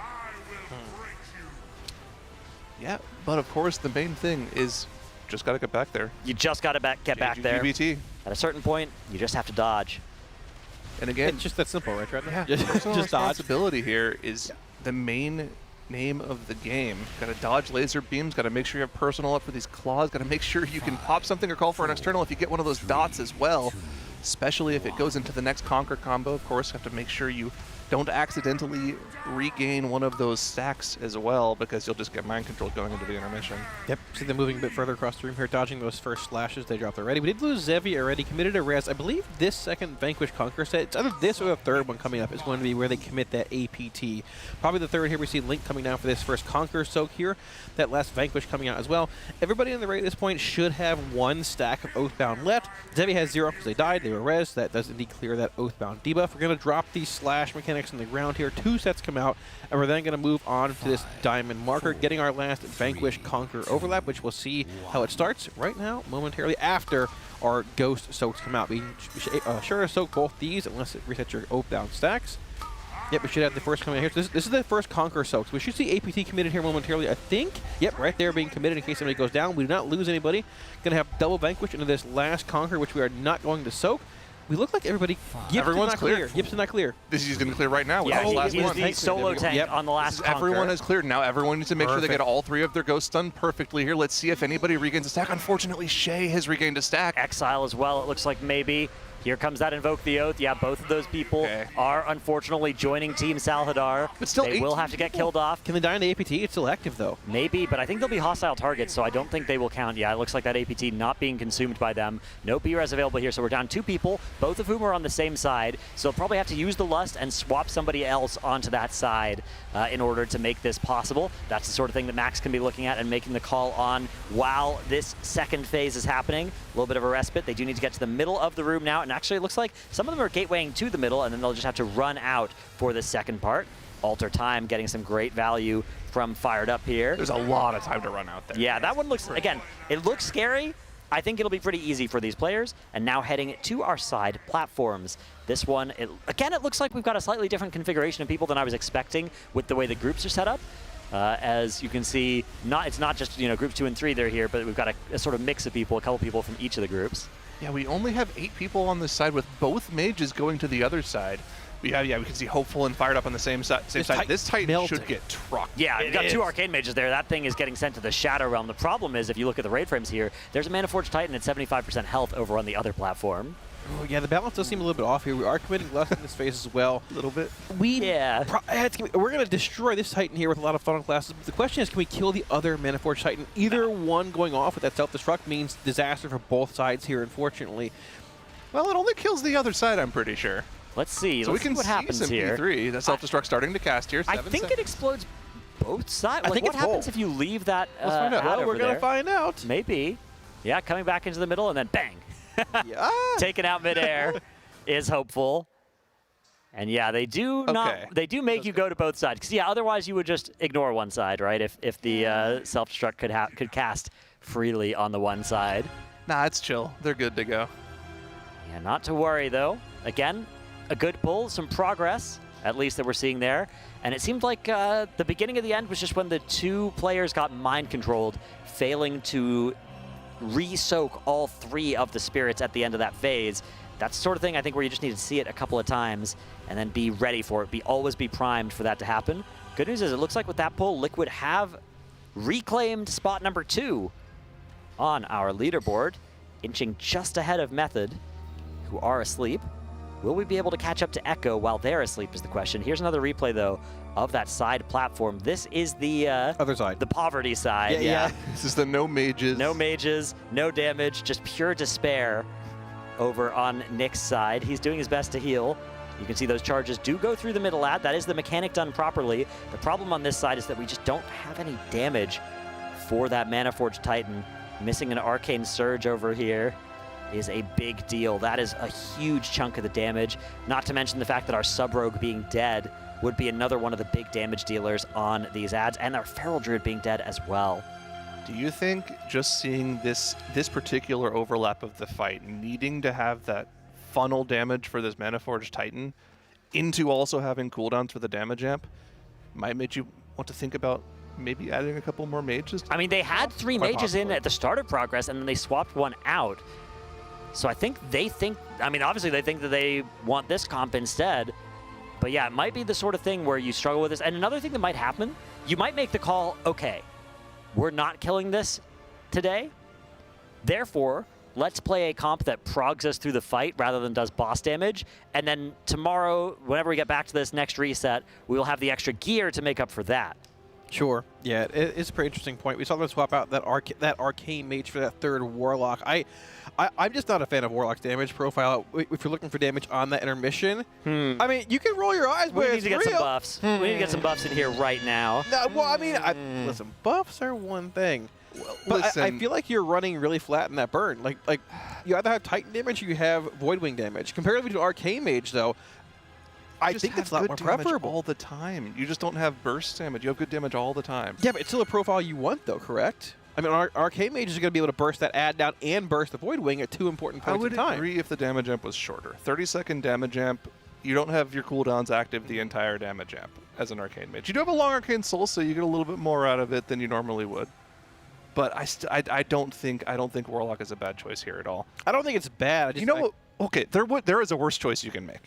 What's Not that? being subscribed to the stream Ooh. during a boss there we kill. go. The last thing you want to do is get hit by an ad right as they're about to kill the boss. And the best way to miss those ads is check and see if you have your Twitch Prime available on the subscribe button right below the stream. You should have a button to click. It'll say use Twitch Prime. If you have that available, toss it our way. You'll miss out on ads for the next 30 days, and I'm sure the race will be done within those 30 days. Yeah, it might likely. Historically, that's pretty good value. Yeah, get the whole race, the whole rest of the race, ad-free with your Twitch Prime. Do recommend indeed. We are into another pull here, pull number 26, as we have Nick on that Preservation Evoker. Looks like a spec that he's been pretty happy on this tier. Yeah, sort of one of the sleepers this tier. I don't think... I was talking to Jack making my tier list, and he mentioned that he was actually looking at maybe having Holy Priest in the raid. We haven't really seen... No, we've seen like no Healing Priest this entire tier. And only like 1 or 2 Shadow Priests max as well, even with that complementing like Devastation's profile so well. I assume we'd see 2 Shadows on most fights, but it hasn't really been the case. Well, you have to think in the back of their minds throughout all of Progress, the main question they're thinking to themselves, what comp are we thinking is going to be the play for the final boss? Yeah. What is the Dimensius comp, and how often can we get that comp in the raid for these bosses? You can see their kind of markings of what they're thinking for the last boss already. They've been trying to play 2 Ellie whenever they can. They've been trying to play at least 2 Locke whenever they can. So that probably makes you think that's probably in their mind for Dimensius. But we still don't really know. Like, for instance, tank comp could be a number of different things. That's the main indicator of the blood decay. I thought the blood decay was for Dimensius. Yeah, I still think that spec looks great for that fight, but I am very curious to see what they do, of course, when we get there. That's one of the big benefits of killing Salhadar today, is not just the gear, it's getting to pull Dimensius before making your week 2 gearing decisions rather than after. That would be extremely, extremely potent if Liquid can get this boss killed today. If they don't kill it today, it's not a big deal. We were talking to THD earlier, he was saying, look, it's not a big deal if we don't kill this boss today, but they would really like to. There would be a lot of advantages if they could. There's a lot of questions you can ask yourself from like a bigger picture standpoint as well, and I tried to ask Max about this last night, but I think this is more of an analyst question, where let's say you have a choice to make today, right? They've only sent like 4 crafting upgrades, right? They only have 4 embellished weapons on their entire raid. Some of them already have mythic weapons so they won't need to craft. But a question that you could think to yourself is, do you want to craft on... Would it be worth it to craft one-handers on your entire raid today if you could guarantee a boss kill and get info on Dimensius? But you wouldn't be able to be efficient with your crest next week, because all of your casters really want to craft staffs next week. Yeah. Is the info gain from pulling Dimensius this week I don't think more so. important than the efficient staff crafts? Because that's something Echo could do tomorrow if they think the boss is killable. Yeah, I don't think... it feels so bad to hold a craft for all of Reset 1 except for the last 12 hours and then still send it on the inefficient thing that's not what you want for week 2. I think at this point, if you haven't crafted, you are committed to the week 2 craft. Yeah, I think it's a question that Echo and Method face more, so if they do see later phase read tomorrow, they might have the damage. I just being honest, like I don't think any of the 3 guilds, if they were in the spot Liquid is now with Reset being this close, would be able to kill this boss. You're also giving up a ton, right? Because you have your vault coming tomorrow as well if you're North America, Wednesday for your Europe, of course. In which you would really like to see if you get a mythic weapon in your vault before crafting. If you craft on Monday right beforehand and then you get a mythic weapon, you're going to feel terrible, pretty silly. Yeah. Especially if there's no other takeable items and you end up having to take a socket. That would be the worst too. So yeah, it's just a theoretical question. It's kind of fun to pick their brains about, you know, just the bigger picture questions like that over the course of the race. Absolutely. I mean, it's very important because we are getting our second spark. So we're through the intermission. Yes, we are. We are back on the main phase now, having done the side platforms. Lust was committed to make this happen, so we're not going to have it for the burn, but you can see the assist pings coming down to say, hey, this is going to be the safe spot. Ah, what they did. Okay, so Zyro, your question of what happens if we let one of the side platforms go and we just come back, that's what they did there. Boom. I was going to say, I didn't think so, through fully, but... we went all to one platform. We killed the ad there. We got back. We started P2. And you know, sort of like when you've not done your homework, right? And it's just hanging over your head, and you know you're going to have a problem when you go to school the next morning. That was what happened there. That other Manaforge Titan on the other side, they were like, yeah, it's okay. I'm having fun here on the main platform, and then bang. Let's hold on. Let's take a look at the damage meters, though. Kalamazoo, I thought Destro Warlock was supposed to be bad at this fight. Yeah, well, it's a little skewed, okay? It's a little skewed. What? You wait till that damage amp comes up and then talk to me, Zyro, okay? Don't try and what is that disparity between number 1 and everybody else? But the other one's at number 7 because he's not getting Autumn, so Fired Up's getting like 3 more.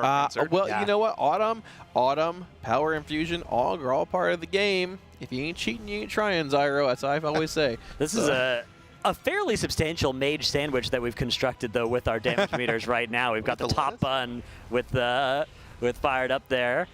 And yeah, some lettuce, a little bit of purple Different ketchup. Flavors of lettuce, right? Yeah. Got the iceberg Maybe a pickle. Maybe Sang is the pickle and Boomy's the lettuce. No. No, he's the cucumber. Ah, the cuke, yeah.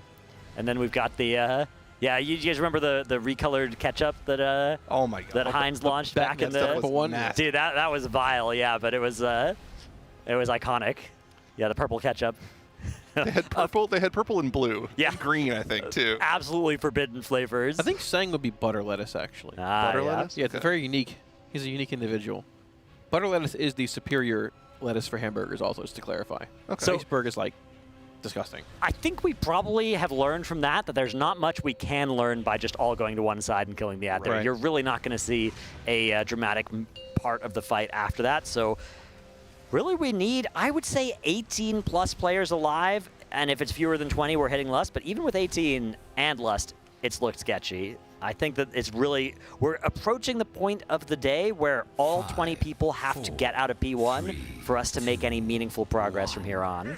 Yeah, I believe they had 4 or 5 dead going into that intermission, so it sort of makes sense. They say, hey, everybody go inside, see if we can gather. Yeah, let's see what happens. Yeah, but I think we gathered the information of nothing really happens. Yeah. You have to kill both, getting back into that second phase 2. But good news, we're back into phase 1 here. We're going to have that Vanquish Conquer set coming out here. The whole raid is going to be clearing on this next Conquer. You can see indicated by THC's weak orb with that green box around that Conquer set.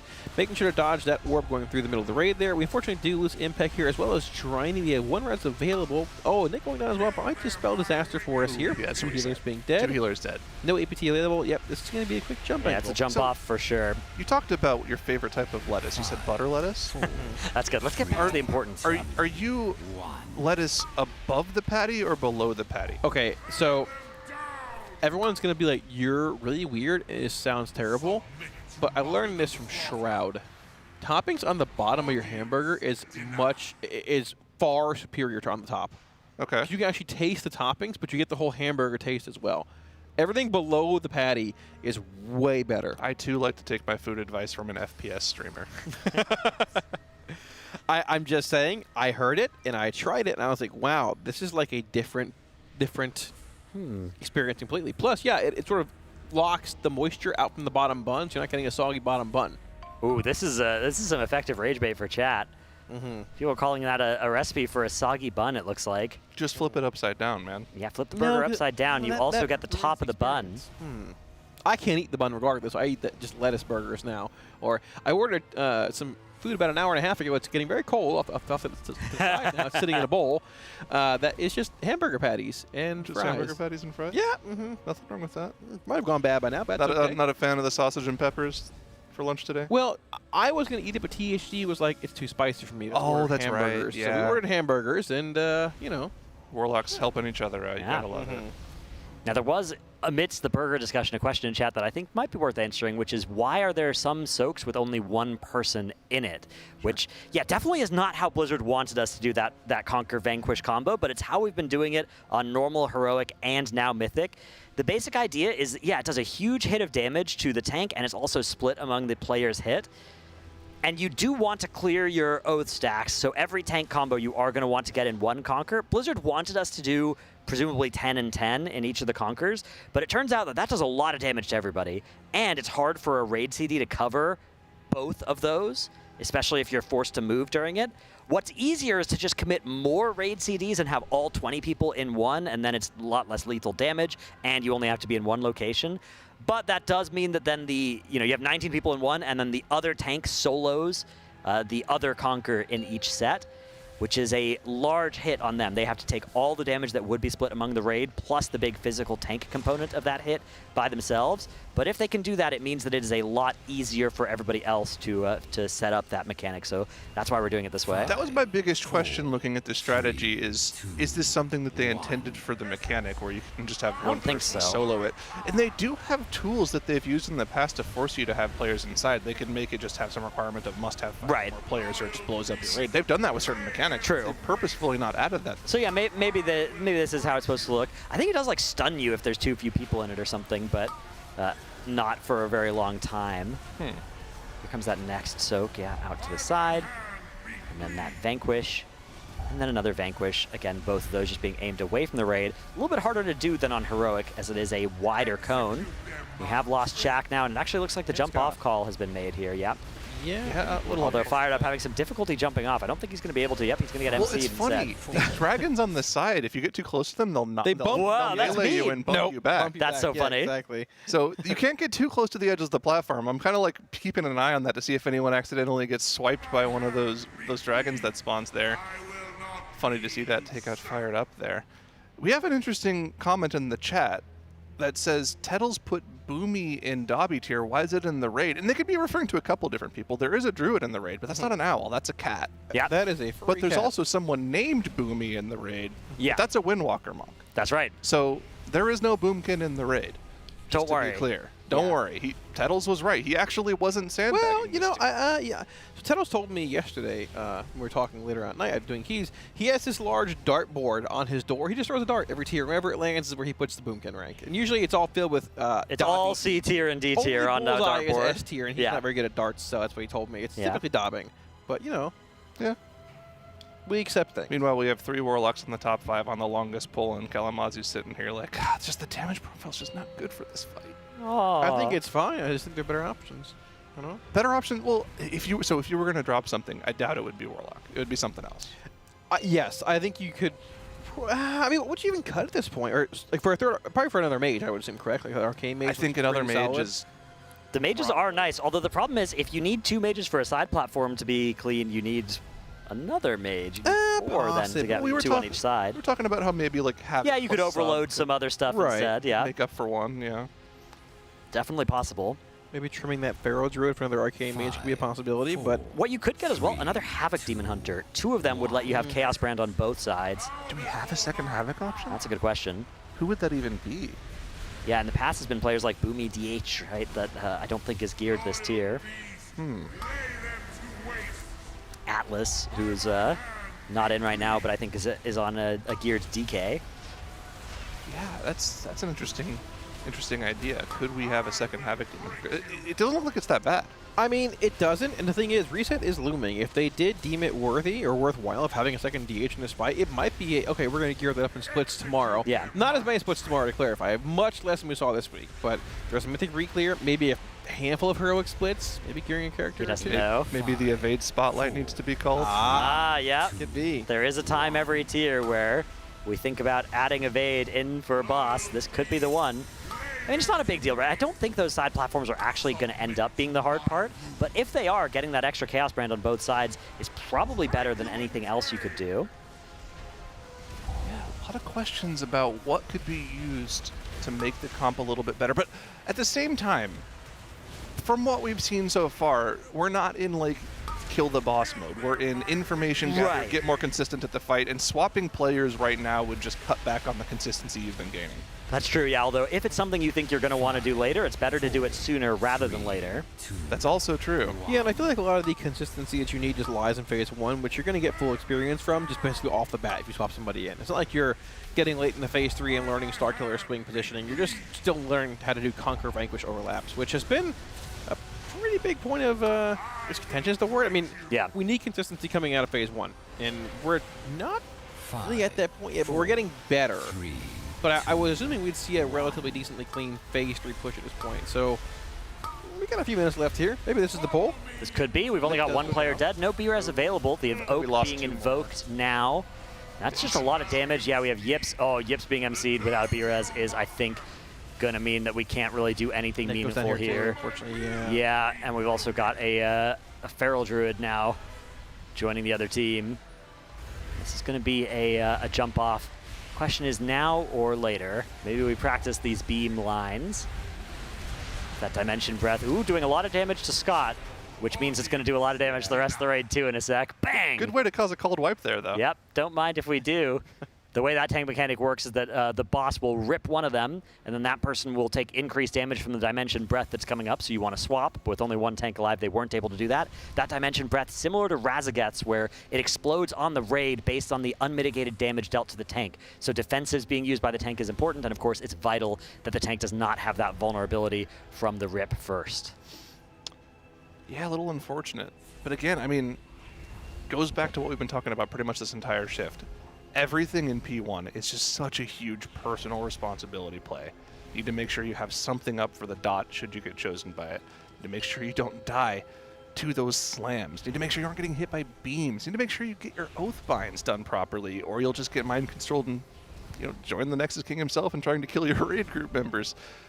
You can't let any of those things happen, and all 20 of the players have to get it done in order for you to even see a clean intermission and maybe see a clean P3.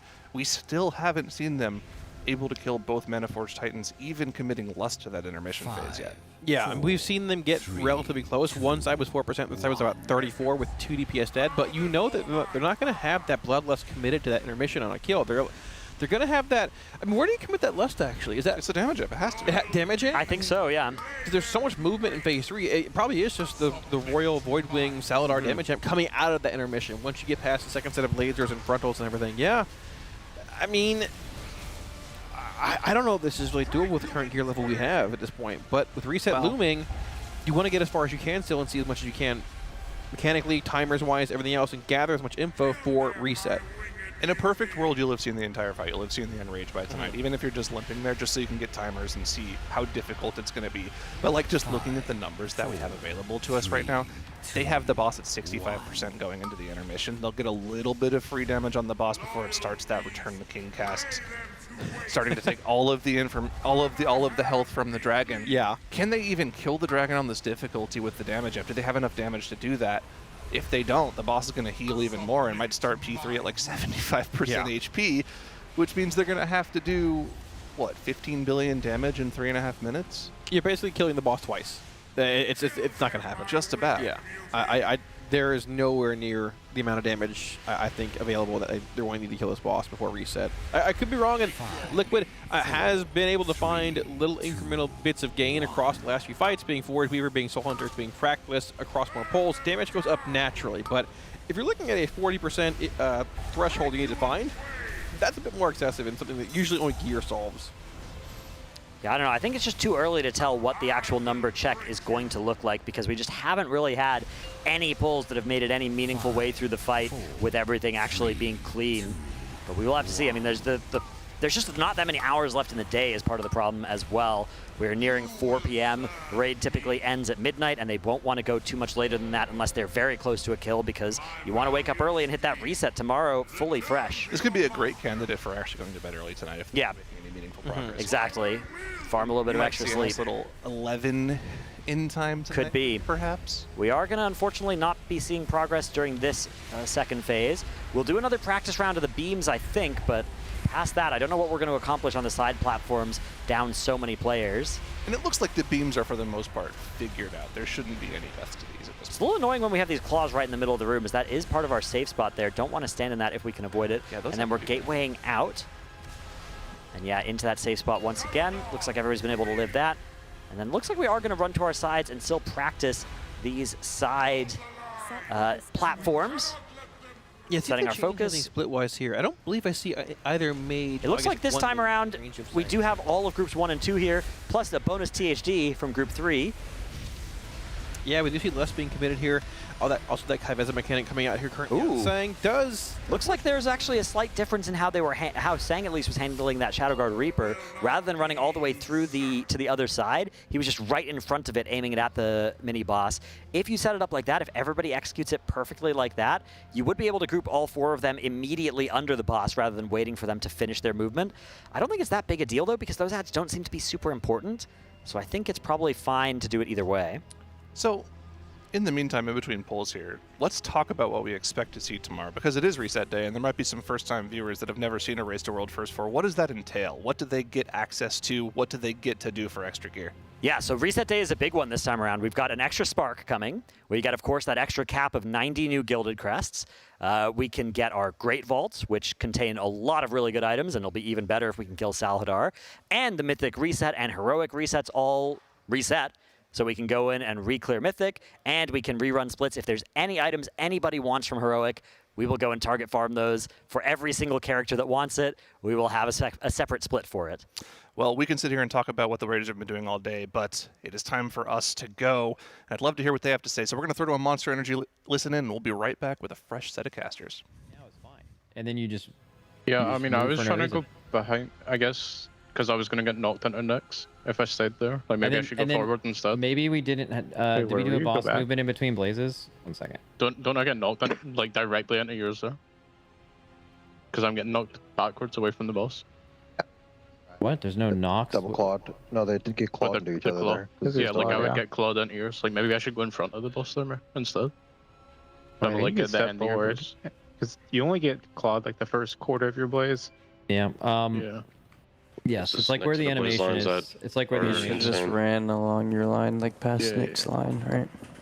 That would have been fine. Oh, they're completely wrong sides. There was something else that was really weird. Go back. It's that next to the blaze lines that was. Well, insane. we didn't. I don't know. I could be making shit up here, but I thought we didn't move the boss. Oh, we did a little move. It can't move Can you any more watch than my that. though. POV on the second Conqueror? You probably died because I was dead. No, I didn't die. I just didn't get hit. I don't know how. But maybe like I'm doing something wrong here.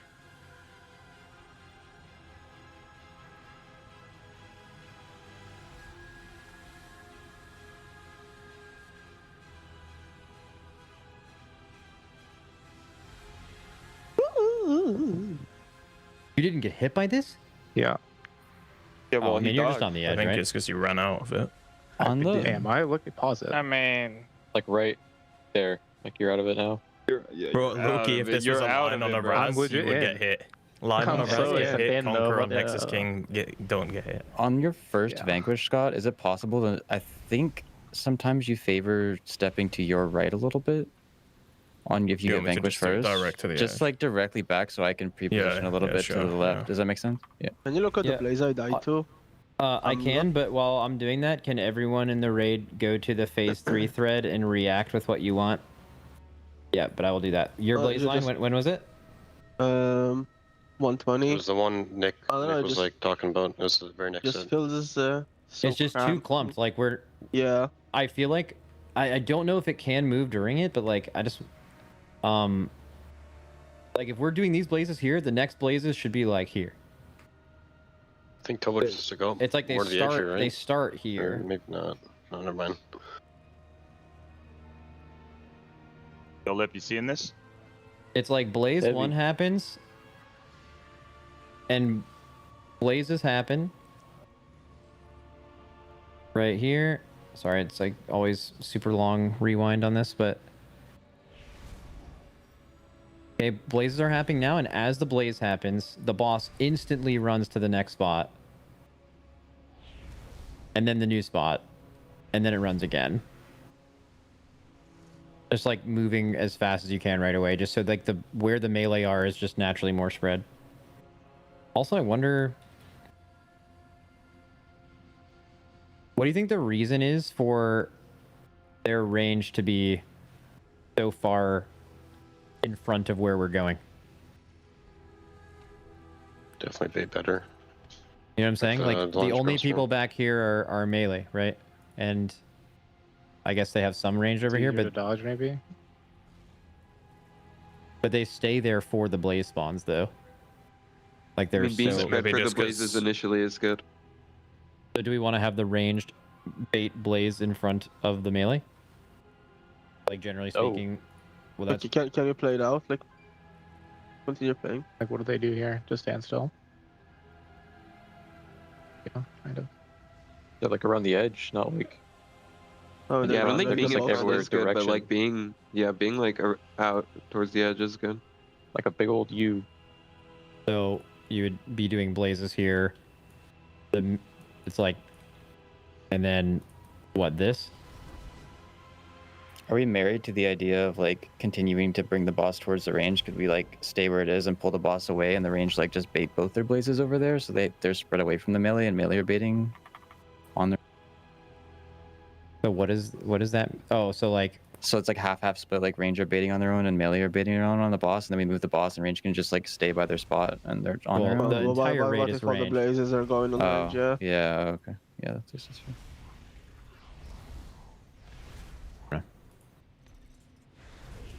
Like, have we been doing blazes recently has been a lot more consistent, at least. Yeah, I think some people baiting in front and then just putting it on the edge is good. Like they're doing that pick in that video. More space for everyone. Yeah, doing it, Tom.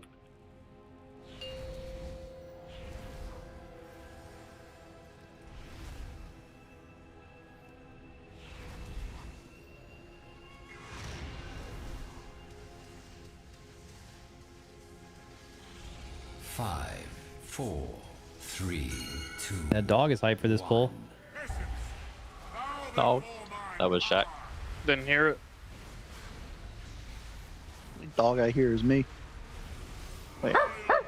Yeah. Yep, you're a dog. Okay, first, we didn't get it. We're delaying. Watch beams. We are moving through the boss in 3, 2, 1, now. Conquer here. Watch for other beams. Keep boss on me, Scott. Yep. Alright, positions for blazes. Get on the edge range if you want to. Blaze now. You guys are already very spread. You're chilling. Nice. That was way better. Spirit 1 spawning right now. Tank combo coming. If it's Conquer, we move through to the right. It is not. It's a delay. Watch the second Vanquish. We're moving through in 3, 2, 1, go. This is extremely piss. Nice. Watch the beams. Watch the beams. Watch the beams. Respecting. Respecting. Blaze positions now. Blaze positions now. Blaze positions now.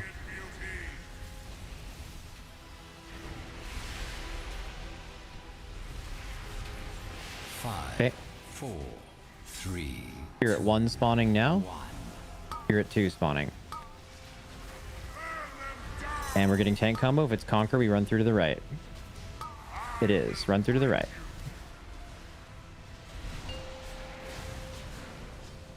Okay, we're dodging 2 Vanquishes now. Just dodge beams.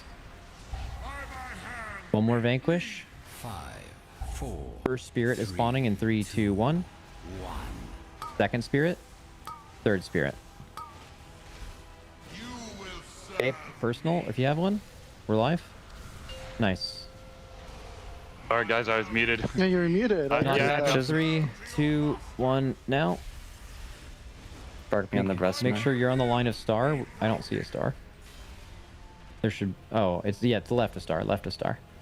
Do not get hit by a beam here. Okay. Watch breath. After this, we're going in or out. We are going in. Gating in 3, 2, 1, go. All the way to the edge. Respect. Respect. And go to your sides. Go to your sides. That's like insane rescue. We're following the kick order, right? Ours is broken. Fired up just kicked and it's asking him to go again. I didn't kick. Okay, well I'll kick in. Oh. Was I assigned to the first? It says 1 on there, right? Yeah. Okay, let's change that for next time. Let's make sure that just res someone if we lose someone here. Let's not lose someone. Beams coming.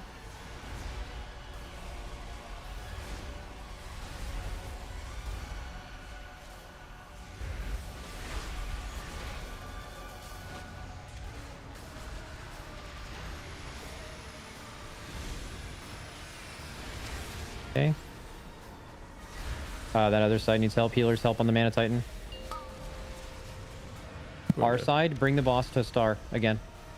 Bring the boss to star so the other team can come close. You get yours, got your taunting for the... Yeah.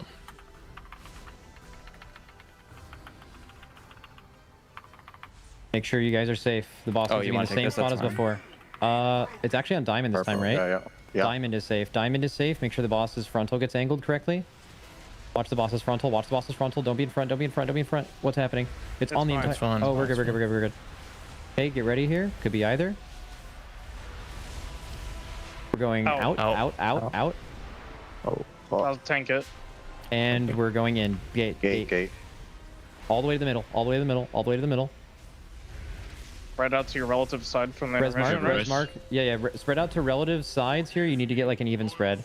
At the end of this, everyone gets a blaze. Yeah, Zevi tied. Mac, can you like get spatialed or something here? Don't have that talented. W. In the last 5 seconds of this, you're gonna get a blaze. For now, probably just like have range be really far back to you and just spread out from each other. You don't want to be near another range. Health pot, Hellstone personal. Blazes are happening in 3, 2, 1 now. Be careful. Doesn't leave anything on the ground. Just don't die. A lot of people... does damage. Definitely need a spatial. Yeah, I'm gonna go spatial for that. Yeah, I had to cancel my shrink. These ones go to the outside. It'll be good for both of us. The yeah, I'll make it for short. Okay, well now we need to talk about P3 stuff. Wait, you just made it no speed. That was chill. Okay, that was actually so slow. Oh, we're about to blow the fuck up right now. Yeah. Boom.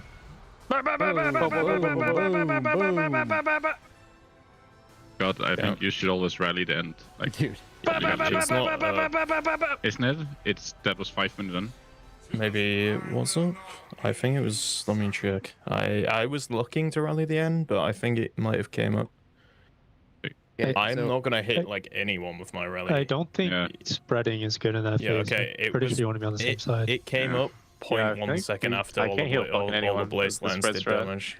Alright, I could rally later. You could stay on safe side and spread towards the very end. Yeah, I could rally earlier and oh, what do you want me to rally right now? Like the entry to P2 up to the like intermission? Yeah, I mean, or do you want me to rally one of the conkers? I mean, it seemed like we were fine on the conquer, like, so maybe it's better to have it going in, but I mean, we also live with 10% health there, so... Yeah. We were really spread out. We've kind of fucked up.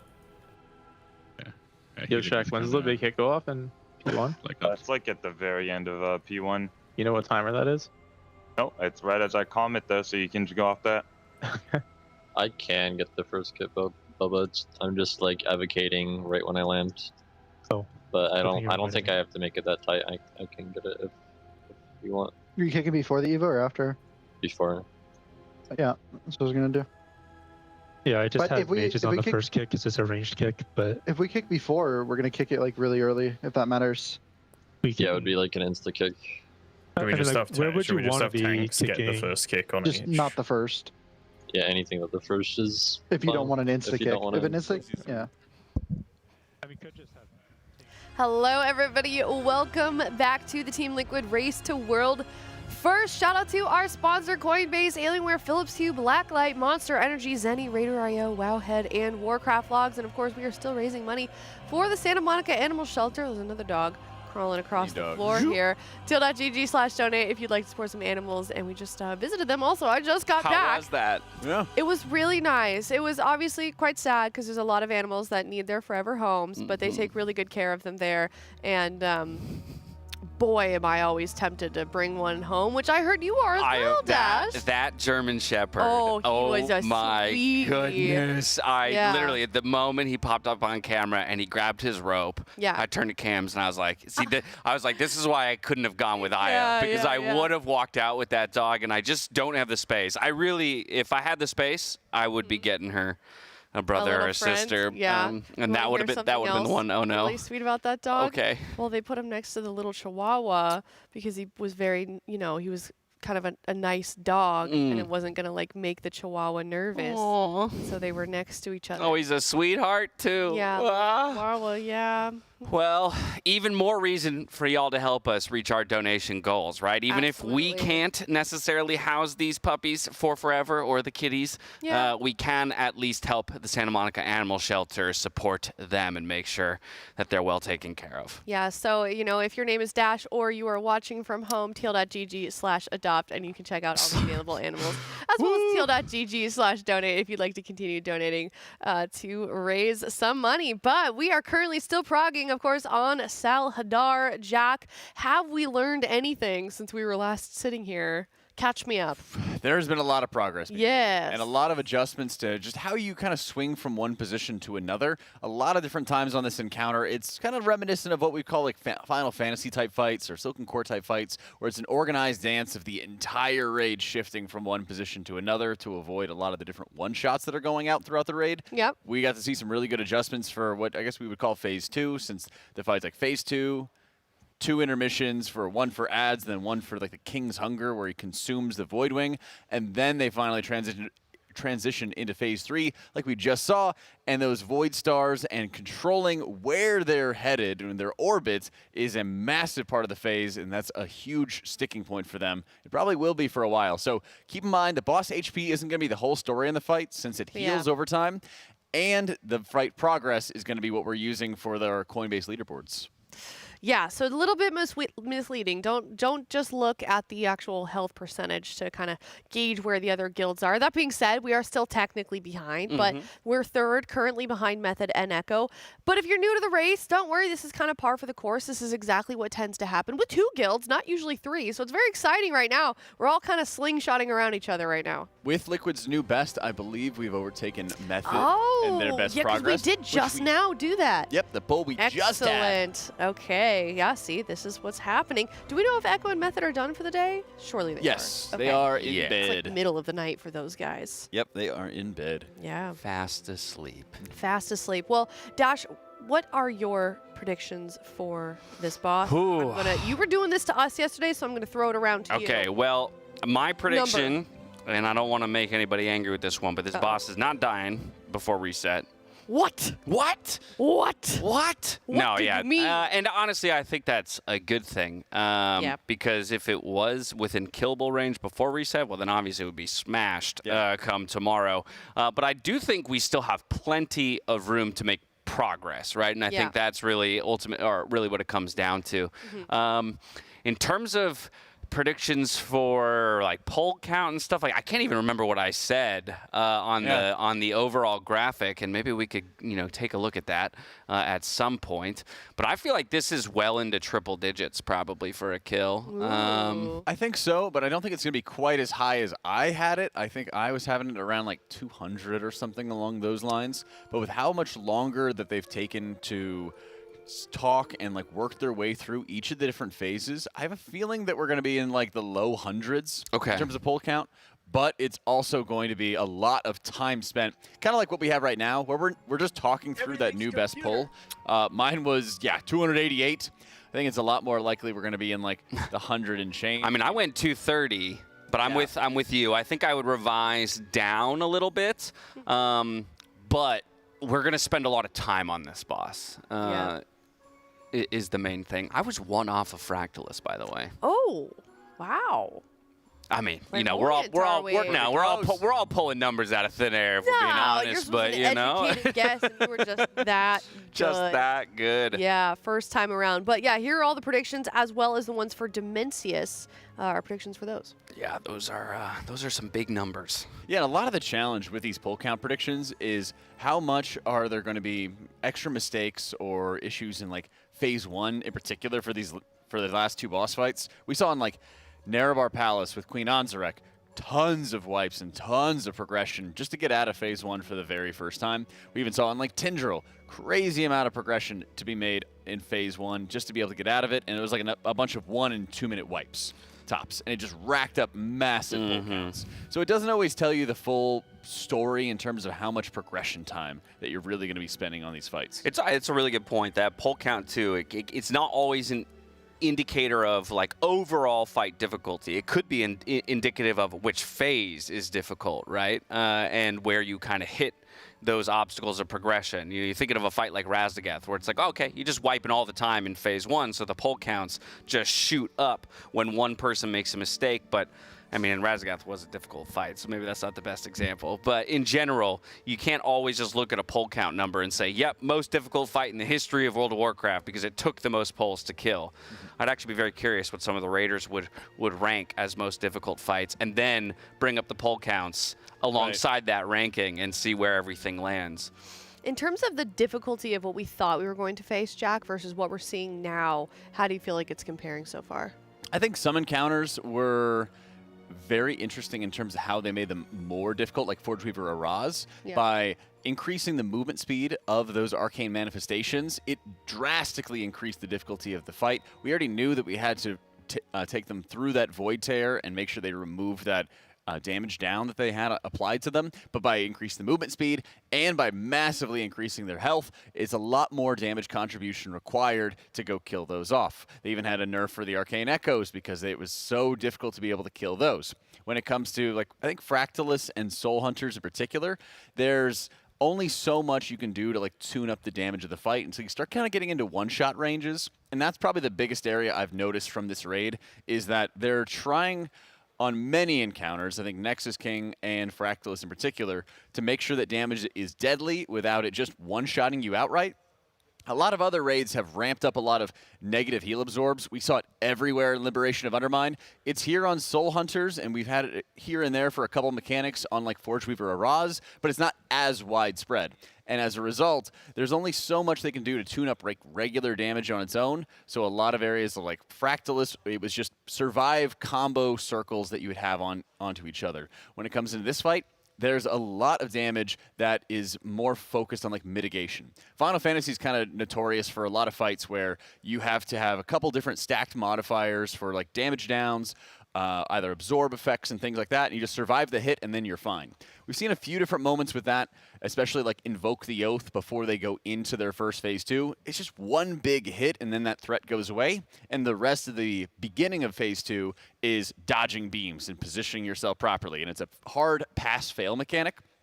At those points in time, it's a lot more difficult to sort of ratchet up the difficulty to any higher level. It's either you move in this position and you're successful, or you're not. And a lot of their conversation, and that's what's been happening since we got on, is they've just been talking for like 15, 20 straight minutes, is how do they adjust that positioning throughout each of the phases. Then they're going into the intermission phase. That's like a math problem of how much damage do we need to attribute to kill off the Titan before it explodes. Okay, you go into the next round of the phase 2, and this is where you're getting yourself ready for like the King's Hunger. How much damage can we do to the boss and to the Voidwing especially, so that we can then transition into phase 3. That's going to be an area that'll be really difficult later on to properly optimize. There might even be a little like regression as they adjust some cooldowns, maybe off some of the ads to get a little bit more boss damage, but that's a problem for much later on. Right now, they got to worry about just getting a little further into phase 3 and adjusting how they're going to strategize around those Void Stars, and then just live a little bit further. Yeah, which is, you know, the way you put it seems pretty straightforward, but as we can see, definitely not quite as easy as it may look on paper. Yeah, now earlier you mentioned the fact that we're kind of at that point of the race where the guilds start flip-flopping, you know, based on their bedtimes and whatnot. I will admit I didn't get to see any of Echo's polls on King Saladar. I don't know if either of you did, but I'm kind of curious, is this the kind of boss that lends itself to like ingenuity, creativity, and differing strats, or is it the kind of boss that, okay, Echo has begun to lay the groundwork or kind of a floor plan, and now it's, you know, okay, we're going to follow that up until the point where we match them and then we kind of build on it, or do we go our own way? I think right now, when they're looking at how they want to adjust the Void Stars, that's the majority of where both guilds are at right now, is where's the positioning the Void Stars, where are you placing them, and then when you're using the Star Killer swings, it doesn't destroy those Void Stars anymore, it repositions them. And so they're both around this point. If you check on our Coinbase leaderboard, it'll have like the boss progress instead of the boss percentage health. This is really a good indicator of where they're at in the encounter, since most of the all the phase transitions are really just timer based. There are some, if you have like insane amounts of gear and you crazy over gear it, that's something for like 4 months from now. Right. Probably not going to be impacting anything here. All of this is going to be on where are we spawning the stars, how are we positioning them, and how are we redirecting them. And I think that's an area for both guilds to really figure out right now. And the advantage, I think, right now is a little bit in Echo's favor, where Liquid has to figure this out. They have the rest of the day. We have another, 6 or 8 hours or so of raid day. They're going to be working on figuring out. Echo's going to be able to wake up, and Method as well. As you can see, they're right there on our Coinbase leaderboard. They're going to start figuring out what Liquid was doing to get further progress.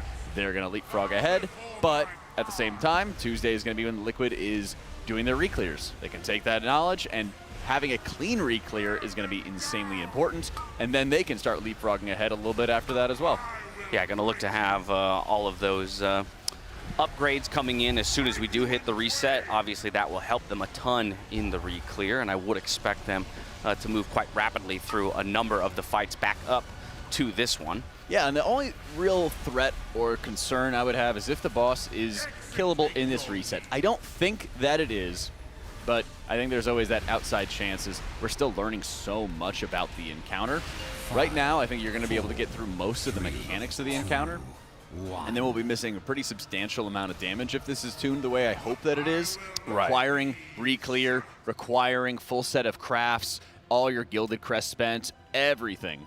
Because in essence, once we get to that final phase, we just only have so much space on the platform for stars to be spawning. And since we can't despawn them, right, that is effectively the in-rage, I guess. Yeah, and that's probably what a lot of the analysts are working on right now, is how can they reliably position those stars, redirect those stars, make sure none of it collides, and of course make it possible for the raid to dodge in and out of the various spike fields that they're producing at the same time. There is going to be that sort of lingering problem down the line of how do we optimize all of our damage perfectly so we can actually kill off the fight. Like I said, that doesn't really come until they've gotten their strategy down to perfection. And so what you'll see in a lot of different cases, you might even see, Melee running outside and losing a lot of uptime just to make sure that they're going to be in the proper position as mechanics go out, not worrying about optimizing their damage before they split off for some of the ads. Things like that always come into play to just make sure that they get the next phase done perfectly and are alive in it. Then the damage optimization comes later. And that's what we saw to Queen Anzarek, for example. They got very, very deep into the very end of the mechanics on that fight. And I think they went from 15% health on the boss to 0. Yeah. And there wasn't any extra time on the encounter. They just found that damage in each of the phases progressing forward. It is really incredible, these guilds' ability to find damage when it feels like there is no more damage to be found. Where have they been throwing? I imagine the Lust we know comes in the damage amp phase on the Dragon and the Cleave onto the boss in the end point, right? When we're in the position for a kill. But where have they been using it so far? We've seen some of the Lusts on pull early, and then they've quickly been able to move it to that King's Hunger. That's around the damage optimization phase. I believe that's where it was last time I checked. We'll see if they've made any other adjustments since then. That's ideally what you want to do.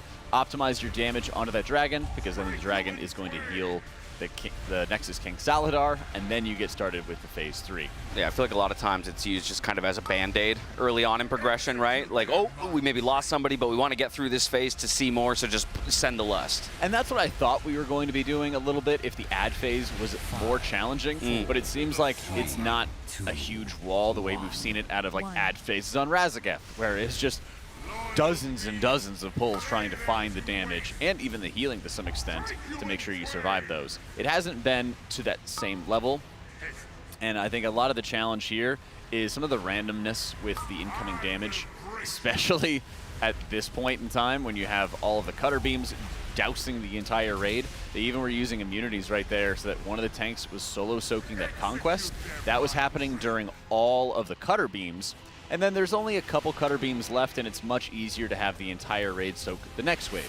This is pretty beneficial since your debuffs are going to fall off before the next round of Conquest, before the final wave of clears that you have.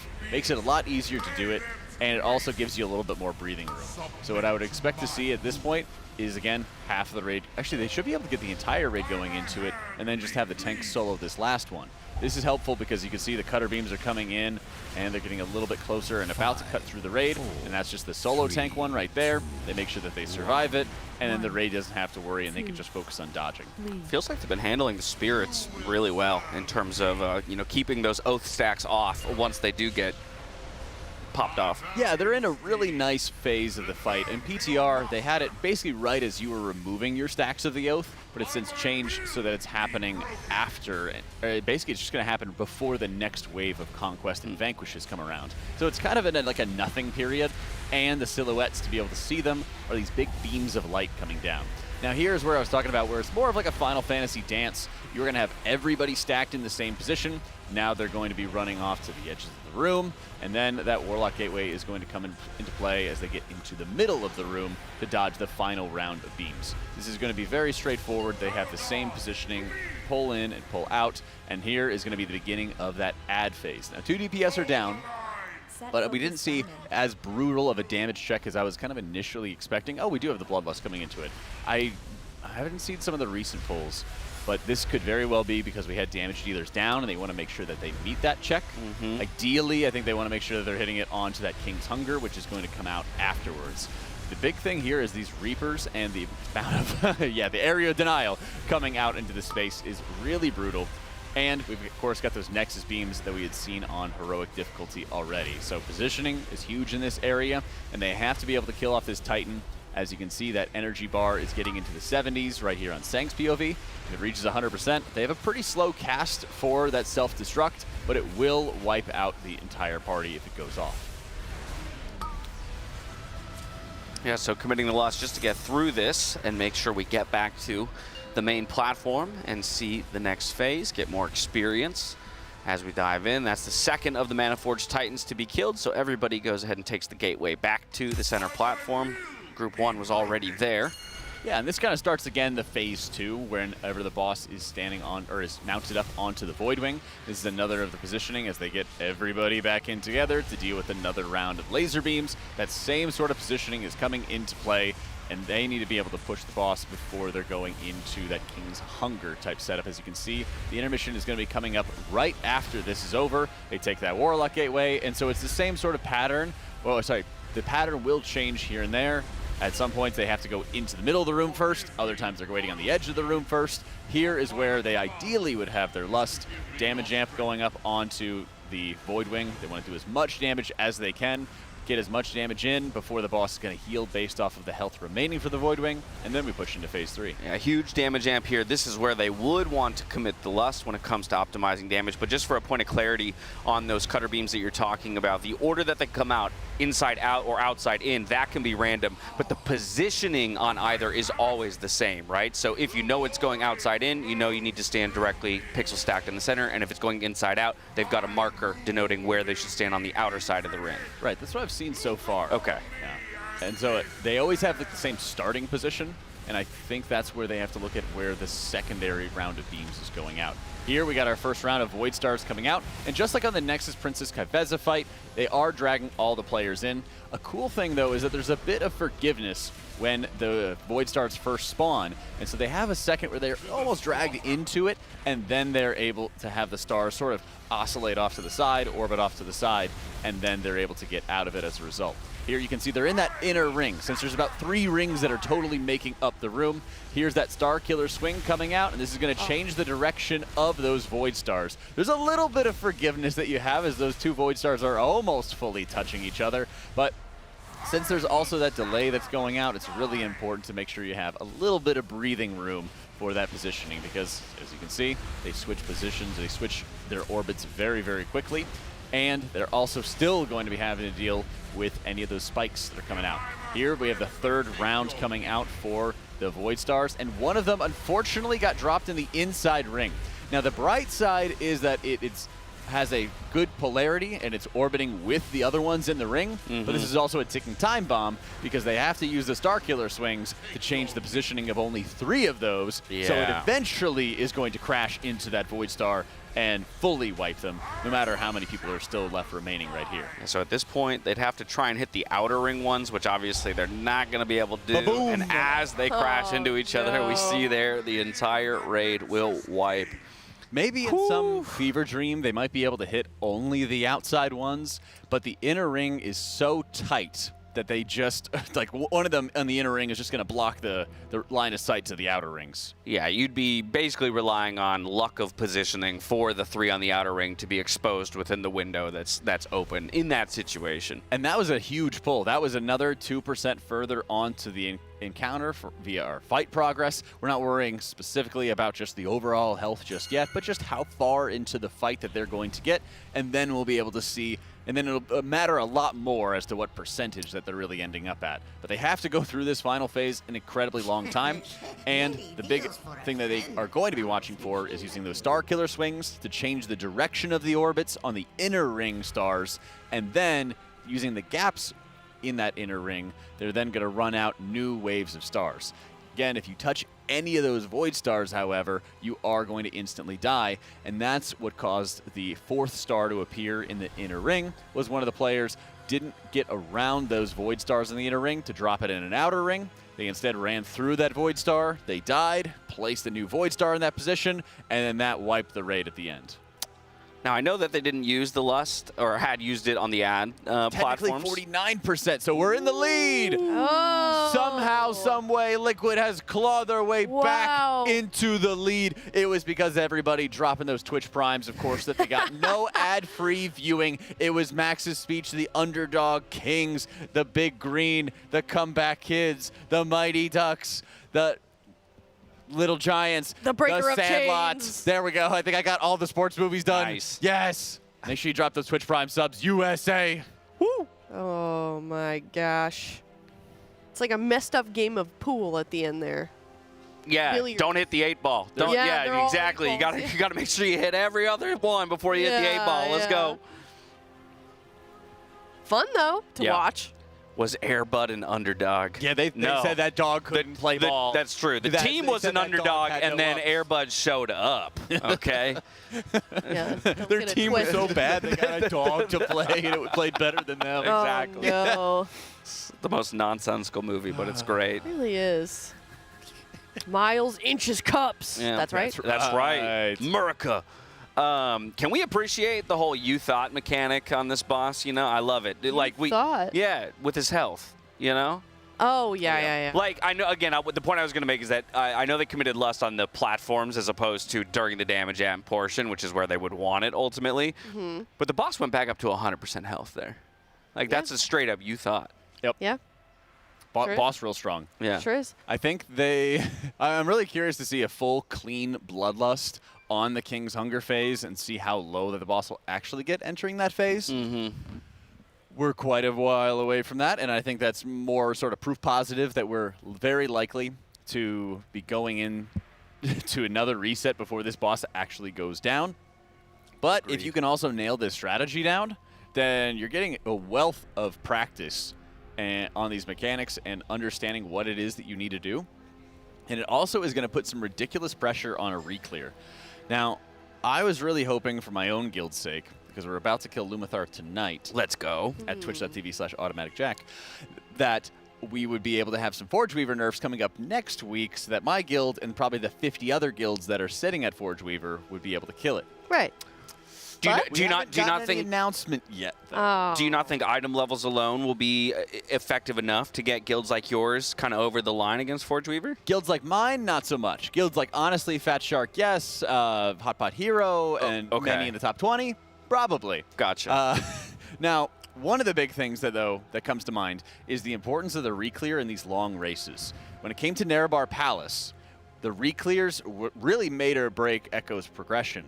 And they really struggled with the Nexus Princess and Silken Court reclears. Method super struggled with their first Silken Court kill. They went through like 18-hour agony, basically, in a raid night just to be able to kill it for the very first time. For that. Yeah, monstrous experience. I really hope this doesn't happen, but I could see a world where they don't have too heavy of a nerf for Forge Weaver of Raz, and that kind of spices it up for the reclear value for the guilds coming up.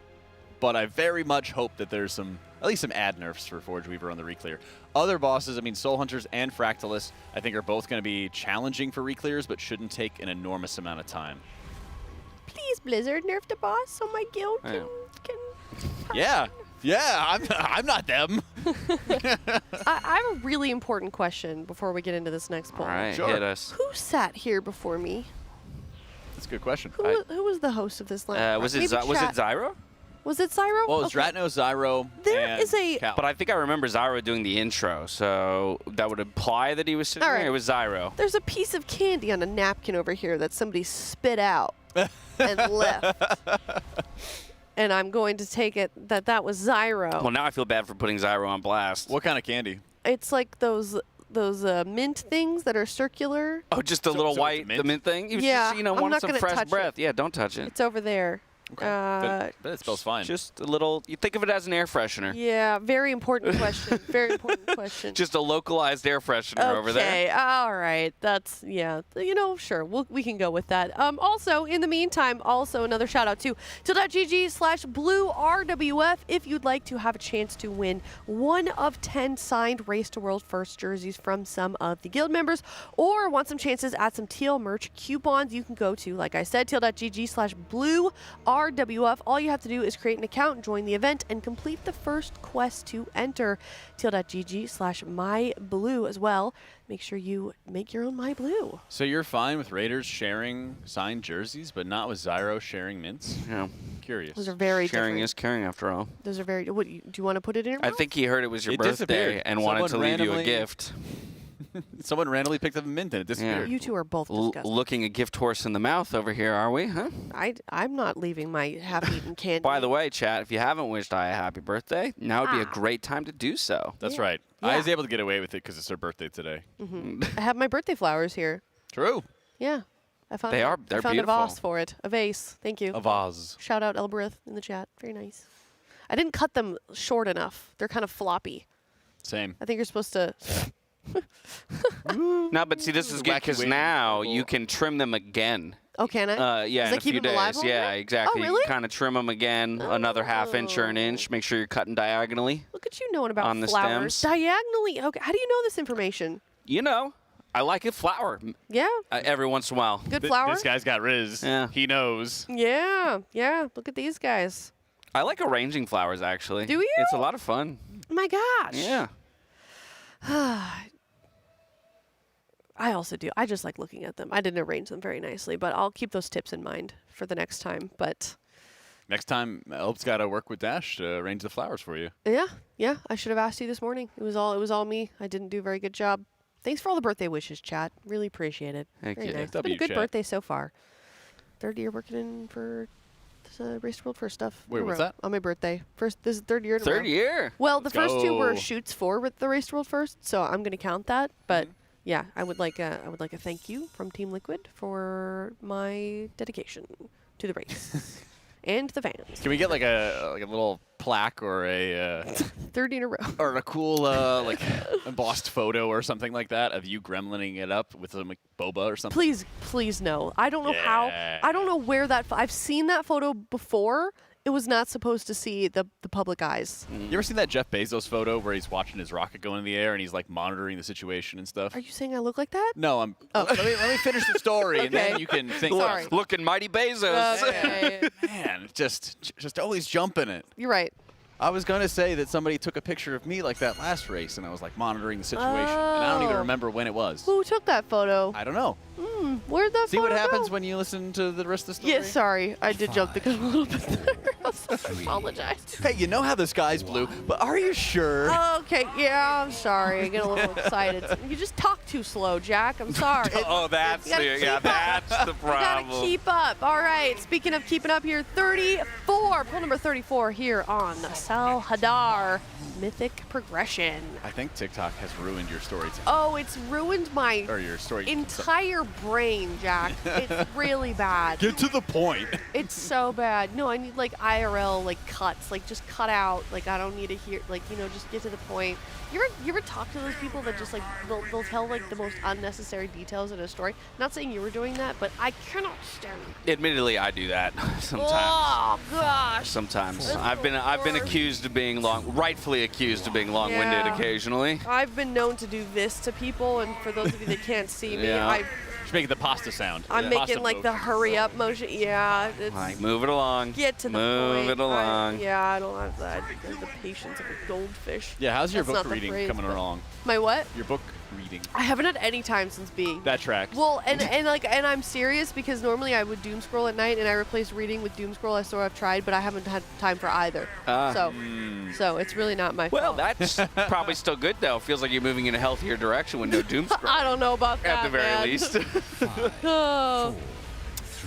Either way, here we are. Best poll, 49.57%. Is it safe to say we at least have phase 1 down? Well, we're not out of phase 1 yet, Well, okay? We have like one from more. a general consensus. We have one more round. Yeah. And I'm fired. Oh no. And I jinxed. That was my And- first caster curse of the race. I Yeah, apologize. you're forgiven because they had a B-res, so it's all good. But also, when you die, you get mind controlled, right? First. Yeah, when you die, you get mind controlled, and also if you don't. Okay, thank you. Also, if you don't drop your Invoke the Oath stacks, and there they are. If you don't drop all your stacks, then you also die. And we have 4 members of the raid, 5 members of the raid, who are not oath breakers, working for the enemy. Now they join the other team. Yep. Tragically. So Double Aya, agents. how does it feel to curse the entire? How does it feel to curse the entire raid Sorry, Nick. on your birthday, no less? I apologize. That's my one. That's right, you get 1, yeah. Can't keep But only because it's your birthday. Thank you. Okay, so no more. I'm like. I think I'm Tettles had moving it like off. 3 with my cast with him. Oh, that's a lot. He was That's a rolling. lot. That's why we're trying to like do a little off topic in the first phase, so that way we can kind of get through that and then make sure that we're going to be fine. But a quick recap, the little TLDR is that the circles that are going out in the raid need to be soaked. And when you have to dodge the cutter beams, a lot of times they cut through those circles at the same time you're trying to soak them. So what they're doing, instead of having 2 different groups soak, you have one group soak one group soak the other, they're having the entire raid soak one of them, while the tanks are soloing another with immunities, massive defensives, the works.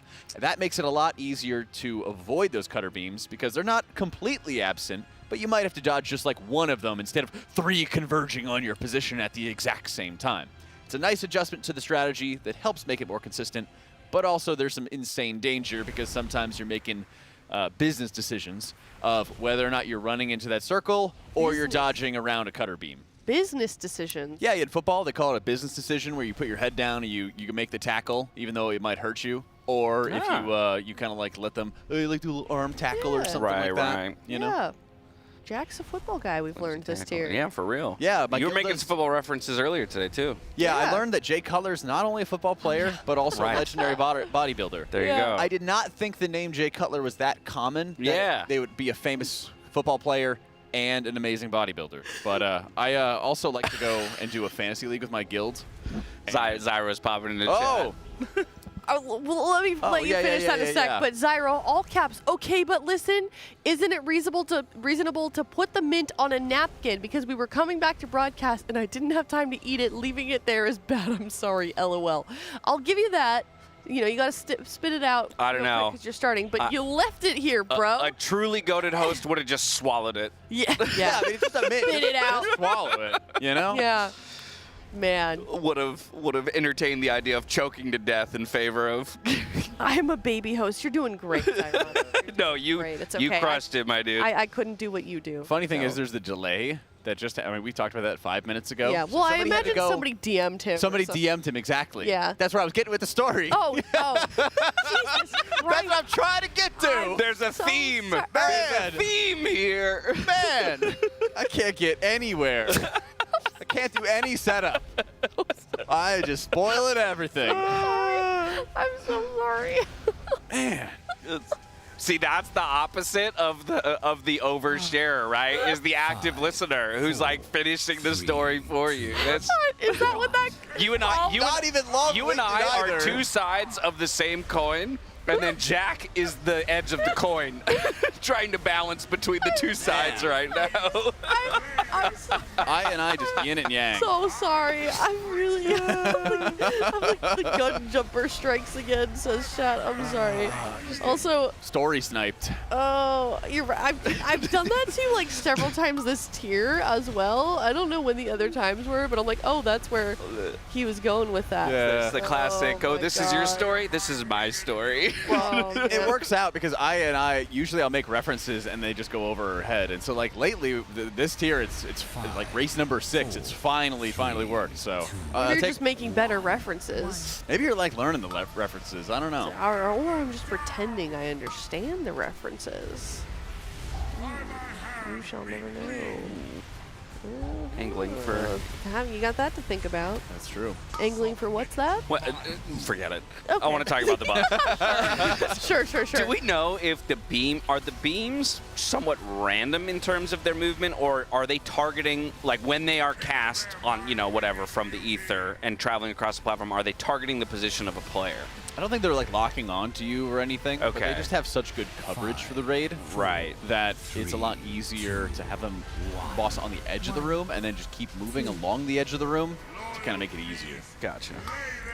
And it's actually, so it's 2. Oh, they are baited. Okay, interesting. They are? By what? They are there was, baited. like some okay. like, loose positioning, but they're not like heat-seeking. Yeah, it doesn't look like they're homing, right? Like, but they maybe target an initial position. So, like, this beam targets this player. And then by the time it gets, across the platform, maybe we have repositioned a bit. That would make sense because that's ultimately what makes it very, very messy here in the initial phase. We do have Hopeful going down. No res available, unfortunately. I wonder if... Well, we have some time Yips for it, also died right, and got my MC'd. Okay, yeah. Yep. Man, this is tough. It's not an easy phase 1. It's not, and the amount of pressure on the tanks when they're soloing those conquests is absurdly high, and so their survivability makes all the difference in the world. Just making it easier and more consistent for phase 1. Yeah. And I think what you're going to see, especially tomorrow, what I would watch for is like Liquid tomorrow is going to be doing splits. It's going to be the weekly reset, Super Loot Tuesday, but Method and Echo are going to be able to get additional time in on Nexus King Solidar, and watching their phase 1 consistency, there's even really good graphs on Warcraft logs where you can start watching the encounter duration and how far they get on fights. That consistency element is going to make a huge difference in whoever kills this boss fight first. I think we're still a really far away of having the damage, and so I would not be shocked at all if the difference between killing this boss and not killing it is another reset of gear. And at the same time, it's also going to be on who's going to be cleaner in phase 1. Why did 2 people stay main platform? Maybe because they're clearly not calling the wipe. They're still going. Oh, okay. Maybe because I'm just trying to figure out why we would have kept. Sometimes they make like no calls in raid, and it's not like a everyone wipe it up. It's just they just kind of keep on. They'll be talking like they know it's a wipe and they'll be talking about stuff. Gotcha. And so people will just kind of like be dancing around. Some people might do the fight. Some people may not do the fight.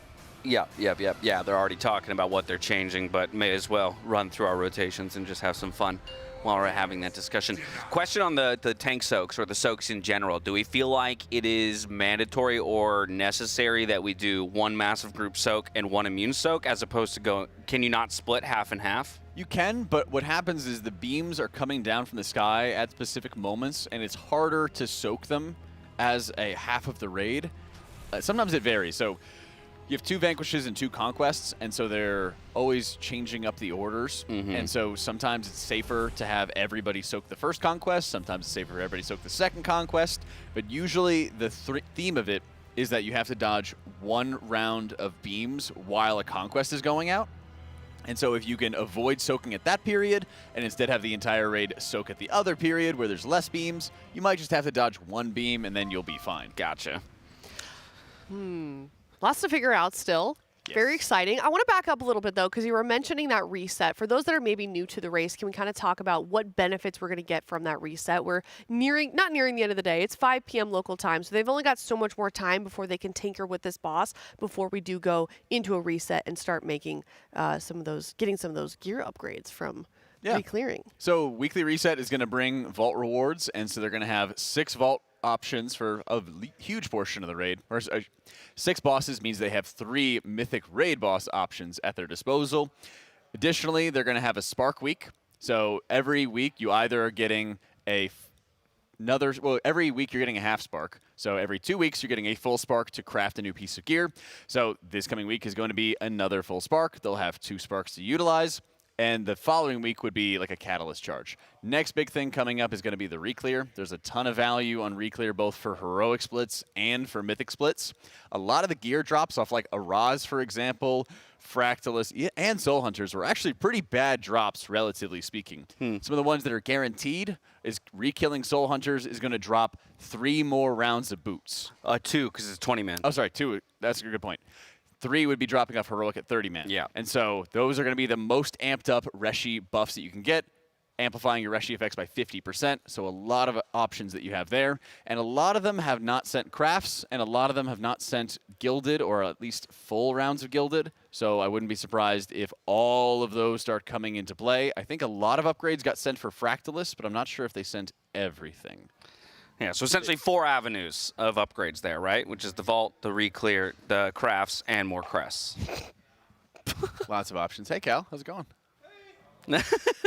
Kalamazi's entertaining the pups. Yeah, we have a helping entertain the pups. Kalamazi's been just out of frame here, wrestling with Korra and Azula, our dogs, and at the same time stood back up and bonked himself into that Blacklyte chair. You okay? Good. Yeah, he's good. You want to rebuild the Jenga tower? You want to build it back up again? He looks okay. How was lunch? You feeling good? Surprised you're on your feet after lunch. Well, that's probably good. You got to get moving. Thought it'd be like nap time. Yeah, move around. Yeah. Blood flowing, he says. So what are we thinking? We thinking like an average of 5 item levels coming in by the time we get back to this boss? Like they're 706-ish right now? What is this? I'm in the rear view mirror of... You're on the dash cam. Oh my gosh. Has anyone ever made that reference to you on the cast? I don't know. Wow, these guys are the first. Look at them. That's funny. Somebody put Hey guys, where would you like to go? Are we there yet? Yeah. You guys are in the driver's seat. Take me to Dementius, please. All right, on the way. Usually the dash cam shows what's right in front of the That's car. true. That's true. Yeah. Wow. Yeah. You're in the headlights. You're in the headlights. Wow. Watch out, Dash. Okay, here we go. Pull number 36. Significantly less time between that one. Kind of going right back into it, comparatively so. Yeah, not too long of a yap sesh. Not like a chain pull just yet, but yeah, they tended to aya that kind of conversation and just kind of skip through it and go to the pull. What was that laugh? Do they get? It's like my little XDD laugh. Yeah. XD. Also, I did see a question. Okay.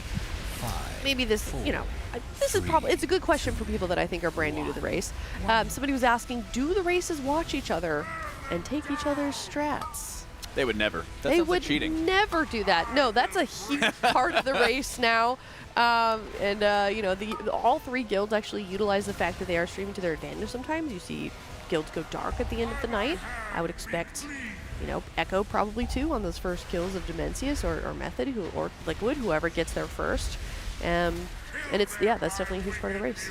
It is. And we saw that come into impact on Fractillus with the strategy around one tanking, around how they were breaking mythic walls. Echo getting that kill very quickly off of their really strong strategy.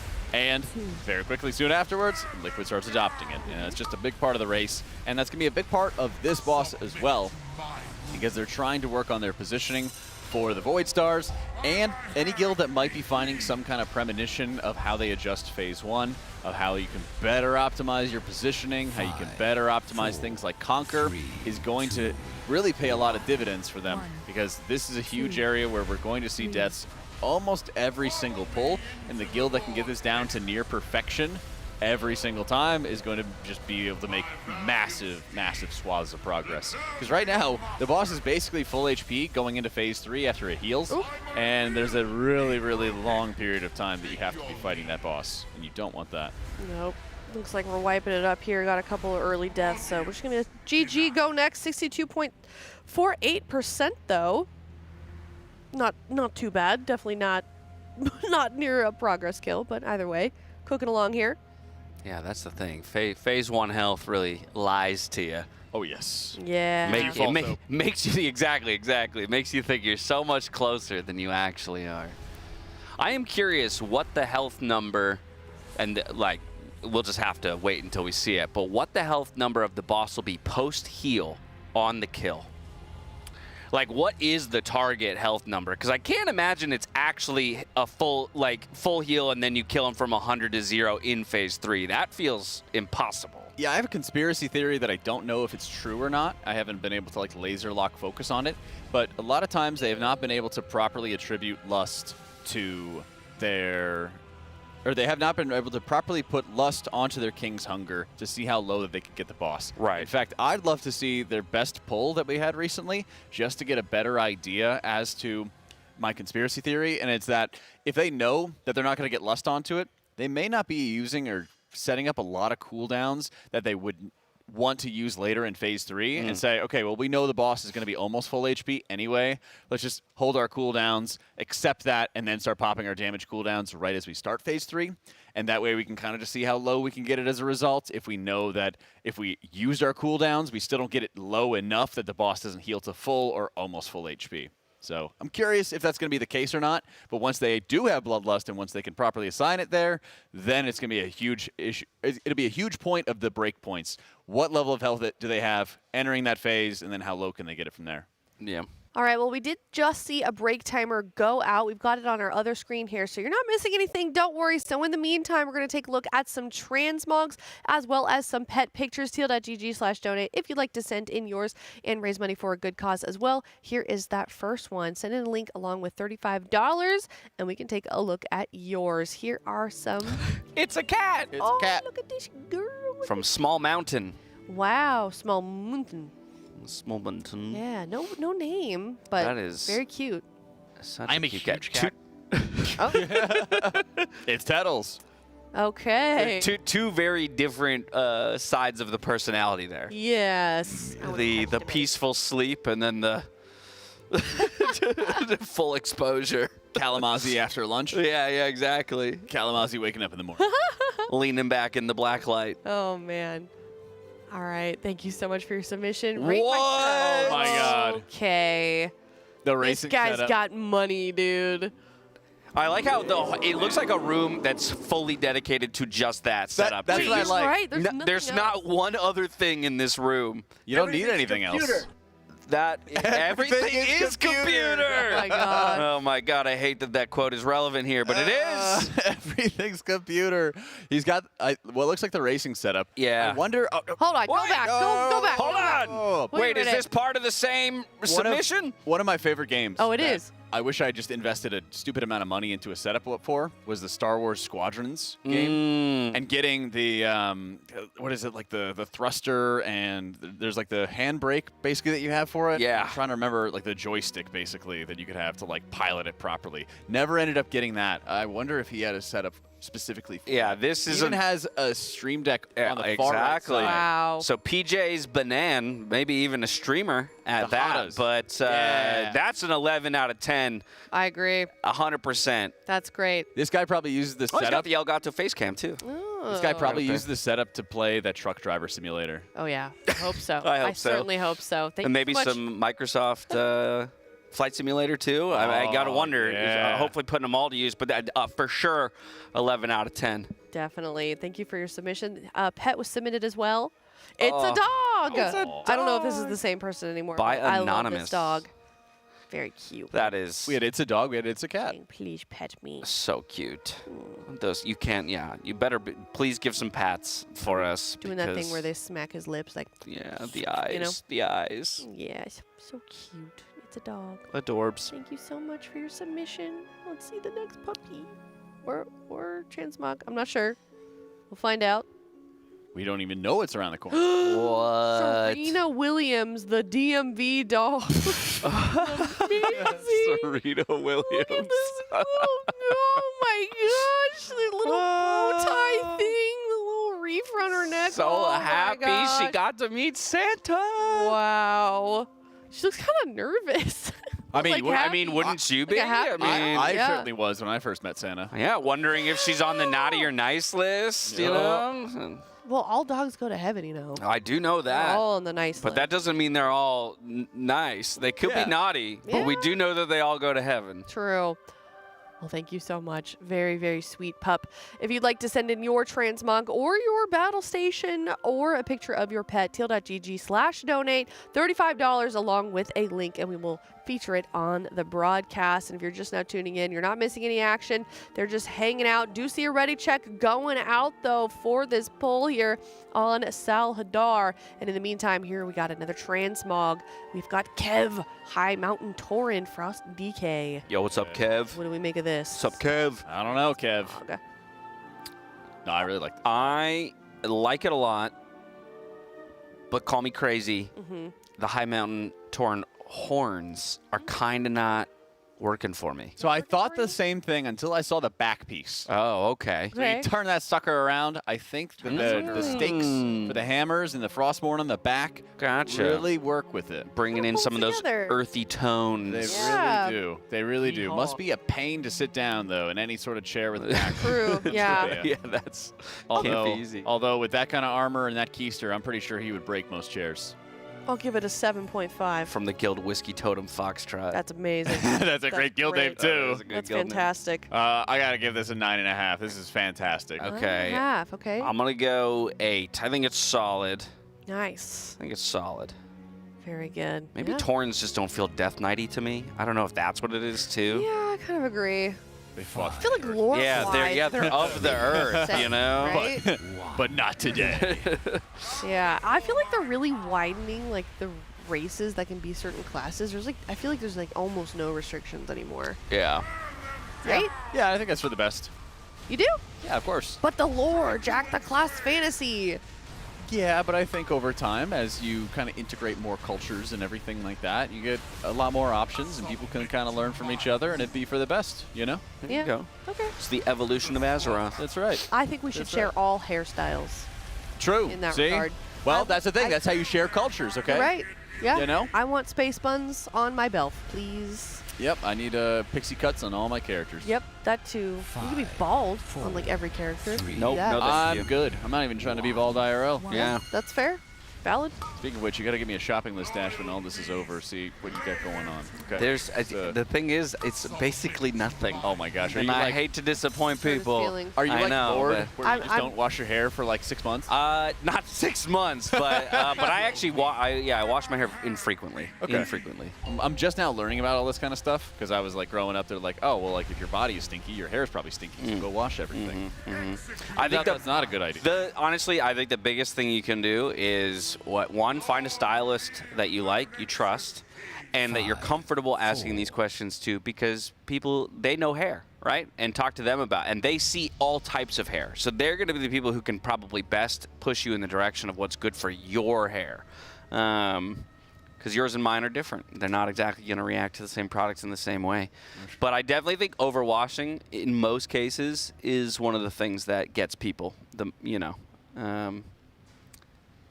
for that exact reason. You grow up kind of going, oh yeah, I got to do everything all the time. And it's like, actually, you're robbing yourself of so many of the natural oils that are good for your hair.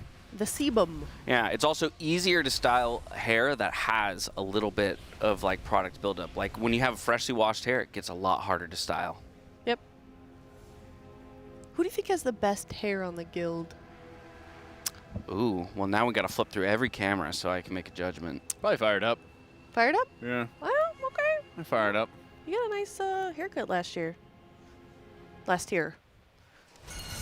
Got the curtains. Riku. You know what? Actually, that's true. Riku does have nice hair. Oh, do we have a Riku cam? We have a Riku photo. I don't believe we have a Riku cam. Probably say Fired Up. He's man. Hang on, I lost it. I gotta remember the reference I was about to make. Oh no. Hang on. Oh, should we wait or? Max has good hair. Come back to me. And he's also he's right now. yeah, he's got a great beard actually. He's also, and he's wearing a hat at the moment, but he's had multiple. Oh yeah. Yeah. I thought you were just telling me I needed to drink another monster. No. Like no. Thank you. Max, there's one of the ads we're running. I think it's the Zenni glasses ad, where he's definitely got some poof going on with the hair. Yeah, that's true. I was gonna say that Fired Up is like looking like he might be just working on a new single with Mark McGrath. I don't know. It's over my head. Yeah, I know. apologize. Finally, I get one. Sugar Ray. Somebody says Max is half balding? No way. His hairline is solid. Right? Yeah, I don't know where that's coming from. Also, we love a bald king. We don't gotta act like that's a bad thing. But he's not one of them. Hold on, flip to Max. I gotta see this. He's wearing a hat. Oh, is he wearing a hat today? Yeah. Okay. Dang it! What is this hat? I actually haven't seen it. I don't know. Enhanced. It's got like What? a bright Bad time blue, to do that. brim, I don't rather. know. He's been wearing band t-shirts 2 days in a row. 4, 3. Well, now he's got his jersey on. Now he's got his jersey on. He's got the sweet TL jersey on today for the last day of the reset. TL.gg/RWF if you'd like your own TL jersey today. Looks just like Max's. I believe that is a current tier 1, right? Mm-hmm. Yes, yes. So, it's got dimensions on it. yeah, you've been wearing that one. I've worn it a couple times. I mean, That's they like your favorite shirt. giving me a jersey with my name on it. Yeah, you gotta gotta wear it. You Yeah. know? Man, they did. They set me up though because obviously you guys have tiers and tiers and tiers worth of apparel and whatnot, and I showed up and I was like, hey, I was just like a word of warning. I only have so much TL gear. Yeah. And then within a day or two, my desk was overflowing. They were like, bet. Yeah, exactly. They're like, challenge Yeah. accepted, sir. That must be nice. We had to build that up over the course of a couple of tiers. When we first came, it wasn't quite the rotation as it is now. Yeah, it pays to not be a trailblazer. I'm just following the I'm following y'all's footsteps, okay? We walked so you could run. Exactly, you're right. Bag.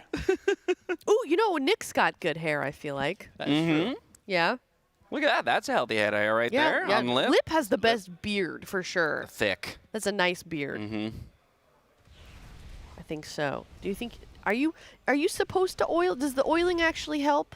Beard oil? Yeah. It's pretty Beard good. oil? It's wise. Yeah. Mhm. Is that just like to make it look nice, or does it help it grow nicely? Like, how does that I don't know work? if it helps it grow necessarily. I would say sometimes beard hair can start to grow in kind of crazy and wild directions. And so beard oil can just help kind of shape and style the beard in a weird way. Also, you should wash your beard with shampoo and conditioner like you wash your hair. It is that makes sense. It is hair It's after hair. all.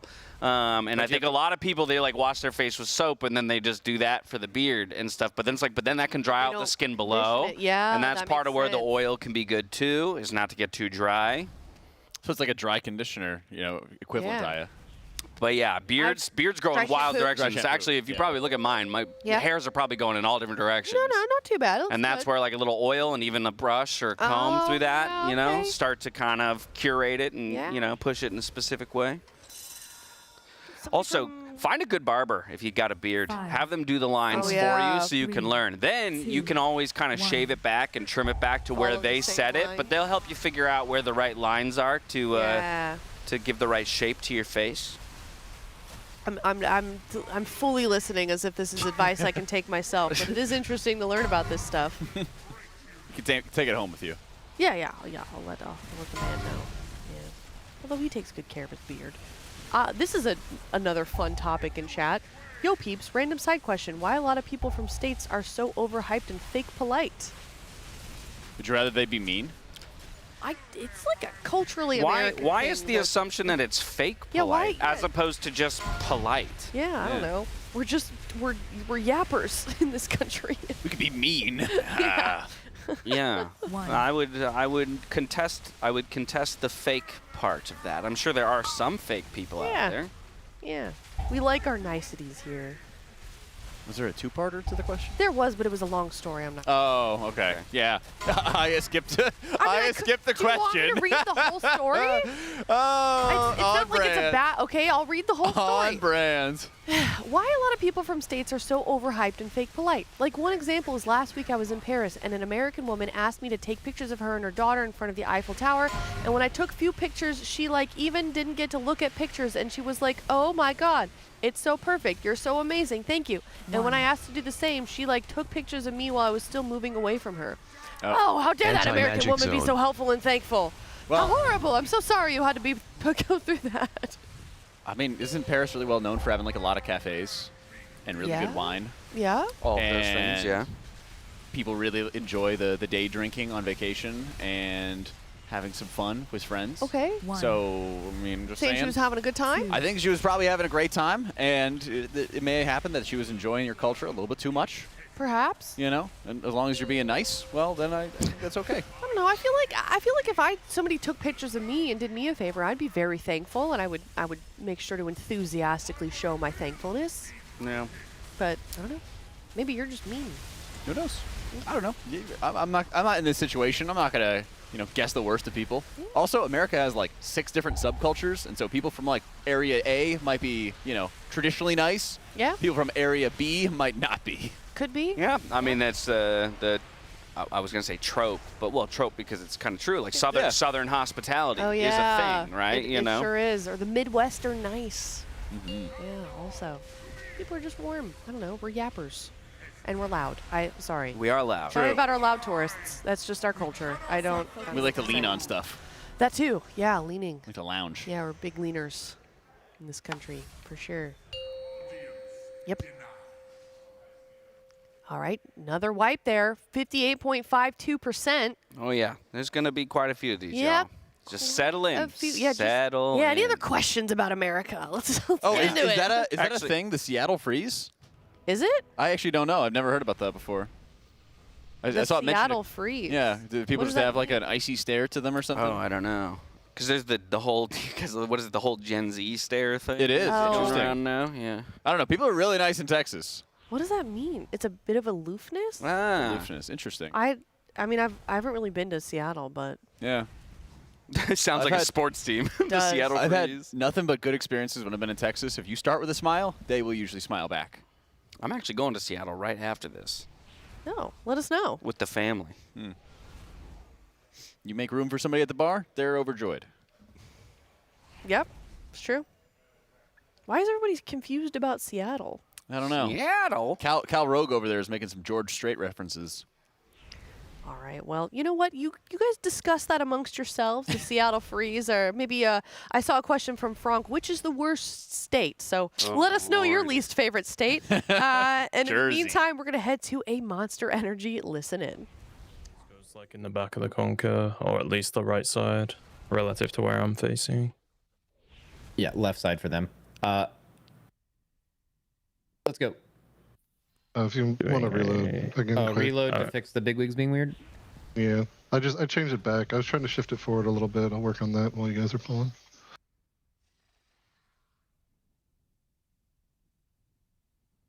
Yeah.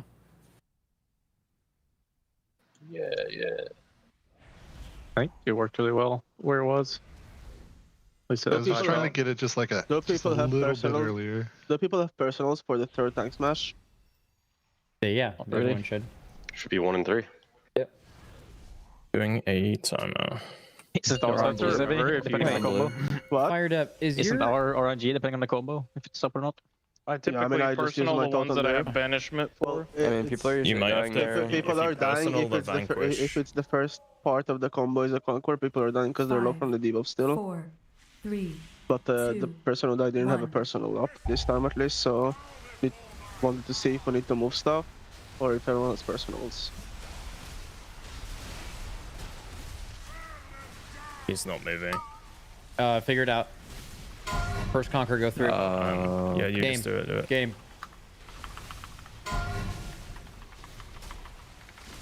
Everyone got it. We're good. Oh, no. Okay. Watch beams.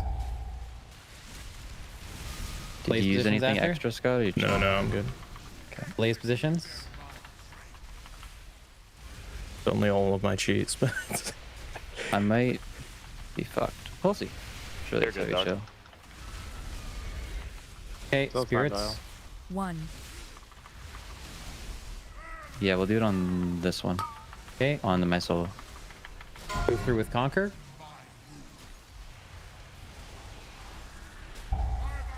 That was really easy. I'm down, Nick. Yeah, this is good. Okay. Chill. Last blazes here. Blazes now. And again. Good, and we're getting spirits soon. Spirits in 3 seconds. Lock in. 1, 2. This tank combo is guaranteed to be delayed. Anti-magic We are going to zone. be soaking the 3rd conquer. This is not our soak. Move through in 3, 2, 1, go. Economic. Yeah, but I can't live this. Maybe you can't. Fucking, you're so huge. You're so I got armor. Go middle. Good. Spirit 1, 2, 3. Why? Only Dranako. Big hit, big hit. We can res Dranako. Kill Dranako and res him. Literally single target Dranako and kill him. All of you. Oh my god, you got shit on. Okay. We are going left of diamond. Rebuff him. You want to try no lust, or lust and just see last phase? Lust see last phase. I'm so stupid. I should have CDR lit for this one. Yep. Okay, get ready. We are going in. Whoa. That was Bomba. nice. That was pretty sweet. Tank. Last and see last phase here. Yep. Yeah. Still do it. Why was it so big? That was barely an overkill. We almost Actually, won. I think I know why maybe.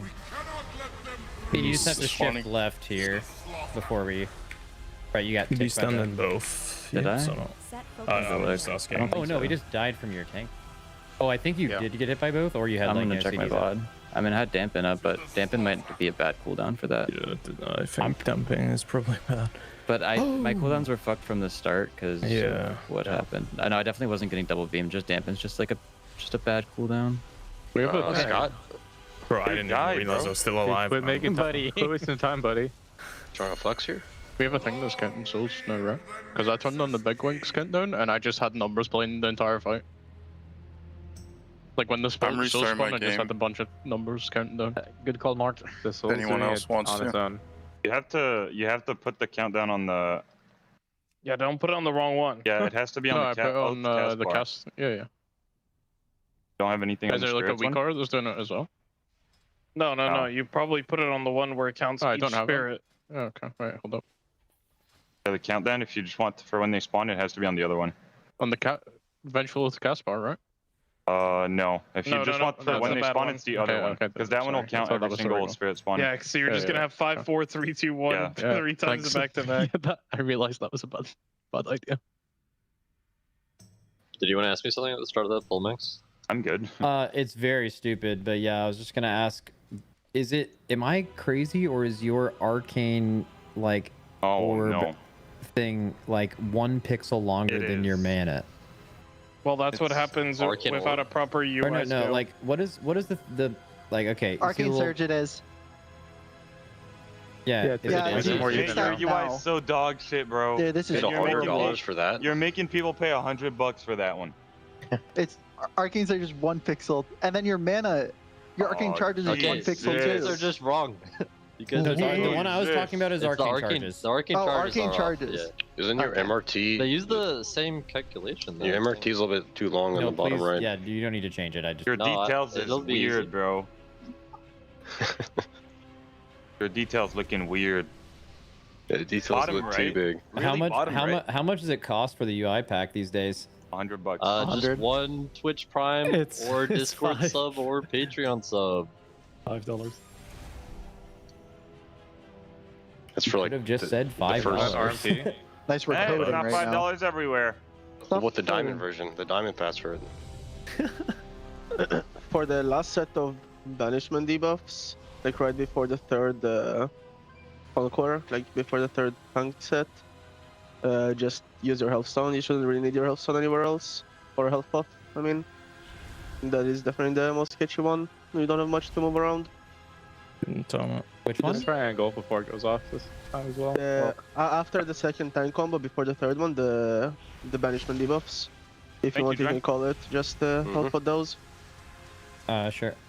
The pixel has been fixed. Yay. 5, 4, 3, 2, 1. 5, 4, 1.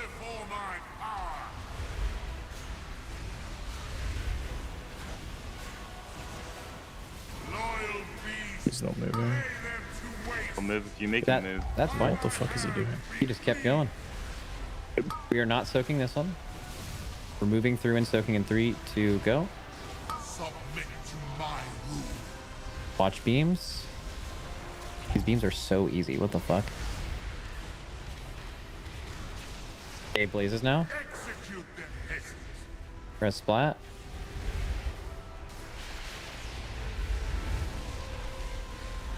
Five, 4. Spirits upcoming. 3, 2, 1. 1. Okay, second tank combo. Going through. And back.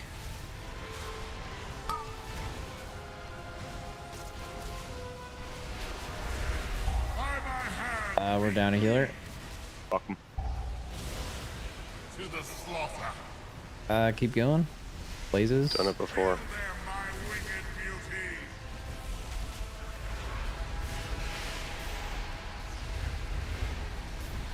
Five, 4. Okay, spirits now. 3, 2. Oh, that was where you these dots. Is this where you want a hellstone? No, the next ones. Okay. No, it was this ones, like right now. Yeah, that's what I'm saying. Yeah. Okay, watch the beams. Goodbye. This is Conquer. Why did you say goodbye? Why are you gone? 5. Okay, get out of this, and this is the last souls right now. 1, 2, 3. Is everyone hearing? I'm dead. Yeah. Is everyone hearing numbers correctly? No. Yeah. Yeah. I am. I'm hearing like 1, 2, 1, 2, 1, 2. You have it on the wrong one. Yeah, check your horse, man. I'm getting engulfed for that shit, bro. I have it on the cast bar one, right? Check. Yeah, Countdown. that's a bad one. Because that one will count down every single spirit. Bro, they said that was a good one, man. Well, that's if Yeah, that's you what I want. thought as well. They Depends on what you want. Baseline, like the. Oh shit, guys, I got hit. Yeah, If you put countdown on the yeah. Yeah, the way I have it is I have sounds on the cast bar and I have countdown on the other one. Yeah, when the cast bar shows up, it'll say the number for which spirit it is, just by itself. Everything works for me if you want to push my settings through the horse. Yep. Yeah, screenshot your shit. Yeah, same. Mark, I'll copy yours. You need to sub to him. If you want Paladin to aim me, you gotta copy mine. I don't even know what sound I got, but it's crazy. My shit's good. I was thinking about using the Korean sound, but apparently that's already tech in use. I've got Predeterminado Femenino. That's who's speaking for me. I can't press keyboards. Or you gotta get a new keyboard right away. No, it's not the keyboard. It says you can't take actions right now. You've been locked You're out. pacified, bro. Sit down. You let me turned die on, and res me. No problem. Split the G. Do not fucking use your coup rate, bro. Because you got. Oh, nice. Stop that. Run it back, walk of shame. Reload angle. Drop a stone. I can restart the instance angle. Y'all are too funny, lads. I'm good now. It must have been bugged from like when I was MC'd or something. Are you alive? It says you're dead for me. I'm very much alive. I'm running back to the platform. Do you guys see him as alive? Is my character bricked? I see him. I see him as alive. I think you were just so far away. It didn't like update on my frame that you were back alive.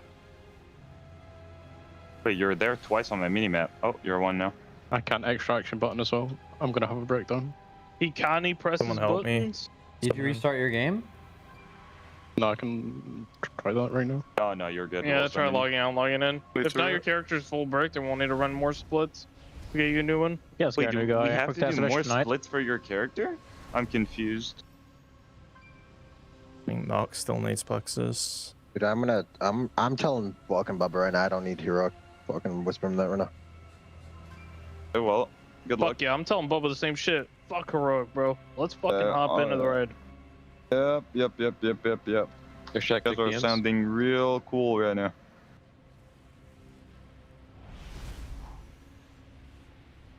Six play. Bro. Dude, I'm watching Bubba up right now, bro.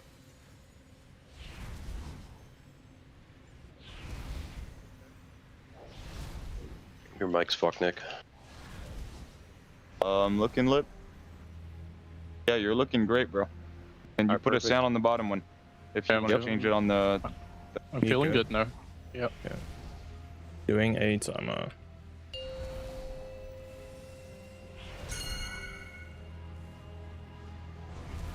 Yep, read chat. P1 Hada says, walk in. I'm out of augmenters. It's over. The fuck? If you leave P1 with any defensive up, you big mistake. Everything in P1. 4 point. Except for Yips, you should have something for the beam. 10 combo here. On right now. You're moving through in 3, 2, 1, go. Submit to my rule.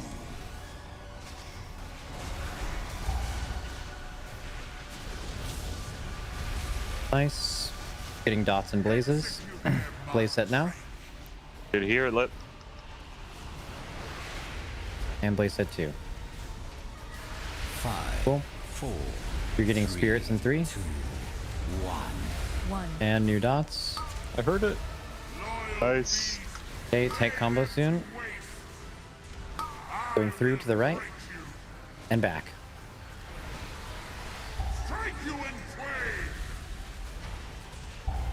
Keep dodging.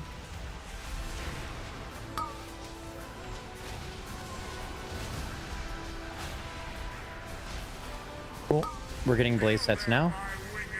And dots.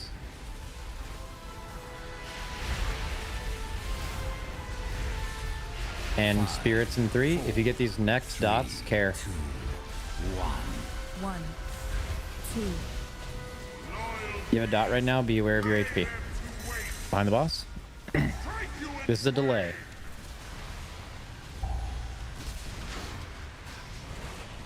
Submit to the slaughter. Don't res him until we get into the intermission. 3, 2, 1. Look at your souls. 1, 2, 3. Dryny can Onk Totem, and we're gonna res Scott. Take it! Oh, we're all dead. The problem is, thanks to October, we lose the health and then scared. Yeah, I'm We gonna also lose 100% didn't rally, HP. We didn't rally you there, okay. Yeah. Lord is with you, and you will be fine. Is there anyone else with a backup week or getting spammed back up the entirety of phase 1? Yeah, when people die. It's happening like every 10 seconds for me and you. Yeah, it just says backup. This is a say nothing pull again angle, I'm pretty sure. Just people messed up. It shouldn't happen now.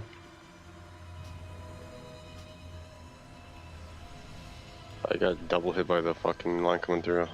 Or people that have had that happen to them before. What line coming through? The beam? Like just the beams that just double tick me. That's what they do. You can live a single tick of a beam? Yeah, you Yeah, can. it's only 10 mil. I fucking swim in that shit. Only 10 mil. Is it one of those mechanics that just ticks every like 0.1? Yes, yes. Yeah. 0.3. Syndrome things. It's 0.3. If you're saying yes to 0.1, you're clueless right now. Like, I mean, I've lived 3 hits once. It's fine. Yeah, that's 3 better. hits. It's already up. It was a health Lock in, dude. a health stone in between the hits, bro. Boom, boom, health stone, boom. You fucking. And then I health stone for you. Boom. 5, 4, 3, 2, 1. Hold.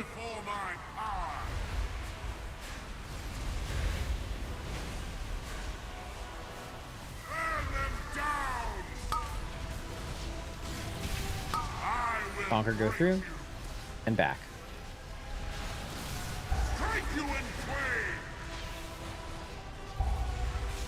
One beam from the left, watch out, and through the boss. There, blazes coming out here. Blazes now. We stacked up. I think our spread has gotten worse. Or maybe there was never a spread. Spirit soon. 3, 2, Been spreaded. 1.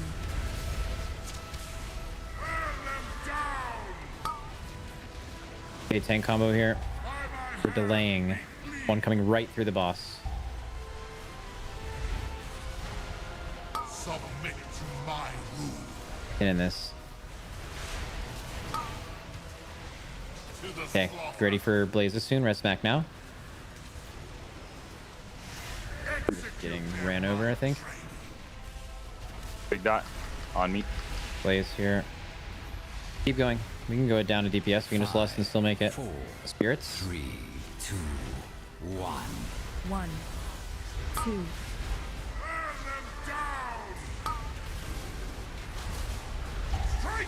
Oh, son, if you have Okay, this. delay right through the boss. Right through the boss. And we're soaking. Watch the beams. Right through. Right through. 5, 4. Yes, Onk is fine. 2. Spirits right now. And Scott rally. 1, 2, 3. You will serve. Thought you were going for all three. Big hit. Oh. Let's just die. Just die. Really funny. It's just a rep thing, I think. But maybe there's like the way some of you guys are looking. Maybe it's just like dangerous. Like you're not zoomed out enough. Some of them?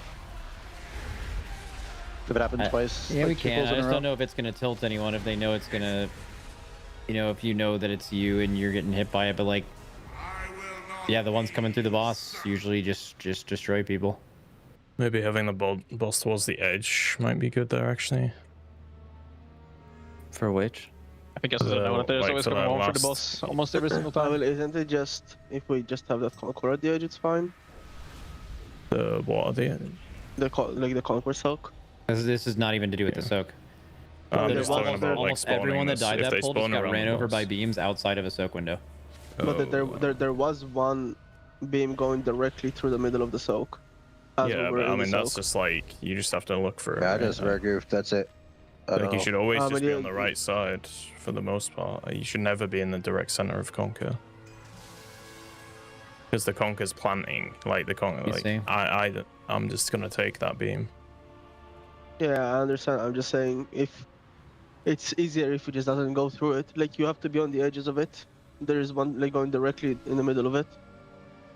Yeah, So it's this because one the is- way it's the- people are it's the looking. one. It's the one after that. Like Oh, look it's at the one- oh, last. it's the next one? Yeah. Look, there's one running through the boss, and it's really hard to see. Right, this one, directly through the middle of it. There's two back to back.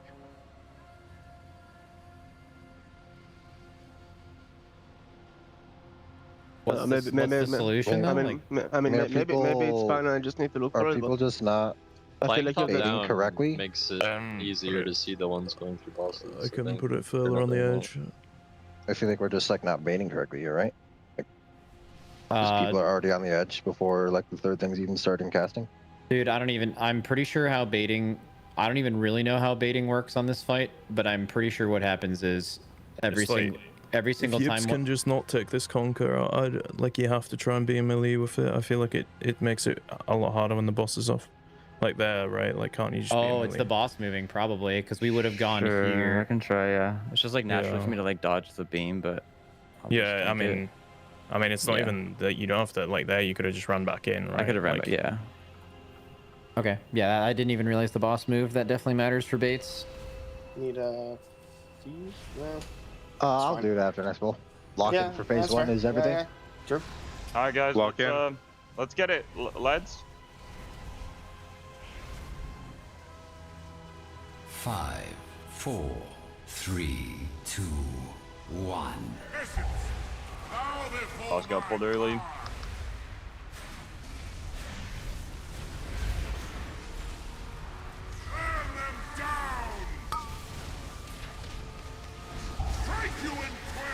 We're going third, right through, right through.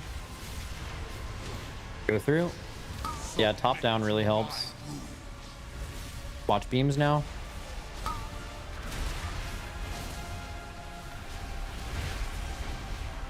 Nice, and now we have a Blaze coming right now. Blaze.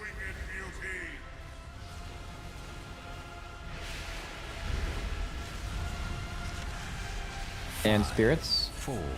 At least the Blaze deaths have largely, they just don't happen. 1.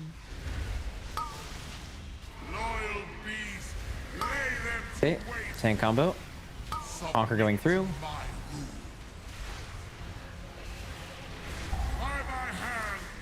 Watch beams. Kind of near the boss. And to the left, watch left. Cool. Blazes now. Move the boss. And new blazes. On diamond now. 4, 3, 2, 1. 1, 2. Hellstone if you have these. Yeah, Hellstone if you have these dots here at the end. Go through. He has Onk, it's fine. Rebuff smacked. Spirits are in 5 seconds, and we're gonna get Scott's rally as well. We have lip sync towards Z the middle too. for resist spirits. Yep. Spirits. 1. Spirit 1, 2, 2, 3. and 3. Alright, I got 3. I'm done. Big hit. We can res Yips though, it's fine. Just kill him, kill him. Kill Yips, kill Yips, kill Yips, kill Yips instead of the boss. Res Yips now. Do you need an external on the thing? Shouldn't. The res is No, fine it's now. free. Sure, yeah, may as well use it.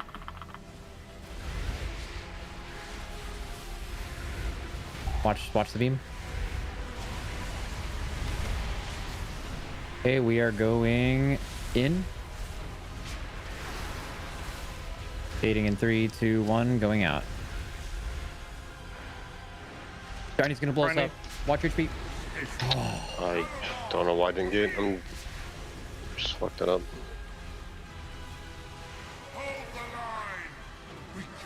It's okay. Just jump down. Yeah, I use the cloak after that press Dude, connect. yeah, I can't cloak.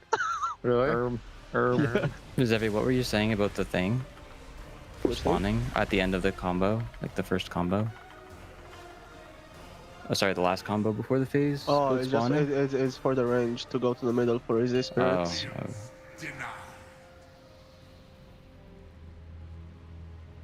It is easy. It might be better for you to come to the middle as well, yeah. So I'm finding it easier going to the middle.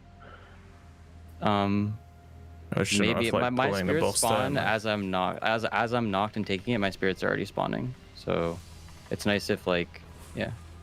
Maybe if you're porter, I don't know if you're porting anyway. Hello, everybody. Welcome back from that Monster Energy Listen In. We now have Cams joining us on the desk. How do you feel about this fight so far? Yeah, good. I like personally, internally, I'm a little tired, but the fight's pretty good. Yeah. I've got this. Oh. That's a good solve to the Oh, that was good. Oh, no. personal internal tiredness. Yep. Let's hear it. Is that your favorite flavor right there? Is that your go-to? Yeah, right now. It matches the raid. Oh, also. True. Thematics. Yeah, cheers. I like it. Sure, I'll join Really you. good. My actual favorite Hey. is the rehab that's the watermelon, but they don't have it. Let's all M it. Let's all M it up. Let's yeah, go. M it up. I like that. Mm.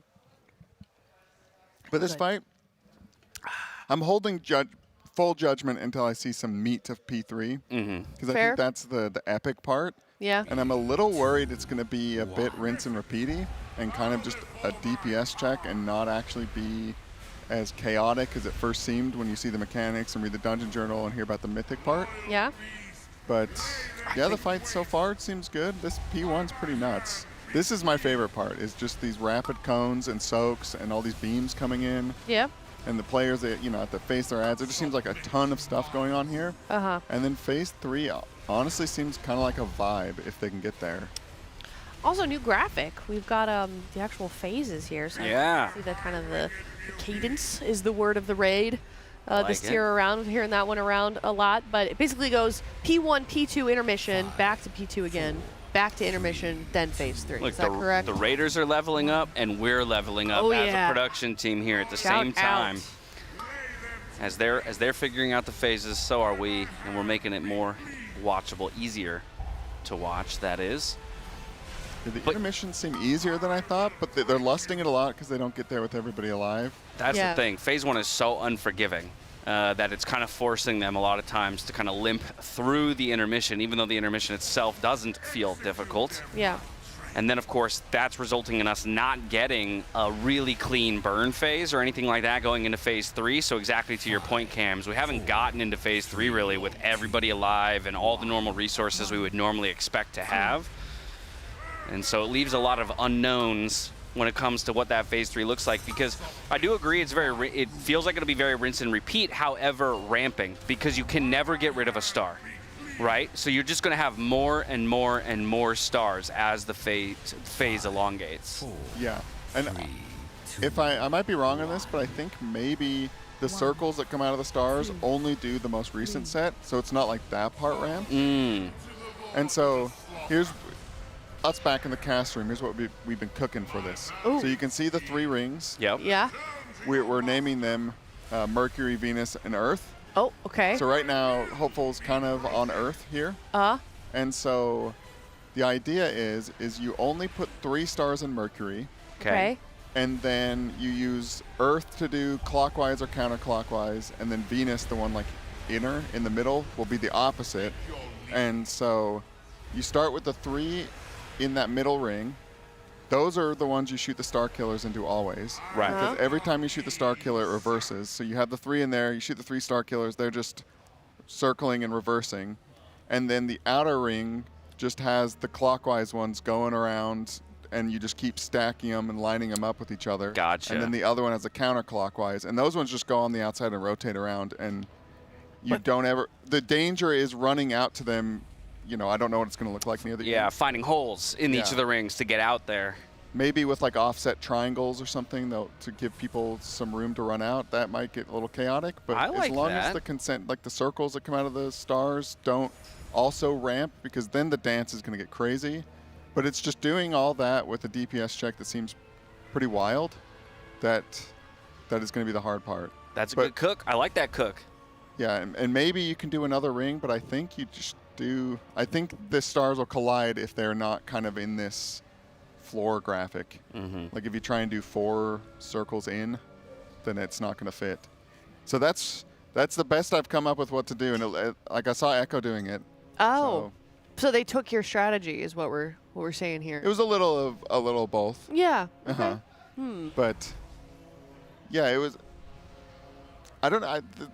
That phase seemed crazier reading it, but if the circles actually don't come out of the stars, I mean, maybe the circles coming out of the stars the whole time as it ramped would be like actually impossible and just like cover the whole room.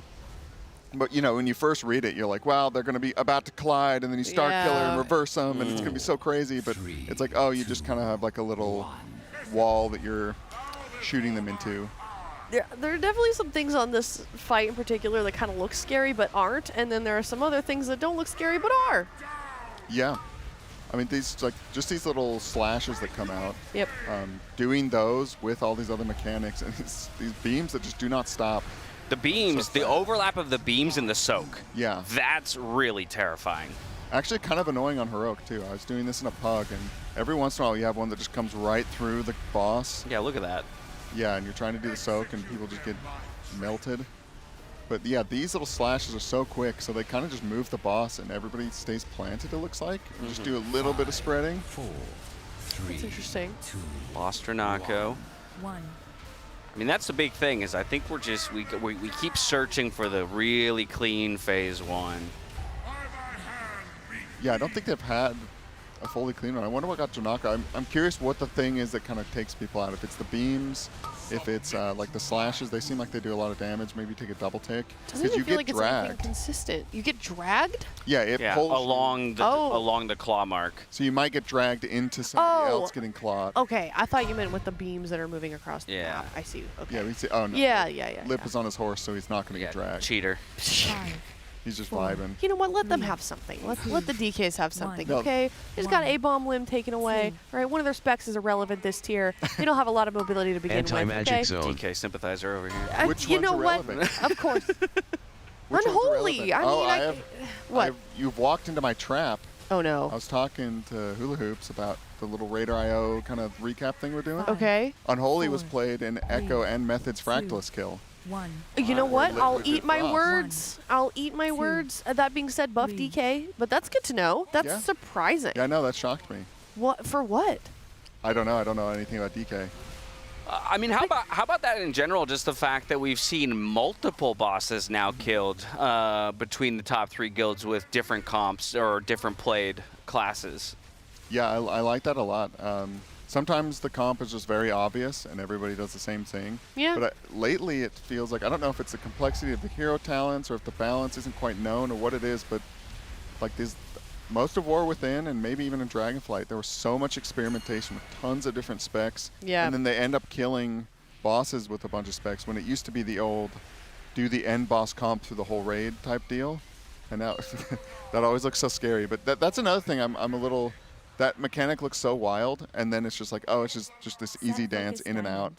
Boom. But they're getting over here with just Donako dead. This is a very good poll. Yeah, this is one of their better P1s going into intermission. We did blow the Lust just now in intermission. So again, I think they're just now really trying to make sure they get through these and get back onto the main platform with at least 19 people alive.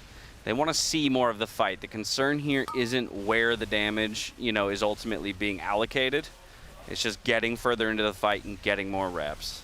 Yeah, because the damage check is on this ad. They have to kill it before it self-destructs. Then you go back to the boss. The dragon takes a damage amp. Then the boss slurps the dragon's health up, and then you have to do that whole like next part with whatever health remains on the boss. And they know that is not just gonna happen.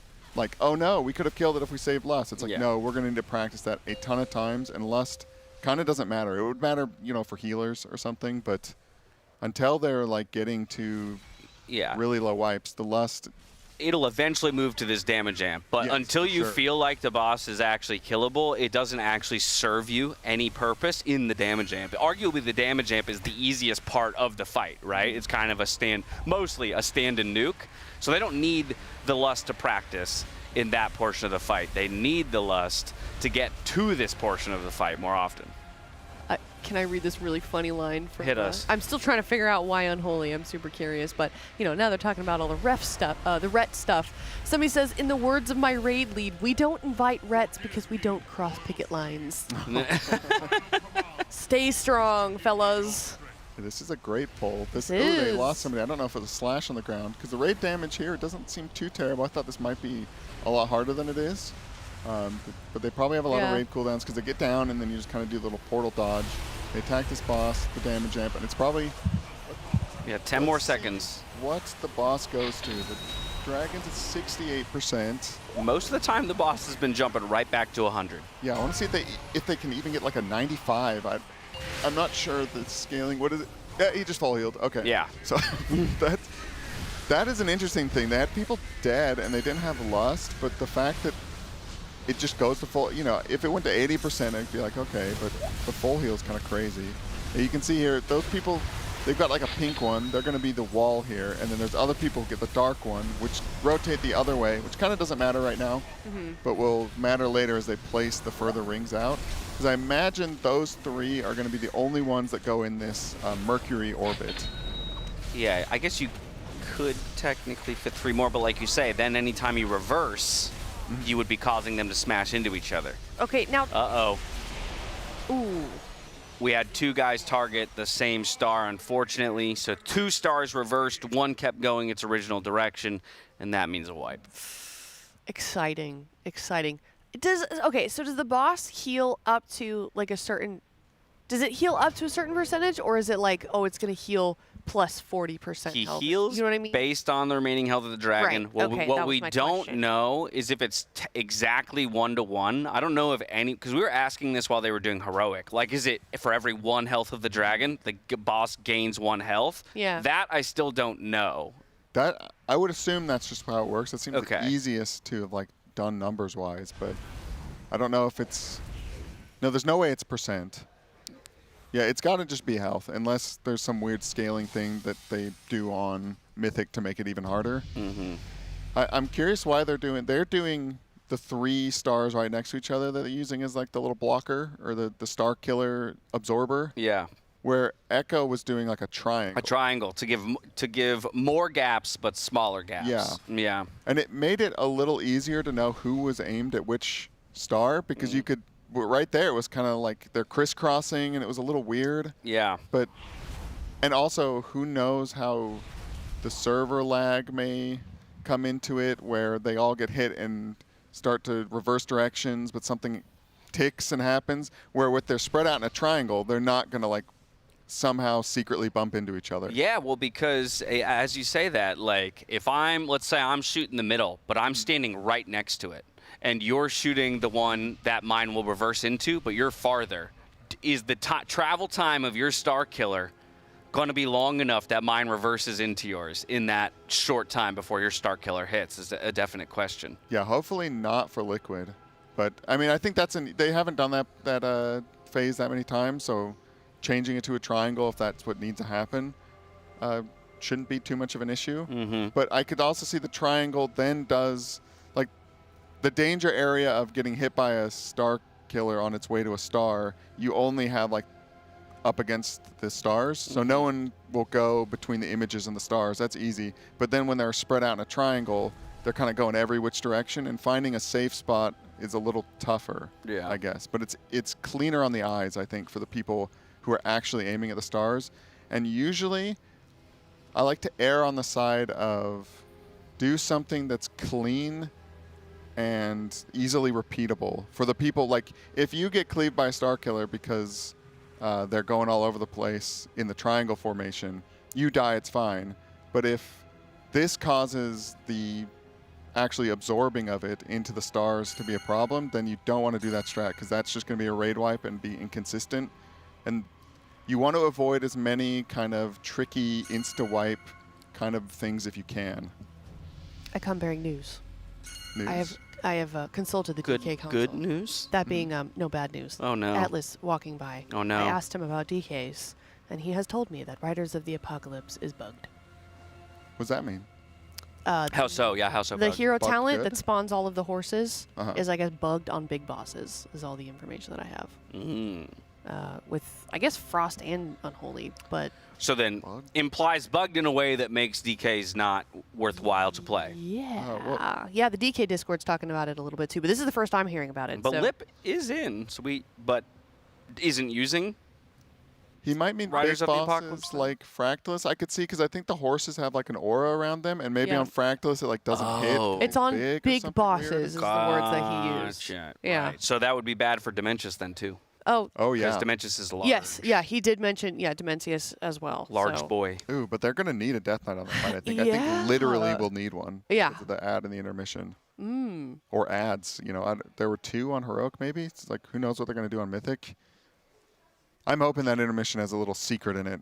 Just a, you know. There is a secret. There's a secret, you haven't heard about this? No. So there's a secret phase. Yeah. With Dementius. Oh, there's a secret phase. Yeah, there is. Yeah, you didn't know about this. I know. It's okay. Don't worry. I'm here to bring the information. This was data mined. So at the end, when Dementius dies and goes into that little void portal, you actually get sucked with him, and then you go fight a little mini Dementius. Oh. Yeah. Like a pet. Like, a pet battle? Yeah, a little or- pet. Yeah. Okay. Yeah. And how much health does that one have? We don't know. Okay. At least 12. Yeah, it's hard to data mine health. I think impossible maybe. It is, yeah. So that's the secret phase. You heard it here first. But yeah, you're definitely going to need DK on that one. He 'cause lifts you up in the air there right as he's going down. Absolutely. And then you get sucked into that portal, and on the way you get to see the cinematic that you're asking for. Oh yeah, where Zalatath and Illidan create the third demon. That's right. Yeah. Somebody understood my Neopets reference. Awesome. It's a pet. It's a pet of your pet. Yeah, pet. A little mini pet. But here we I are. used to play so much Neopets. Hole number back in the day. 42. Oh my god, I was so addicted. Did you ever play the little mini games? Do you have Played a the shop? snake. Played Snake. Yeah, I played Cheat. It's called Cheat. Yeah. I don't know. I don't remember. I think it was based on a real game. 4. Did you play that? I didn't play Cheat. Okay. No. Like I said, I played a lot of the what were they called? Because they were eggs, but they were not called eggs. I don't remember. Yeah, but anyway, it was that with a snake. This classic game of Snake. Yeah, I yeah. just played that on Exactly. repeat at whatever age Yeah. I was when Neopets came out. Oh. Man, I made a colossal error. What'd you do? Kalamazi had extra 5 guys, and I ate it. Oh. That was you? Yeah. Because didn't somebody accidentally eat his Well, wait. free Yeah, No, you he weren't the one. You gave weren't the it one to who me. stole the. Yeah. No, I didn't Oh. steal it. He showed me the big pile of meat, and he said, "You want the rest of this?" And I said, Oh. "Bring it on." Okay. You know, Now you're going should food we coma feel on it? bad Yeah. for him and how he never feels well because he kind of does that to himself. Like, I know he's got all these dietary restrictions, but then he eats like a Anti-magic zone. garbage No, truck. I don't feel bad for him. Absolutely. It's like he's like the walking embodiment of that meme where that person's riding a bicycle and then sticks And then the stick, stick yeah, in the yeah, yeah. spokes, then falls over. Like, what happened? Okay, I'm sorry. Oh, it's just. The food stories every time. I mean, the Taco Bell. I mean, this is a building. It's maybe not just the Five Guys, but it's been the Taco Bell we've been getting, the late nights. This is. I was getting up a pretty normie schedule. Yeah. And it's just been completely destroyed at this event, but that's why we're here. To watch some raiding late at night and get Taco Bell and do Mythic Plus with the boys. I know. I see the remnants of your guys' party at night. When I come in the morning, the trash can's just full of. I'm like, what did they eat last night? Oh, Taco Bell. I was a part of my Five first Guys. Taco Bell night. Oh, you a couple were. nights ago. You got to live. I was. Did you I do got, the tweet?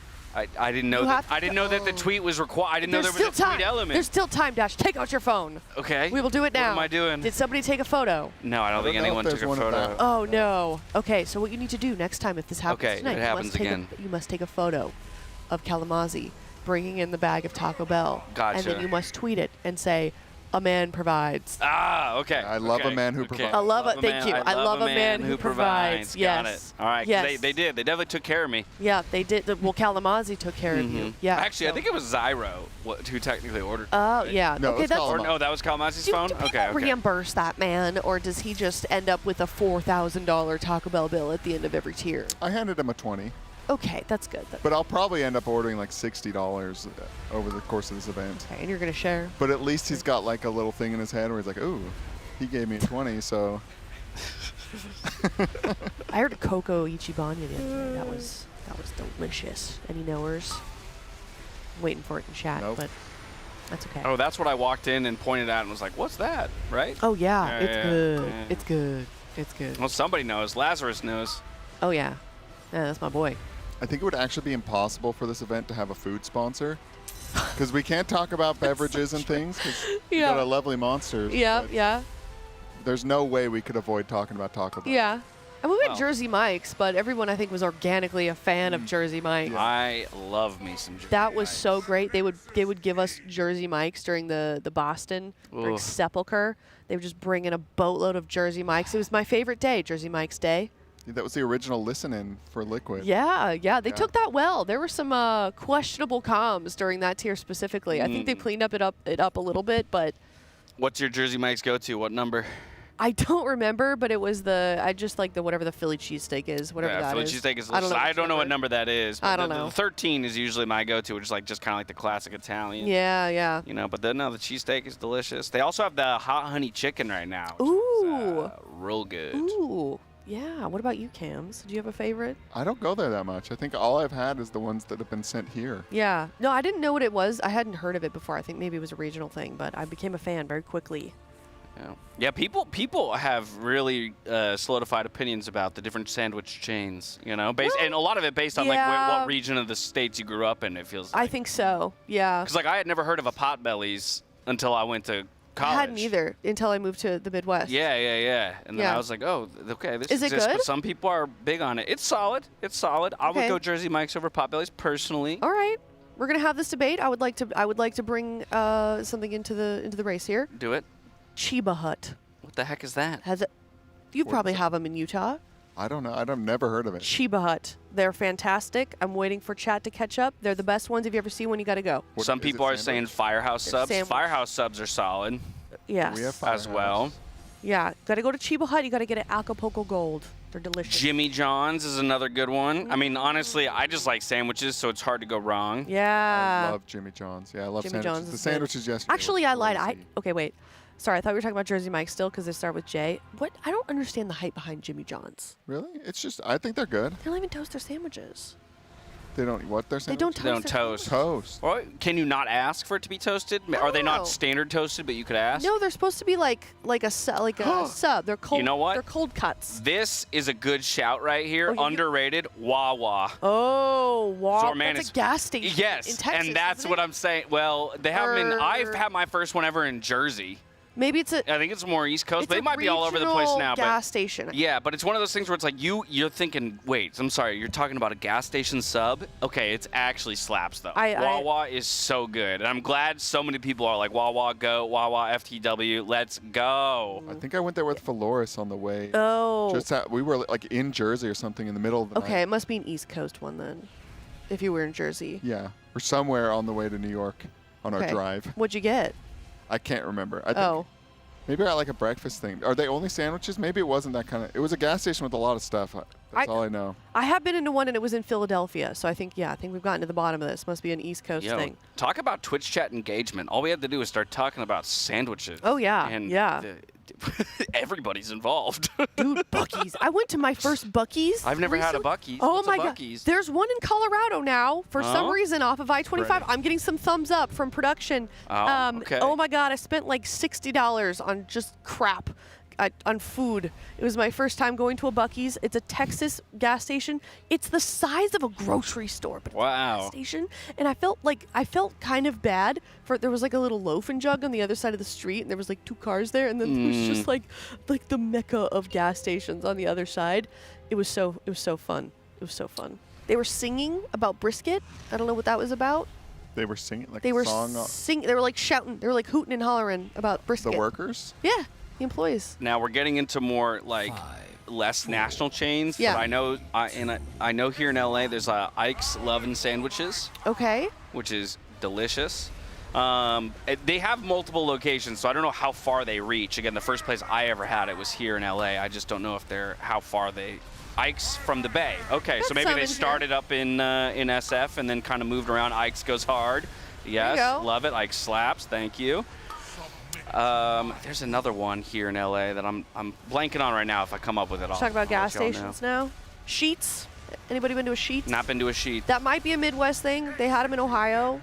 They're really good. I did a stream once where I went and rated all of the chicken nuggets, and Sheets was a part of that. But it's a gas station. I was like, no way. Like, people were telling me to go to Sheets. I was like, no way. They were number one. Chicken nuggets, but not tenders. Yes, the nuggets specifically. Okay. Yes, and theirs were fantastic. He cooked them up right in front of me, nice and fresh, nice and crispy. Am I in the minority? I think tenders are so much better than nuggets. I don't think you are. Okay. No. I would always go. I would always go tenders over nuggets. Really? Yeah. I usually get nuggets because they're cheaper. Yeah, that's fair. They're easier to eat too. I feel like. Nuggets are tenders. Well, now that is not contentious wrong. Statement right there. That is wrong. Yeah, that's. That man's not chicken true tendies. American. You're right. I'm sorry, Irma Gerd. Tendies. It's the tendies. Yeah, you gotta get with the honey mustard. I was actually I was in a WoW guild at one point called Chicken Tendies. That's a good WoW guild name. That's fantastic. What kind of sauce you get with the nugs or the tendies? I actually really like either ranch or honey mustard. Okay. Cams, you got a take on this? Yeah, lately I've discovered the McDonald's chicken nuggets aren't that many calories. They're they're not that bad. Oh, really? Yeah, so they've got a little buffalo sauce. Ooh, yeah. It's pretty good. Yeah. Or barbecue. Barbecue's good. It's always or a if classic. you're feeling wild, you ever get the little honey cup? No, I didn't ever do that. Just a little honey. Yeah, it's like in the little peel off cup thing. Yeah. And it's just honey. Okay. It's pretty good. Nice. God, I'm so hungry now, guys. Oh, this I know. Is so I'm so problematic sorry. that we just spent our whole shift talking about food. I'm fine. I've got a belly full of. Oh yeah. You're probably not anti-hungry now, whatever that is. Yeah. Man. Bojangles. Were made. Those are fantastic. Bojangles. Has anybody been to one of those? No. Apparently Dash has. No? Okay, it's a southern. I just like the name. Bojangles. Yeah, it's Bojangles. Sorry, that's what I just said it slowly and was letting it kind of sink in. I thought I was amongst Bojangles enjoyers. It's like a southern fast food place, and they have southern food. So they've got like sweet potato pie, they've got coleslaw, they've got really, really sweet tea. So competitor to like the Popeyes Maybe, and stuff like that? But like a southern twist to it. Yeah, like food, like comfort food. So maybe not comfort food, but yeah, comfort. I don't know. I need the Southerners to chime in here. Comfort food. It's so good. Bowberry biscuit. I don't know what that is, but it sounds great. I want to get back to Kalamazi's meal really quick. Yeah, of course. Yeah. Over just what happened. Yeah. So he's sitting there. He's got like a tin, and in it is just 3 patties with cheese, and then like onions on the side, and he's just eating the meat. And then he opens up another just big pile of patties and meats and cheese. You know what? I respect it because I'm all for eliminating the useless bun carbs. Okay. Yeah, me too. That's why partly why I finished it. Did you just finish the bread part of it? No, I had like half of the meat stack. Okay, so without bread. Yeah, he probably ordered it as protein style, like without the buns entirely. Yeah, he said he ordered it like in the bowl or something. Like yeah, you can either do the bowl or I always do the lettuce. You know, like so that instead of buns you just get more lettuce. One time I DoorDashed it was like, I ordered like a hamburger without cheese or something like that. And I received it and it was like, that's all I ordered. And it was that little box, you know, that with the fat where you like open it up, it's like a clamshell, and it was just a piece of cheese. Wait, it was a single piece. I was like, what? What did they're trolling me. Right. But I don't know. I looked back at the app and apparently it was my fault. Somehow I entered in just a piece of cheese. I think I took the burger and deleted everything but the cheese. Did they charge you for like a burger? They may have. I don't remember. But I was so mad at it. I was like, you kidding me? They sent me up. They're so stupid. And then I looked at it and it was user error. That was my bad. Carbs are important. We do realize that. Yeah. I didn't mean to imply that carbs are unimportant. I just meant that bread is not where I choose to get the majority of my carbs. Complex no. Simple carbs Simple carbs versus yeah, complex carbohydrates. All right. Well, here's another food question. Okay. We'll tune into this fight once it gets good. By the way, chat. I promise. We're watching. What do you go for sandwich bread if you're at the grocery store? Sourdough. Ooh, that was fast. Sourdough. Okay. Cams. 1. You got to think about it a little bit. If I were to make a sandwich at home. Yeah. I don't know. We have this one that's like Grandma Sycamore or something like that. It's pretty good. It's the brand? Yeah. What kind of bread? But it's like a wheat, Just a white bread. Yeah. A white bread. If I'm making a sandwich, and then I'm just gonna go. Yeah. You know. That's fair. What about you? I like potato bread. And I feel like that's a rare one. I like the texture of it. It's kind of like chew, like it's mushy. I like it. I don't know. It's good. Like a Dutch crunch. Dutch crunch. Or a ciabatta. Oh yeah, that's good. Yeah. Those would probably be my those would be my behind sourdough. But yeah, if I'm making a sandwich and I'm just and I'm grabbing for the grocery store, it's sourdough. Yeah, sourdough. Okay. Yeah. It's fair. It's good. What is that? Hawaiian rolls? Hawaiian rolls, those are great. They But sell I the think sliced bread version? Hawaiian rolls for specific types, like a specific sandwich goes on a Hawaiian roll, kind of, or like specific things go on a Hawaiian roll. It's But I really wouldn't. sweet. Yeah, it wouldn't be my universal sandwich bread. Yeah. Is I guess the better way to phrase it. That's fair. Yeah, a little slider or something on those. Yeah, or just like some honey glazed ham with a little Dijon mustard. Oh man. On a Hawaiian roll. That sounds yeah. delicious. Yum yum. Yum yum. I love Hawaiian rolls. You're getting through this consistently. I wasn't watching too much. Yeah, we've got B-Res and Onk here too, so we can get at least back up to 19 people. Big staying down. Maybe he's afraid to get beamed. Yeah. Or maybe they just want to keep it even. He's left, fired up's right, and just 9-man each side. I don't know. Yep. Or they're saving the Onk because they know this is just a go next, and maybe they want to rip it at some other time. But usually they're pretty liberal with just popping the Onk. There it goes. He onked. I was gonna say, I also wonder where he's dead. If he was like dead on one of those claw marks, he might just res and immediately die or something again. Needed to wait for it to despawn or something like that. Either way, off we go into the intermission with 19 people alive. So they split sides, jump to these opposing platforms, and now it's just a DPS check, getting these ads down before their self-destruct cast goes off. And that's like a new mythic thing. You have to do the little Kaiveza lines dashing through the ad in the middle to get a shield off of it. And then, yeah, they do that pretty easily. Looks nice and clean. They gotta rotate with this beam, keep cleaving these ads. Arcane Mage Dream. A lot of funnel stuff coming into the game, I feel like, which is very fun. Yeah. Yeah, here's another set of these lines they gotta aim in there. So yeah, it looks like they kind of just go, they all just go opposite of where they were originally. Clean. Ooh, Shakib. He's he's just barely low. alive. He's just hanging out. Still like 1 there. HP. Oof. Okay, well, Okay. both ads down. So back to the center we go here. Yeah, this is a good attempt. Is the other side down? He doesn't have like ranged players. They all have. They're not like ranging on the frames. But it looks like everybody's here and they're getting into this phase. Now they just do like a little mini P2. So they come over to this portal placement where they can dodge. They don't want the boss to breath them. They don't want to get beamed, so they just kind of have these ones shoot. They stay in this little pie slice. Then they reverse, and it gets scary. And then they go in. Oh no, middle is first, where they come in here into this tiny little pentagon type thing to get out, and then it reverses. And it looks scary, like they're going to get chopped, but they're fine. You want to explain what's going on? Yeah, Zula heard us talking about food, and it's 6 p.m. It's not her normal dinner time, and her body is a clock. Oh, that's what's going on. Yeah, so she's like, Dad, come feed me. If you need to go feed her real quick, Cameron, No, I got it. she's fine. Okay.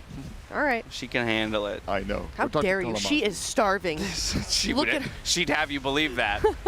And You yet are her starving this dog. And yet her body shape will tell you otherwise. No.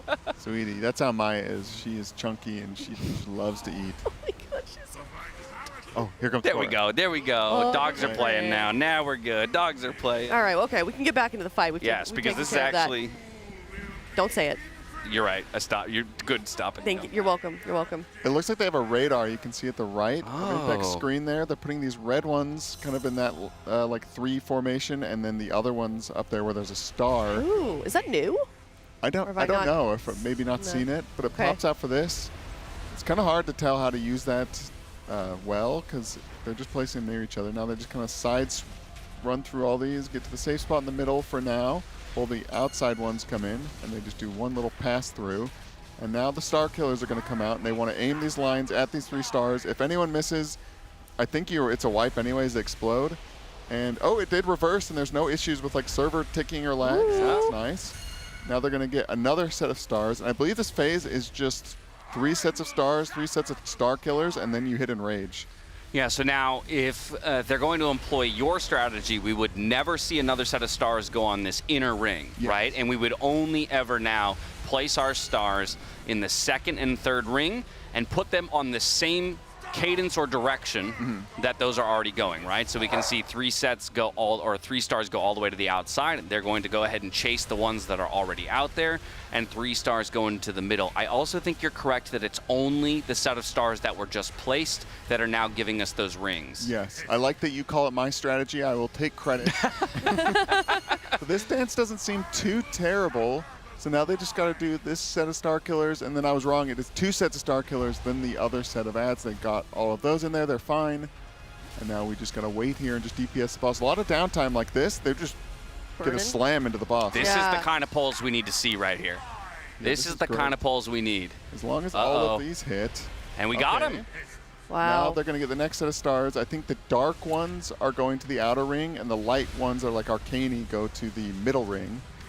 Yes, oh, there they that's are. exactly right. The kind of pinkish ones over on the left-hand side, those are always going on the 2nd ring. The darker purplish ones are going to the outside. And this is a fantastic pull so far. Yeah, and it looks like they reach the middle kind of the same time, and there's just enough room to go through a little spot. I'm wondering if that's going to be a little different every time because they might not always get them into the same spot. It seems hard to orient yourself. Maybe they're always run left or right of the set that's already spawned. They'll come up with some rules. It's hard to tell just seeing it right now, but this is so clean. I think they're getting close to the Enrage actually. I guess we'll see. I'm not sure if they know for sure if this is the Enrage on Mythic, but as long as they hit these with the Star Killers, we should. Okay, we can keep going. All right, what is next? Are we getting another Star Killer? I mean, my hope is that the Enrage on Mythic gets changed to just the number of stars that can fit on the platform. Yeah, this is interestingly a vibe on this phase. Like, look at how little is going on right now. Okay, this looks. Yes, this is the Enrage. Okay. All right, Circle just comes in. Oh lordy. Oh lordy lord. No, they got this. They can keep surviving. 62%. Right? Let's go. Honestly, boss could die tonight, maybe. Really? Unless it is impossible. Unless the damage check is literally impossible, I think. I mean, that looked really clean. They had a ton of people dead, and there's nothing you do in that phase. So you think they can shave off 62%? Well, this now goes back to the whole, can we get to the damage amp with 20 people alive and without using Lust? And without Lust, right? We need to go into that damage amp with Lust, and then we need to see if we can get out of that phase with the boss not going all the way back up to 100% health. But we had a fair number of people dead for the entirety of that last phase. Like I think we went into it with 3 or 4 people dead. So even just that alone, right? The amount of DPS that gets added by having them alive, then we think about adding in that Lust with proper timing. And okay. I think if I wanted to be psycho mode on this fight, they would have either kept the claws coming in that phase or the soak and frontals. Something to do, because once the stuff's placed, they're just sitting there like there's nothing to do but hit the boss. Like you don't even have to think about anything other than tunneling and just doing as much damage as possible. So they probably, they got it to 60% with that many people dead, if they can get the boss maybe to 6, say they have everybody alive, lust the dragon, it's perfect. The boss slurps the dragon up. If he starts the last phase, I think it's around 50%. That's probably what they want to shoot for. It's hard to tell because so many people are dead and like the damage amp, like that's just a lot of weird variables to kind of calculate the math, and I'm dumb. But don't say that. There's just nothing going on in that phase. I'm actually shocked. I thought that phase would be chaotic. Yeah. It looked a little crazy on heroic even, maybe. It just seems like they figure out how to front load dealing with it. And then, you know, once they kind of got your strategy that they're employing because of you figured out, like it's kind of simple from there. Yeah, like it's your fault. You made it too easy. Yeah. Yeah. It just seems like there's a missing mechanic in that downtime. I mean, maybe there's like a healer thing going on I'm not seeing, or the tanks are struggling, but... Oh, Dradnos is coming in. He's got some insight on this. He probably just saw that poll. Oh, maybe he's not. I thought he was picking up the mic. No, I was distracting him. Oh, okay. Yeah. He has nothing to say. No, I think I startled him. Go ahead. No, well, I'm just saying, not trying to be a Debbie Downer. I still don't think this is killable tonight. But I think we can get a lot closer than we originally thought. I'll tell you that. I think we need a prediction, or not a prediction. I think we need a poll from chat. Oh. Is this killable or is this not killable tonight or requires reset? Yes. What do we think? Some people are saying hidden phase at 50% trust. Ooh, that'd be quite a curveball. Give us the secret phase on boss, penultimate boss, as opposed to ultimate boss. Have we ever seen that? A hidden phase on a penultimate boss? On a non-end boss? I don't think so. I mean, I don't know what the point of that would be. It'd be kind of weird, but it'd be fun. Well, unless the hidden phase had something to do with like why or how you get to the final boss, right? But again, we already kind of have that on Araz, right? Because Araz is essentially summoning Dimensius at the end, or what is it? The whole idea there is like he's sacrificing himself. We're sacrificing himself, Yeah. so I guess you kind of already have that played out at this point. Reminds me of Killable next poll. Killable tonight, surely. Zoom in on Max's glasses. We can see what they're looking at. We have a good, clear view of this. Look at those Zennies. Oh, he heard us. Yeah, he said, quick, second monitor. Yeah, it looks like they're just kind of watching. He's trying to dissect the geometry. Look, you can see the Dark Star run out there. That is one of the rotations. Okay. Enhance. Jarvis. Yeah. Have you seen Callum? He's been... Jarvis? Jarvis. Enhance. Just been poor production, just being bossed around by Kalamazzi. Oh, we were wondering what was on his hat earlier. What is this? Irvs. I don't know. Irvs? What Looks else? like I can't read what's Fallout underneath merch or it. Can you see what's underneath it? Enhance. Enhance. I don't know. Looks kind of retro. Jarvis. Oh, since 1946. Okay. Burgers. Oh, burgers. It's Irv's Burgers. What's that? I don't know. Sorry, I said it in a knowing way. LA chain, according to chat. No, I've never. Wait, I lived here for so long, and I've never been to Irv. Well, you know what? Now I'm going to Google it. Irv's Burger. Let's see. Okay. Somebody's going to know the guy that owns it or something. Look at this. Where's the world first? Let's see. Irv's Burgers. Oh, yeah, it is a chain. Yeah, okay. 1946 historic staple. Interesting. Okay. Well, speaking of Zennies, teal.gg/Zenni. If you want to get a discount, you can use that code TEAMLIQUID at checkout. Get 10% off if you want some of your own Zennies. Yeah, I'm going to have to use it. I need to update my prescription, and I may as well get a new... Well, you're already wearing Zennies, aren't you? Yeah, I am. I don't know if is it cheaper to replace the lenses or just get... The Zennies are very affordable. They're very... So the it might actual just be frames, cheaper to yeah. just get new pair with the... Please get a new prescription. No, new prescription, yeah, but is it cheaper to like replace lenses or just get the whole new frame? Oh, I don't know. Maybe the I tech's don't a know. little better, you know, but I just like these so much. I think they're kind of you. Yeah. Are they? I couldn't imagine you with... I think you'd look good with like some circle lenses. Circle? I could see that. I don't... You don't think so? I don't want like personality to the glasses. These are function only. They're big, so those they have cover so the much whole... personality, Cams. No, but they're light. They're bendable. They cover Okay. the whole vision. They're like as in my way as possible. That's why I picked them. That's fair. So but maybe that's I think they also personality? look great. So, I think so, too. You know. Well, they are Zennies. They are Zennies. That makes sense. And you got them 10 years ago? Oh, the prescription. Sorry. Okay, but you got the This is the frames second pair of these more exact recently. frames. Yeah, that's what Nice. I need to go get a new prescription before I can make use of the discount code and get a pair of Zennies. Well, if you're not sure of what kind of pair you want, they do have this is information I've gotten from Jack because he's got some on the way. They have a tool that you can use on their website where you turn your webcam on and you can kind of try on the different pairs by measuring sort of your face, and it'll tell you, you can basically try them on before you I'm buy gonna them. spend a whole half day doing that. Oh my gosh, I know, because they've got like thousands, legit thousands. I of get pairs. choice paralysis. So decision paralysis. Yeah, as a person. So that's going to be difficult for me to make a decision. But You're one of those people that like deep dives for hours and days and months before you make a purchase. Yeah. And there's like, I can't remember the phrase, but there's some kind of like rule around like mathematically where like how many things you should look at before you make a decision, and you can apply it to like all decisions you make in life. Is this some sort of like 80-20 rule? It's not necessarily. What is it? It's something about. I don't know. I don't want to try and explain something that I don't have a full understanding of. I'm kind of waiting for somebody in chat to realize what I'm talking about. To alley-oop you.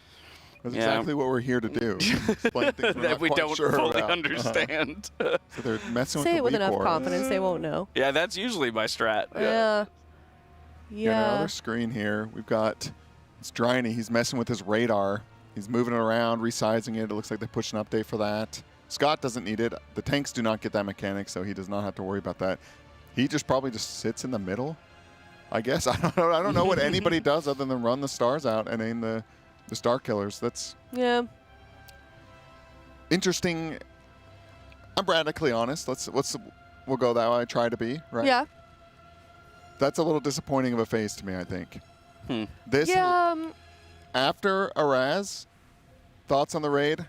Going down. Ooh. Yeah, because you didn't like Fractillus. I didn't like Fractillus. I like We Soul walked off Hunters. of the segment the first time we saw Fractillus. I was with you. As soon as we were done, Cams goes, "I hate that boss." It's just I don't know. I think it'd be a fine first, second, third boss, but for deep where it was, I mean, it was okay. Or if the raid was like 10 bosses, it would be okay. Kwai got it.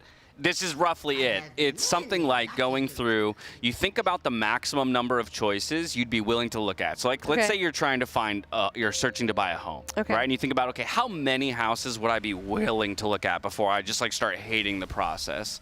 Then you go through 35% of that number, and then you pick the next one that is better than like 80% of what you've seen. Okay. It's roughly that. And again, I don't remember. There's a term for it, but it's kind of been accepted as like mathematically the way to go about making difficult or big choices. I don't look at. There it is. Optimum stopping frequency. Oh my gosh. Bam. We actually got there. That's crazy. You know what I think I love the most about this kind of stuff is you can say the most obscure, like, I forget what this is, and barely describe it. Somebody will know. Someone's going to know what you're talking about. It's awesome. Yep.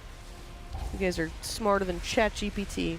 I did like Soul Hunters. I did not like the nerf. That would be. I think I agree with you there. I don't think anybody did. I agree with you there, but I really liked the boss, right? And so that's the thing. Yeah. But you're right. I think it could have done without the 7% nerf, and it would have been super exciting. It was exciting nonetheless, but. And I think this raid is just fantastic on normal heroic. It just all comes together. I feel like the difficulty's right, and everything just felt like really good. And so it was just like really building expectations for how this would be on Mythic, and just the DPS check might be like enormous in that last phase, but it doesn't seem like that fun. They're just like, you might not even get picked by a star, and you're literally just planted, and you kind of step over the line every minute or so, and that's like all there was going on. Maybe there's hidden difficulty I'm not understanding, but yeah, it could really use like this kind of chaos during it, and the boss's health nerf to compensate for it. But it looks so spectacular, but you're right. Seems pretty easy. Knock on wood. Dash. Oh, it's that you were breathing. I thought you were going to make a point and I cut there you was, off. but I kind of, and then I had two you ever have like two ideas at once, like two thoughts at once, and then constantly. Yeah, and then neither of them becomes crystalline in your brain. Oh yeah. Yep. And then but you still breathe in like you're going to speak, and then your co-host Tosses to you. Calls you out. Freeze. Yeah, yeah. Yeah, I definitely do that to people too. No, but yeah. Well, because I was thinking, I was like, okay, well, what would it be enough for you if every single star still admitted orbits or whatever? Wild. Like that might, but again, that might be too much. By the time we saw as many stars as we did there on the in-range, it might just cover the whole floor. Cover the whole room, but yeah. And maybe part of it is the fact that they've. Well, here's the thing: it's like they've probably workshopped a bunch of different strats, and they're like, "We'll try these out," and then, you know, it's just like this one seems to work. And so there's a lot of behind the scenes figuring out that we didn't get to see. Yeah. But I like your idea of the claws still happening, because that would be interesting based on the direction in which they spawn. You'd have to work really quickly to move yourself into a place where you wouldn't be pulled into a star or something like that. Yeah, just something to keep people on their toes. Because sitting there waiting to know if you're going to spawn a star, and you're just standing there, and then you have quite a lot of time to run out to the position, and you know, okay, if I get the black one, I'm going to this ring. If I get the pink one, I'm going to this one. And you have a long time to do it. I think it's just kind of, it's the players need to be on edge a little bit. But the phase one, I mean, they cannot get through it cleanly. That seems very difficult. I'm happy with the fight up to the last phase, which is funny because that was the phase I was looking forward to the most. I think most people were. Yeah. Well, here we are, currently at the intermission. And I guess then that puts, because that phase seems easy to DPS, all the boss's health carries forward, the damage on the dragon, everything. So then optimizing damage is going to be how much can they optimize P1 and P2 rather than how much can they optimize P3. Does phase 3 here kind of feel like Fate Scribe, where you realized as long as you got to your rune, you could just go in whatever direction you'd get there in time? Just kind of zerg it down?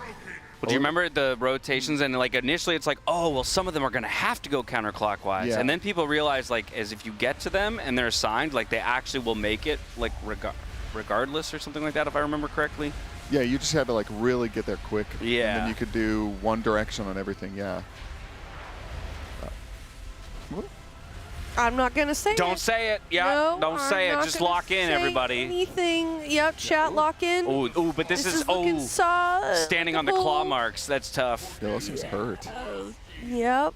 Okay, they only are down smacked and saying, ooh, Battle 5. A little tough. They're probably Damage gonna get him amp. up. Oh, they get Sang up? Or no, he's not taking it. They're probably going to get smacked, I'd imagine, because they're not going to beat this check. This is a good pull. They already used Lust, it looks like, on the platform, so they're just going to be kind of sciencing this, practicing this one out here, because I imagine the boss is going to slurp the dragon, get to full HP. Well, they're doing some good damage on the dragon. What is he at?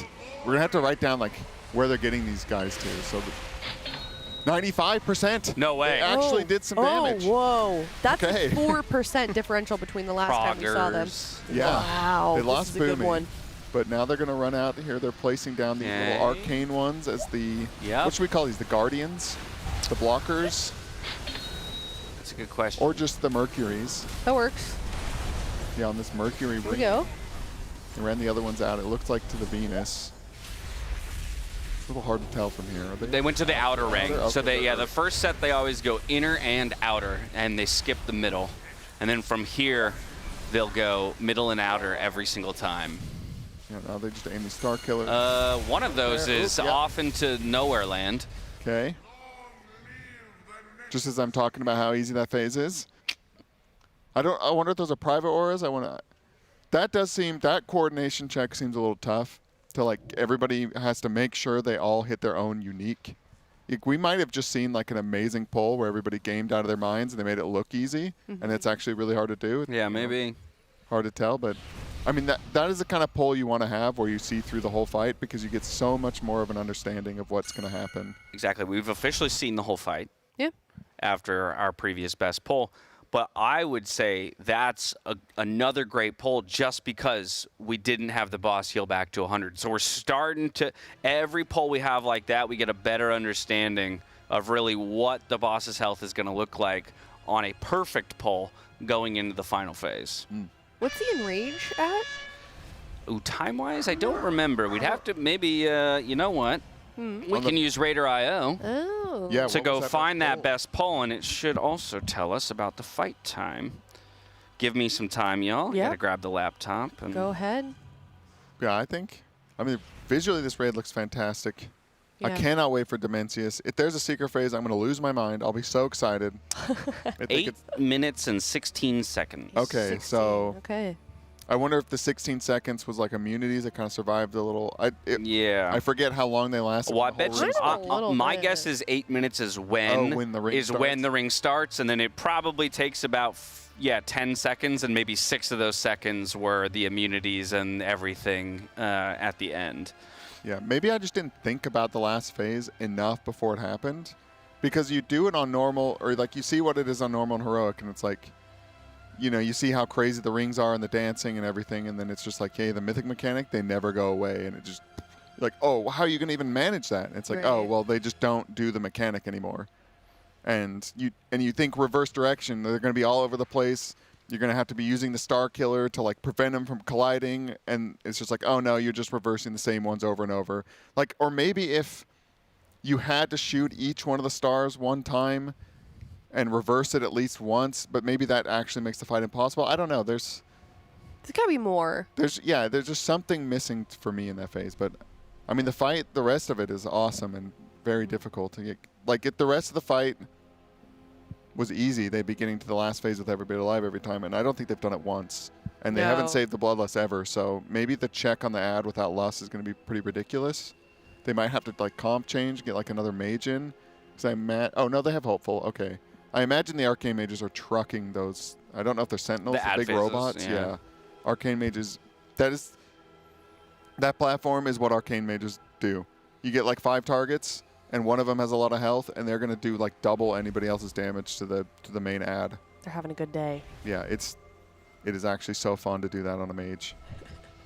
Any Mythic Plus pull without a big beefy guy to target on the mage is hard. Not as satisfying. No, because you blow it up. You do so much damage, you end up just killing it before your cooldowns are over. And your cooldown's like a debuff on the mob. So if you kill it, like you just troll, you know, you're missing half of your touch of the Magi. Have they had dinner buff yet? No, not just yet, Autumn Lily. 7 p.m. typically. Yeah, about 30 minutes. Is that dinner time, and then they come back fully food buffed. Yeah. Some sort of ribs. I've heard ribs. Ginger ribs? Ginger Garlic ribs? ginger ribs? Has Dash hydrated? Good shout. Good one. We should all hydrate. Let's all hydrate. Let's all, everybody, do that you at together. home, hydrate as well. Yes. Oh my God, I just spilled water all over myself. That's okay. I'm a giant mess. Thank God I'm wearing black. Well, you're hydrating with actual water. Well, that's only because I finished my M. Oh, so, yeah. okay. Yeah, this is kicking in. Mm-hmm. Getting excited. I'm feeling it. Dash is hydrating the couch. Mm-hmm. And, well, he's hydrating his hoodie, actually. Looking out for myself, my Yeah. environment, and my clothes. Yeah. Your nice void hoodie. Liquid apparel. I think this is like instantaneously one of my favorite hoodies. I agree. I just put it on for the first time today. I love it. It's good. I'm a fan of like minimalism in general on clothing, and so just having the void. Ugh. Is there I mean, on the back? there is a graphic on the wanna feel back. the sleeves. They're pretty nice. Yeah, okay. Yeah, that's comfy. They're pretty nice. Yeah, good. Yeah, I've loved all the apparel, but I like the aesthetic of this raid probably the most of any raid ever. Yeah. And so the liquid apparel with the theme, you can see there, that Dimensius shirt in the middle looks so good. Yes. It's like dots, little dot matrixy I don't know what you looking. call that. It's like, it looks kind of comic booky, but not. Yeah. Like illustration. I don't know. It looks great. Don't know how to say it. And it's the kind of thing where you like can't tell it's like a weird gamer. It might maybe a band shirt or something. I think that's what makes the best apparel. Yeah. You don't quite know that it's nerdy. Yeah, sometimes I wish the BlizzCon merch was sometimes like that. It's a little like too. I agree. Here's a bunch of orcs and stuff. I'm a gamer. Yeah. Yeah. But yeah, the liquid stuff always great. I mean, my closet is like half full of, maybe 80% full. Oh, you got all these illustrators in here. It's called halftone, apparently. Halftone, okay. Is that style? Well, thank you for the education. But yeah, if you want to get some of that yourself, teal.gg/RWF. We've also got a lot of cool 25th anniversary stuff. The Team Liquid Apparel team has collaborated with Blizzard on. There's a keycap set. There's 2 Letterman jackets. One is Horde, one is Alliance. They're really nice. They're actually made of wool. I looked at the tag. They're made of wool, and I was looking at those things, and I was like, those have got to be like $250, $300 because they're so nice. They're embroidered, but they're not. They're $150, which I feel like is really good value for how well they are made. And then they've also got some of those fleece like half zip ups that have Sylvanas. I think the Lich King, maybe Illidan on it. A lot of good stuff over there, as well as those mouse pads. Or you can get just the, you know, the normal tier stuff. That's going to be the one that Dash is wearing. Jack was wearing one this morning. Throw those beams into P3. If not the flashes, goodness. A little chaos. It's too much of a vibe to run your star out. It's too much of a vibe to sit in the middle. Yeah, I feel that. But too much of a vibe to sit in the middle, is that what you said? Yeah, I'll try and not keep saying add mechanics to P3 this whole cast, but... yeah, you're upsetting somebody out there. Yeah. Maybe the dev is watching. I want you to juice this boss up. Yeah, has Blizzard ever done that from reset 1 to reset 2? Like, let's actually add a mechanic. Yeah, just like straight up. Maybe. I feel like they've fixed. I'm sure they have buffed a boss before, in the right? past. Yeah, they've uncheesed things that make you deal with a mechanic that you kind of get around, but... And I'm certain they have buffed a boss in the past between reset 1 and reset 2, but probably bosses that haven't been gotten to yet, right? Like with the understanding, like, oh, okay, we undershot the numbers on that boss, and before they get there, let's go ahead and juice it up a bit. Yeah, like it wouldn't be shocking if sometime today Demencius is getting buffed because they see like, ooh, they're doing more damage than we thought, or they're getting through this quicker than we thought it would be. But I don't know. But tomorrow, all eyes are going to be on Midnight. Oh, yeah. I'm so excited. Ooh, me Do you have too. any expectations for it? Like, what are the thoughts? Anybody got some conspiracy theories? Yeah, let's hear that. I think there's going to be, maybe I'm just setting myself to get my hopes or like get let down again, but I just feel like there's going to be something else. Like they've got the player housing and, you know, just the typical, probably Legion new talents. Classic. Probably, you know, there's going to be new dungeons, a new raid, all that typical stuff. I feel like there's going to be one more, like, thing. But maybe I'm just being too I think that's hopeful. fair. I feel like they're hyping it up. Yes, they're really hyping it up. Usual, maybe, I don't know. I don't know. Because, I mean, in theory, in a way, we've kind of already had the reveal for the expansion. So this is like another reveal. This is the reveal. So yeah, no, I could see. Otherwise, why? I don't know. You know what I mean? Yeah, they're really building Xalatath. The Sunwell gets destroyed and we get a Void Paladin. I'm back. I'm back. Wait a minute. Oh, if people got like 4th specs. Yo, That's cool. Void Paladin. Dude. This is spoilers because I would bet money on this is that the tier sets of this tier are beta talents, and they're extending all the hero talent trees a little bit. Oh. And these tier sets are going into the hero talents. So I think those are staying and they're getting extended, and will get extended So you think one hero more time. talents are going into Midnight and Yes. getting more Oh, extensive. and like, because there's space. Yeah, there is space that goes down. There is space to go down. I think by the end of the last Titan, it'll be a 3rd tree for basically everyone. Oh my goodness. Then we are becoming Path of Exile. Which is pretty cool if they can figure out a way to balance It's actually one of my favorite elements of Path of Exile is how unique you can have a build.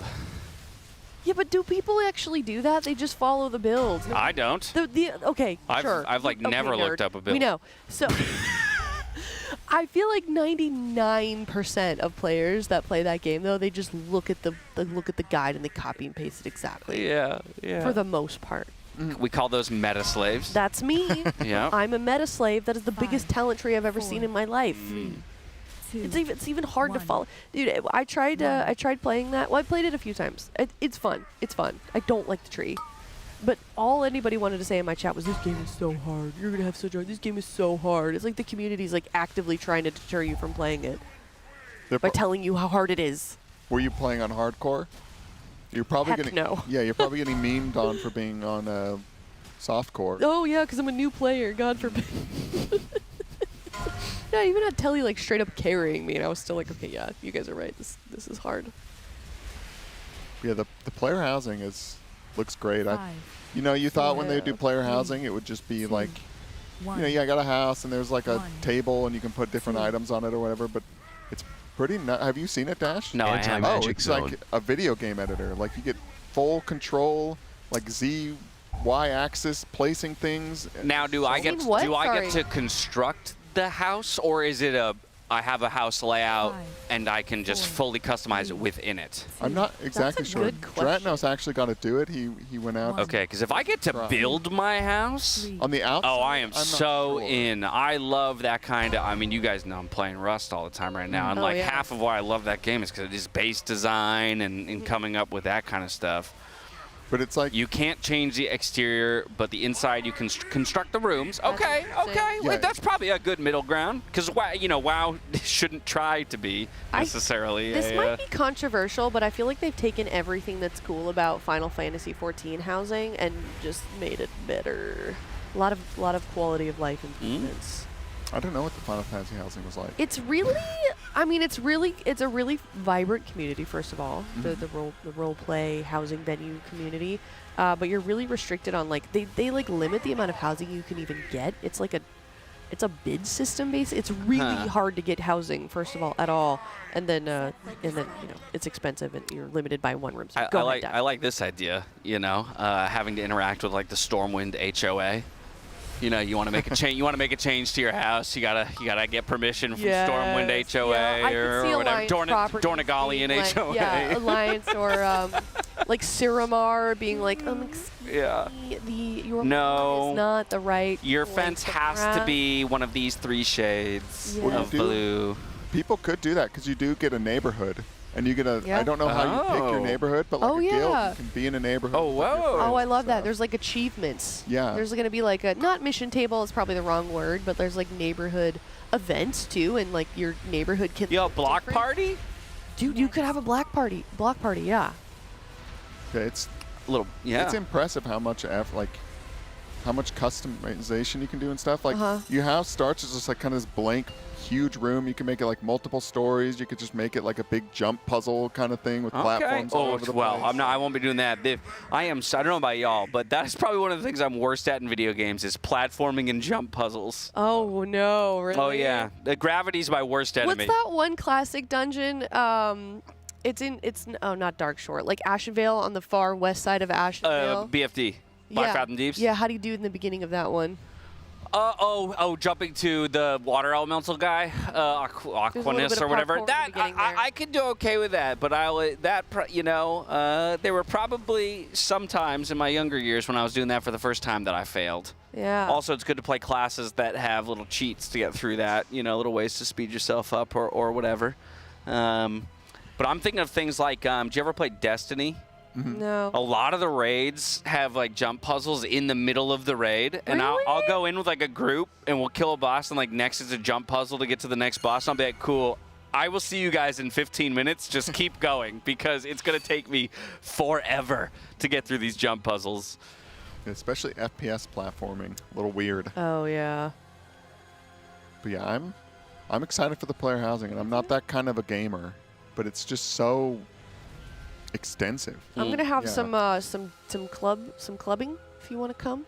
Okay. Come to my venue. Yeah. Oh, you're making a club for your house. I'm gonna be. Is there a cover charge? Cover charge? No, or? not for you guys. Okay, we're on the list. VIP list, absolutely. Excuse me, I'm on the list. Yeah, I don't know what the capacity for this venue, these venues are, but that's gonna be my new thing.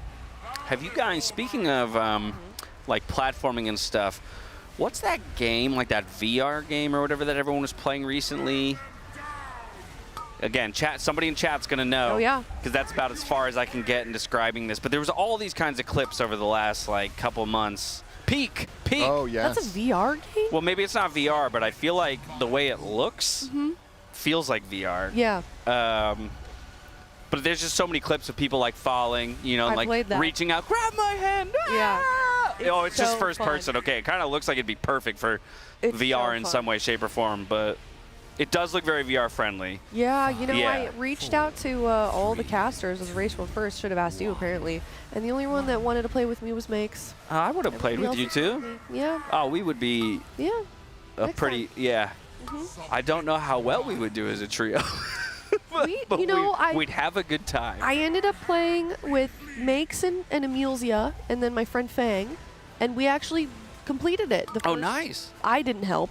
I got carried for sure. Literally, actually, because there are parts of that where you have to get carried up the mountain. But that was fun. It was good. Yeah, I liked it. Like, did you use the proximity voice? Yes, you have to. It's so fun. That's what makes it hilarious. Yeah. Yeah. I like that mechanic. There's another game that's kind of like that. It's where you're all chained together. I think they're literally just called. It might just be called Chained Together. Yeah, but that one, I've played that one. There's a lot. I think the best, like, when a random game becomes like meta on Twitch for a little bit, it's always some game like that. Peak, Chained Together. The whole Fall Going Guys Up or era. whatever, You know, yeah, just Fall like everybody Guys. all of a sudden playing Yeah. Fall Guys for like a month or two. Yep. 1, 2. I think it was like what, like 3 dudes that made Peak. Really? I don't know. I heard a story. It was like they just went into they had a LAN party and just knocked it out in like one day. There you go. Got it done. Repo, yeah, that's another one. Repo was so fun. Did you guys ever play Repo? I did not. Similar. It was a bit like Phasmophobia. Scary game? Did you ever play that? Horror? Yeah, actually. I don't a play little bit, too many. But silly. Oh, okay. Like a silly horror game. Yeah, I don't know why. Just anything that's still in that kind of jump scary horror genre of any kind just doesn't really Fair. get me. Yeah, that's fair. A little bit of horror on these beams. Oh, Yeah, They still nice are- segue, because that is accurate.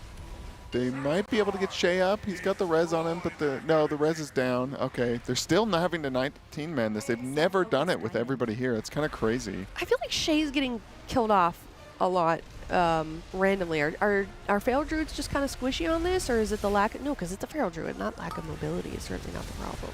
I'm not sure what it is. It might. I don't know how Feral's personals are. I mean, he can always go bear form. It's not the most fun thing to Bark do. skin. Yeah. Yeah, he's got bark skin, and I think there's some other kind of wall thing. Might be, though, of the melees, the most one-shottable. Yeah. Right? In cat Mad. form, like you could get murked. My theory on the Feral still sticking the raid. They do good single target, but I think they are going to put Smacked on preservation next week. Would be my guess. Okay. Because they used to have the Resto Druid in for Mark of the Wild. Yeah. But if you already have Mark and preservation just does way more healing than a Resto Druid, I mean, look at the meters. Unless the positional requirements, ooh, it looks like they did not make the check. People are getting mind controlled. Wait. Or no. He's just, I forget it's Nick. He's got these stupid things on his friendlies.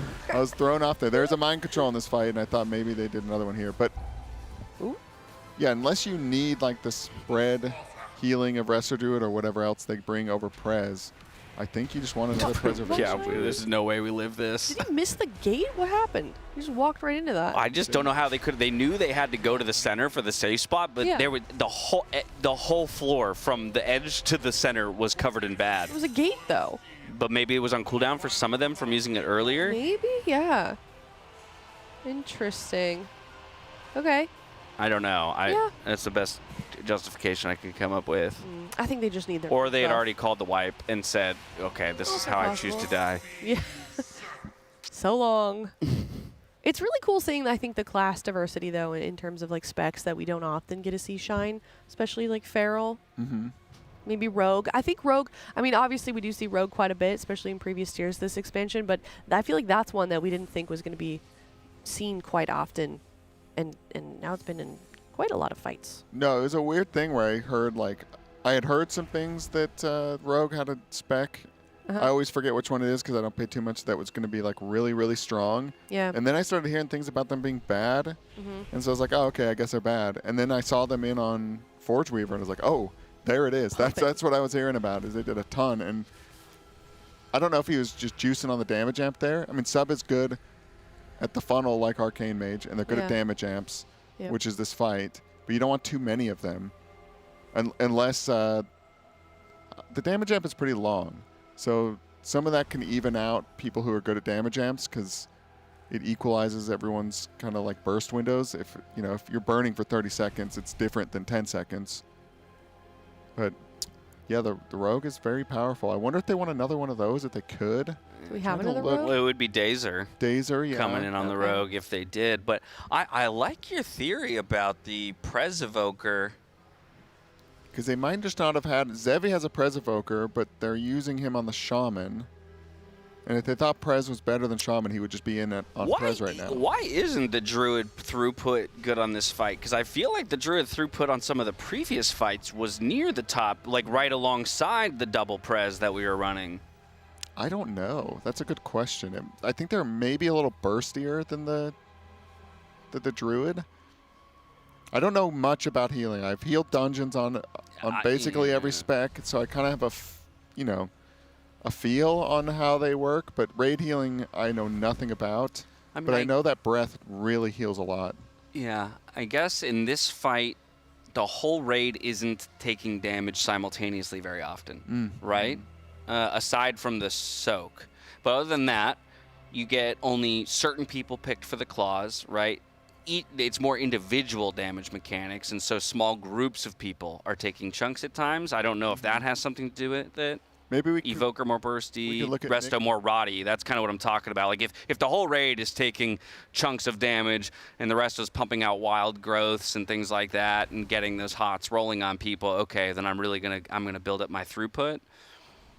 If someone says they have to admit your knowledge has impressed them. Oh. And I would have to say you came and cast like 2 races ago for the first time, right? Yeah. Yeah, and I remember thinking like, wow, I thought you were just going to be like, me too. Oh, this is some cool map thing, whatever. You didn't know anything about it, but it was like, oh, you have been following this like a long time. This is one of my OG games. I mean, if not for WoW, I would never have ended up in League. Like, you can draw a pretty direct line for me. For a certain age group of people, WoW was like the gateway game to a lot of different games. Yeah, I think I've had that conversation of like, oh, what do you do for a living? Yeah, World of Warcraft stuff. It's always, I used to play World of Warcraft. I'm like, yep, you and a lot of other people.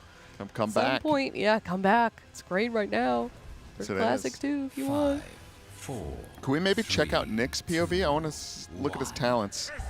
Maybe. Oh, bam! That's the classic rogue. Oh no. He just went in and got himself killed. Did you just rip aggro for a moment and just get one tab? Forgot to press stealth. He kind of walked right into the boss. The classic. Oh, wait a minute! He saw me! Freeze!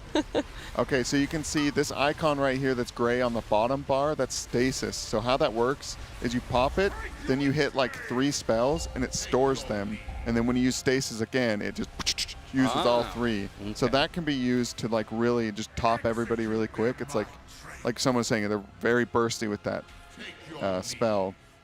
So that could be part of it, is he's just, and it's only a 1.5 minute cooldown.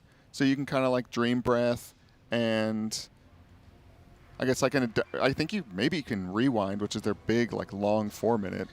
That's the one that essentially heals back damage that you've taken within an X amount of time previously. I think you can maybe stasis that also.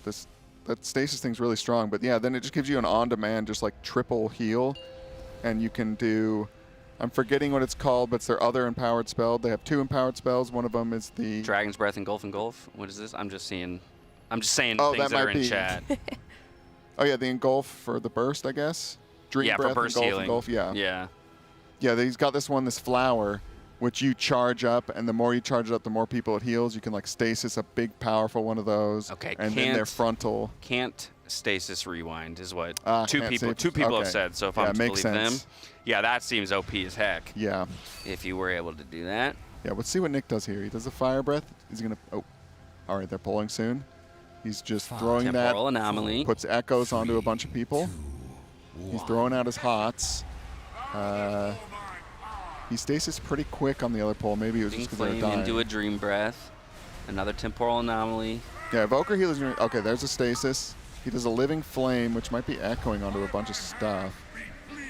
I think even the Living Flame might get echoed. Maybe not if you're like attacking the boss. This is maybe too hard for me to figure out without a Weakora telling me what spells he's storing. But somebody summon Jack. Yeah, he did the big frontal breath, so that will be stored, I'm sure. But anyways, you can just hit the button. It does a huge burst, and so then the Druid is probably not able to do anything. Man, I think I'm about to get back into healing. Oh no. A new addiction arc. Yeah, it's the best role. You think so? I love healing. Really? I love it. What about it do you like? That's a good question. Just the vibes? Yeah. Just feeling it? I mean, again, I think it all just comes from playing Holy Paladin for like 15 years. Yeah. But fair. I don't know. Maybe it's because there's just fewer. Well, there's fewer people who do it. So You'll it's like always have I'm either one of 14 DPS or Yeah. I'm one of 4 healers. You Someone know. will And always want you in your group if you're healing. I also feel like for me, it's more rewarding to like save my teammate, like to save people, Yeah. keep people alive. I prefer that over bringing the boss's health down. Somebody said whack-a-mole gaming. That's funny. Dash is a holy paladin. Marry me. All right, I'm taking applications. Whoa. The most common stasis this season is Engulf and Engulf TA. And Engulf is the Flame Shaper. It's his like middle button there. I don't really know how that works on healers, so that one's lost on me. I healed last expansion on it, so I don't really know the hero talents for Prez. On what? On what'd you heal on? Preservation. Oh. I messed with it a bit in some dungeons. It is fun in dungeons. You can get trolled a bit by ranged because Yeah. you need to be like aiming your cone at them, but as long as you can throw some echoes onto them and make up for it, but it is a fun healer. I think they did a good job adding a new class to the game. It's just got its own flavor and like feels like nothing else. Yeah, I mean, I think all roles, right? They have super satisfying elements to them. I'm seeing somebody say, like, yeah, like once you start learning damage patterns and where damage will be coming through, and then playing your healing spec to its strengths and weaknesses in that, right? So whether or not I'm a, something like a disc priest, where it's more about knowing that the damage is coming and having my ramp set up for that.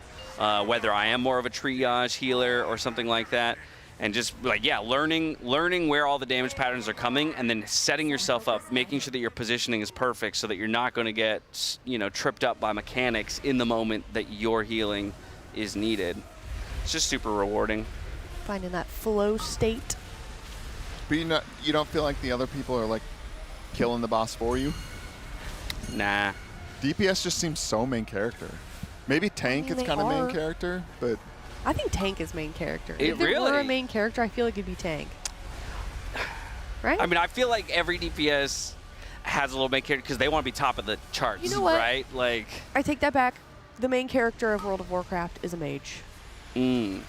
that's also true. No, that is true. They are the true heroes, Right? Of World of Warcraft. Called Blizzard Entertainment. Also, there's something very fun about being in that, again, going back to like the idea, there's only 4 healers and being in a smaller healer core. I like working with like just a few other people kind of off on our own, like in between polls, like, okay, hey, how about if we move this cooldown here? Again, I'm talking not at the Race to World first level, well down, way down the ladder, and working with some people who, all have our own fallacies when it comes to being players, but like trying to cover for each other's strengths and weaknesses and figure those things out. And then when you do successfully line things up, it just, I don't know, feels really good.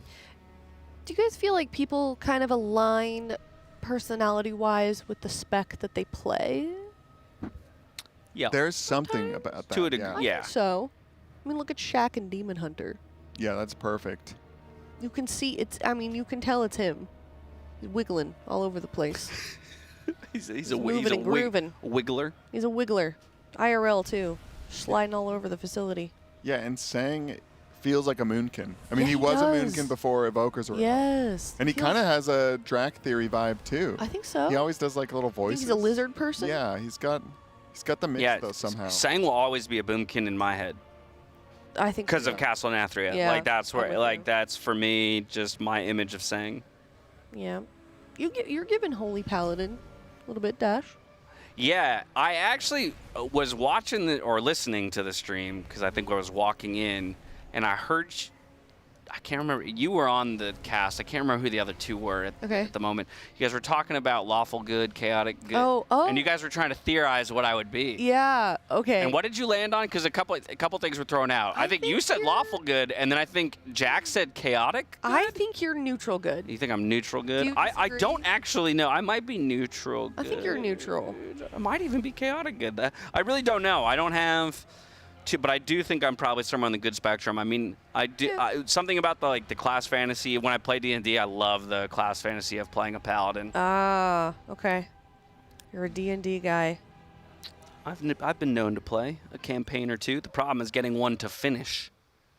Does that take a long time? I've only ever finished one D&D campaign because inevitably schedules start to desync, and oh, this person goes on vacation for a week. Oh, that's all right. We'll pick it up the week after, and then but then somebody else has a conflict, and then all of a sudden you haven't played for 3 months, and then it's hard to get everybody back in the same room. Sounds like a lot of organization is required. Yeah, it's tough. Never played. Yeah, me either. Keep me away from that nerd shit. What you said the 25-year WoW veteran, whatever. Yeah. Yeah. Look at the cool stuff like World of Warcraft raiding. There is something to WoW Raiders, I feel like, where there's a certain type of guild level where all the people are kind of too cool for all of it. Yeah. I don't know. I agree. Maybe you just had to be in there, but like for a while, a lot of us like weren't streaming at all. Yeah. It was just like. Yeah, didn't they make fun of Max when he started streaming? Or the whole guild had like I think Zyro got a lot of crap for a while because he would stream and no one else would. Yeah. And everyone was just so cool and above it. Yeah. But, we're just like in a raiding in WoW. I remember Kalamazoo was saying the same thing when he first started streaming. He like came to me. This was, I think, before he started popping off as a streamer. It's like, yeah, dude, my guild, like, I don't know who it was, but he was being made fun of by either his guildies or his friends or something. And look at him now. God, the least cool thing in the world is to make fun of other people for the things they enjoy in life. Right. I got made fun of. Let me my just guild say too. that right now. Yeah. By the way, going back to the D&D, I'm surprised. I feel like you would love it / also excel at it because you should be a voice actress, number one. You. But and therefore, I feel like you would absolutely slap in a D&D campaign. Okay, I have I don't think I have the patience to like sit and listen to somebody tell a story. I don't think I could. I don't think I would be able to. You just need a good DM. I would zone out. You need a good DM. Are there like? I mean, if someone like, I don't know, I could try it, but every time somebody invites me, I'm like, I think I would ruin it because I think I would just space out and not know where we are. But maybe I could be a good dungeon master. I would say, or maybe a good DM. Yeah. I would suggest trying a one shot where it's literally you play a little tiny session, and it's one session, and that's a great way to figure out if you have any desire to play D&D. I also like it. I'm not trying to put down anybody's hobbies, but I feel like I would personally feel kind of cringe. Personally. That's like fine. how do you get past that and like get into it? You got to be around people that are as into it. Well, yeah, or that you're comfortable around, right? I wouldn't suggest going and playing D&D with a bunch of people that puts you in a place where that's your first thought. Okay. Right? Yeah. Yeah, because I'm not saying I think it is. Like I have absolutely no problem.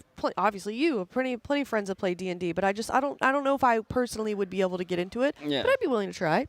Yeah, we did it with the one campaign that finished. Actually, was all the league casters we played together, and we had so much fun together. Yeah. Is it like the longest running podcast? Like it is a D&D Critical campaign? Role. I Yeah, don't know if it's great, that. I don't know if it's officially that, but Critical Role is amazing. It's got some kind of record going. Dimension 20, also amazing. That's other people listening to a D&D. One of my campaign dreams is to be a guest for one of those campaigns. Do you want to say your piece here? Maybe they're listening. I mean, I don't know what to say other than it would be a dream come true. All right, well, if Matt Mercer is at home watching right now, campaign 4, if you need a cameo, I'm in. I'm in. Have like 100-something,000 on Twitter or something like that. What's like your? Yeah. Give us the numbers. Brag a little bit. It's 120 on X. There we go. I don't know. I mean, I've hosted events in front of 100 million people. So there we go. There you go. Boy. What's up, dude? How you doing? World first? I've never gotten world first. Doesn't have that on I've the been resume. here one time to watch Darn you get it. world first. Maybe soon to be a second time.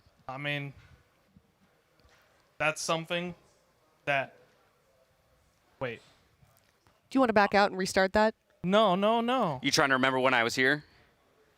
No, you've always been here at least once. At least I've always been here at least once. Yeah, That's how that's how I always say it. But I always notice you. Well, why is that? I can always notice that you're here. Because of my glasses, my Zennis. Because it cuts through. I just see all realities. That's what it is. That's what even from your room back there, you see me. Right now, I can see my computer. Wow. And there's a break timer going on. Yeah, there's like 12 walls between us and his computer right now, too. And if I was to guess, it's around 37 minutes right now. Oh, my good. Wow. That's How perfect did you know vision. that? Yeah, That's I can just see crazy. that right from here. It's like at least 100 feet away through 3 walls. That's the power with of my Zennies. The Zennies. Yeah. And Wow. guess what? What? At tl.gg/Zenni, if you use a code, you can get 10% off. You tell me I can toss these guys out, and I can get 10% off a fresh pair of Zennies. That's right. Let's That's go. incredible. And Let's go.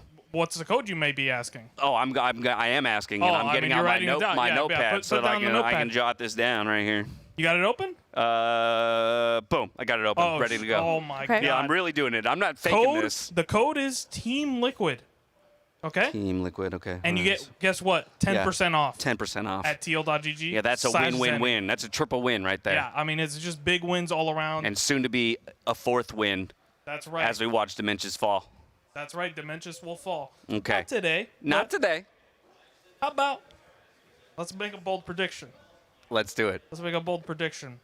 Today's what? Monday? Today's Monday. Reset tomorrow. Thursday. Thursday. I like that prediction. I feel Yeah, I'm right there with that's you. confidence. I like the Absolute confidence. pure confidence. That's the confidence of 'Cause a I can man see who the wears future. Zennies. I can see the future with my Zennies. There it is. Yep. Wow. All right, man. Well, take use of that remaining 36 minutes. Go get yourself some food. Oh, yeah. Lovely food here.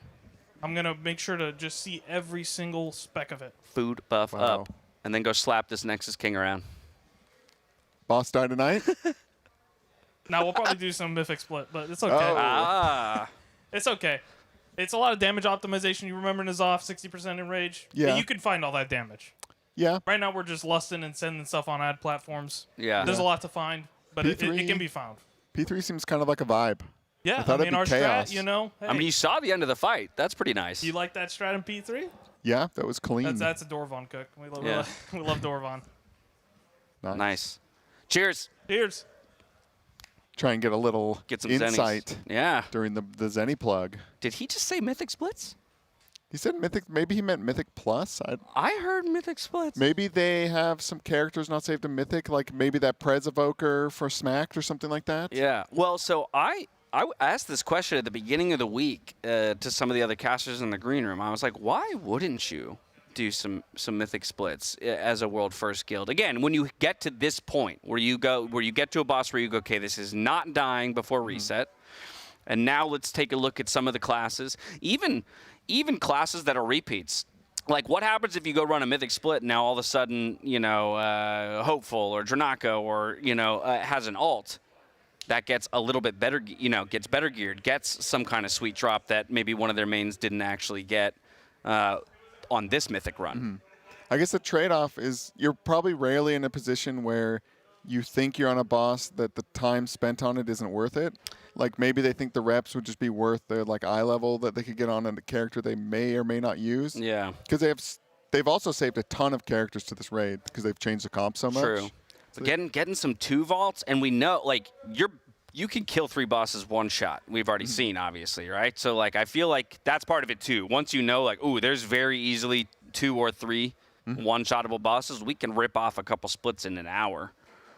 Yeah, but I mean, if he didn't misspeak like I am right now, and they do Mythic Splits, it is probably for characters like they probably thought we're running Resto Druid through the whole raid. Right. And I don't know if this is happening. Just yeah, we're totally cooking something up right now. But we didn't know that we were going to not have a Resto Druid all raid, so let's have Smack do a Prez Evoker. It didn't get saved to anything. We can take it to a couple Mythic bosses at the end of the night. The other day in our Blacklyte Spotlight, Max had said he would have taken an extra AUG in one of the fight. Remember that?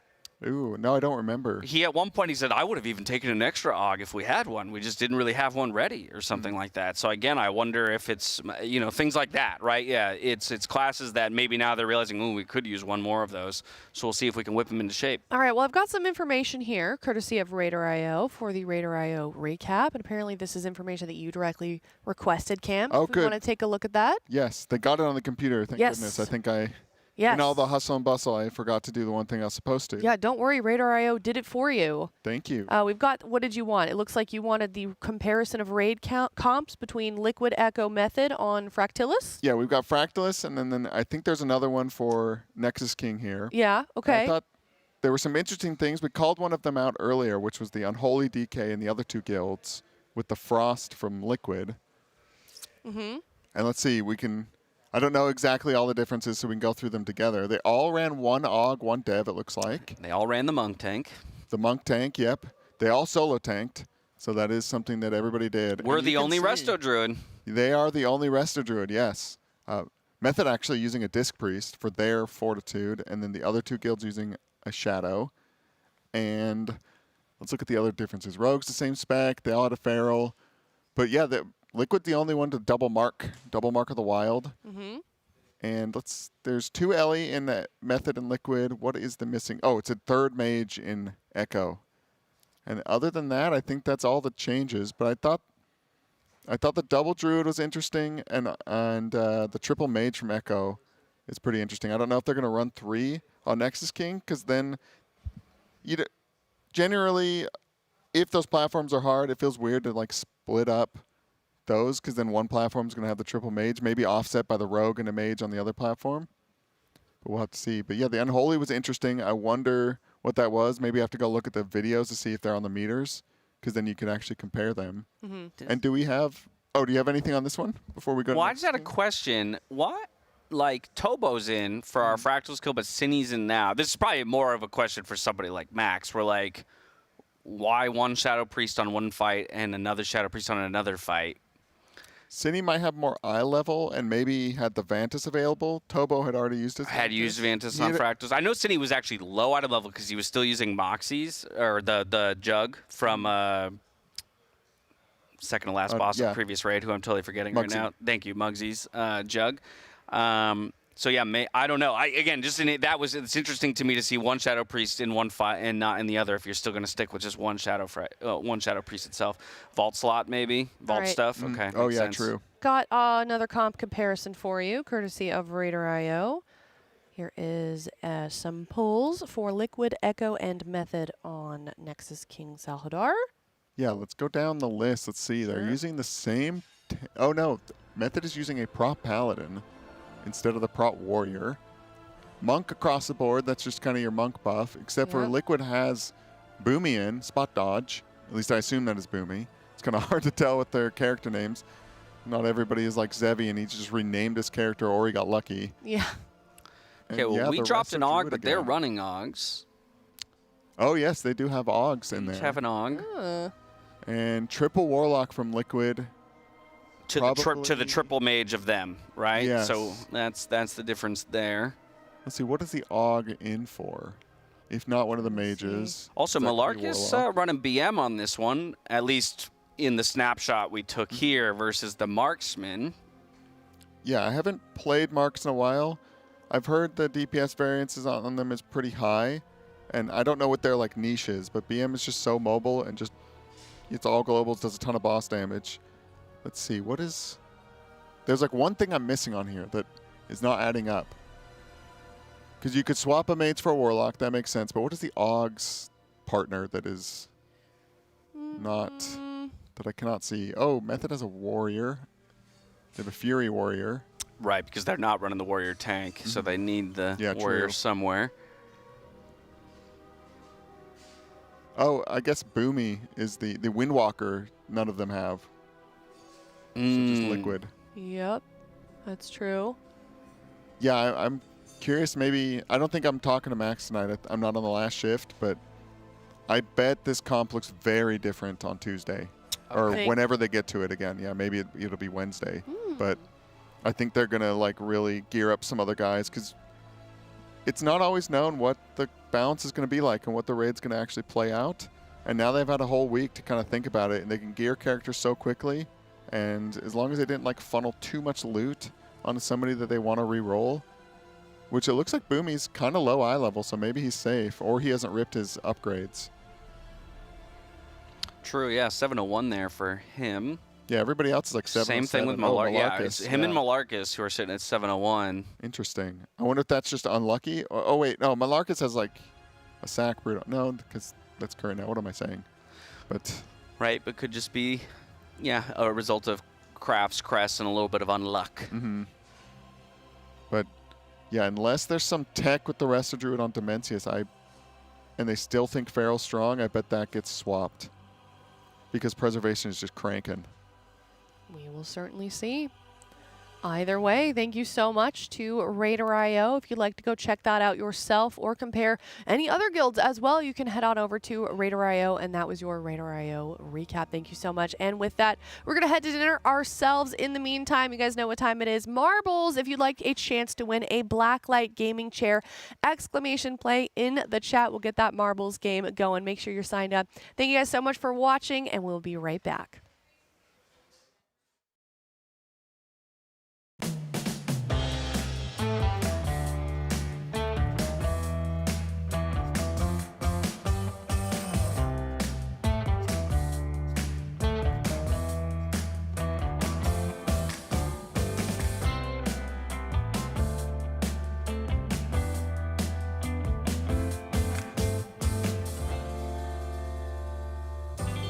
Someone I'd like for you to meet.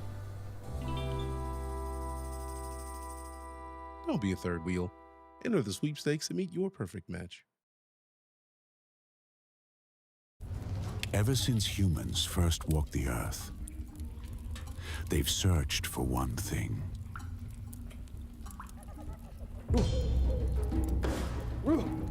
Civilizations advanced, yet suffering continued.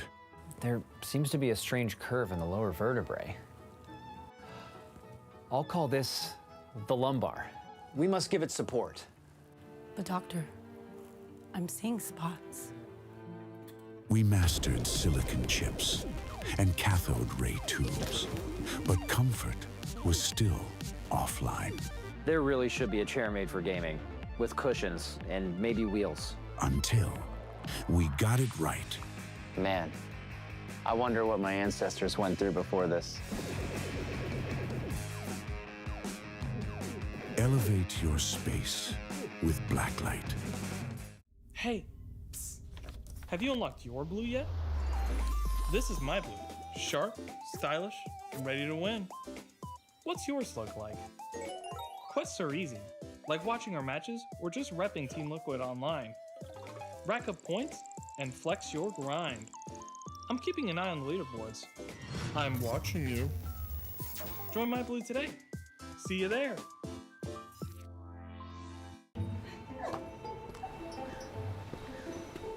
Hey, what's up? Why'd you want to meet all the way up here? Do you ever think about your future? How people might remember you? What are you talking about? You never know what tomorrow brings. What if I told you there's a way to see? Why would I need new glasses? Just put them on. I don't see anything different. They're just regular glasses. Huh, that's weird. It's almost like I'm seeing the future. Whoa.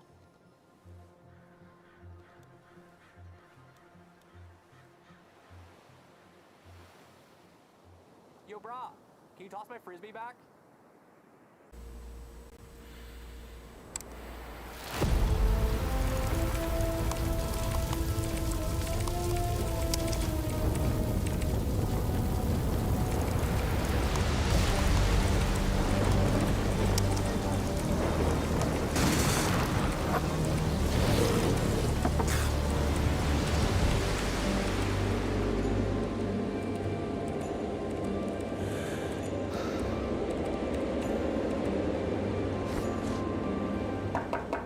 Hey, Hopeful.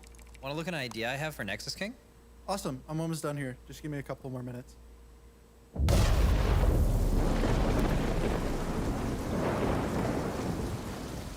Hey guys, we're looking at the new Race World First apparel collection. Let's get started. Shadow Tee, new design. We have the Alliance jacket, blue and clean. Had the Void hoodie, super warm. Had the Horde jacket, new style. We have the Sylvanas Sherpa, very soft. Had the new race jersey, has Dementius on it. We have the Derp hoodie, great for raiding. We have the Void tee, new print. We have the mouse pad, slides real smooth. And finally, we have the Derp tee. If you guys want to grab any of this, you can at tl.gg/RWF.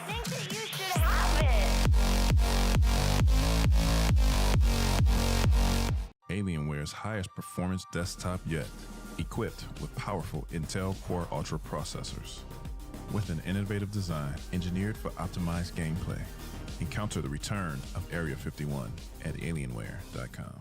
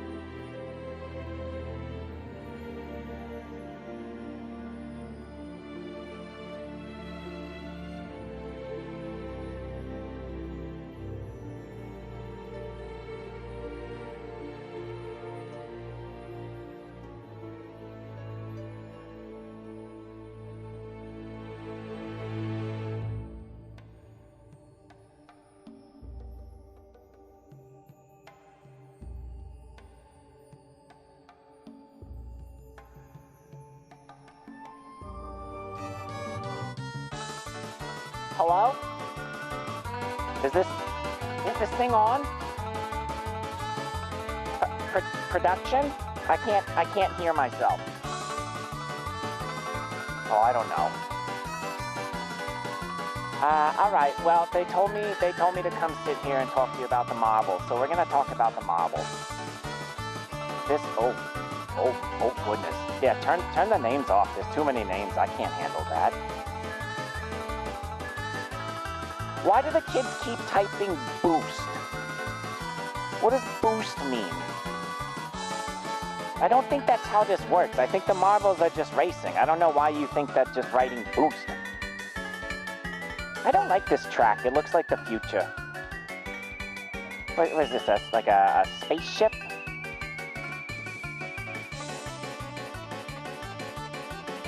Well, at least there's not many people dying yet. I didn't like that. Last time I watched this, way too many people died. No names. Too many names. Redbeard's fine. We can see that one. Oh no.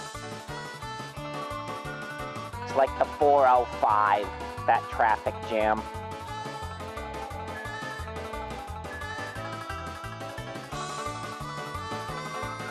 Can anyone explain to me where we are? Like, is this the ISS? No, because there's gravity. That wouldn't make sense.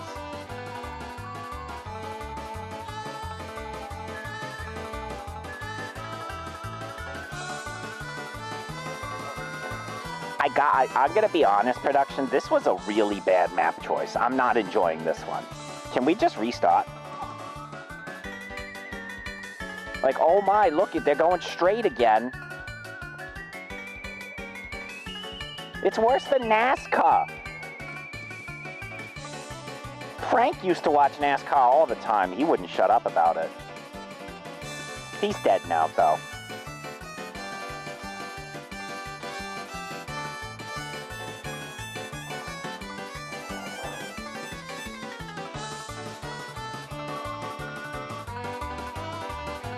Oh, wait. Go to the window. Go to the window. We are in space. Look. Oh, well, this is nice. That might be the only time I'm going to see that in my life.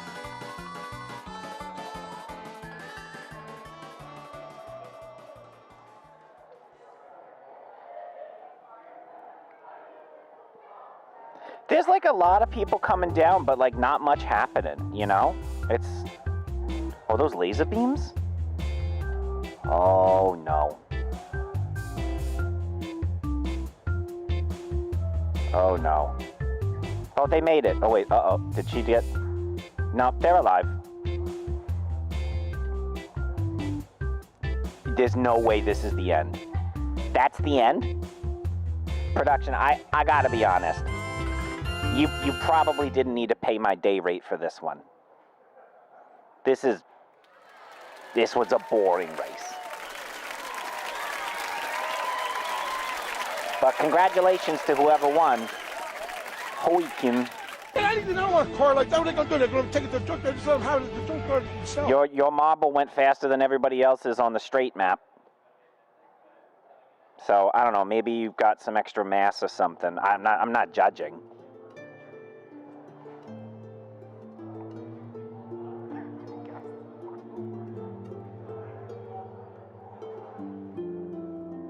They don't even die here when they fall off, because they're in space, right? They're just gonna float.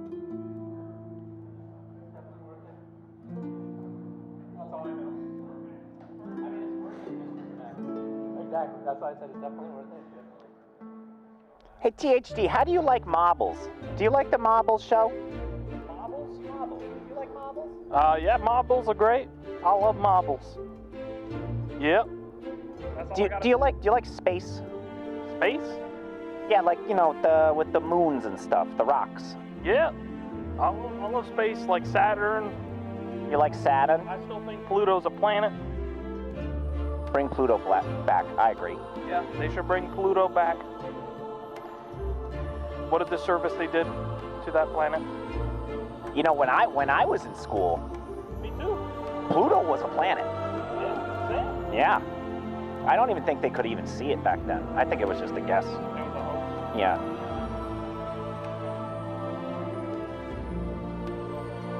Okay, they gotta bring me back to the nursing home now. Bye, everybody. Have fun with marbles.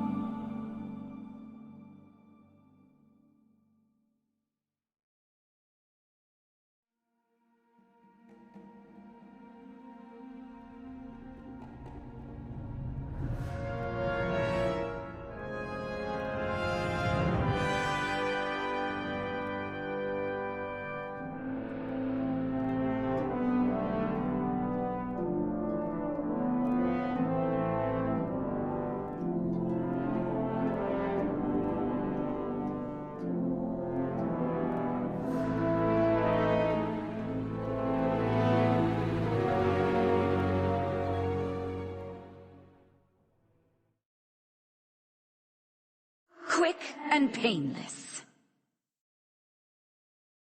I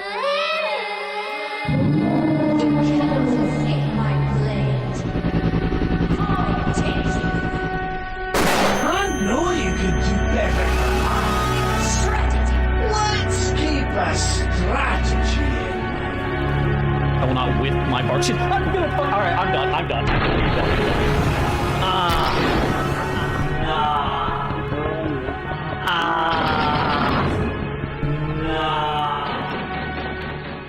Good evening, everybody, and welcome to Race to World First, presented by Coinbase. I'm Cams, joined by Tettles and Kalamazi, two eligible bachelors who are going to be fighting over one of these roses. Is it going to go to them or Nexus King Shadow Dahar?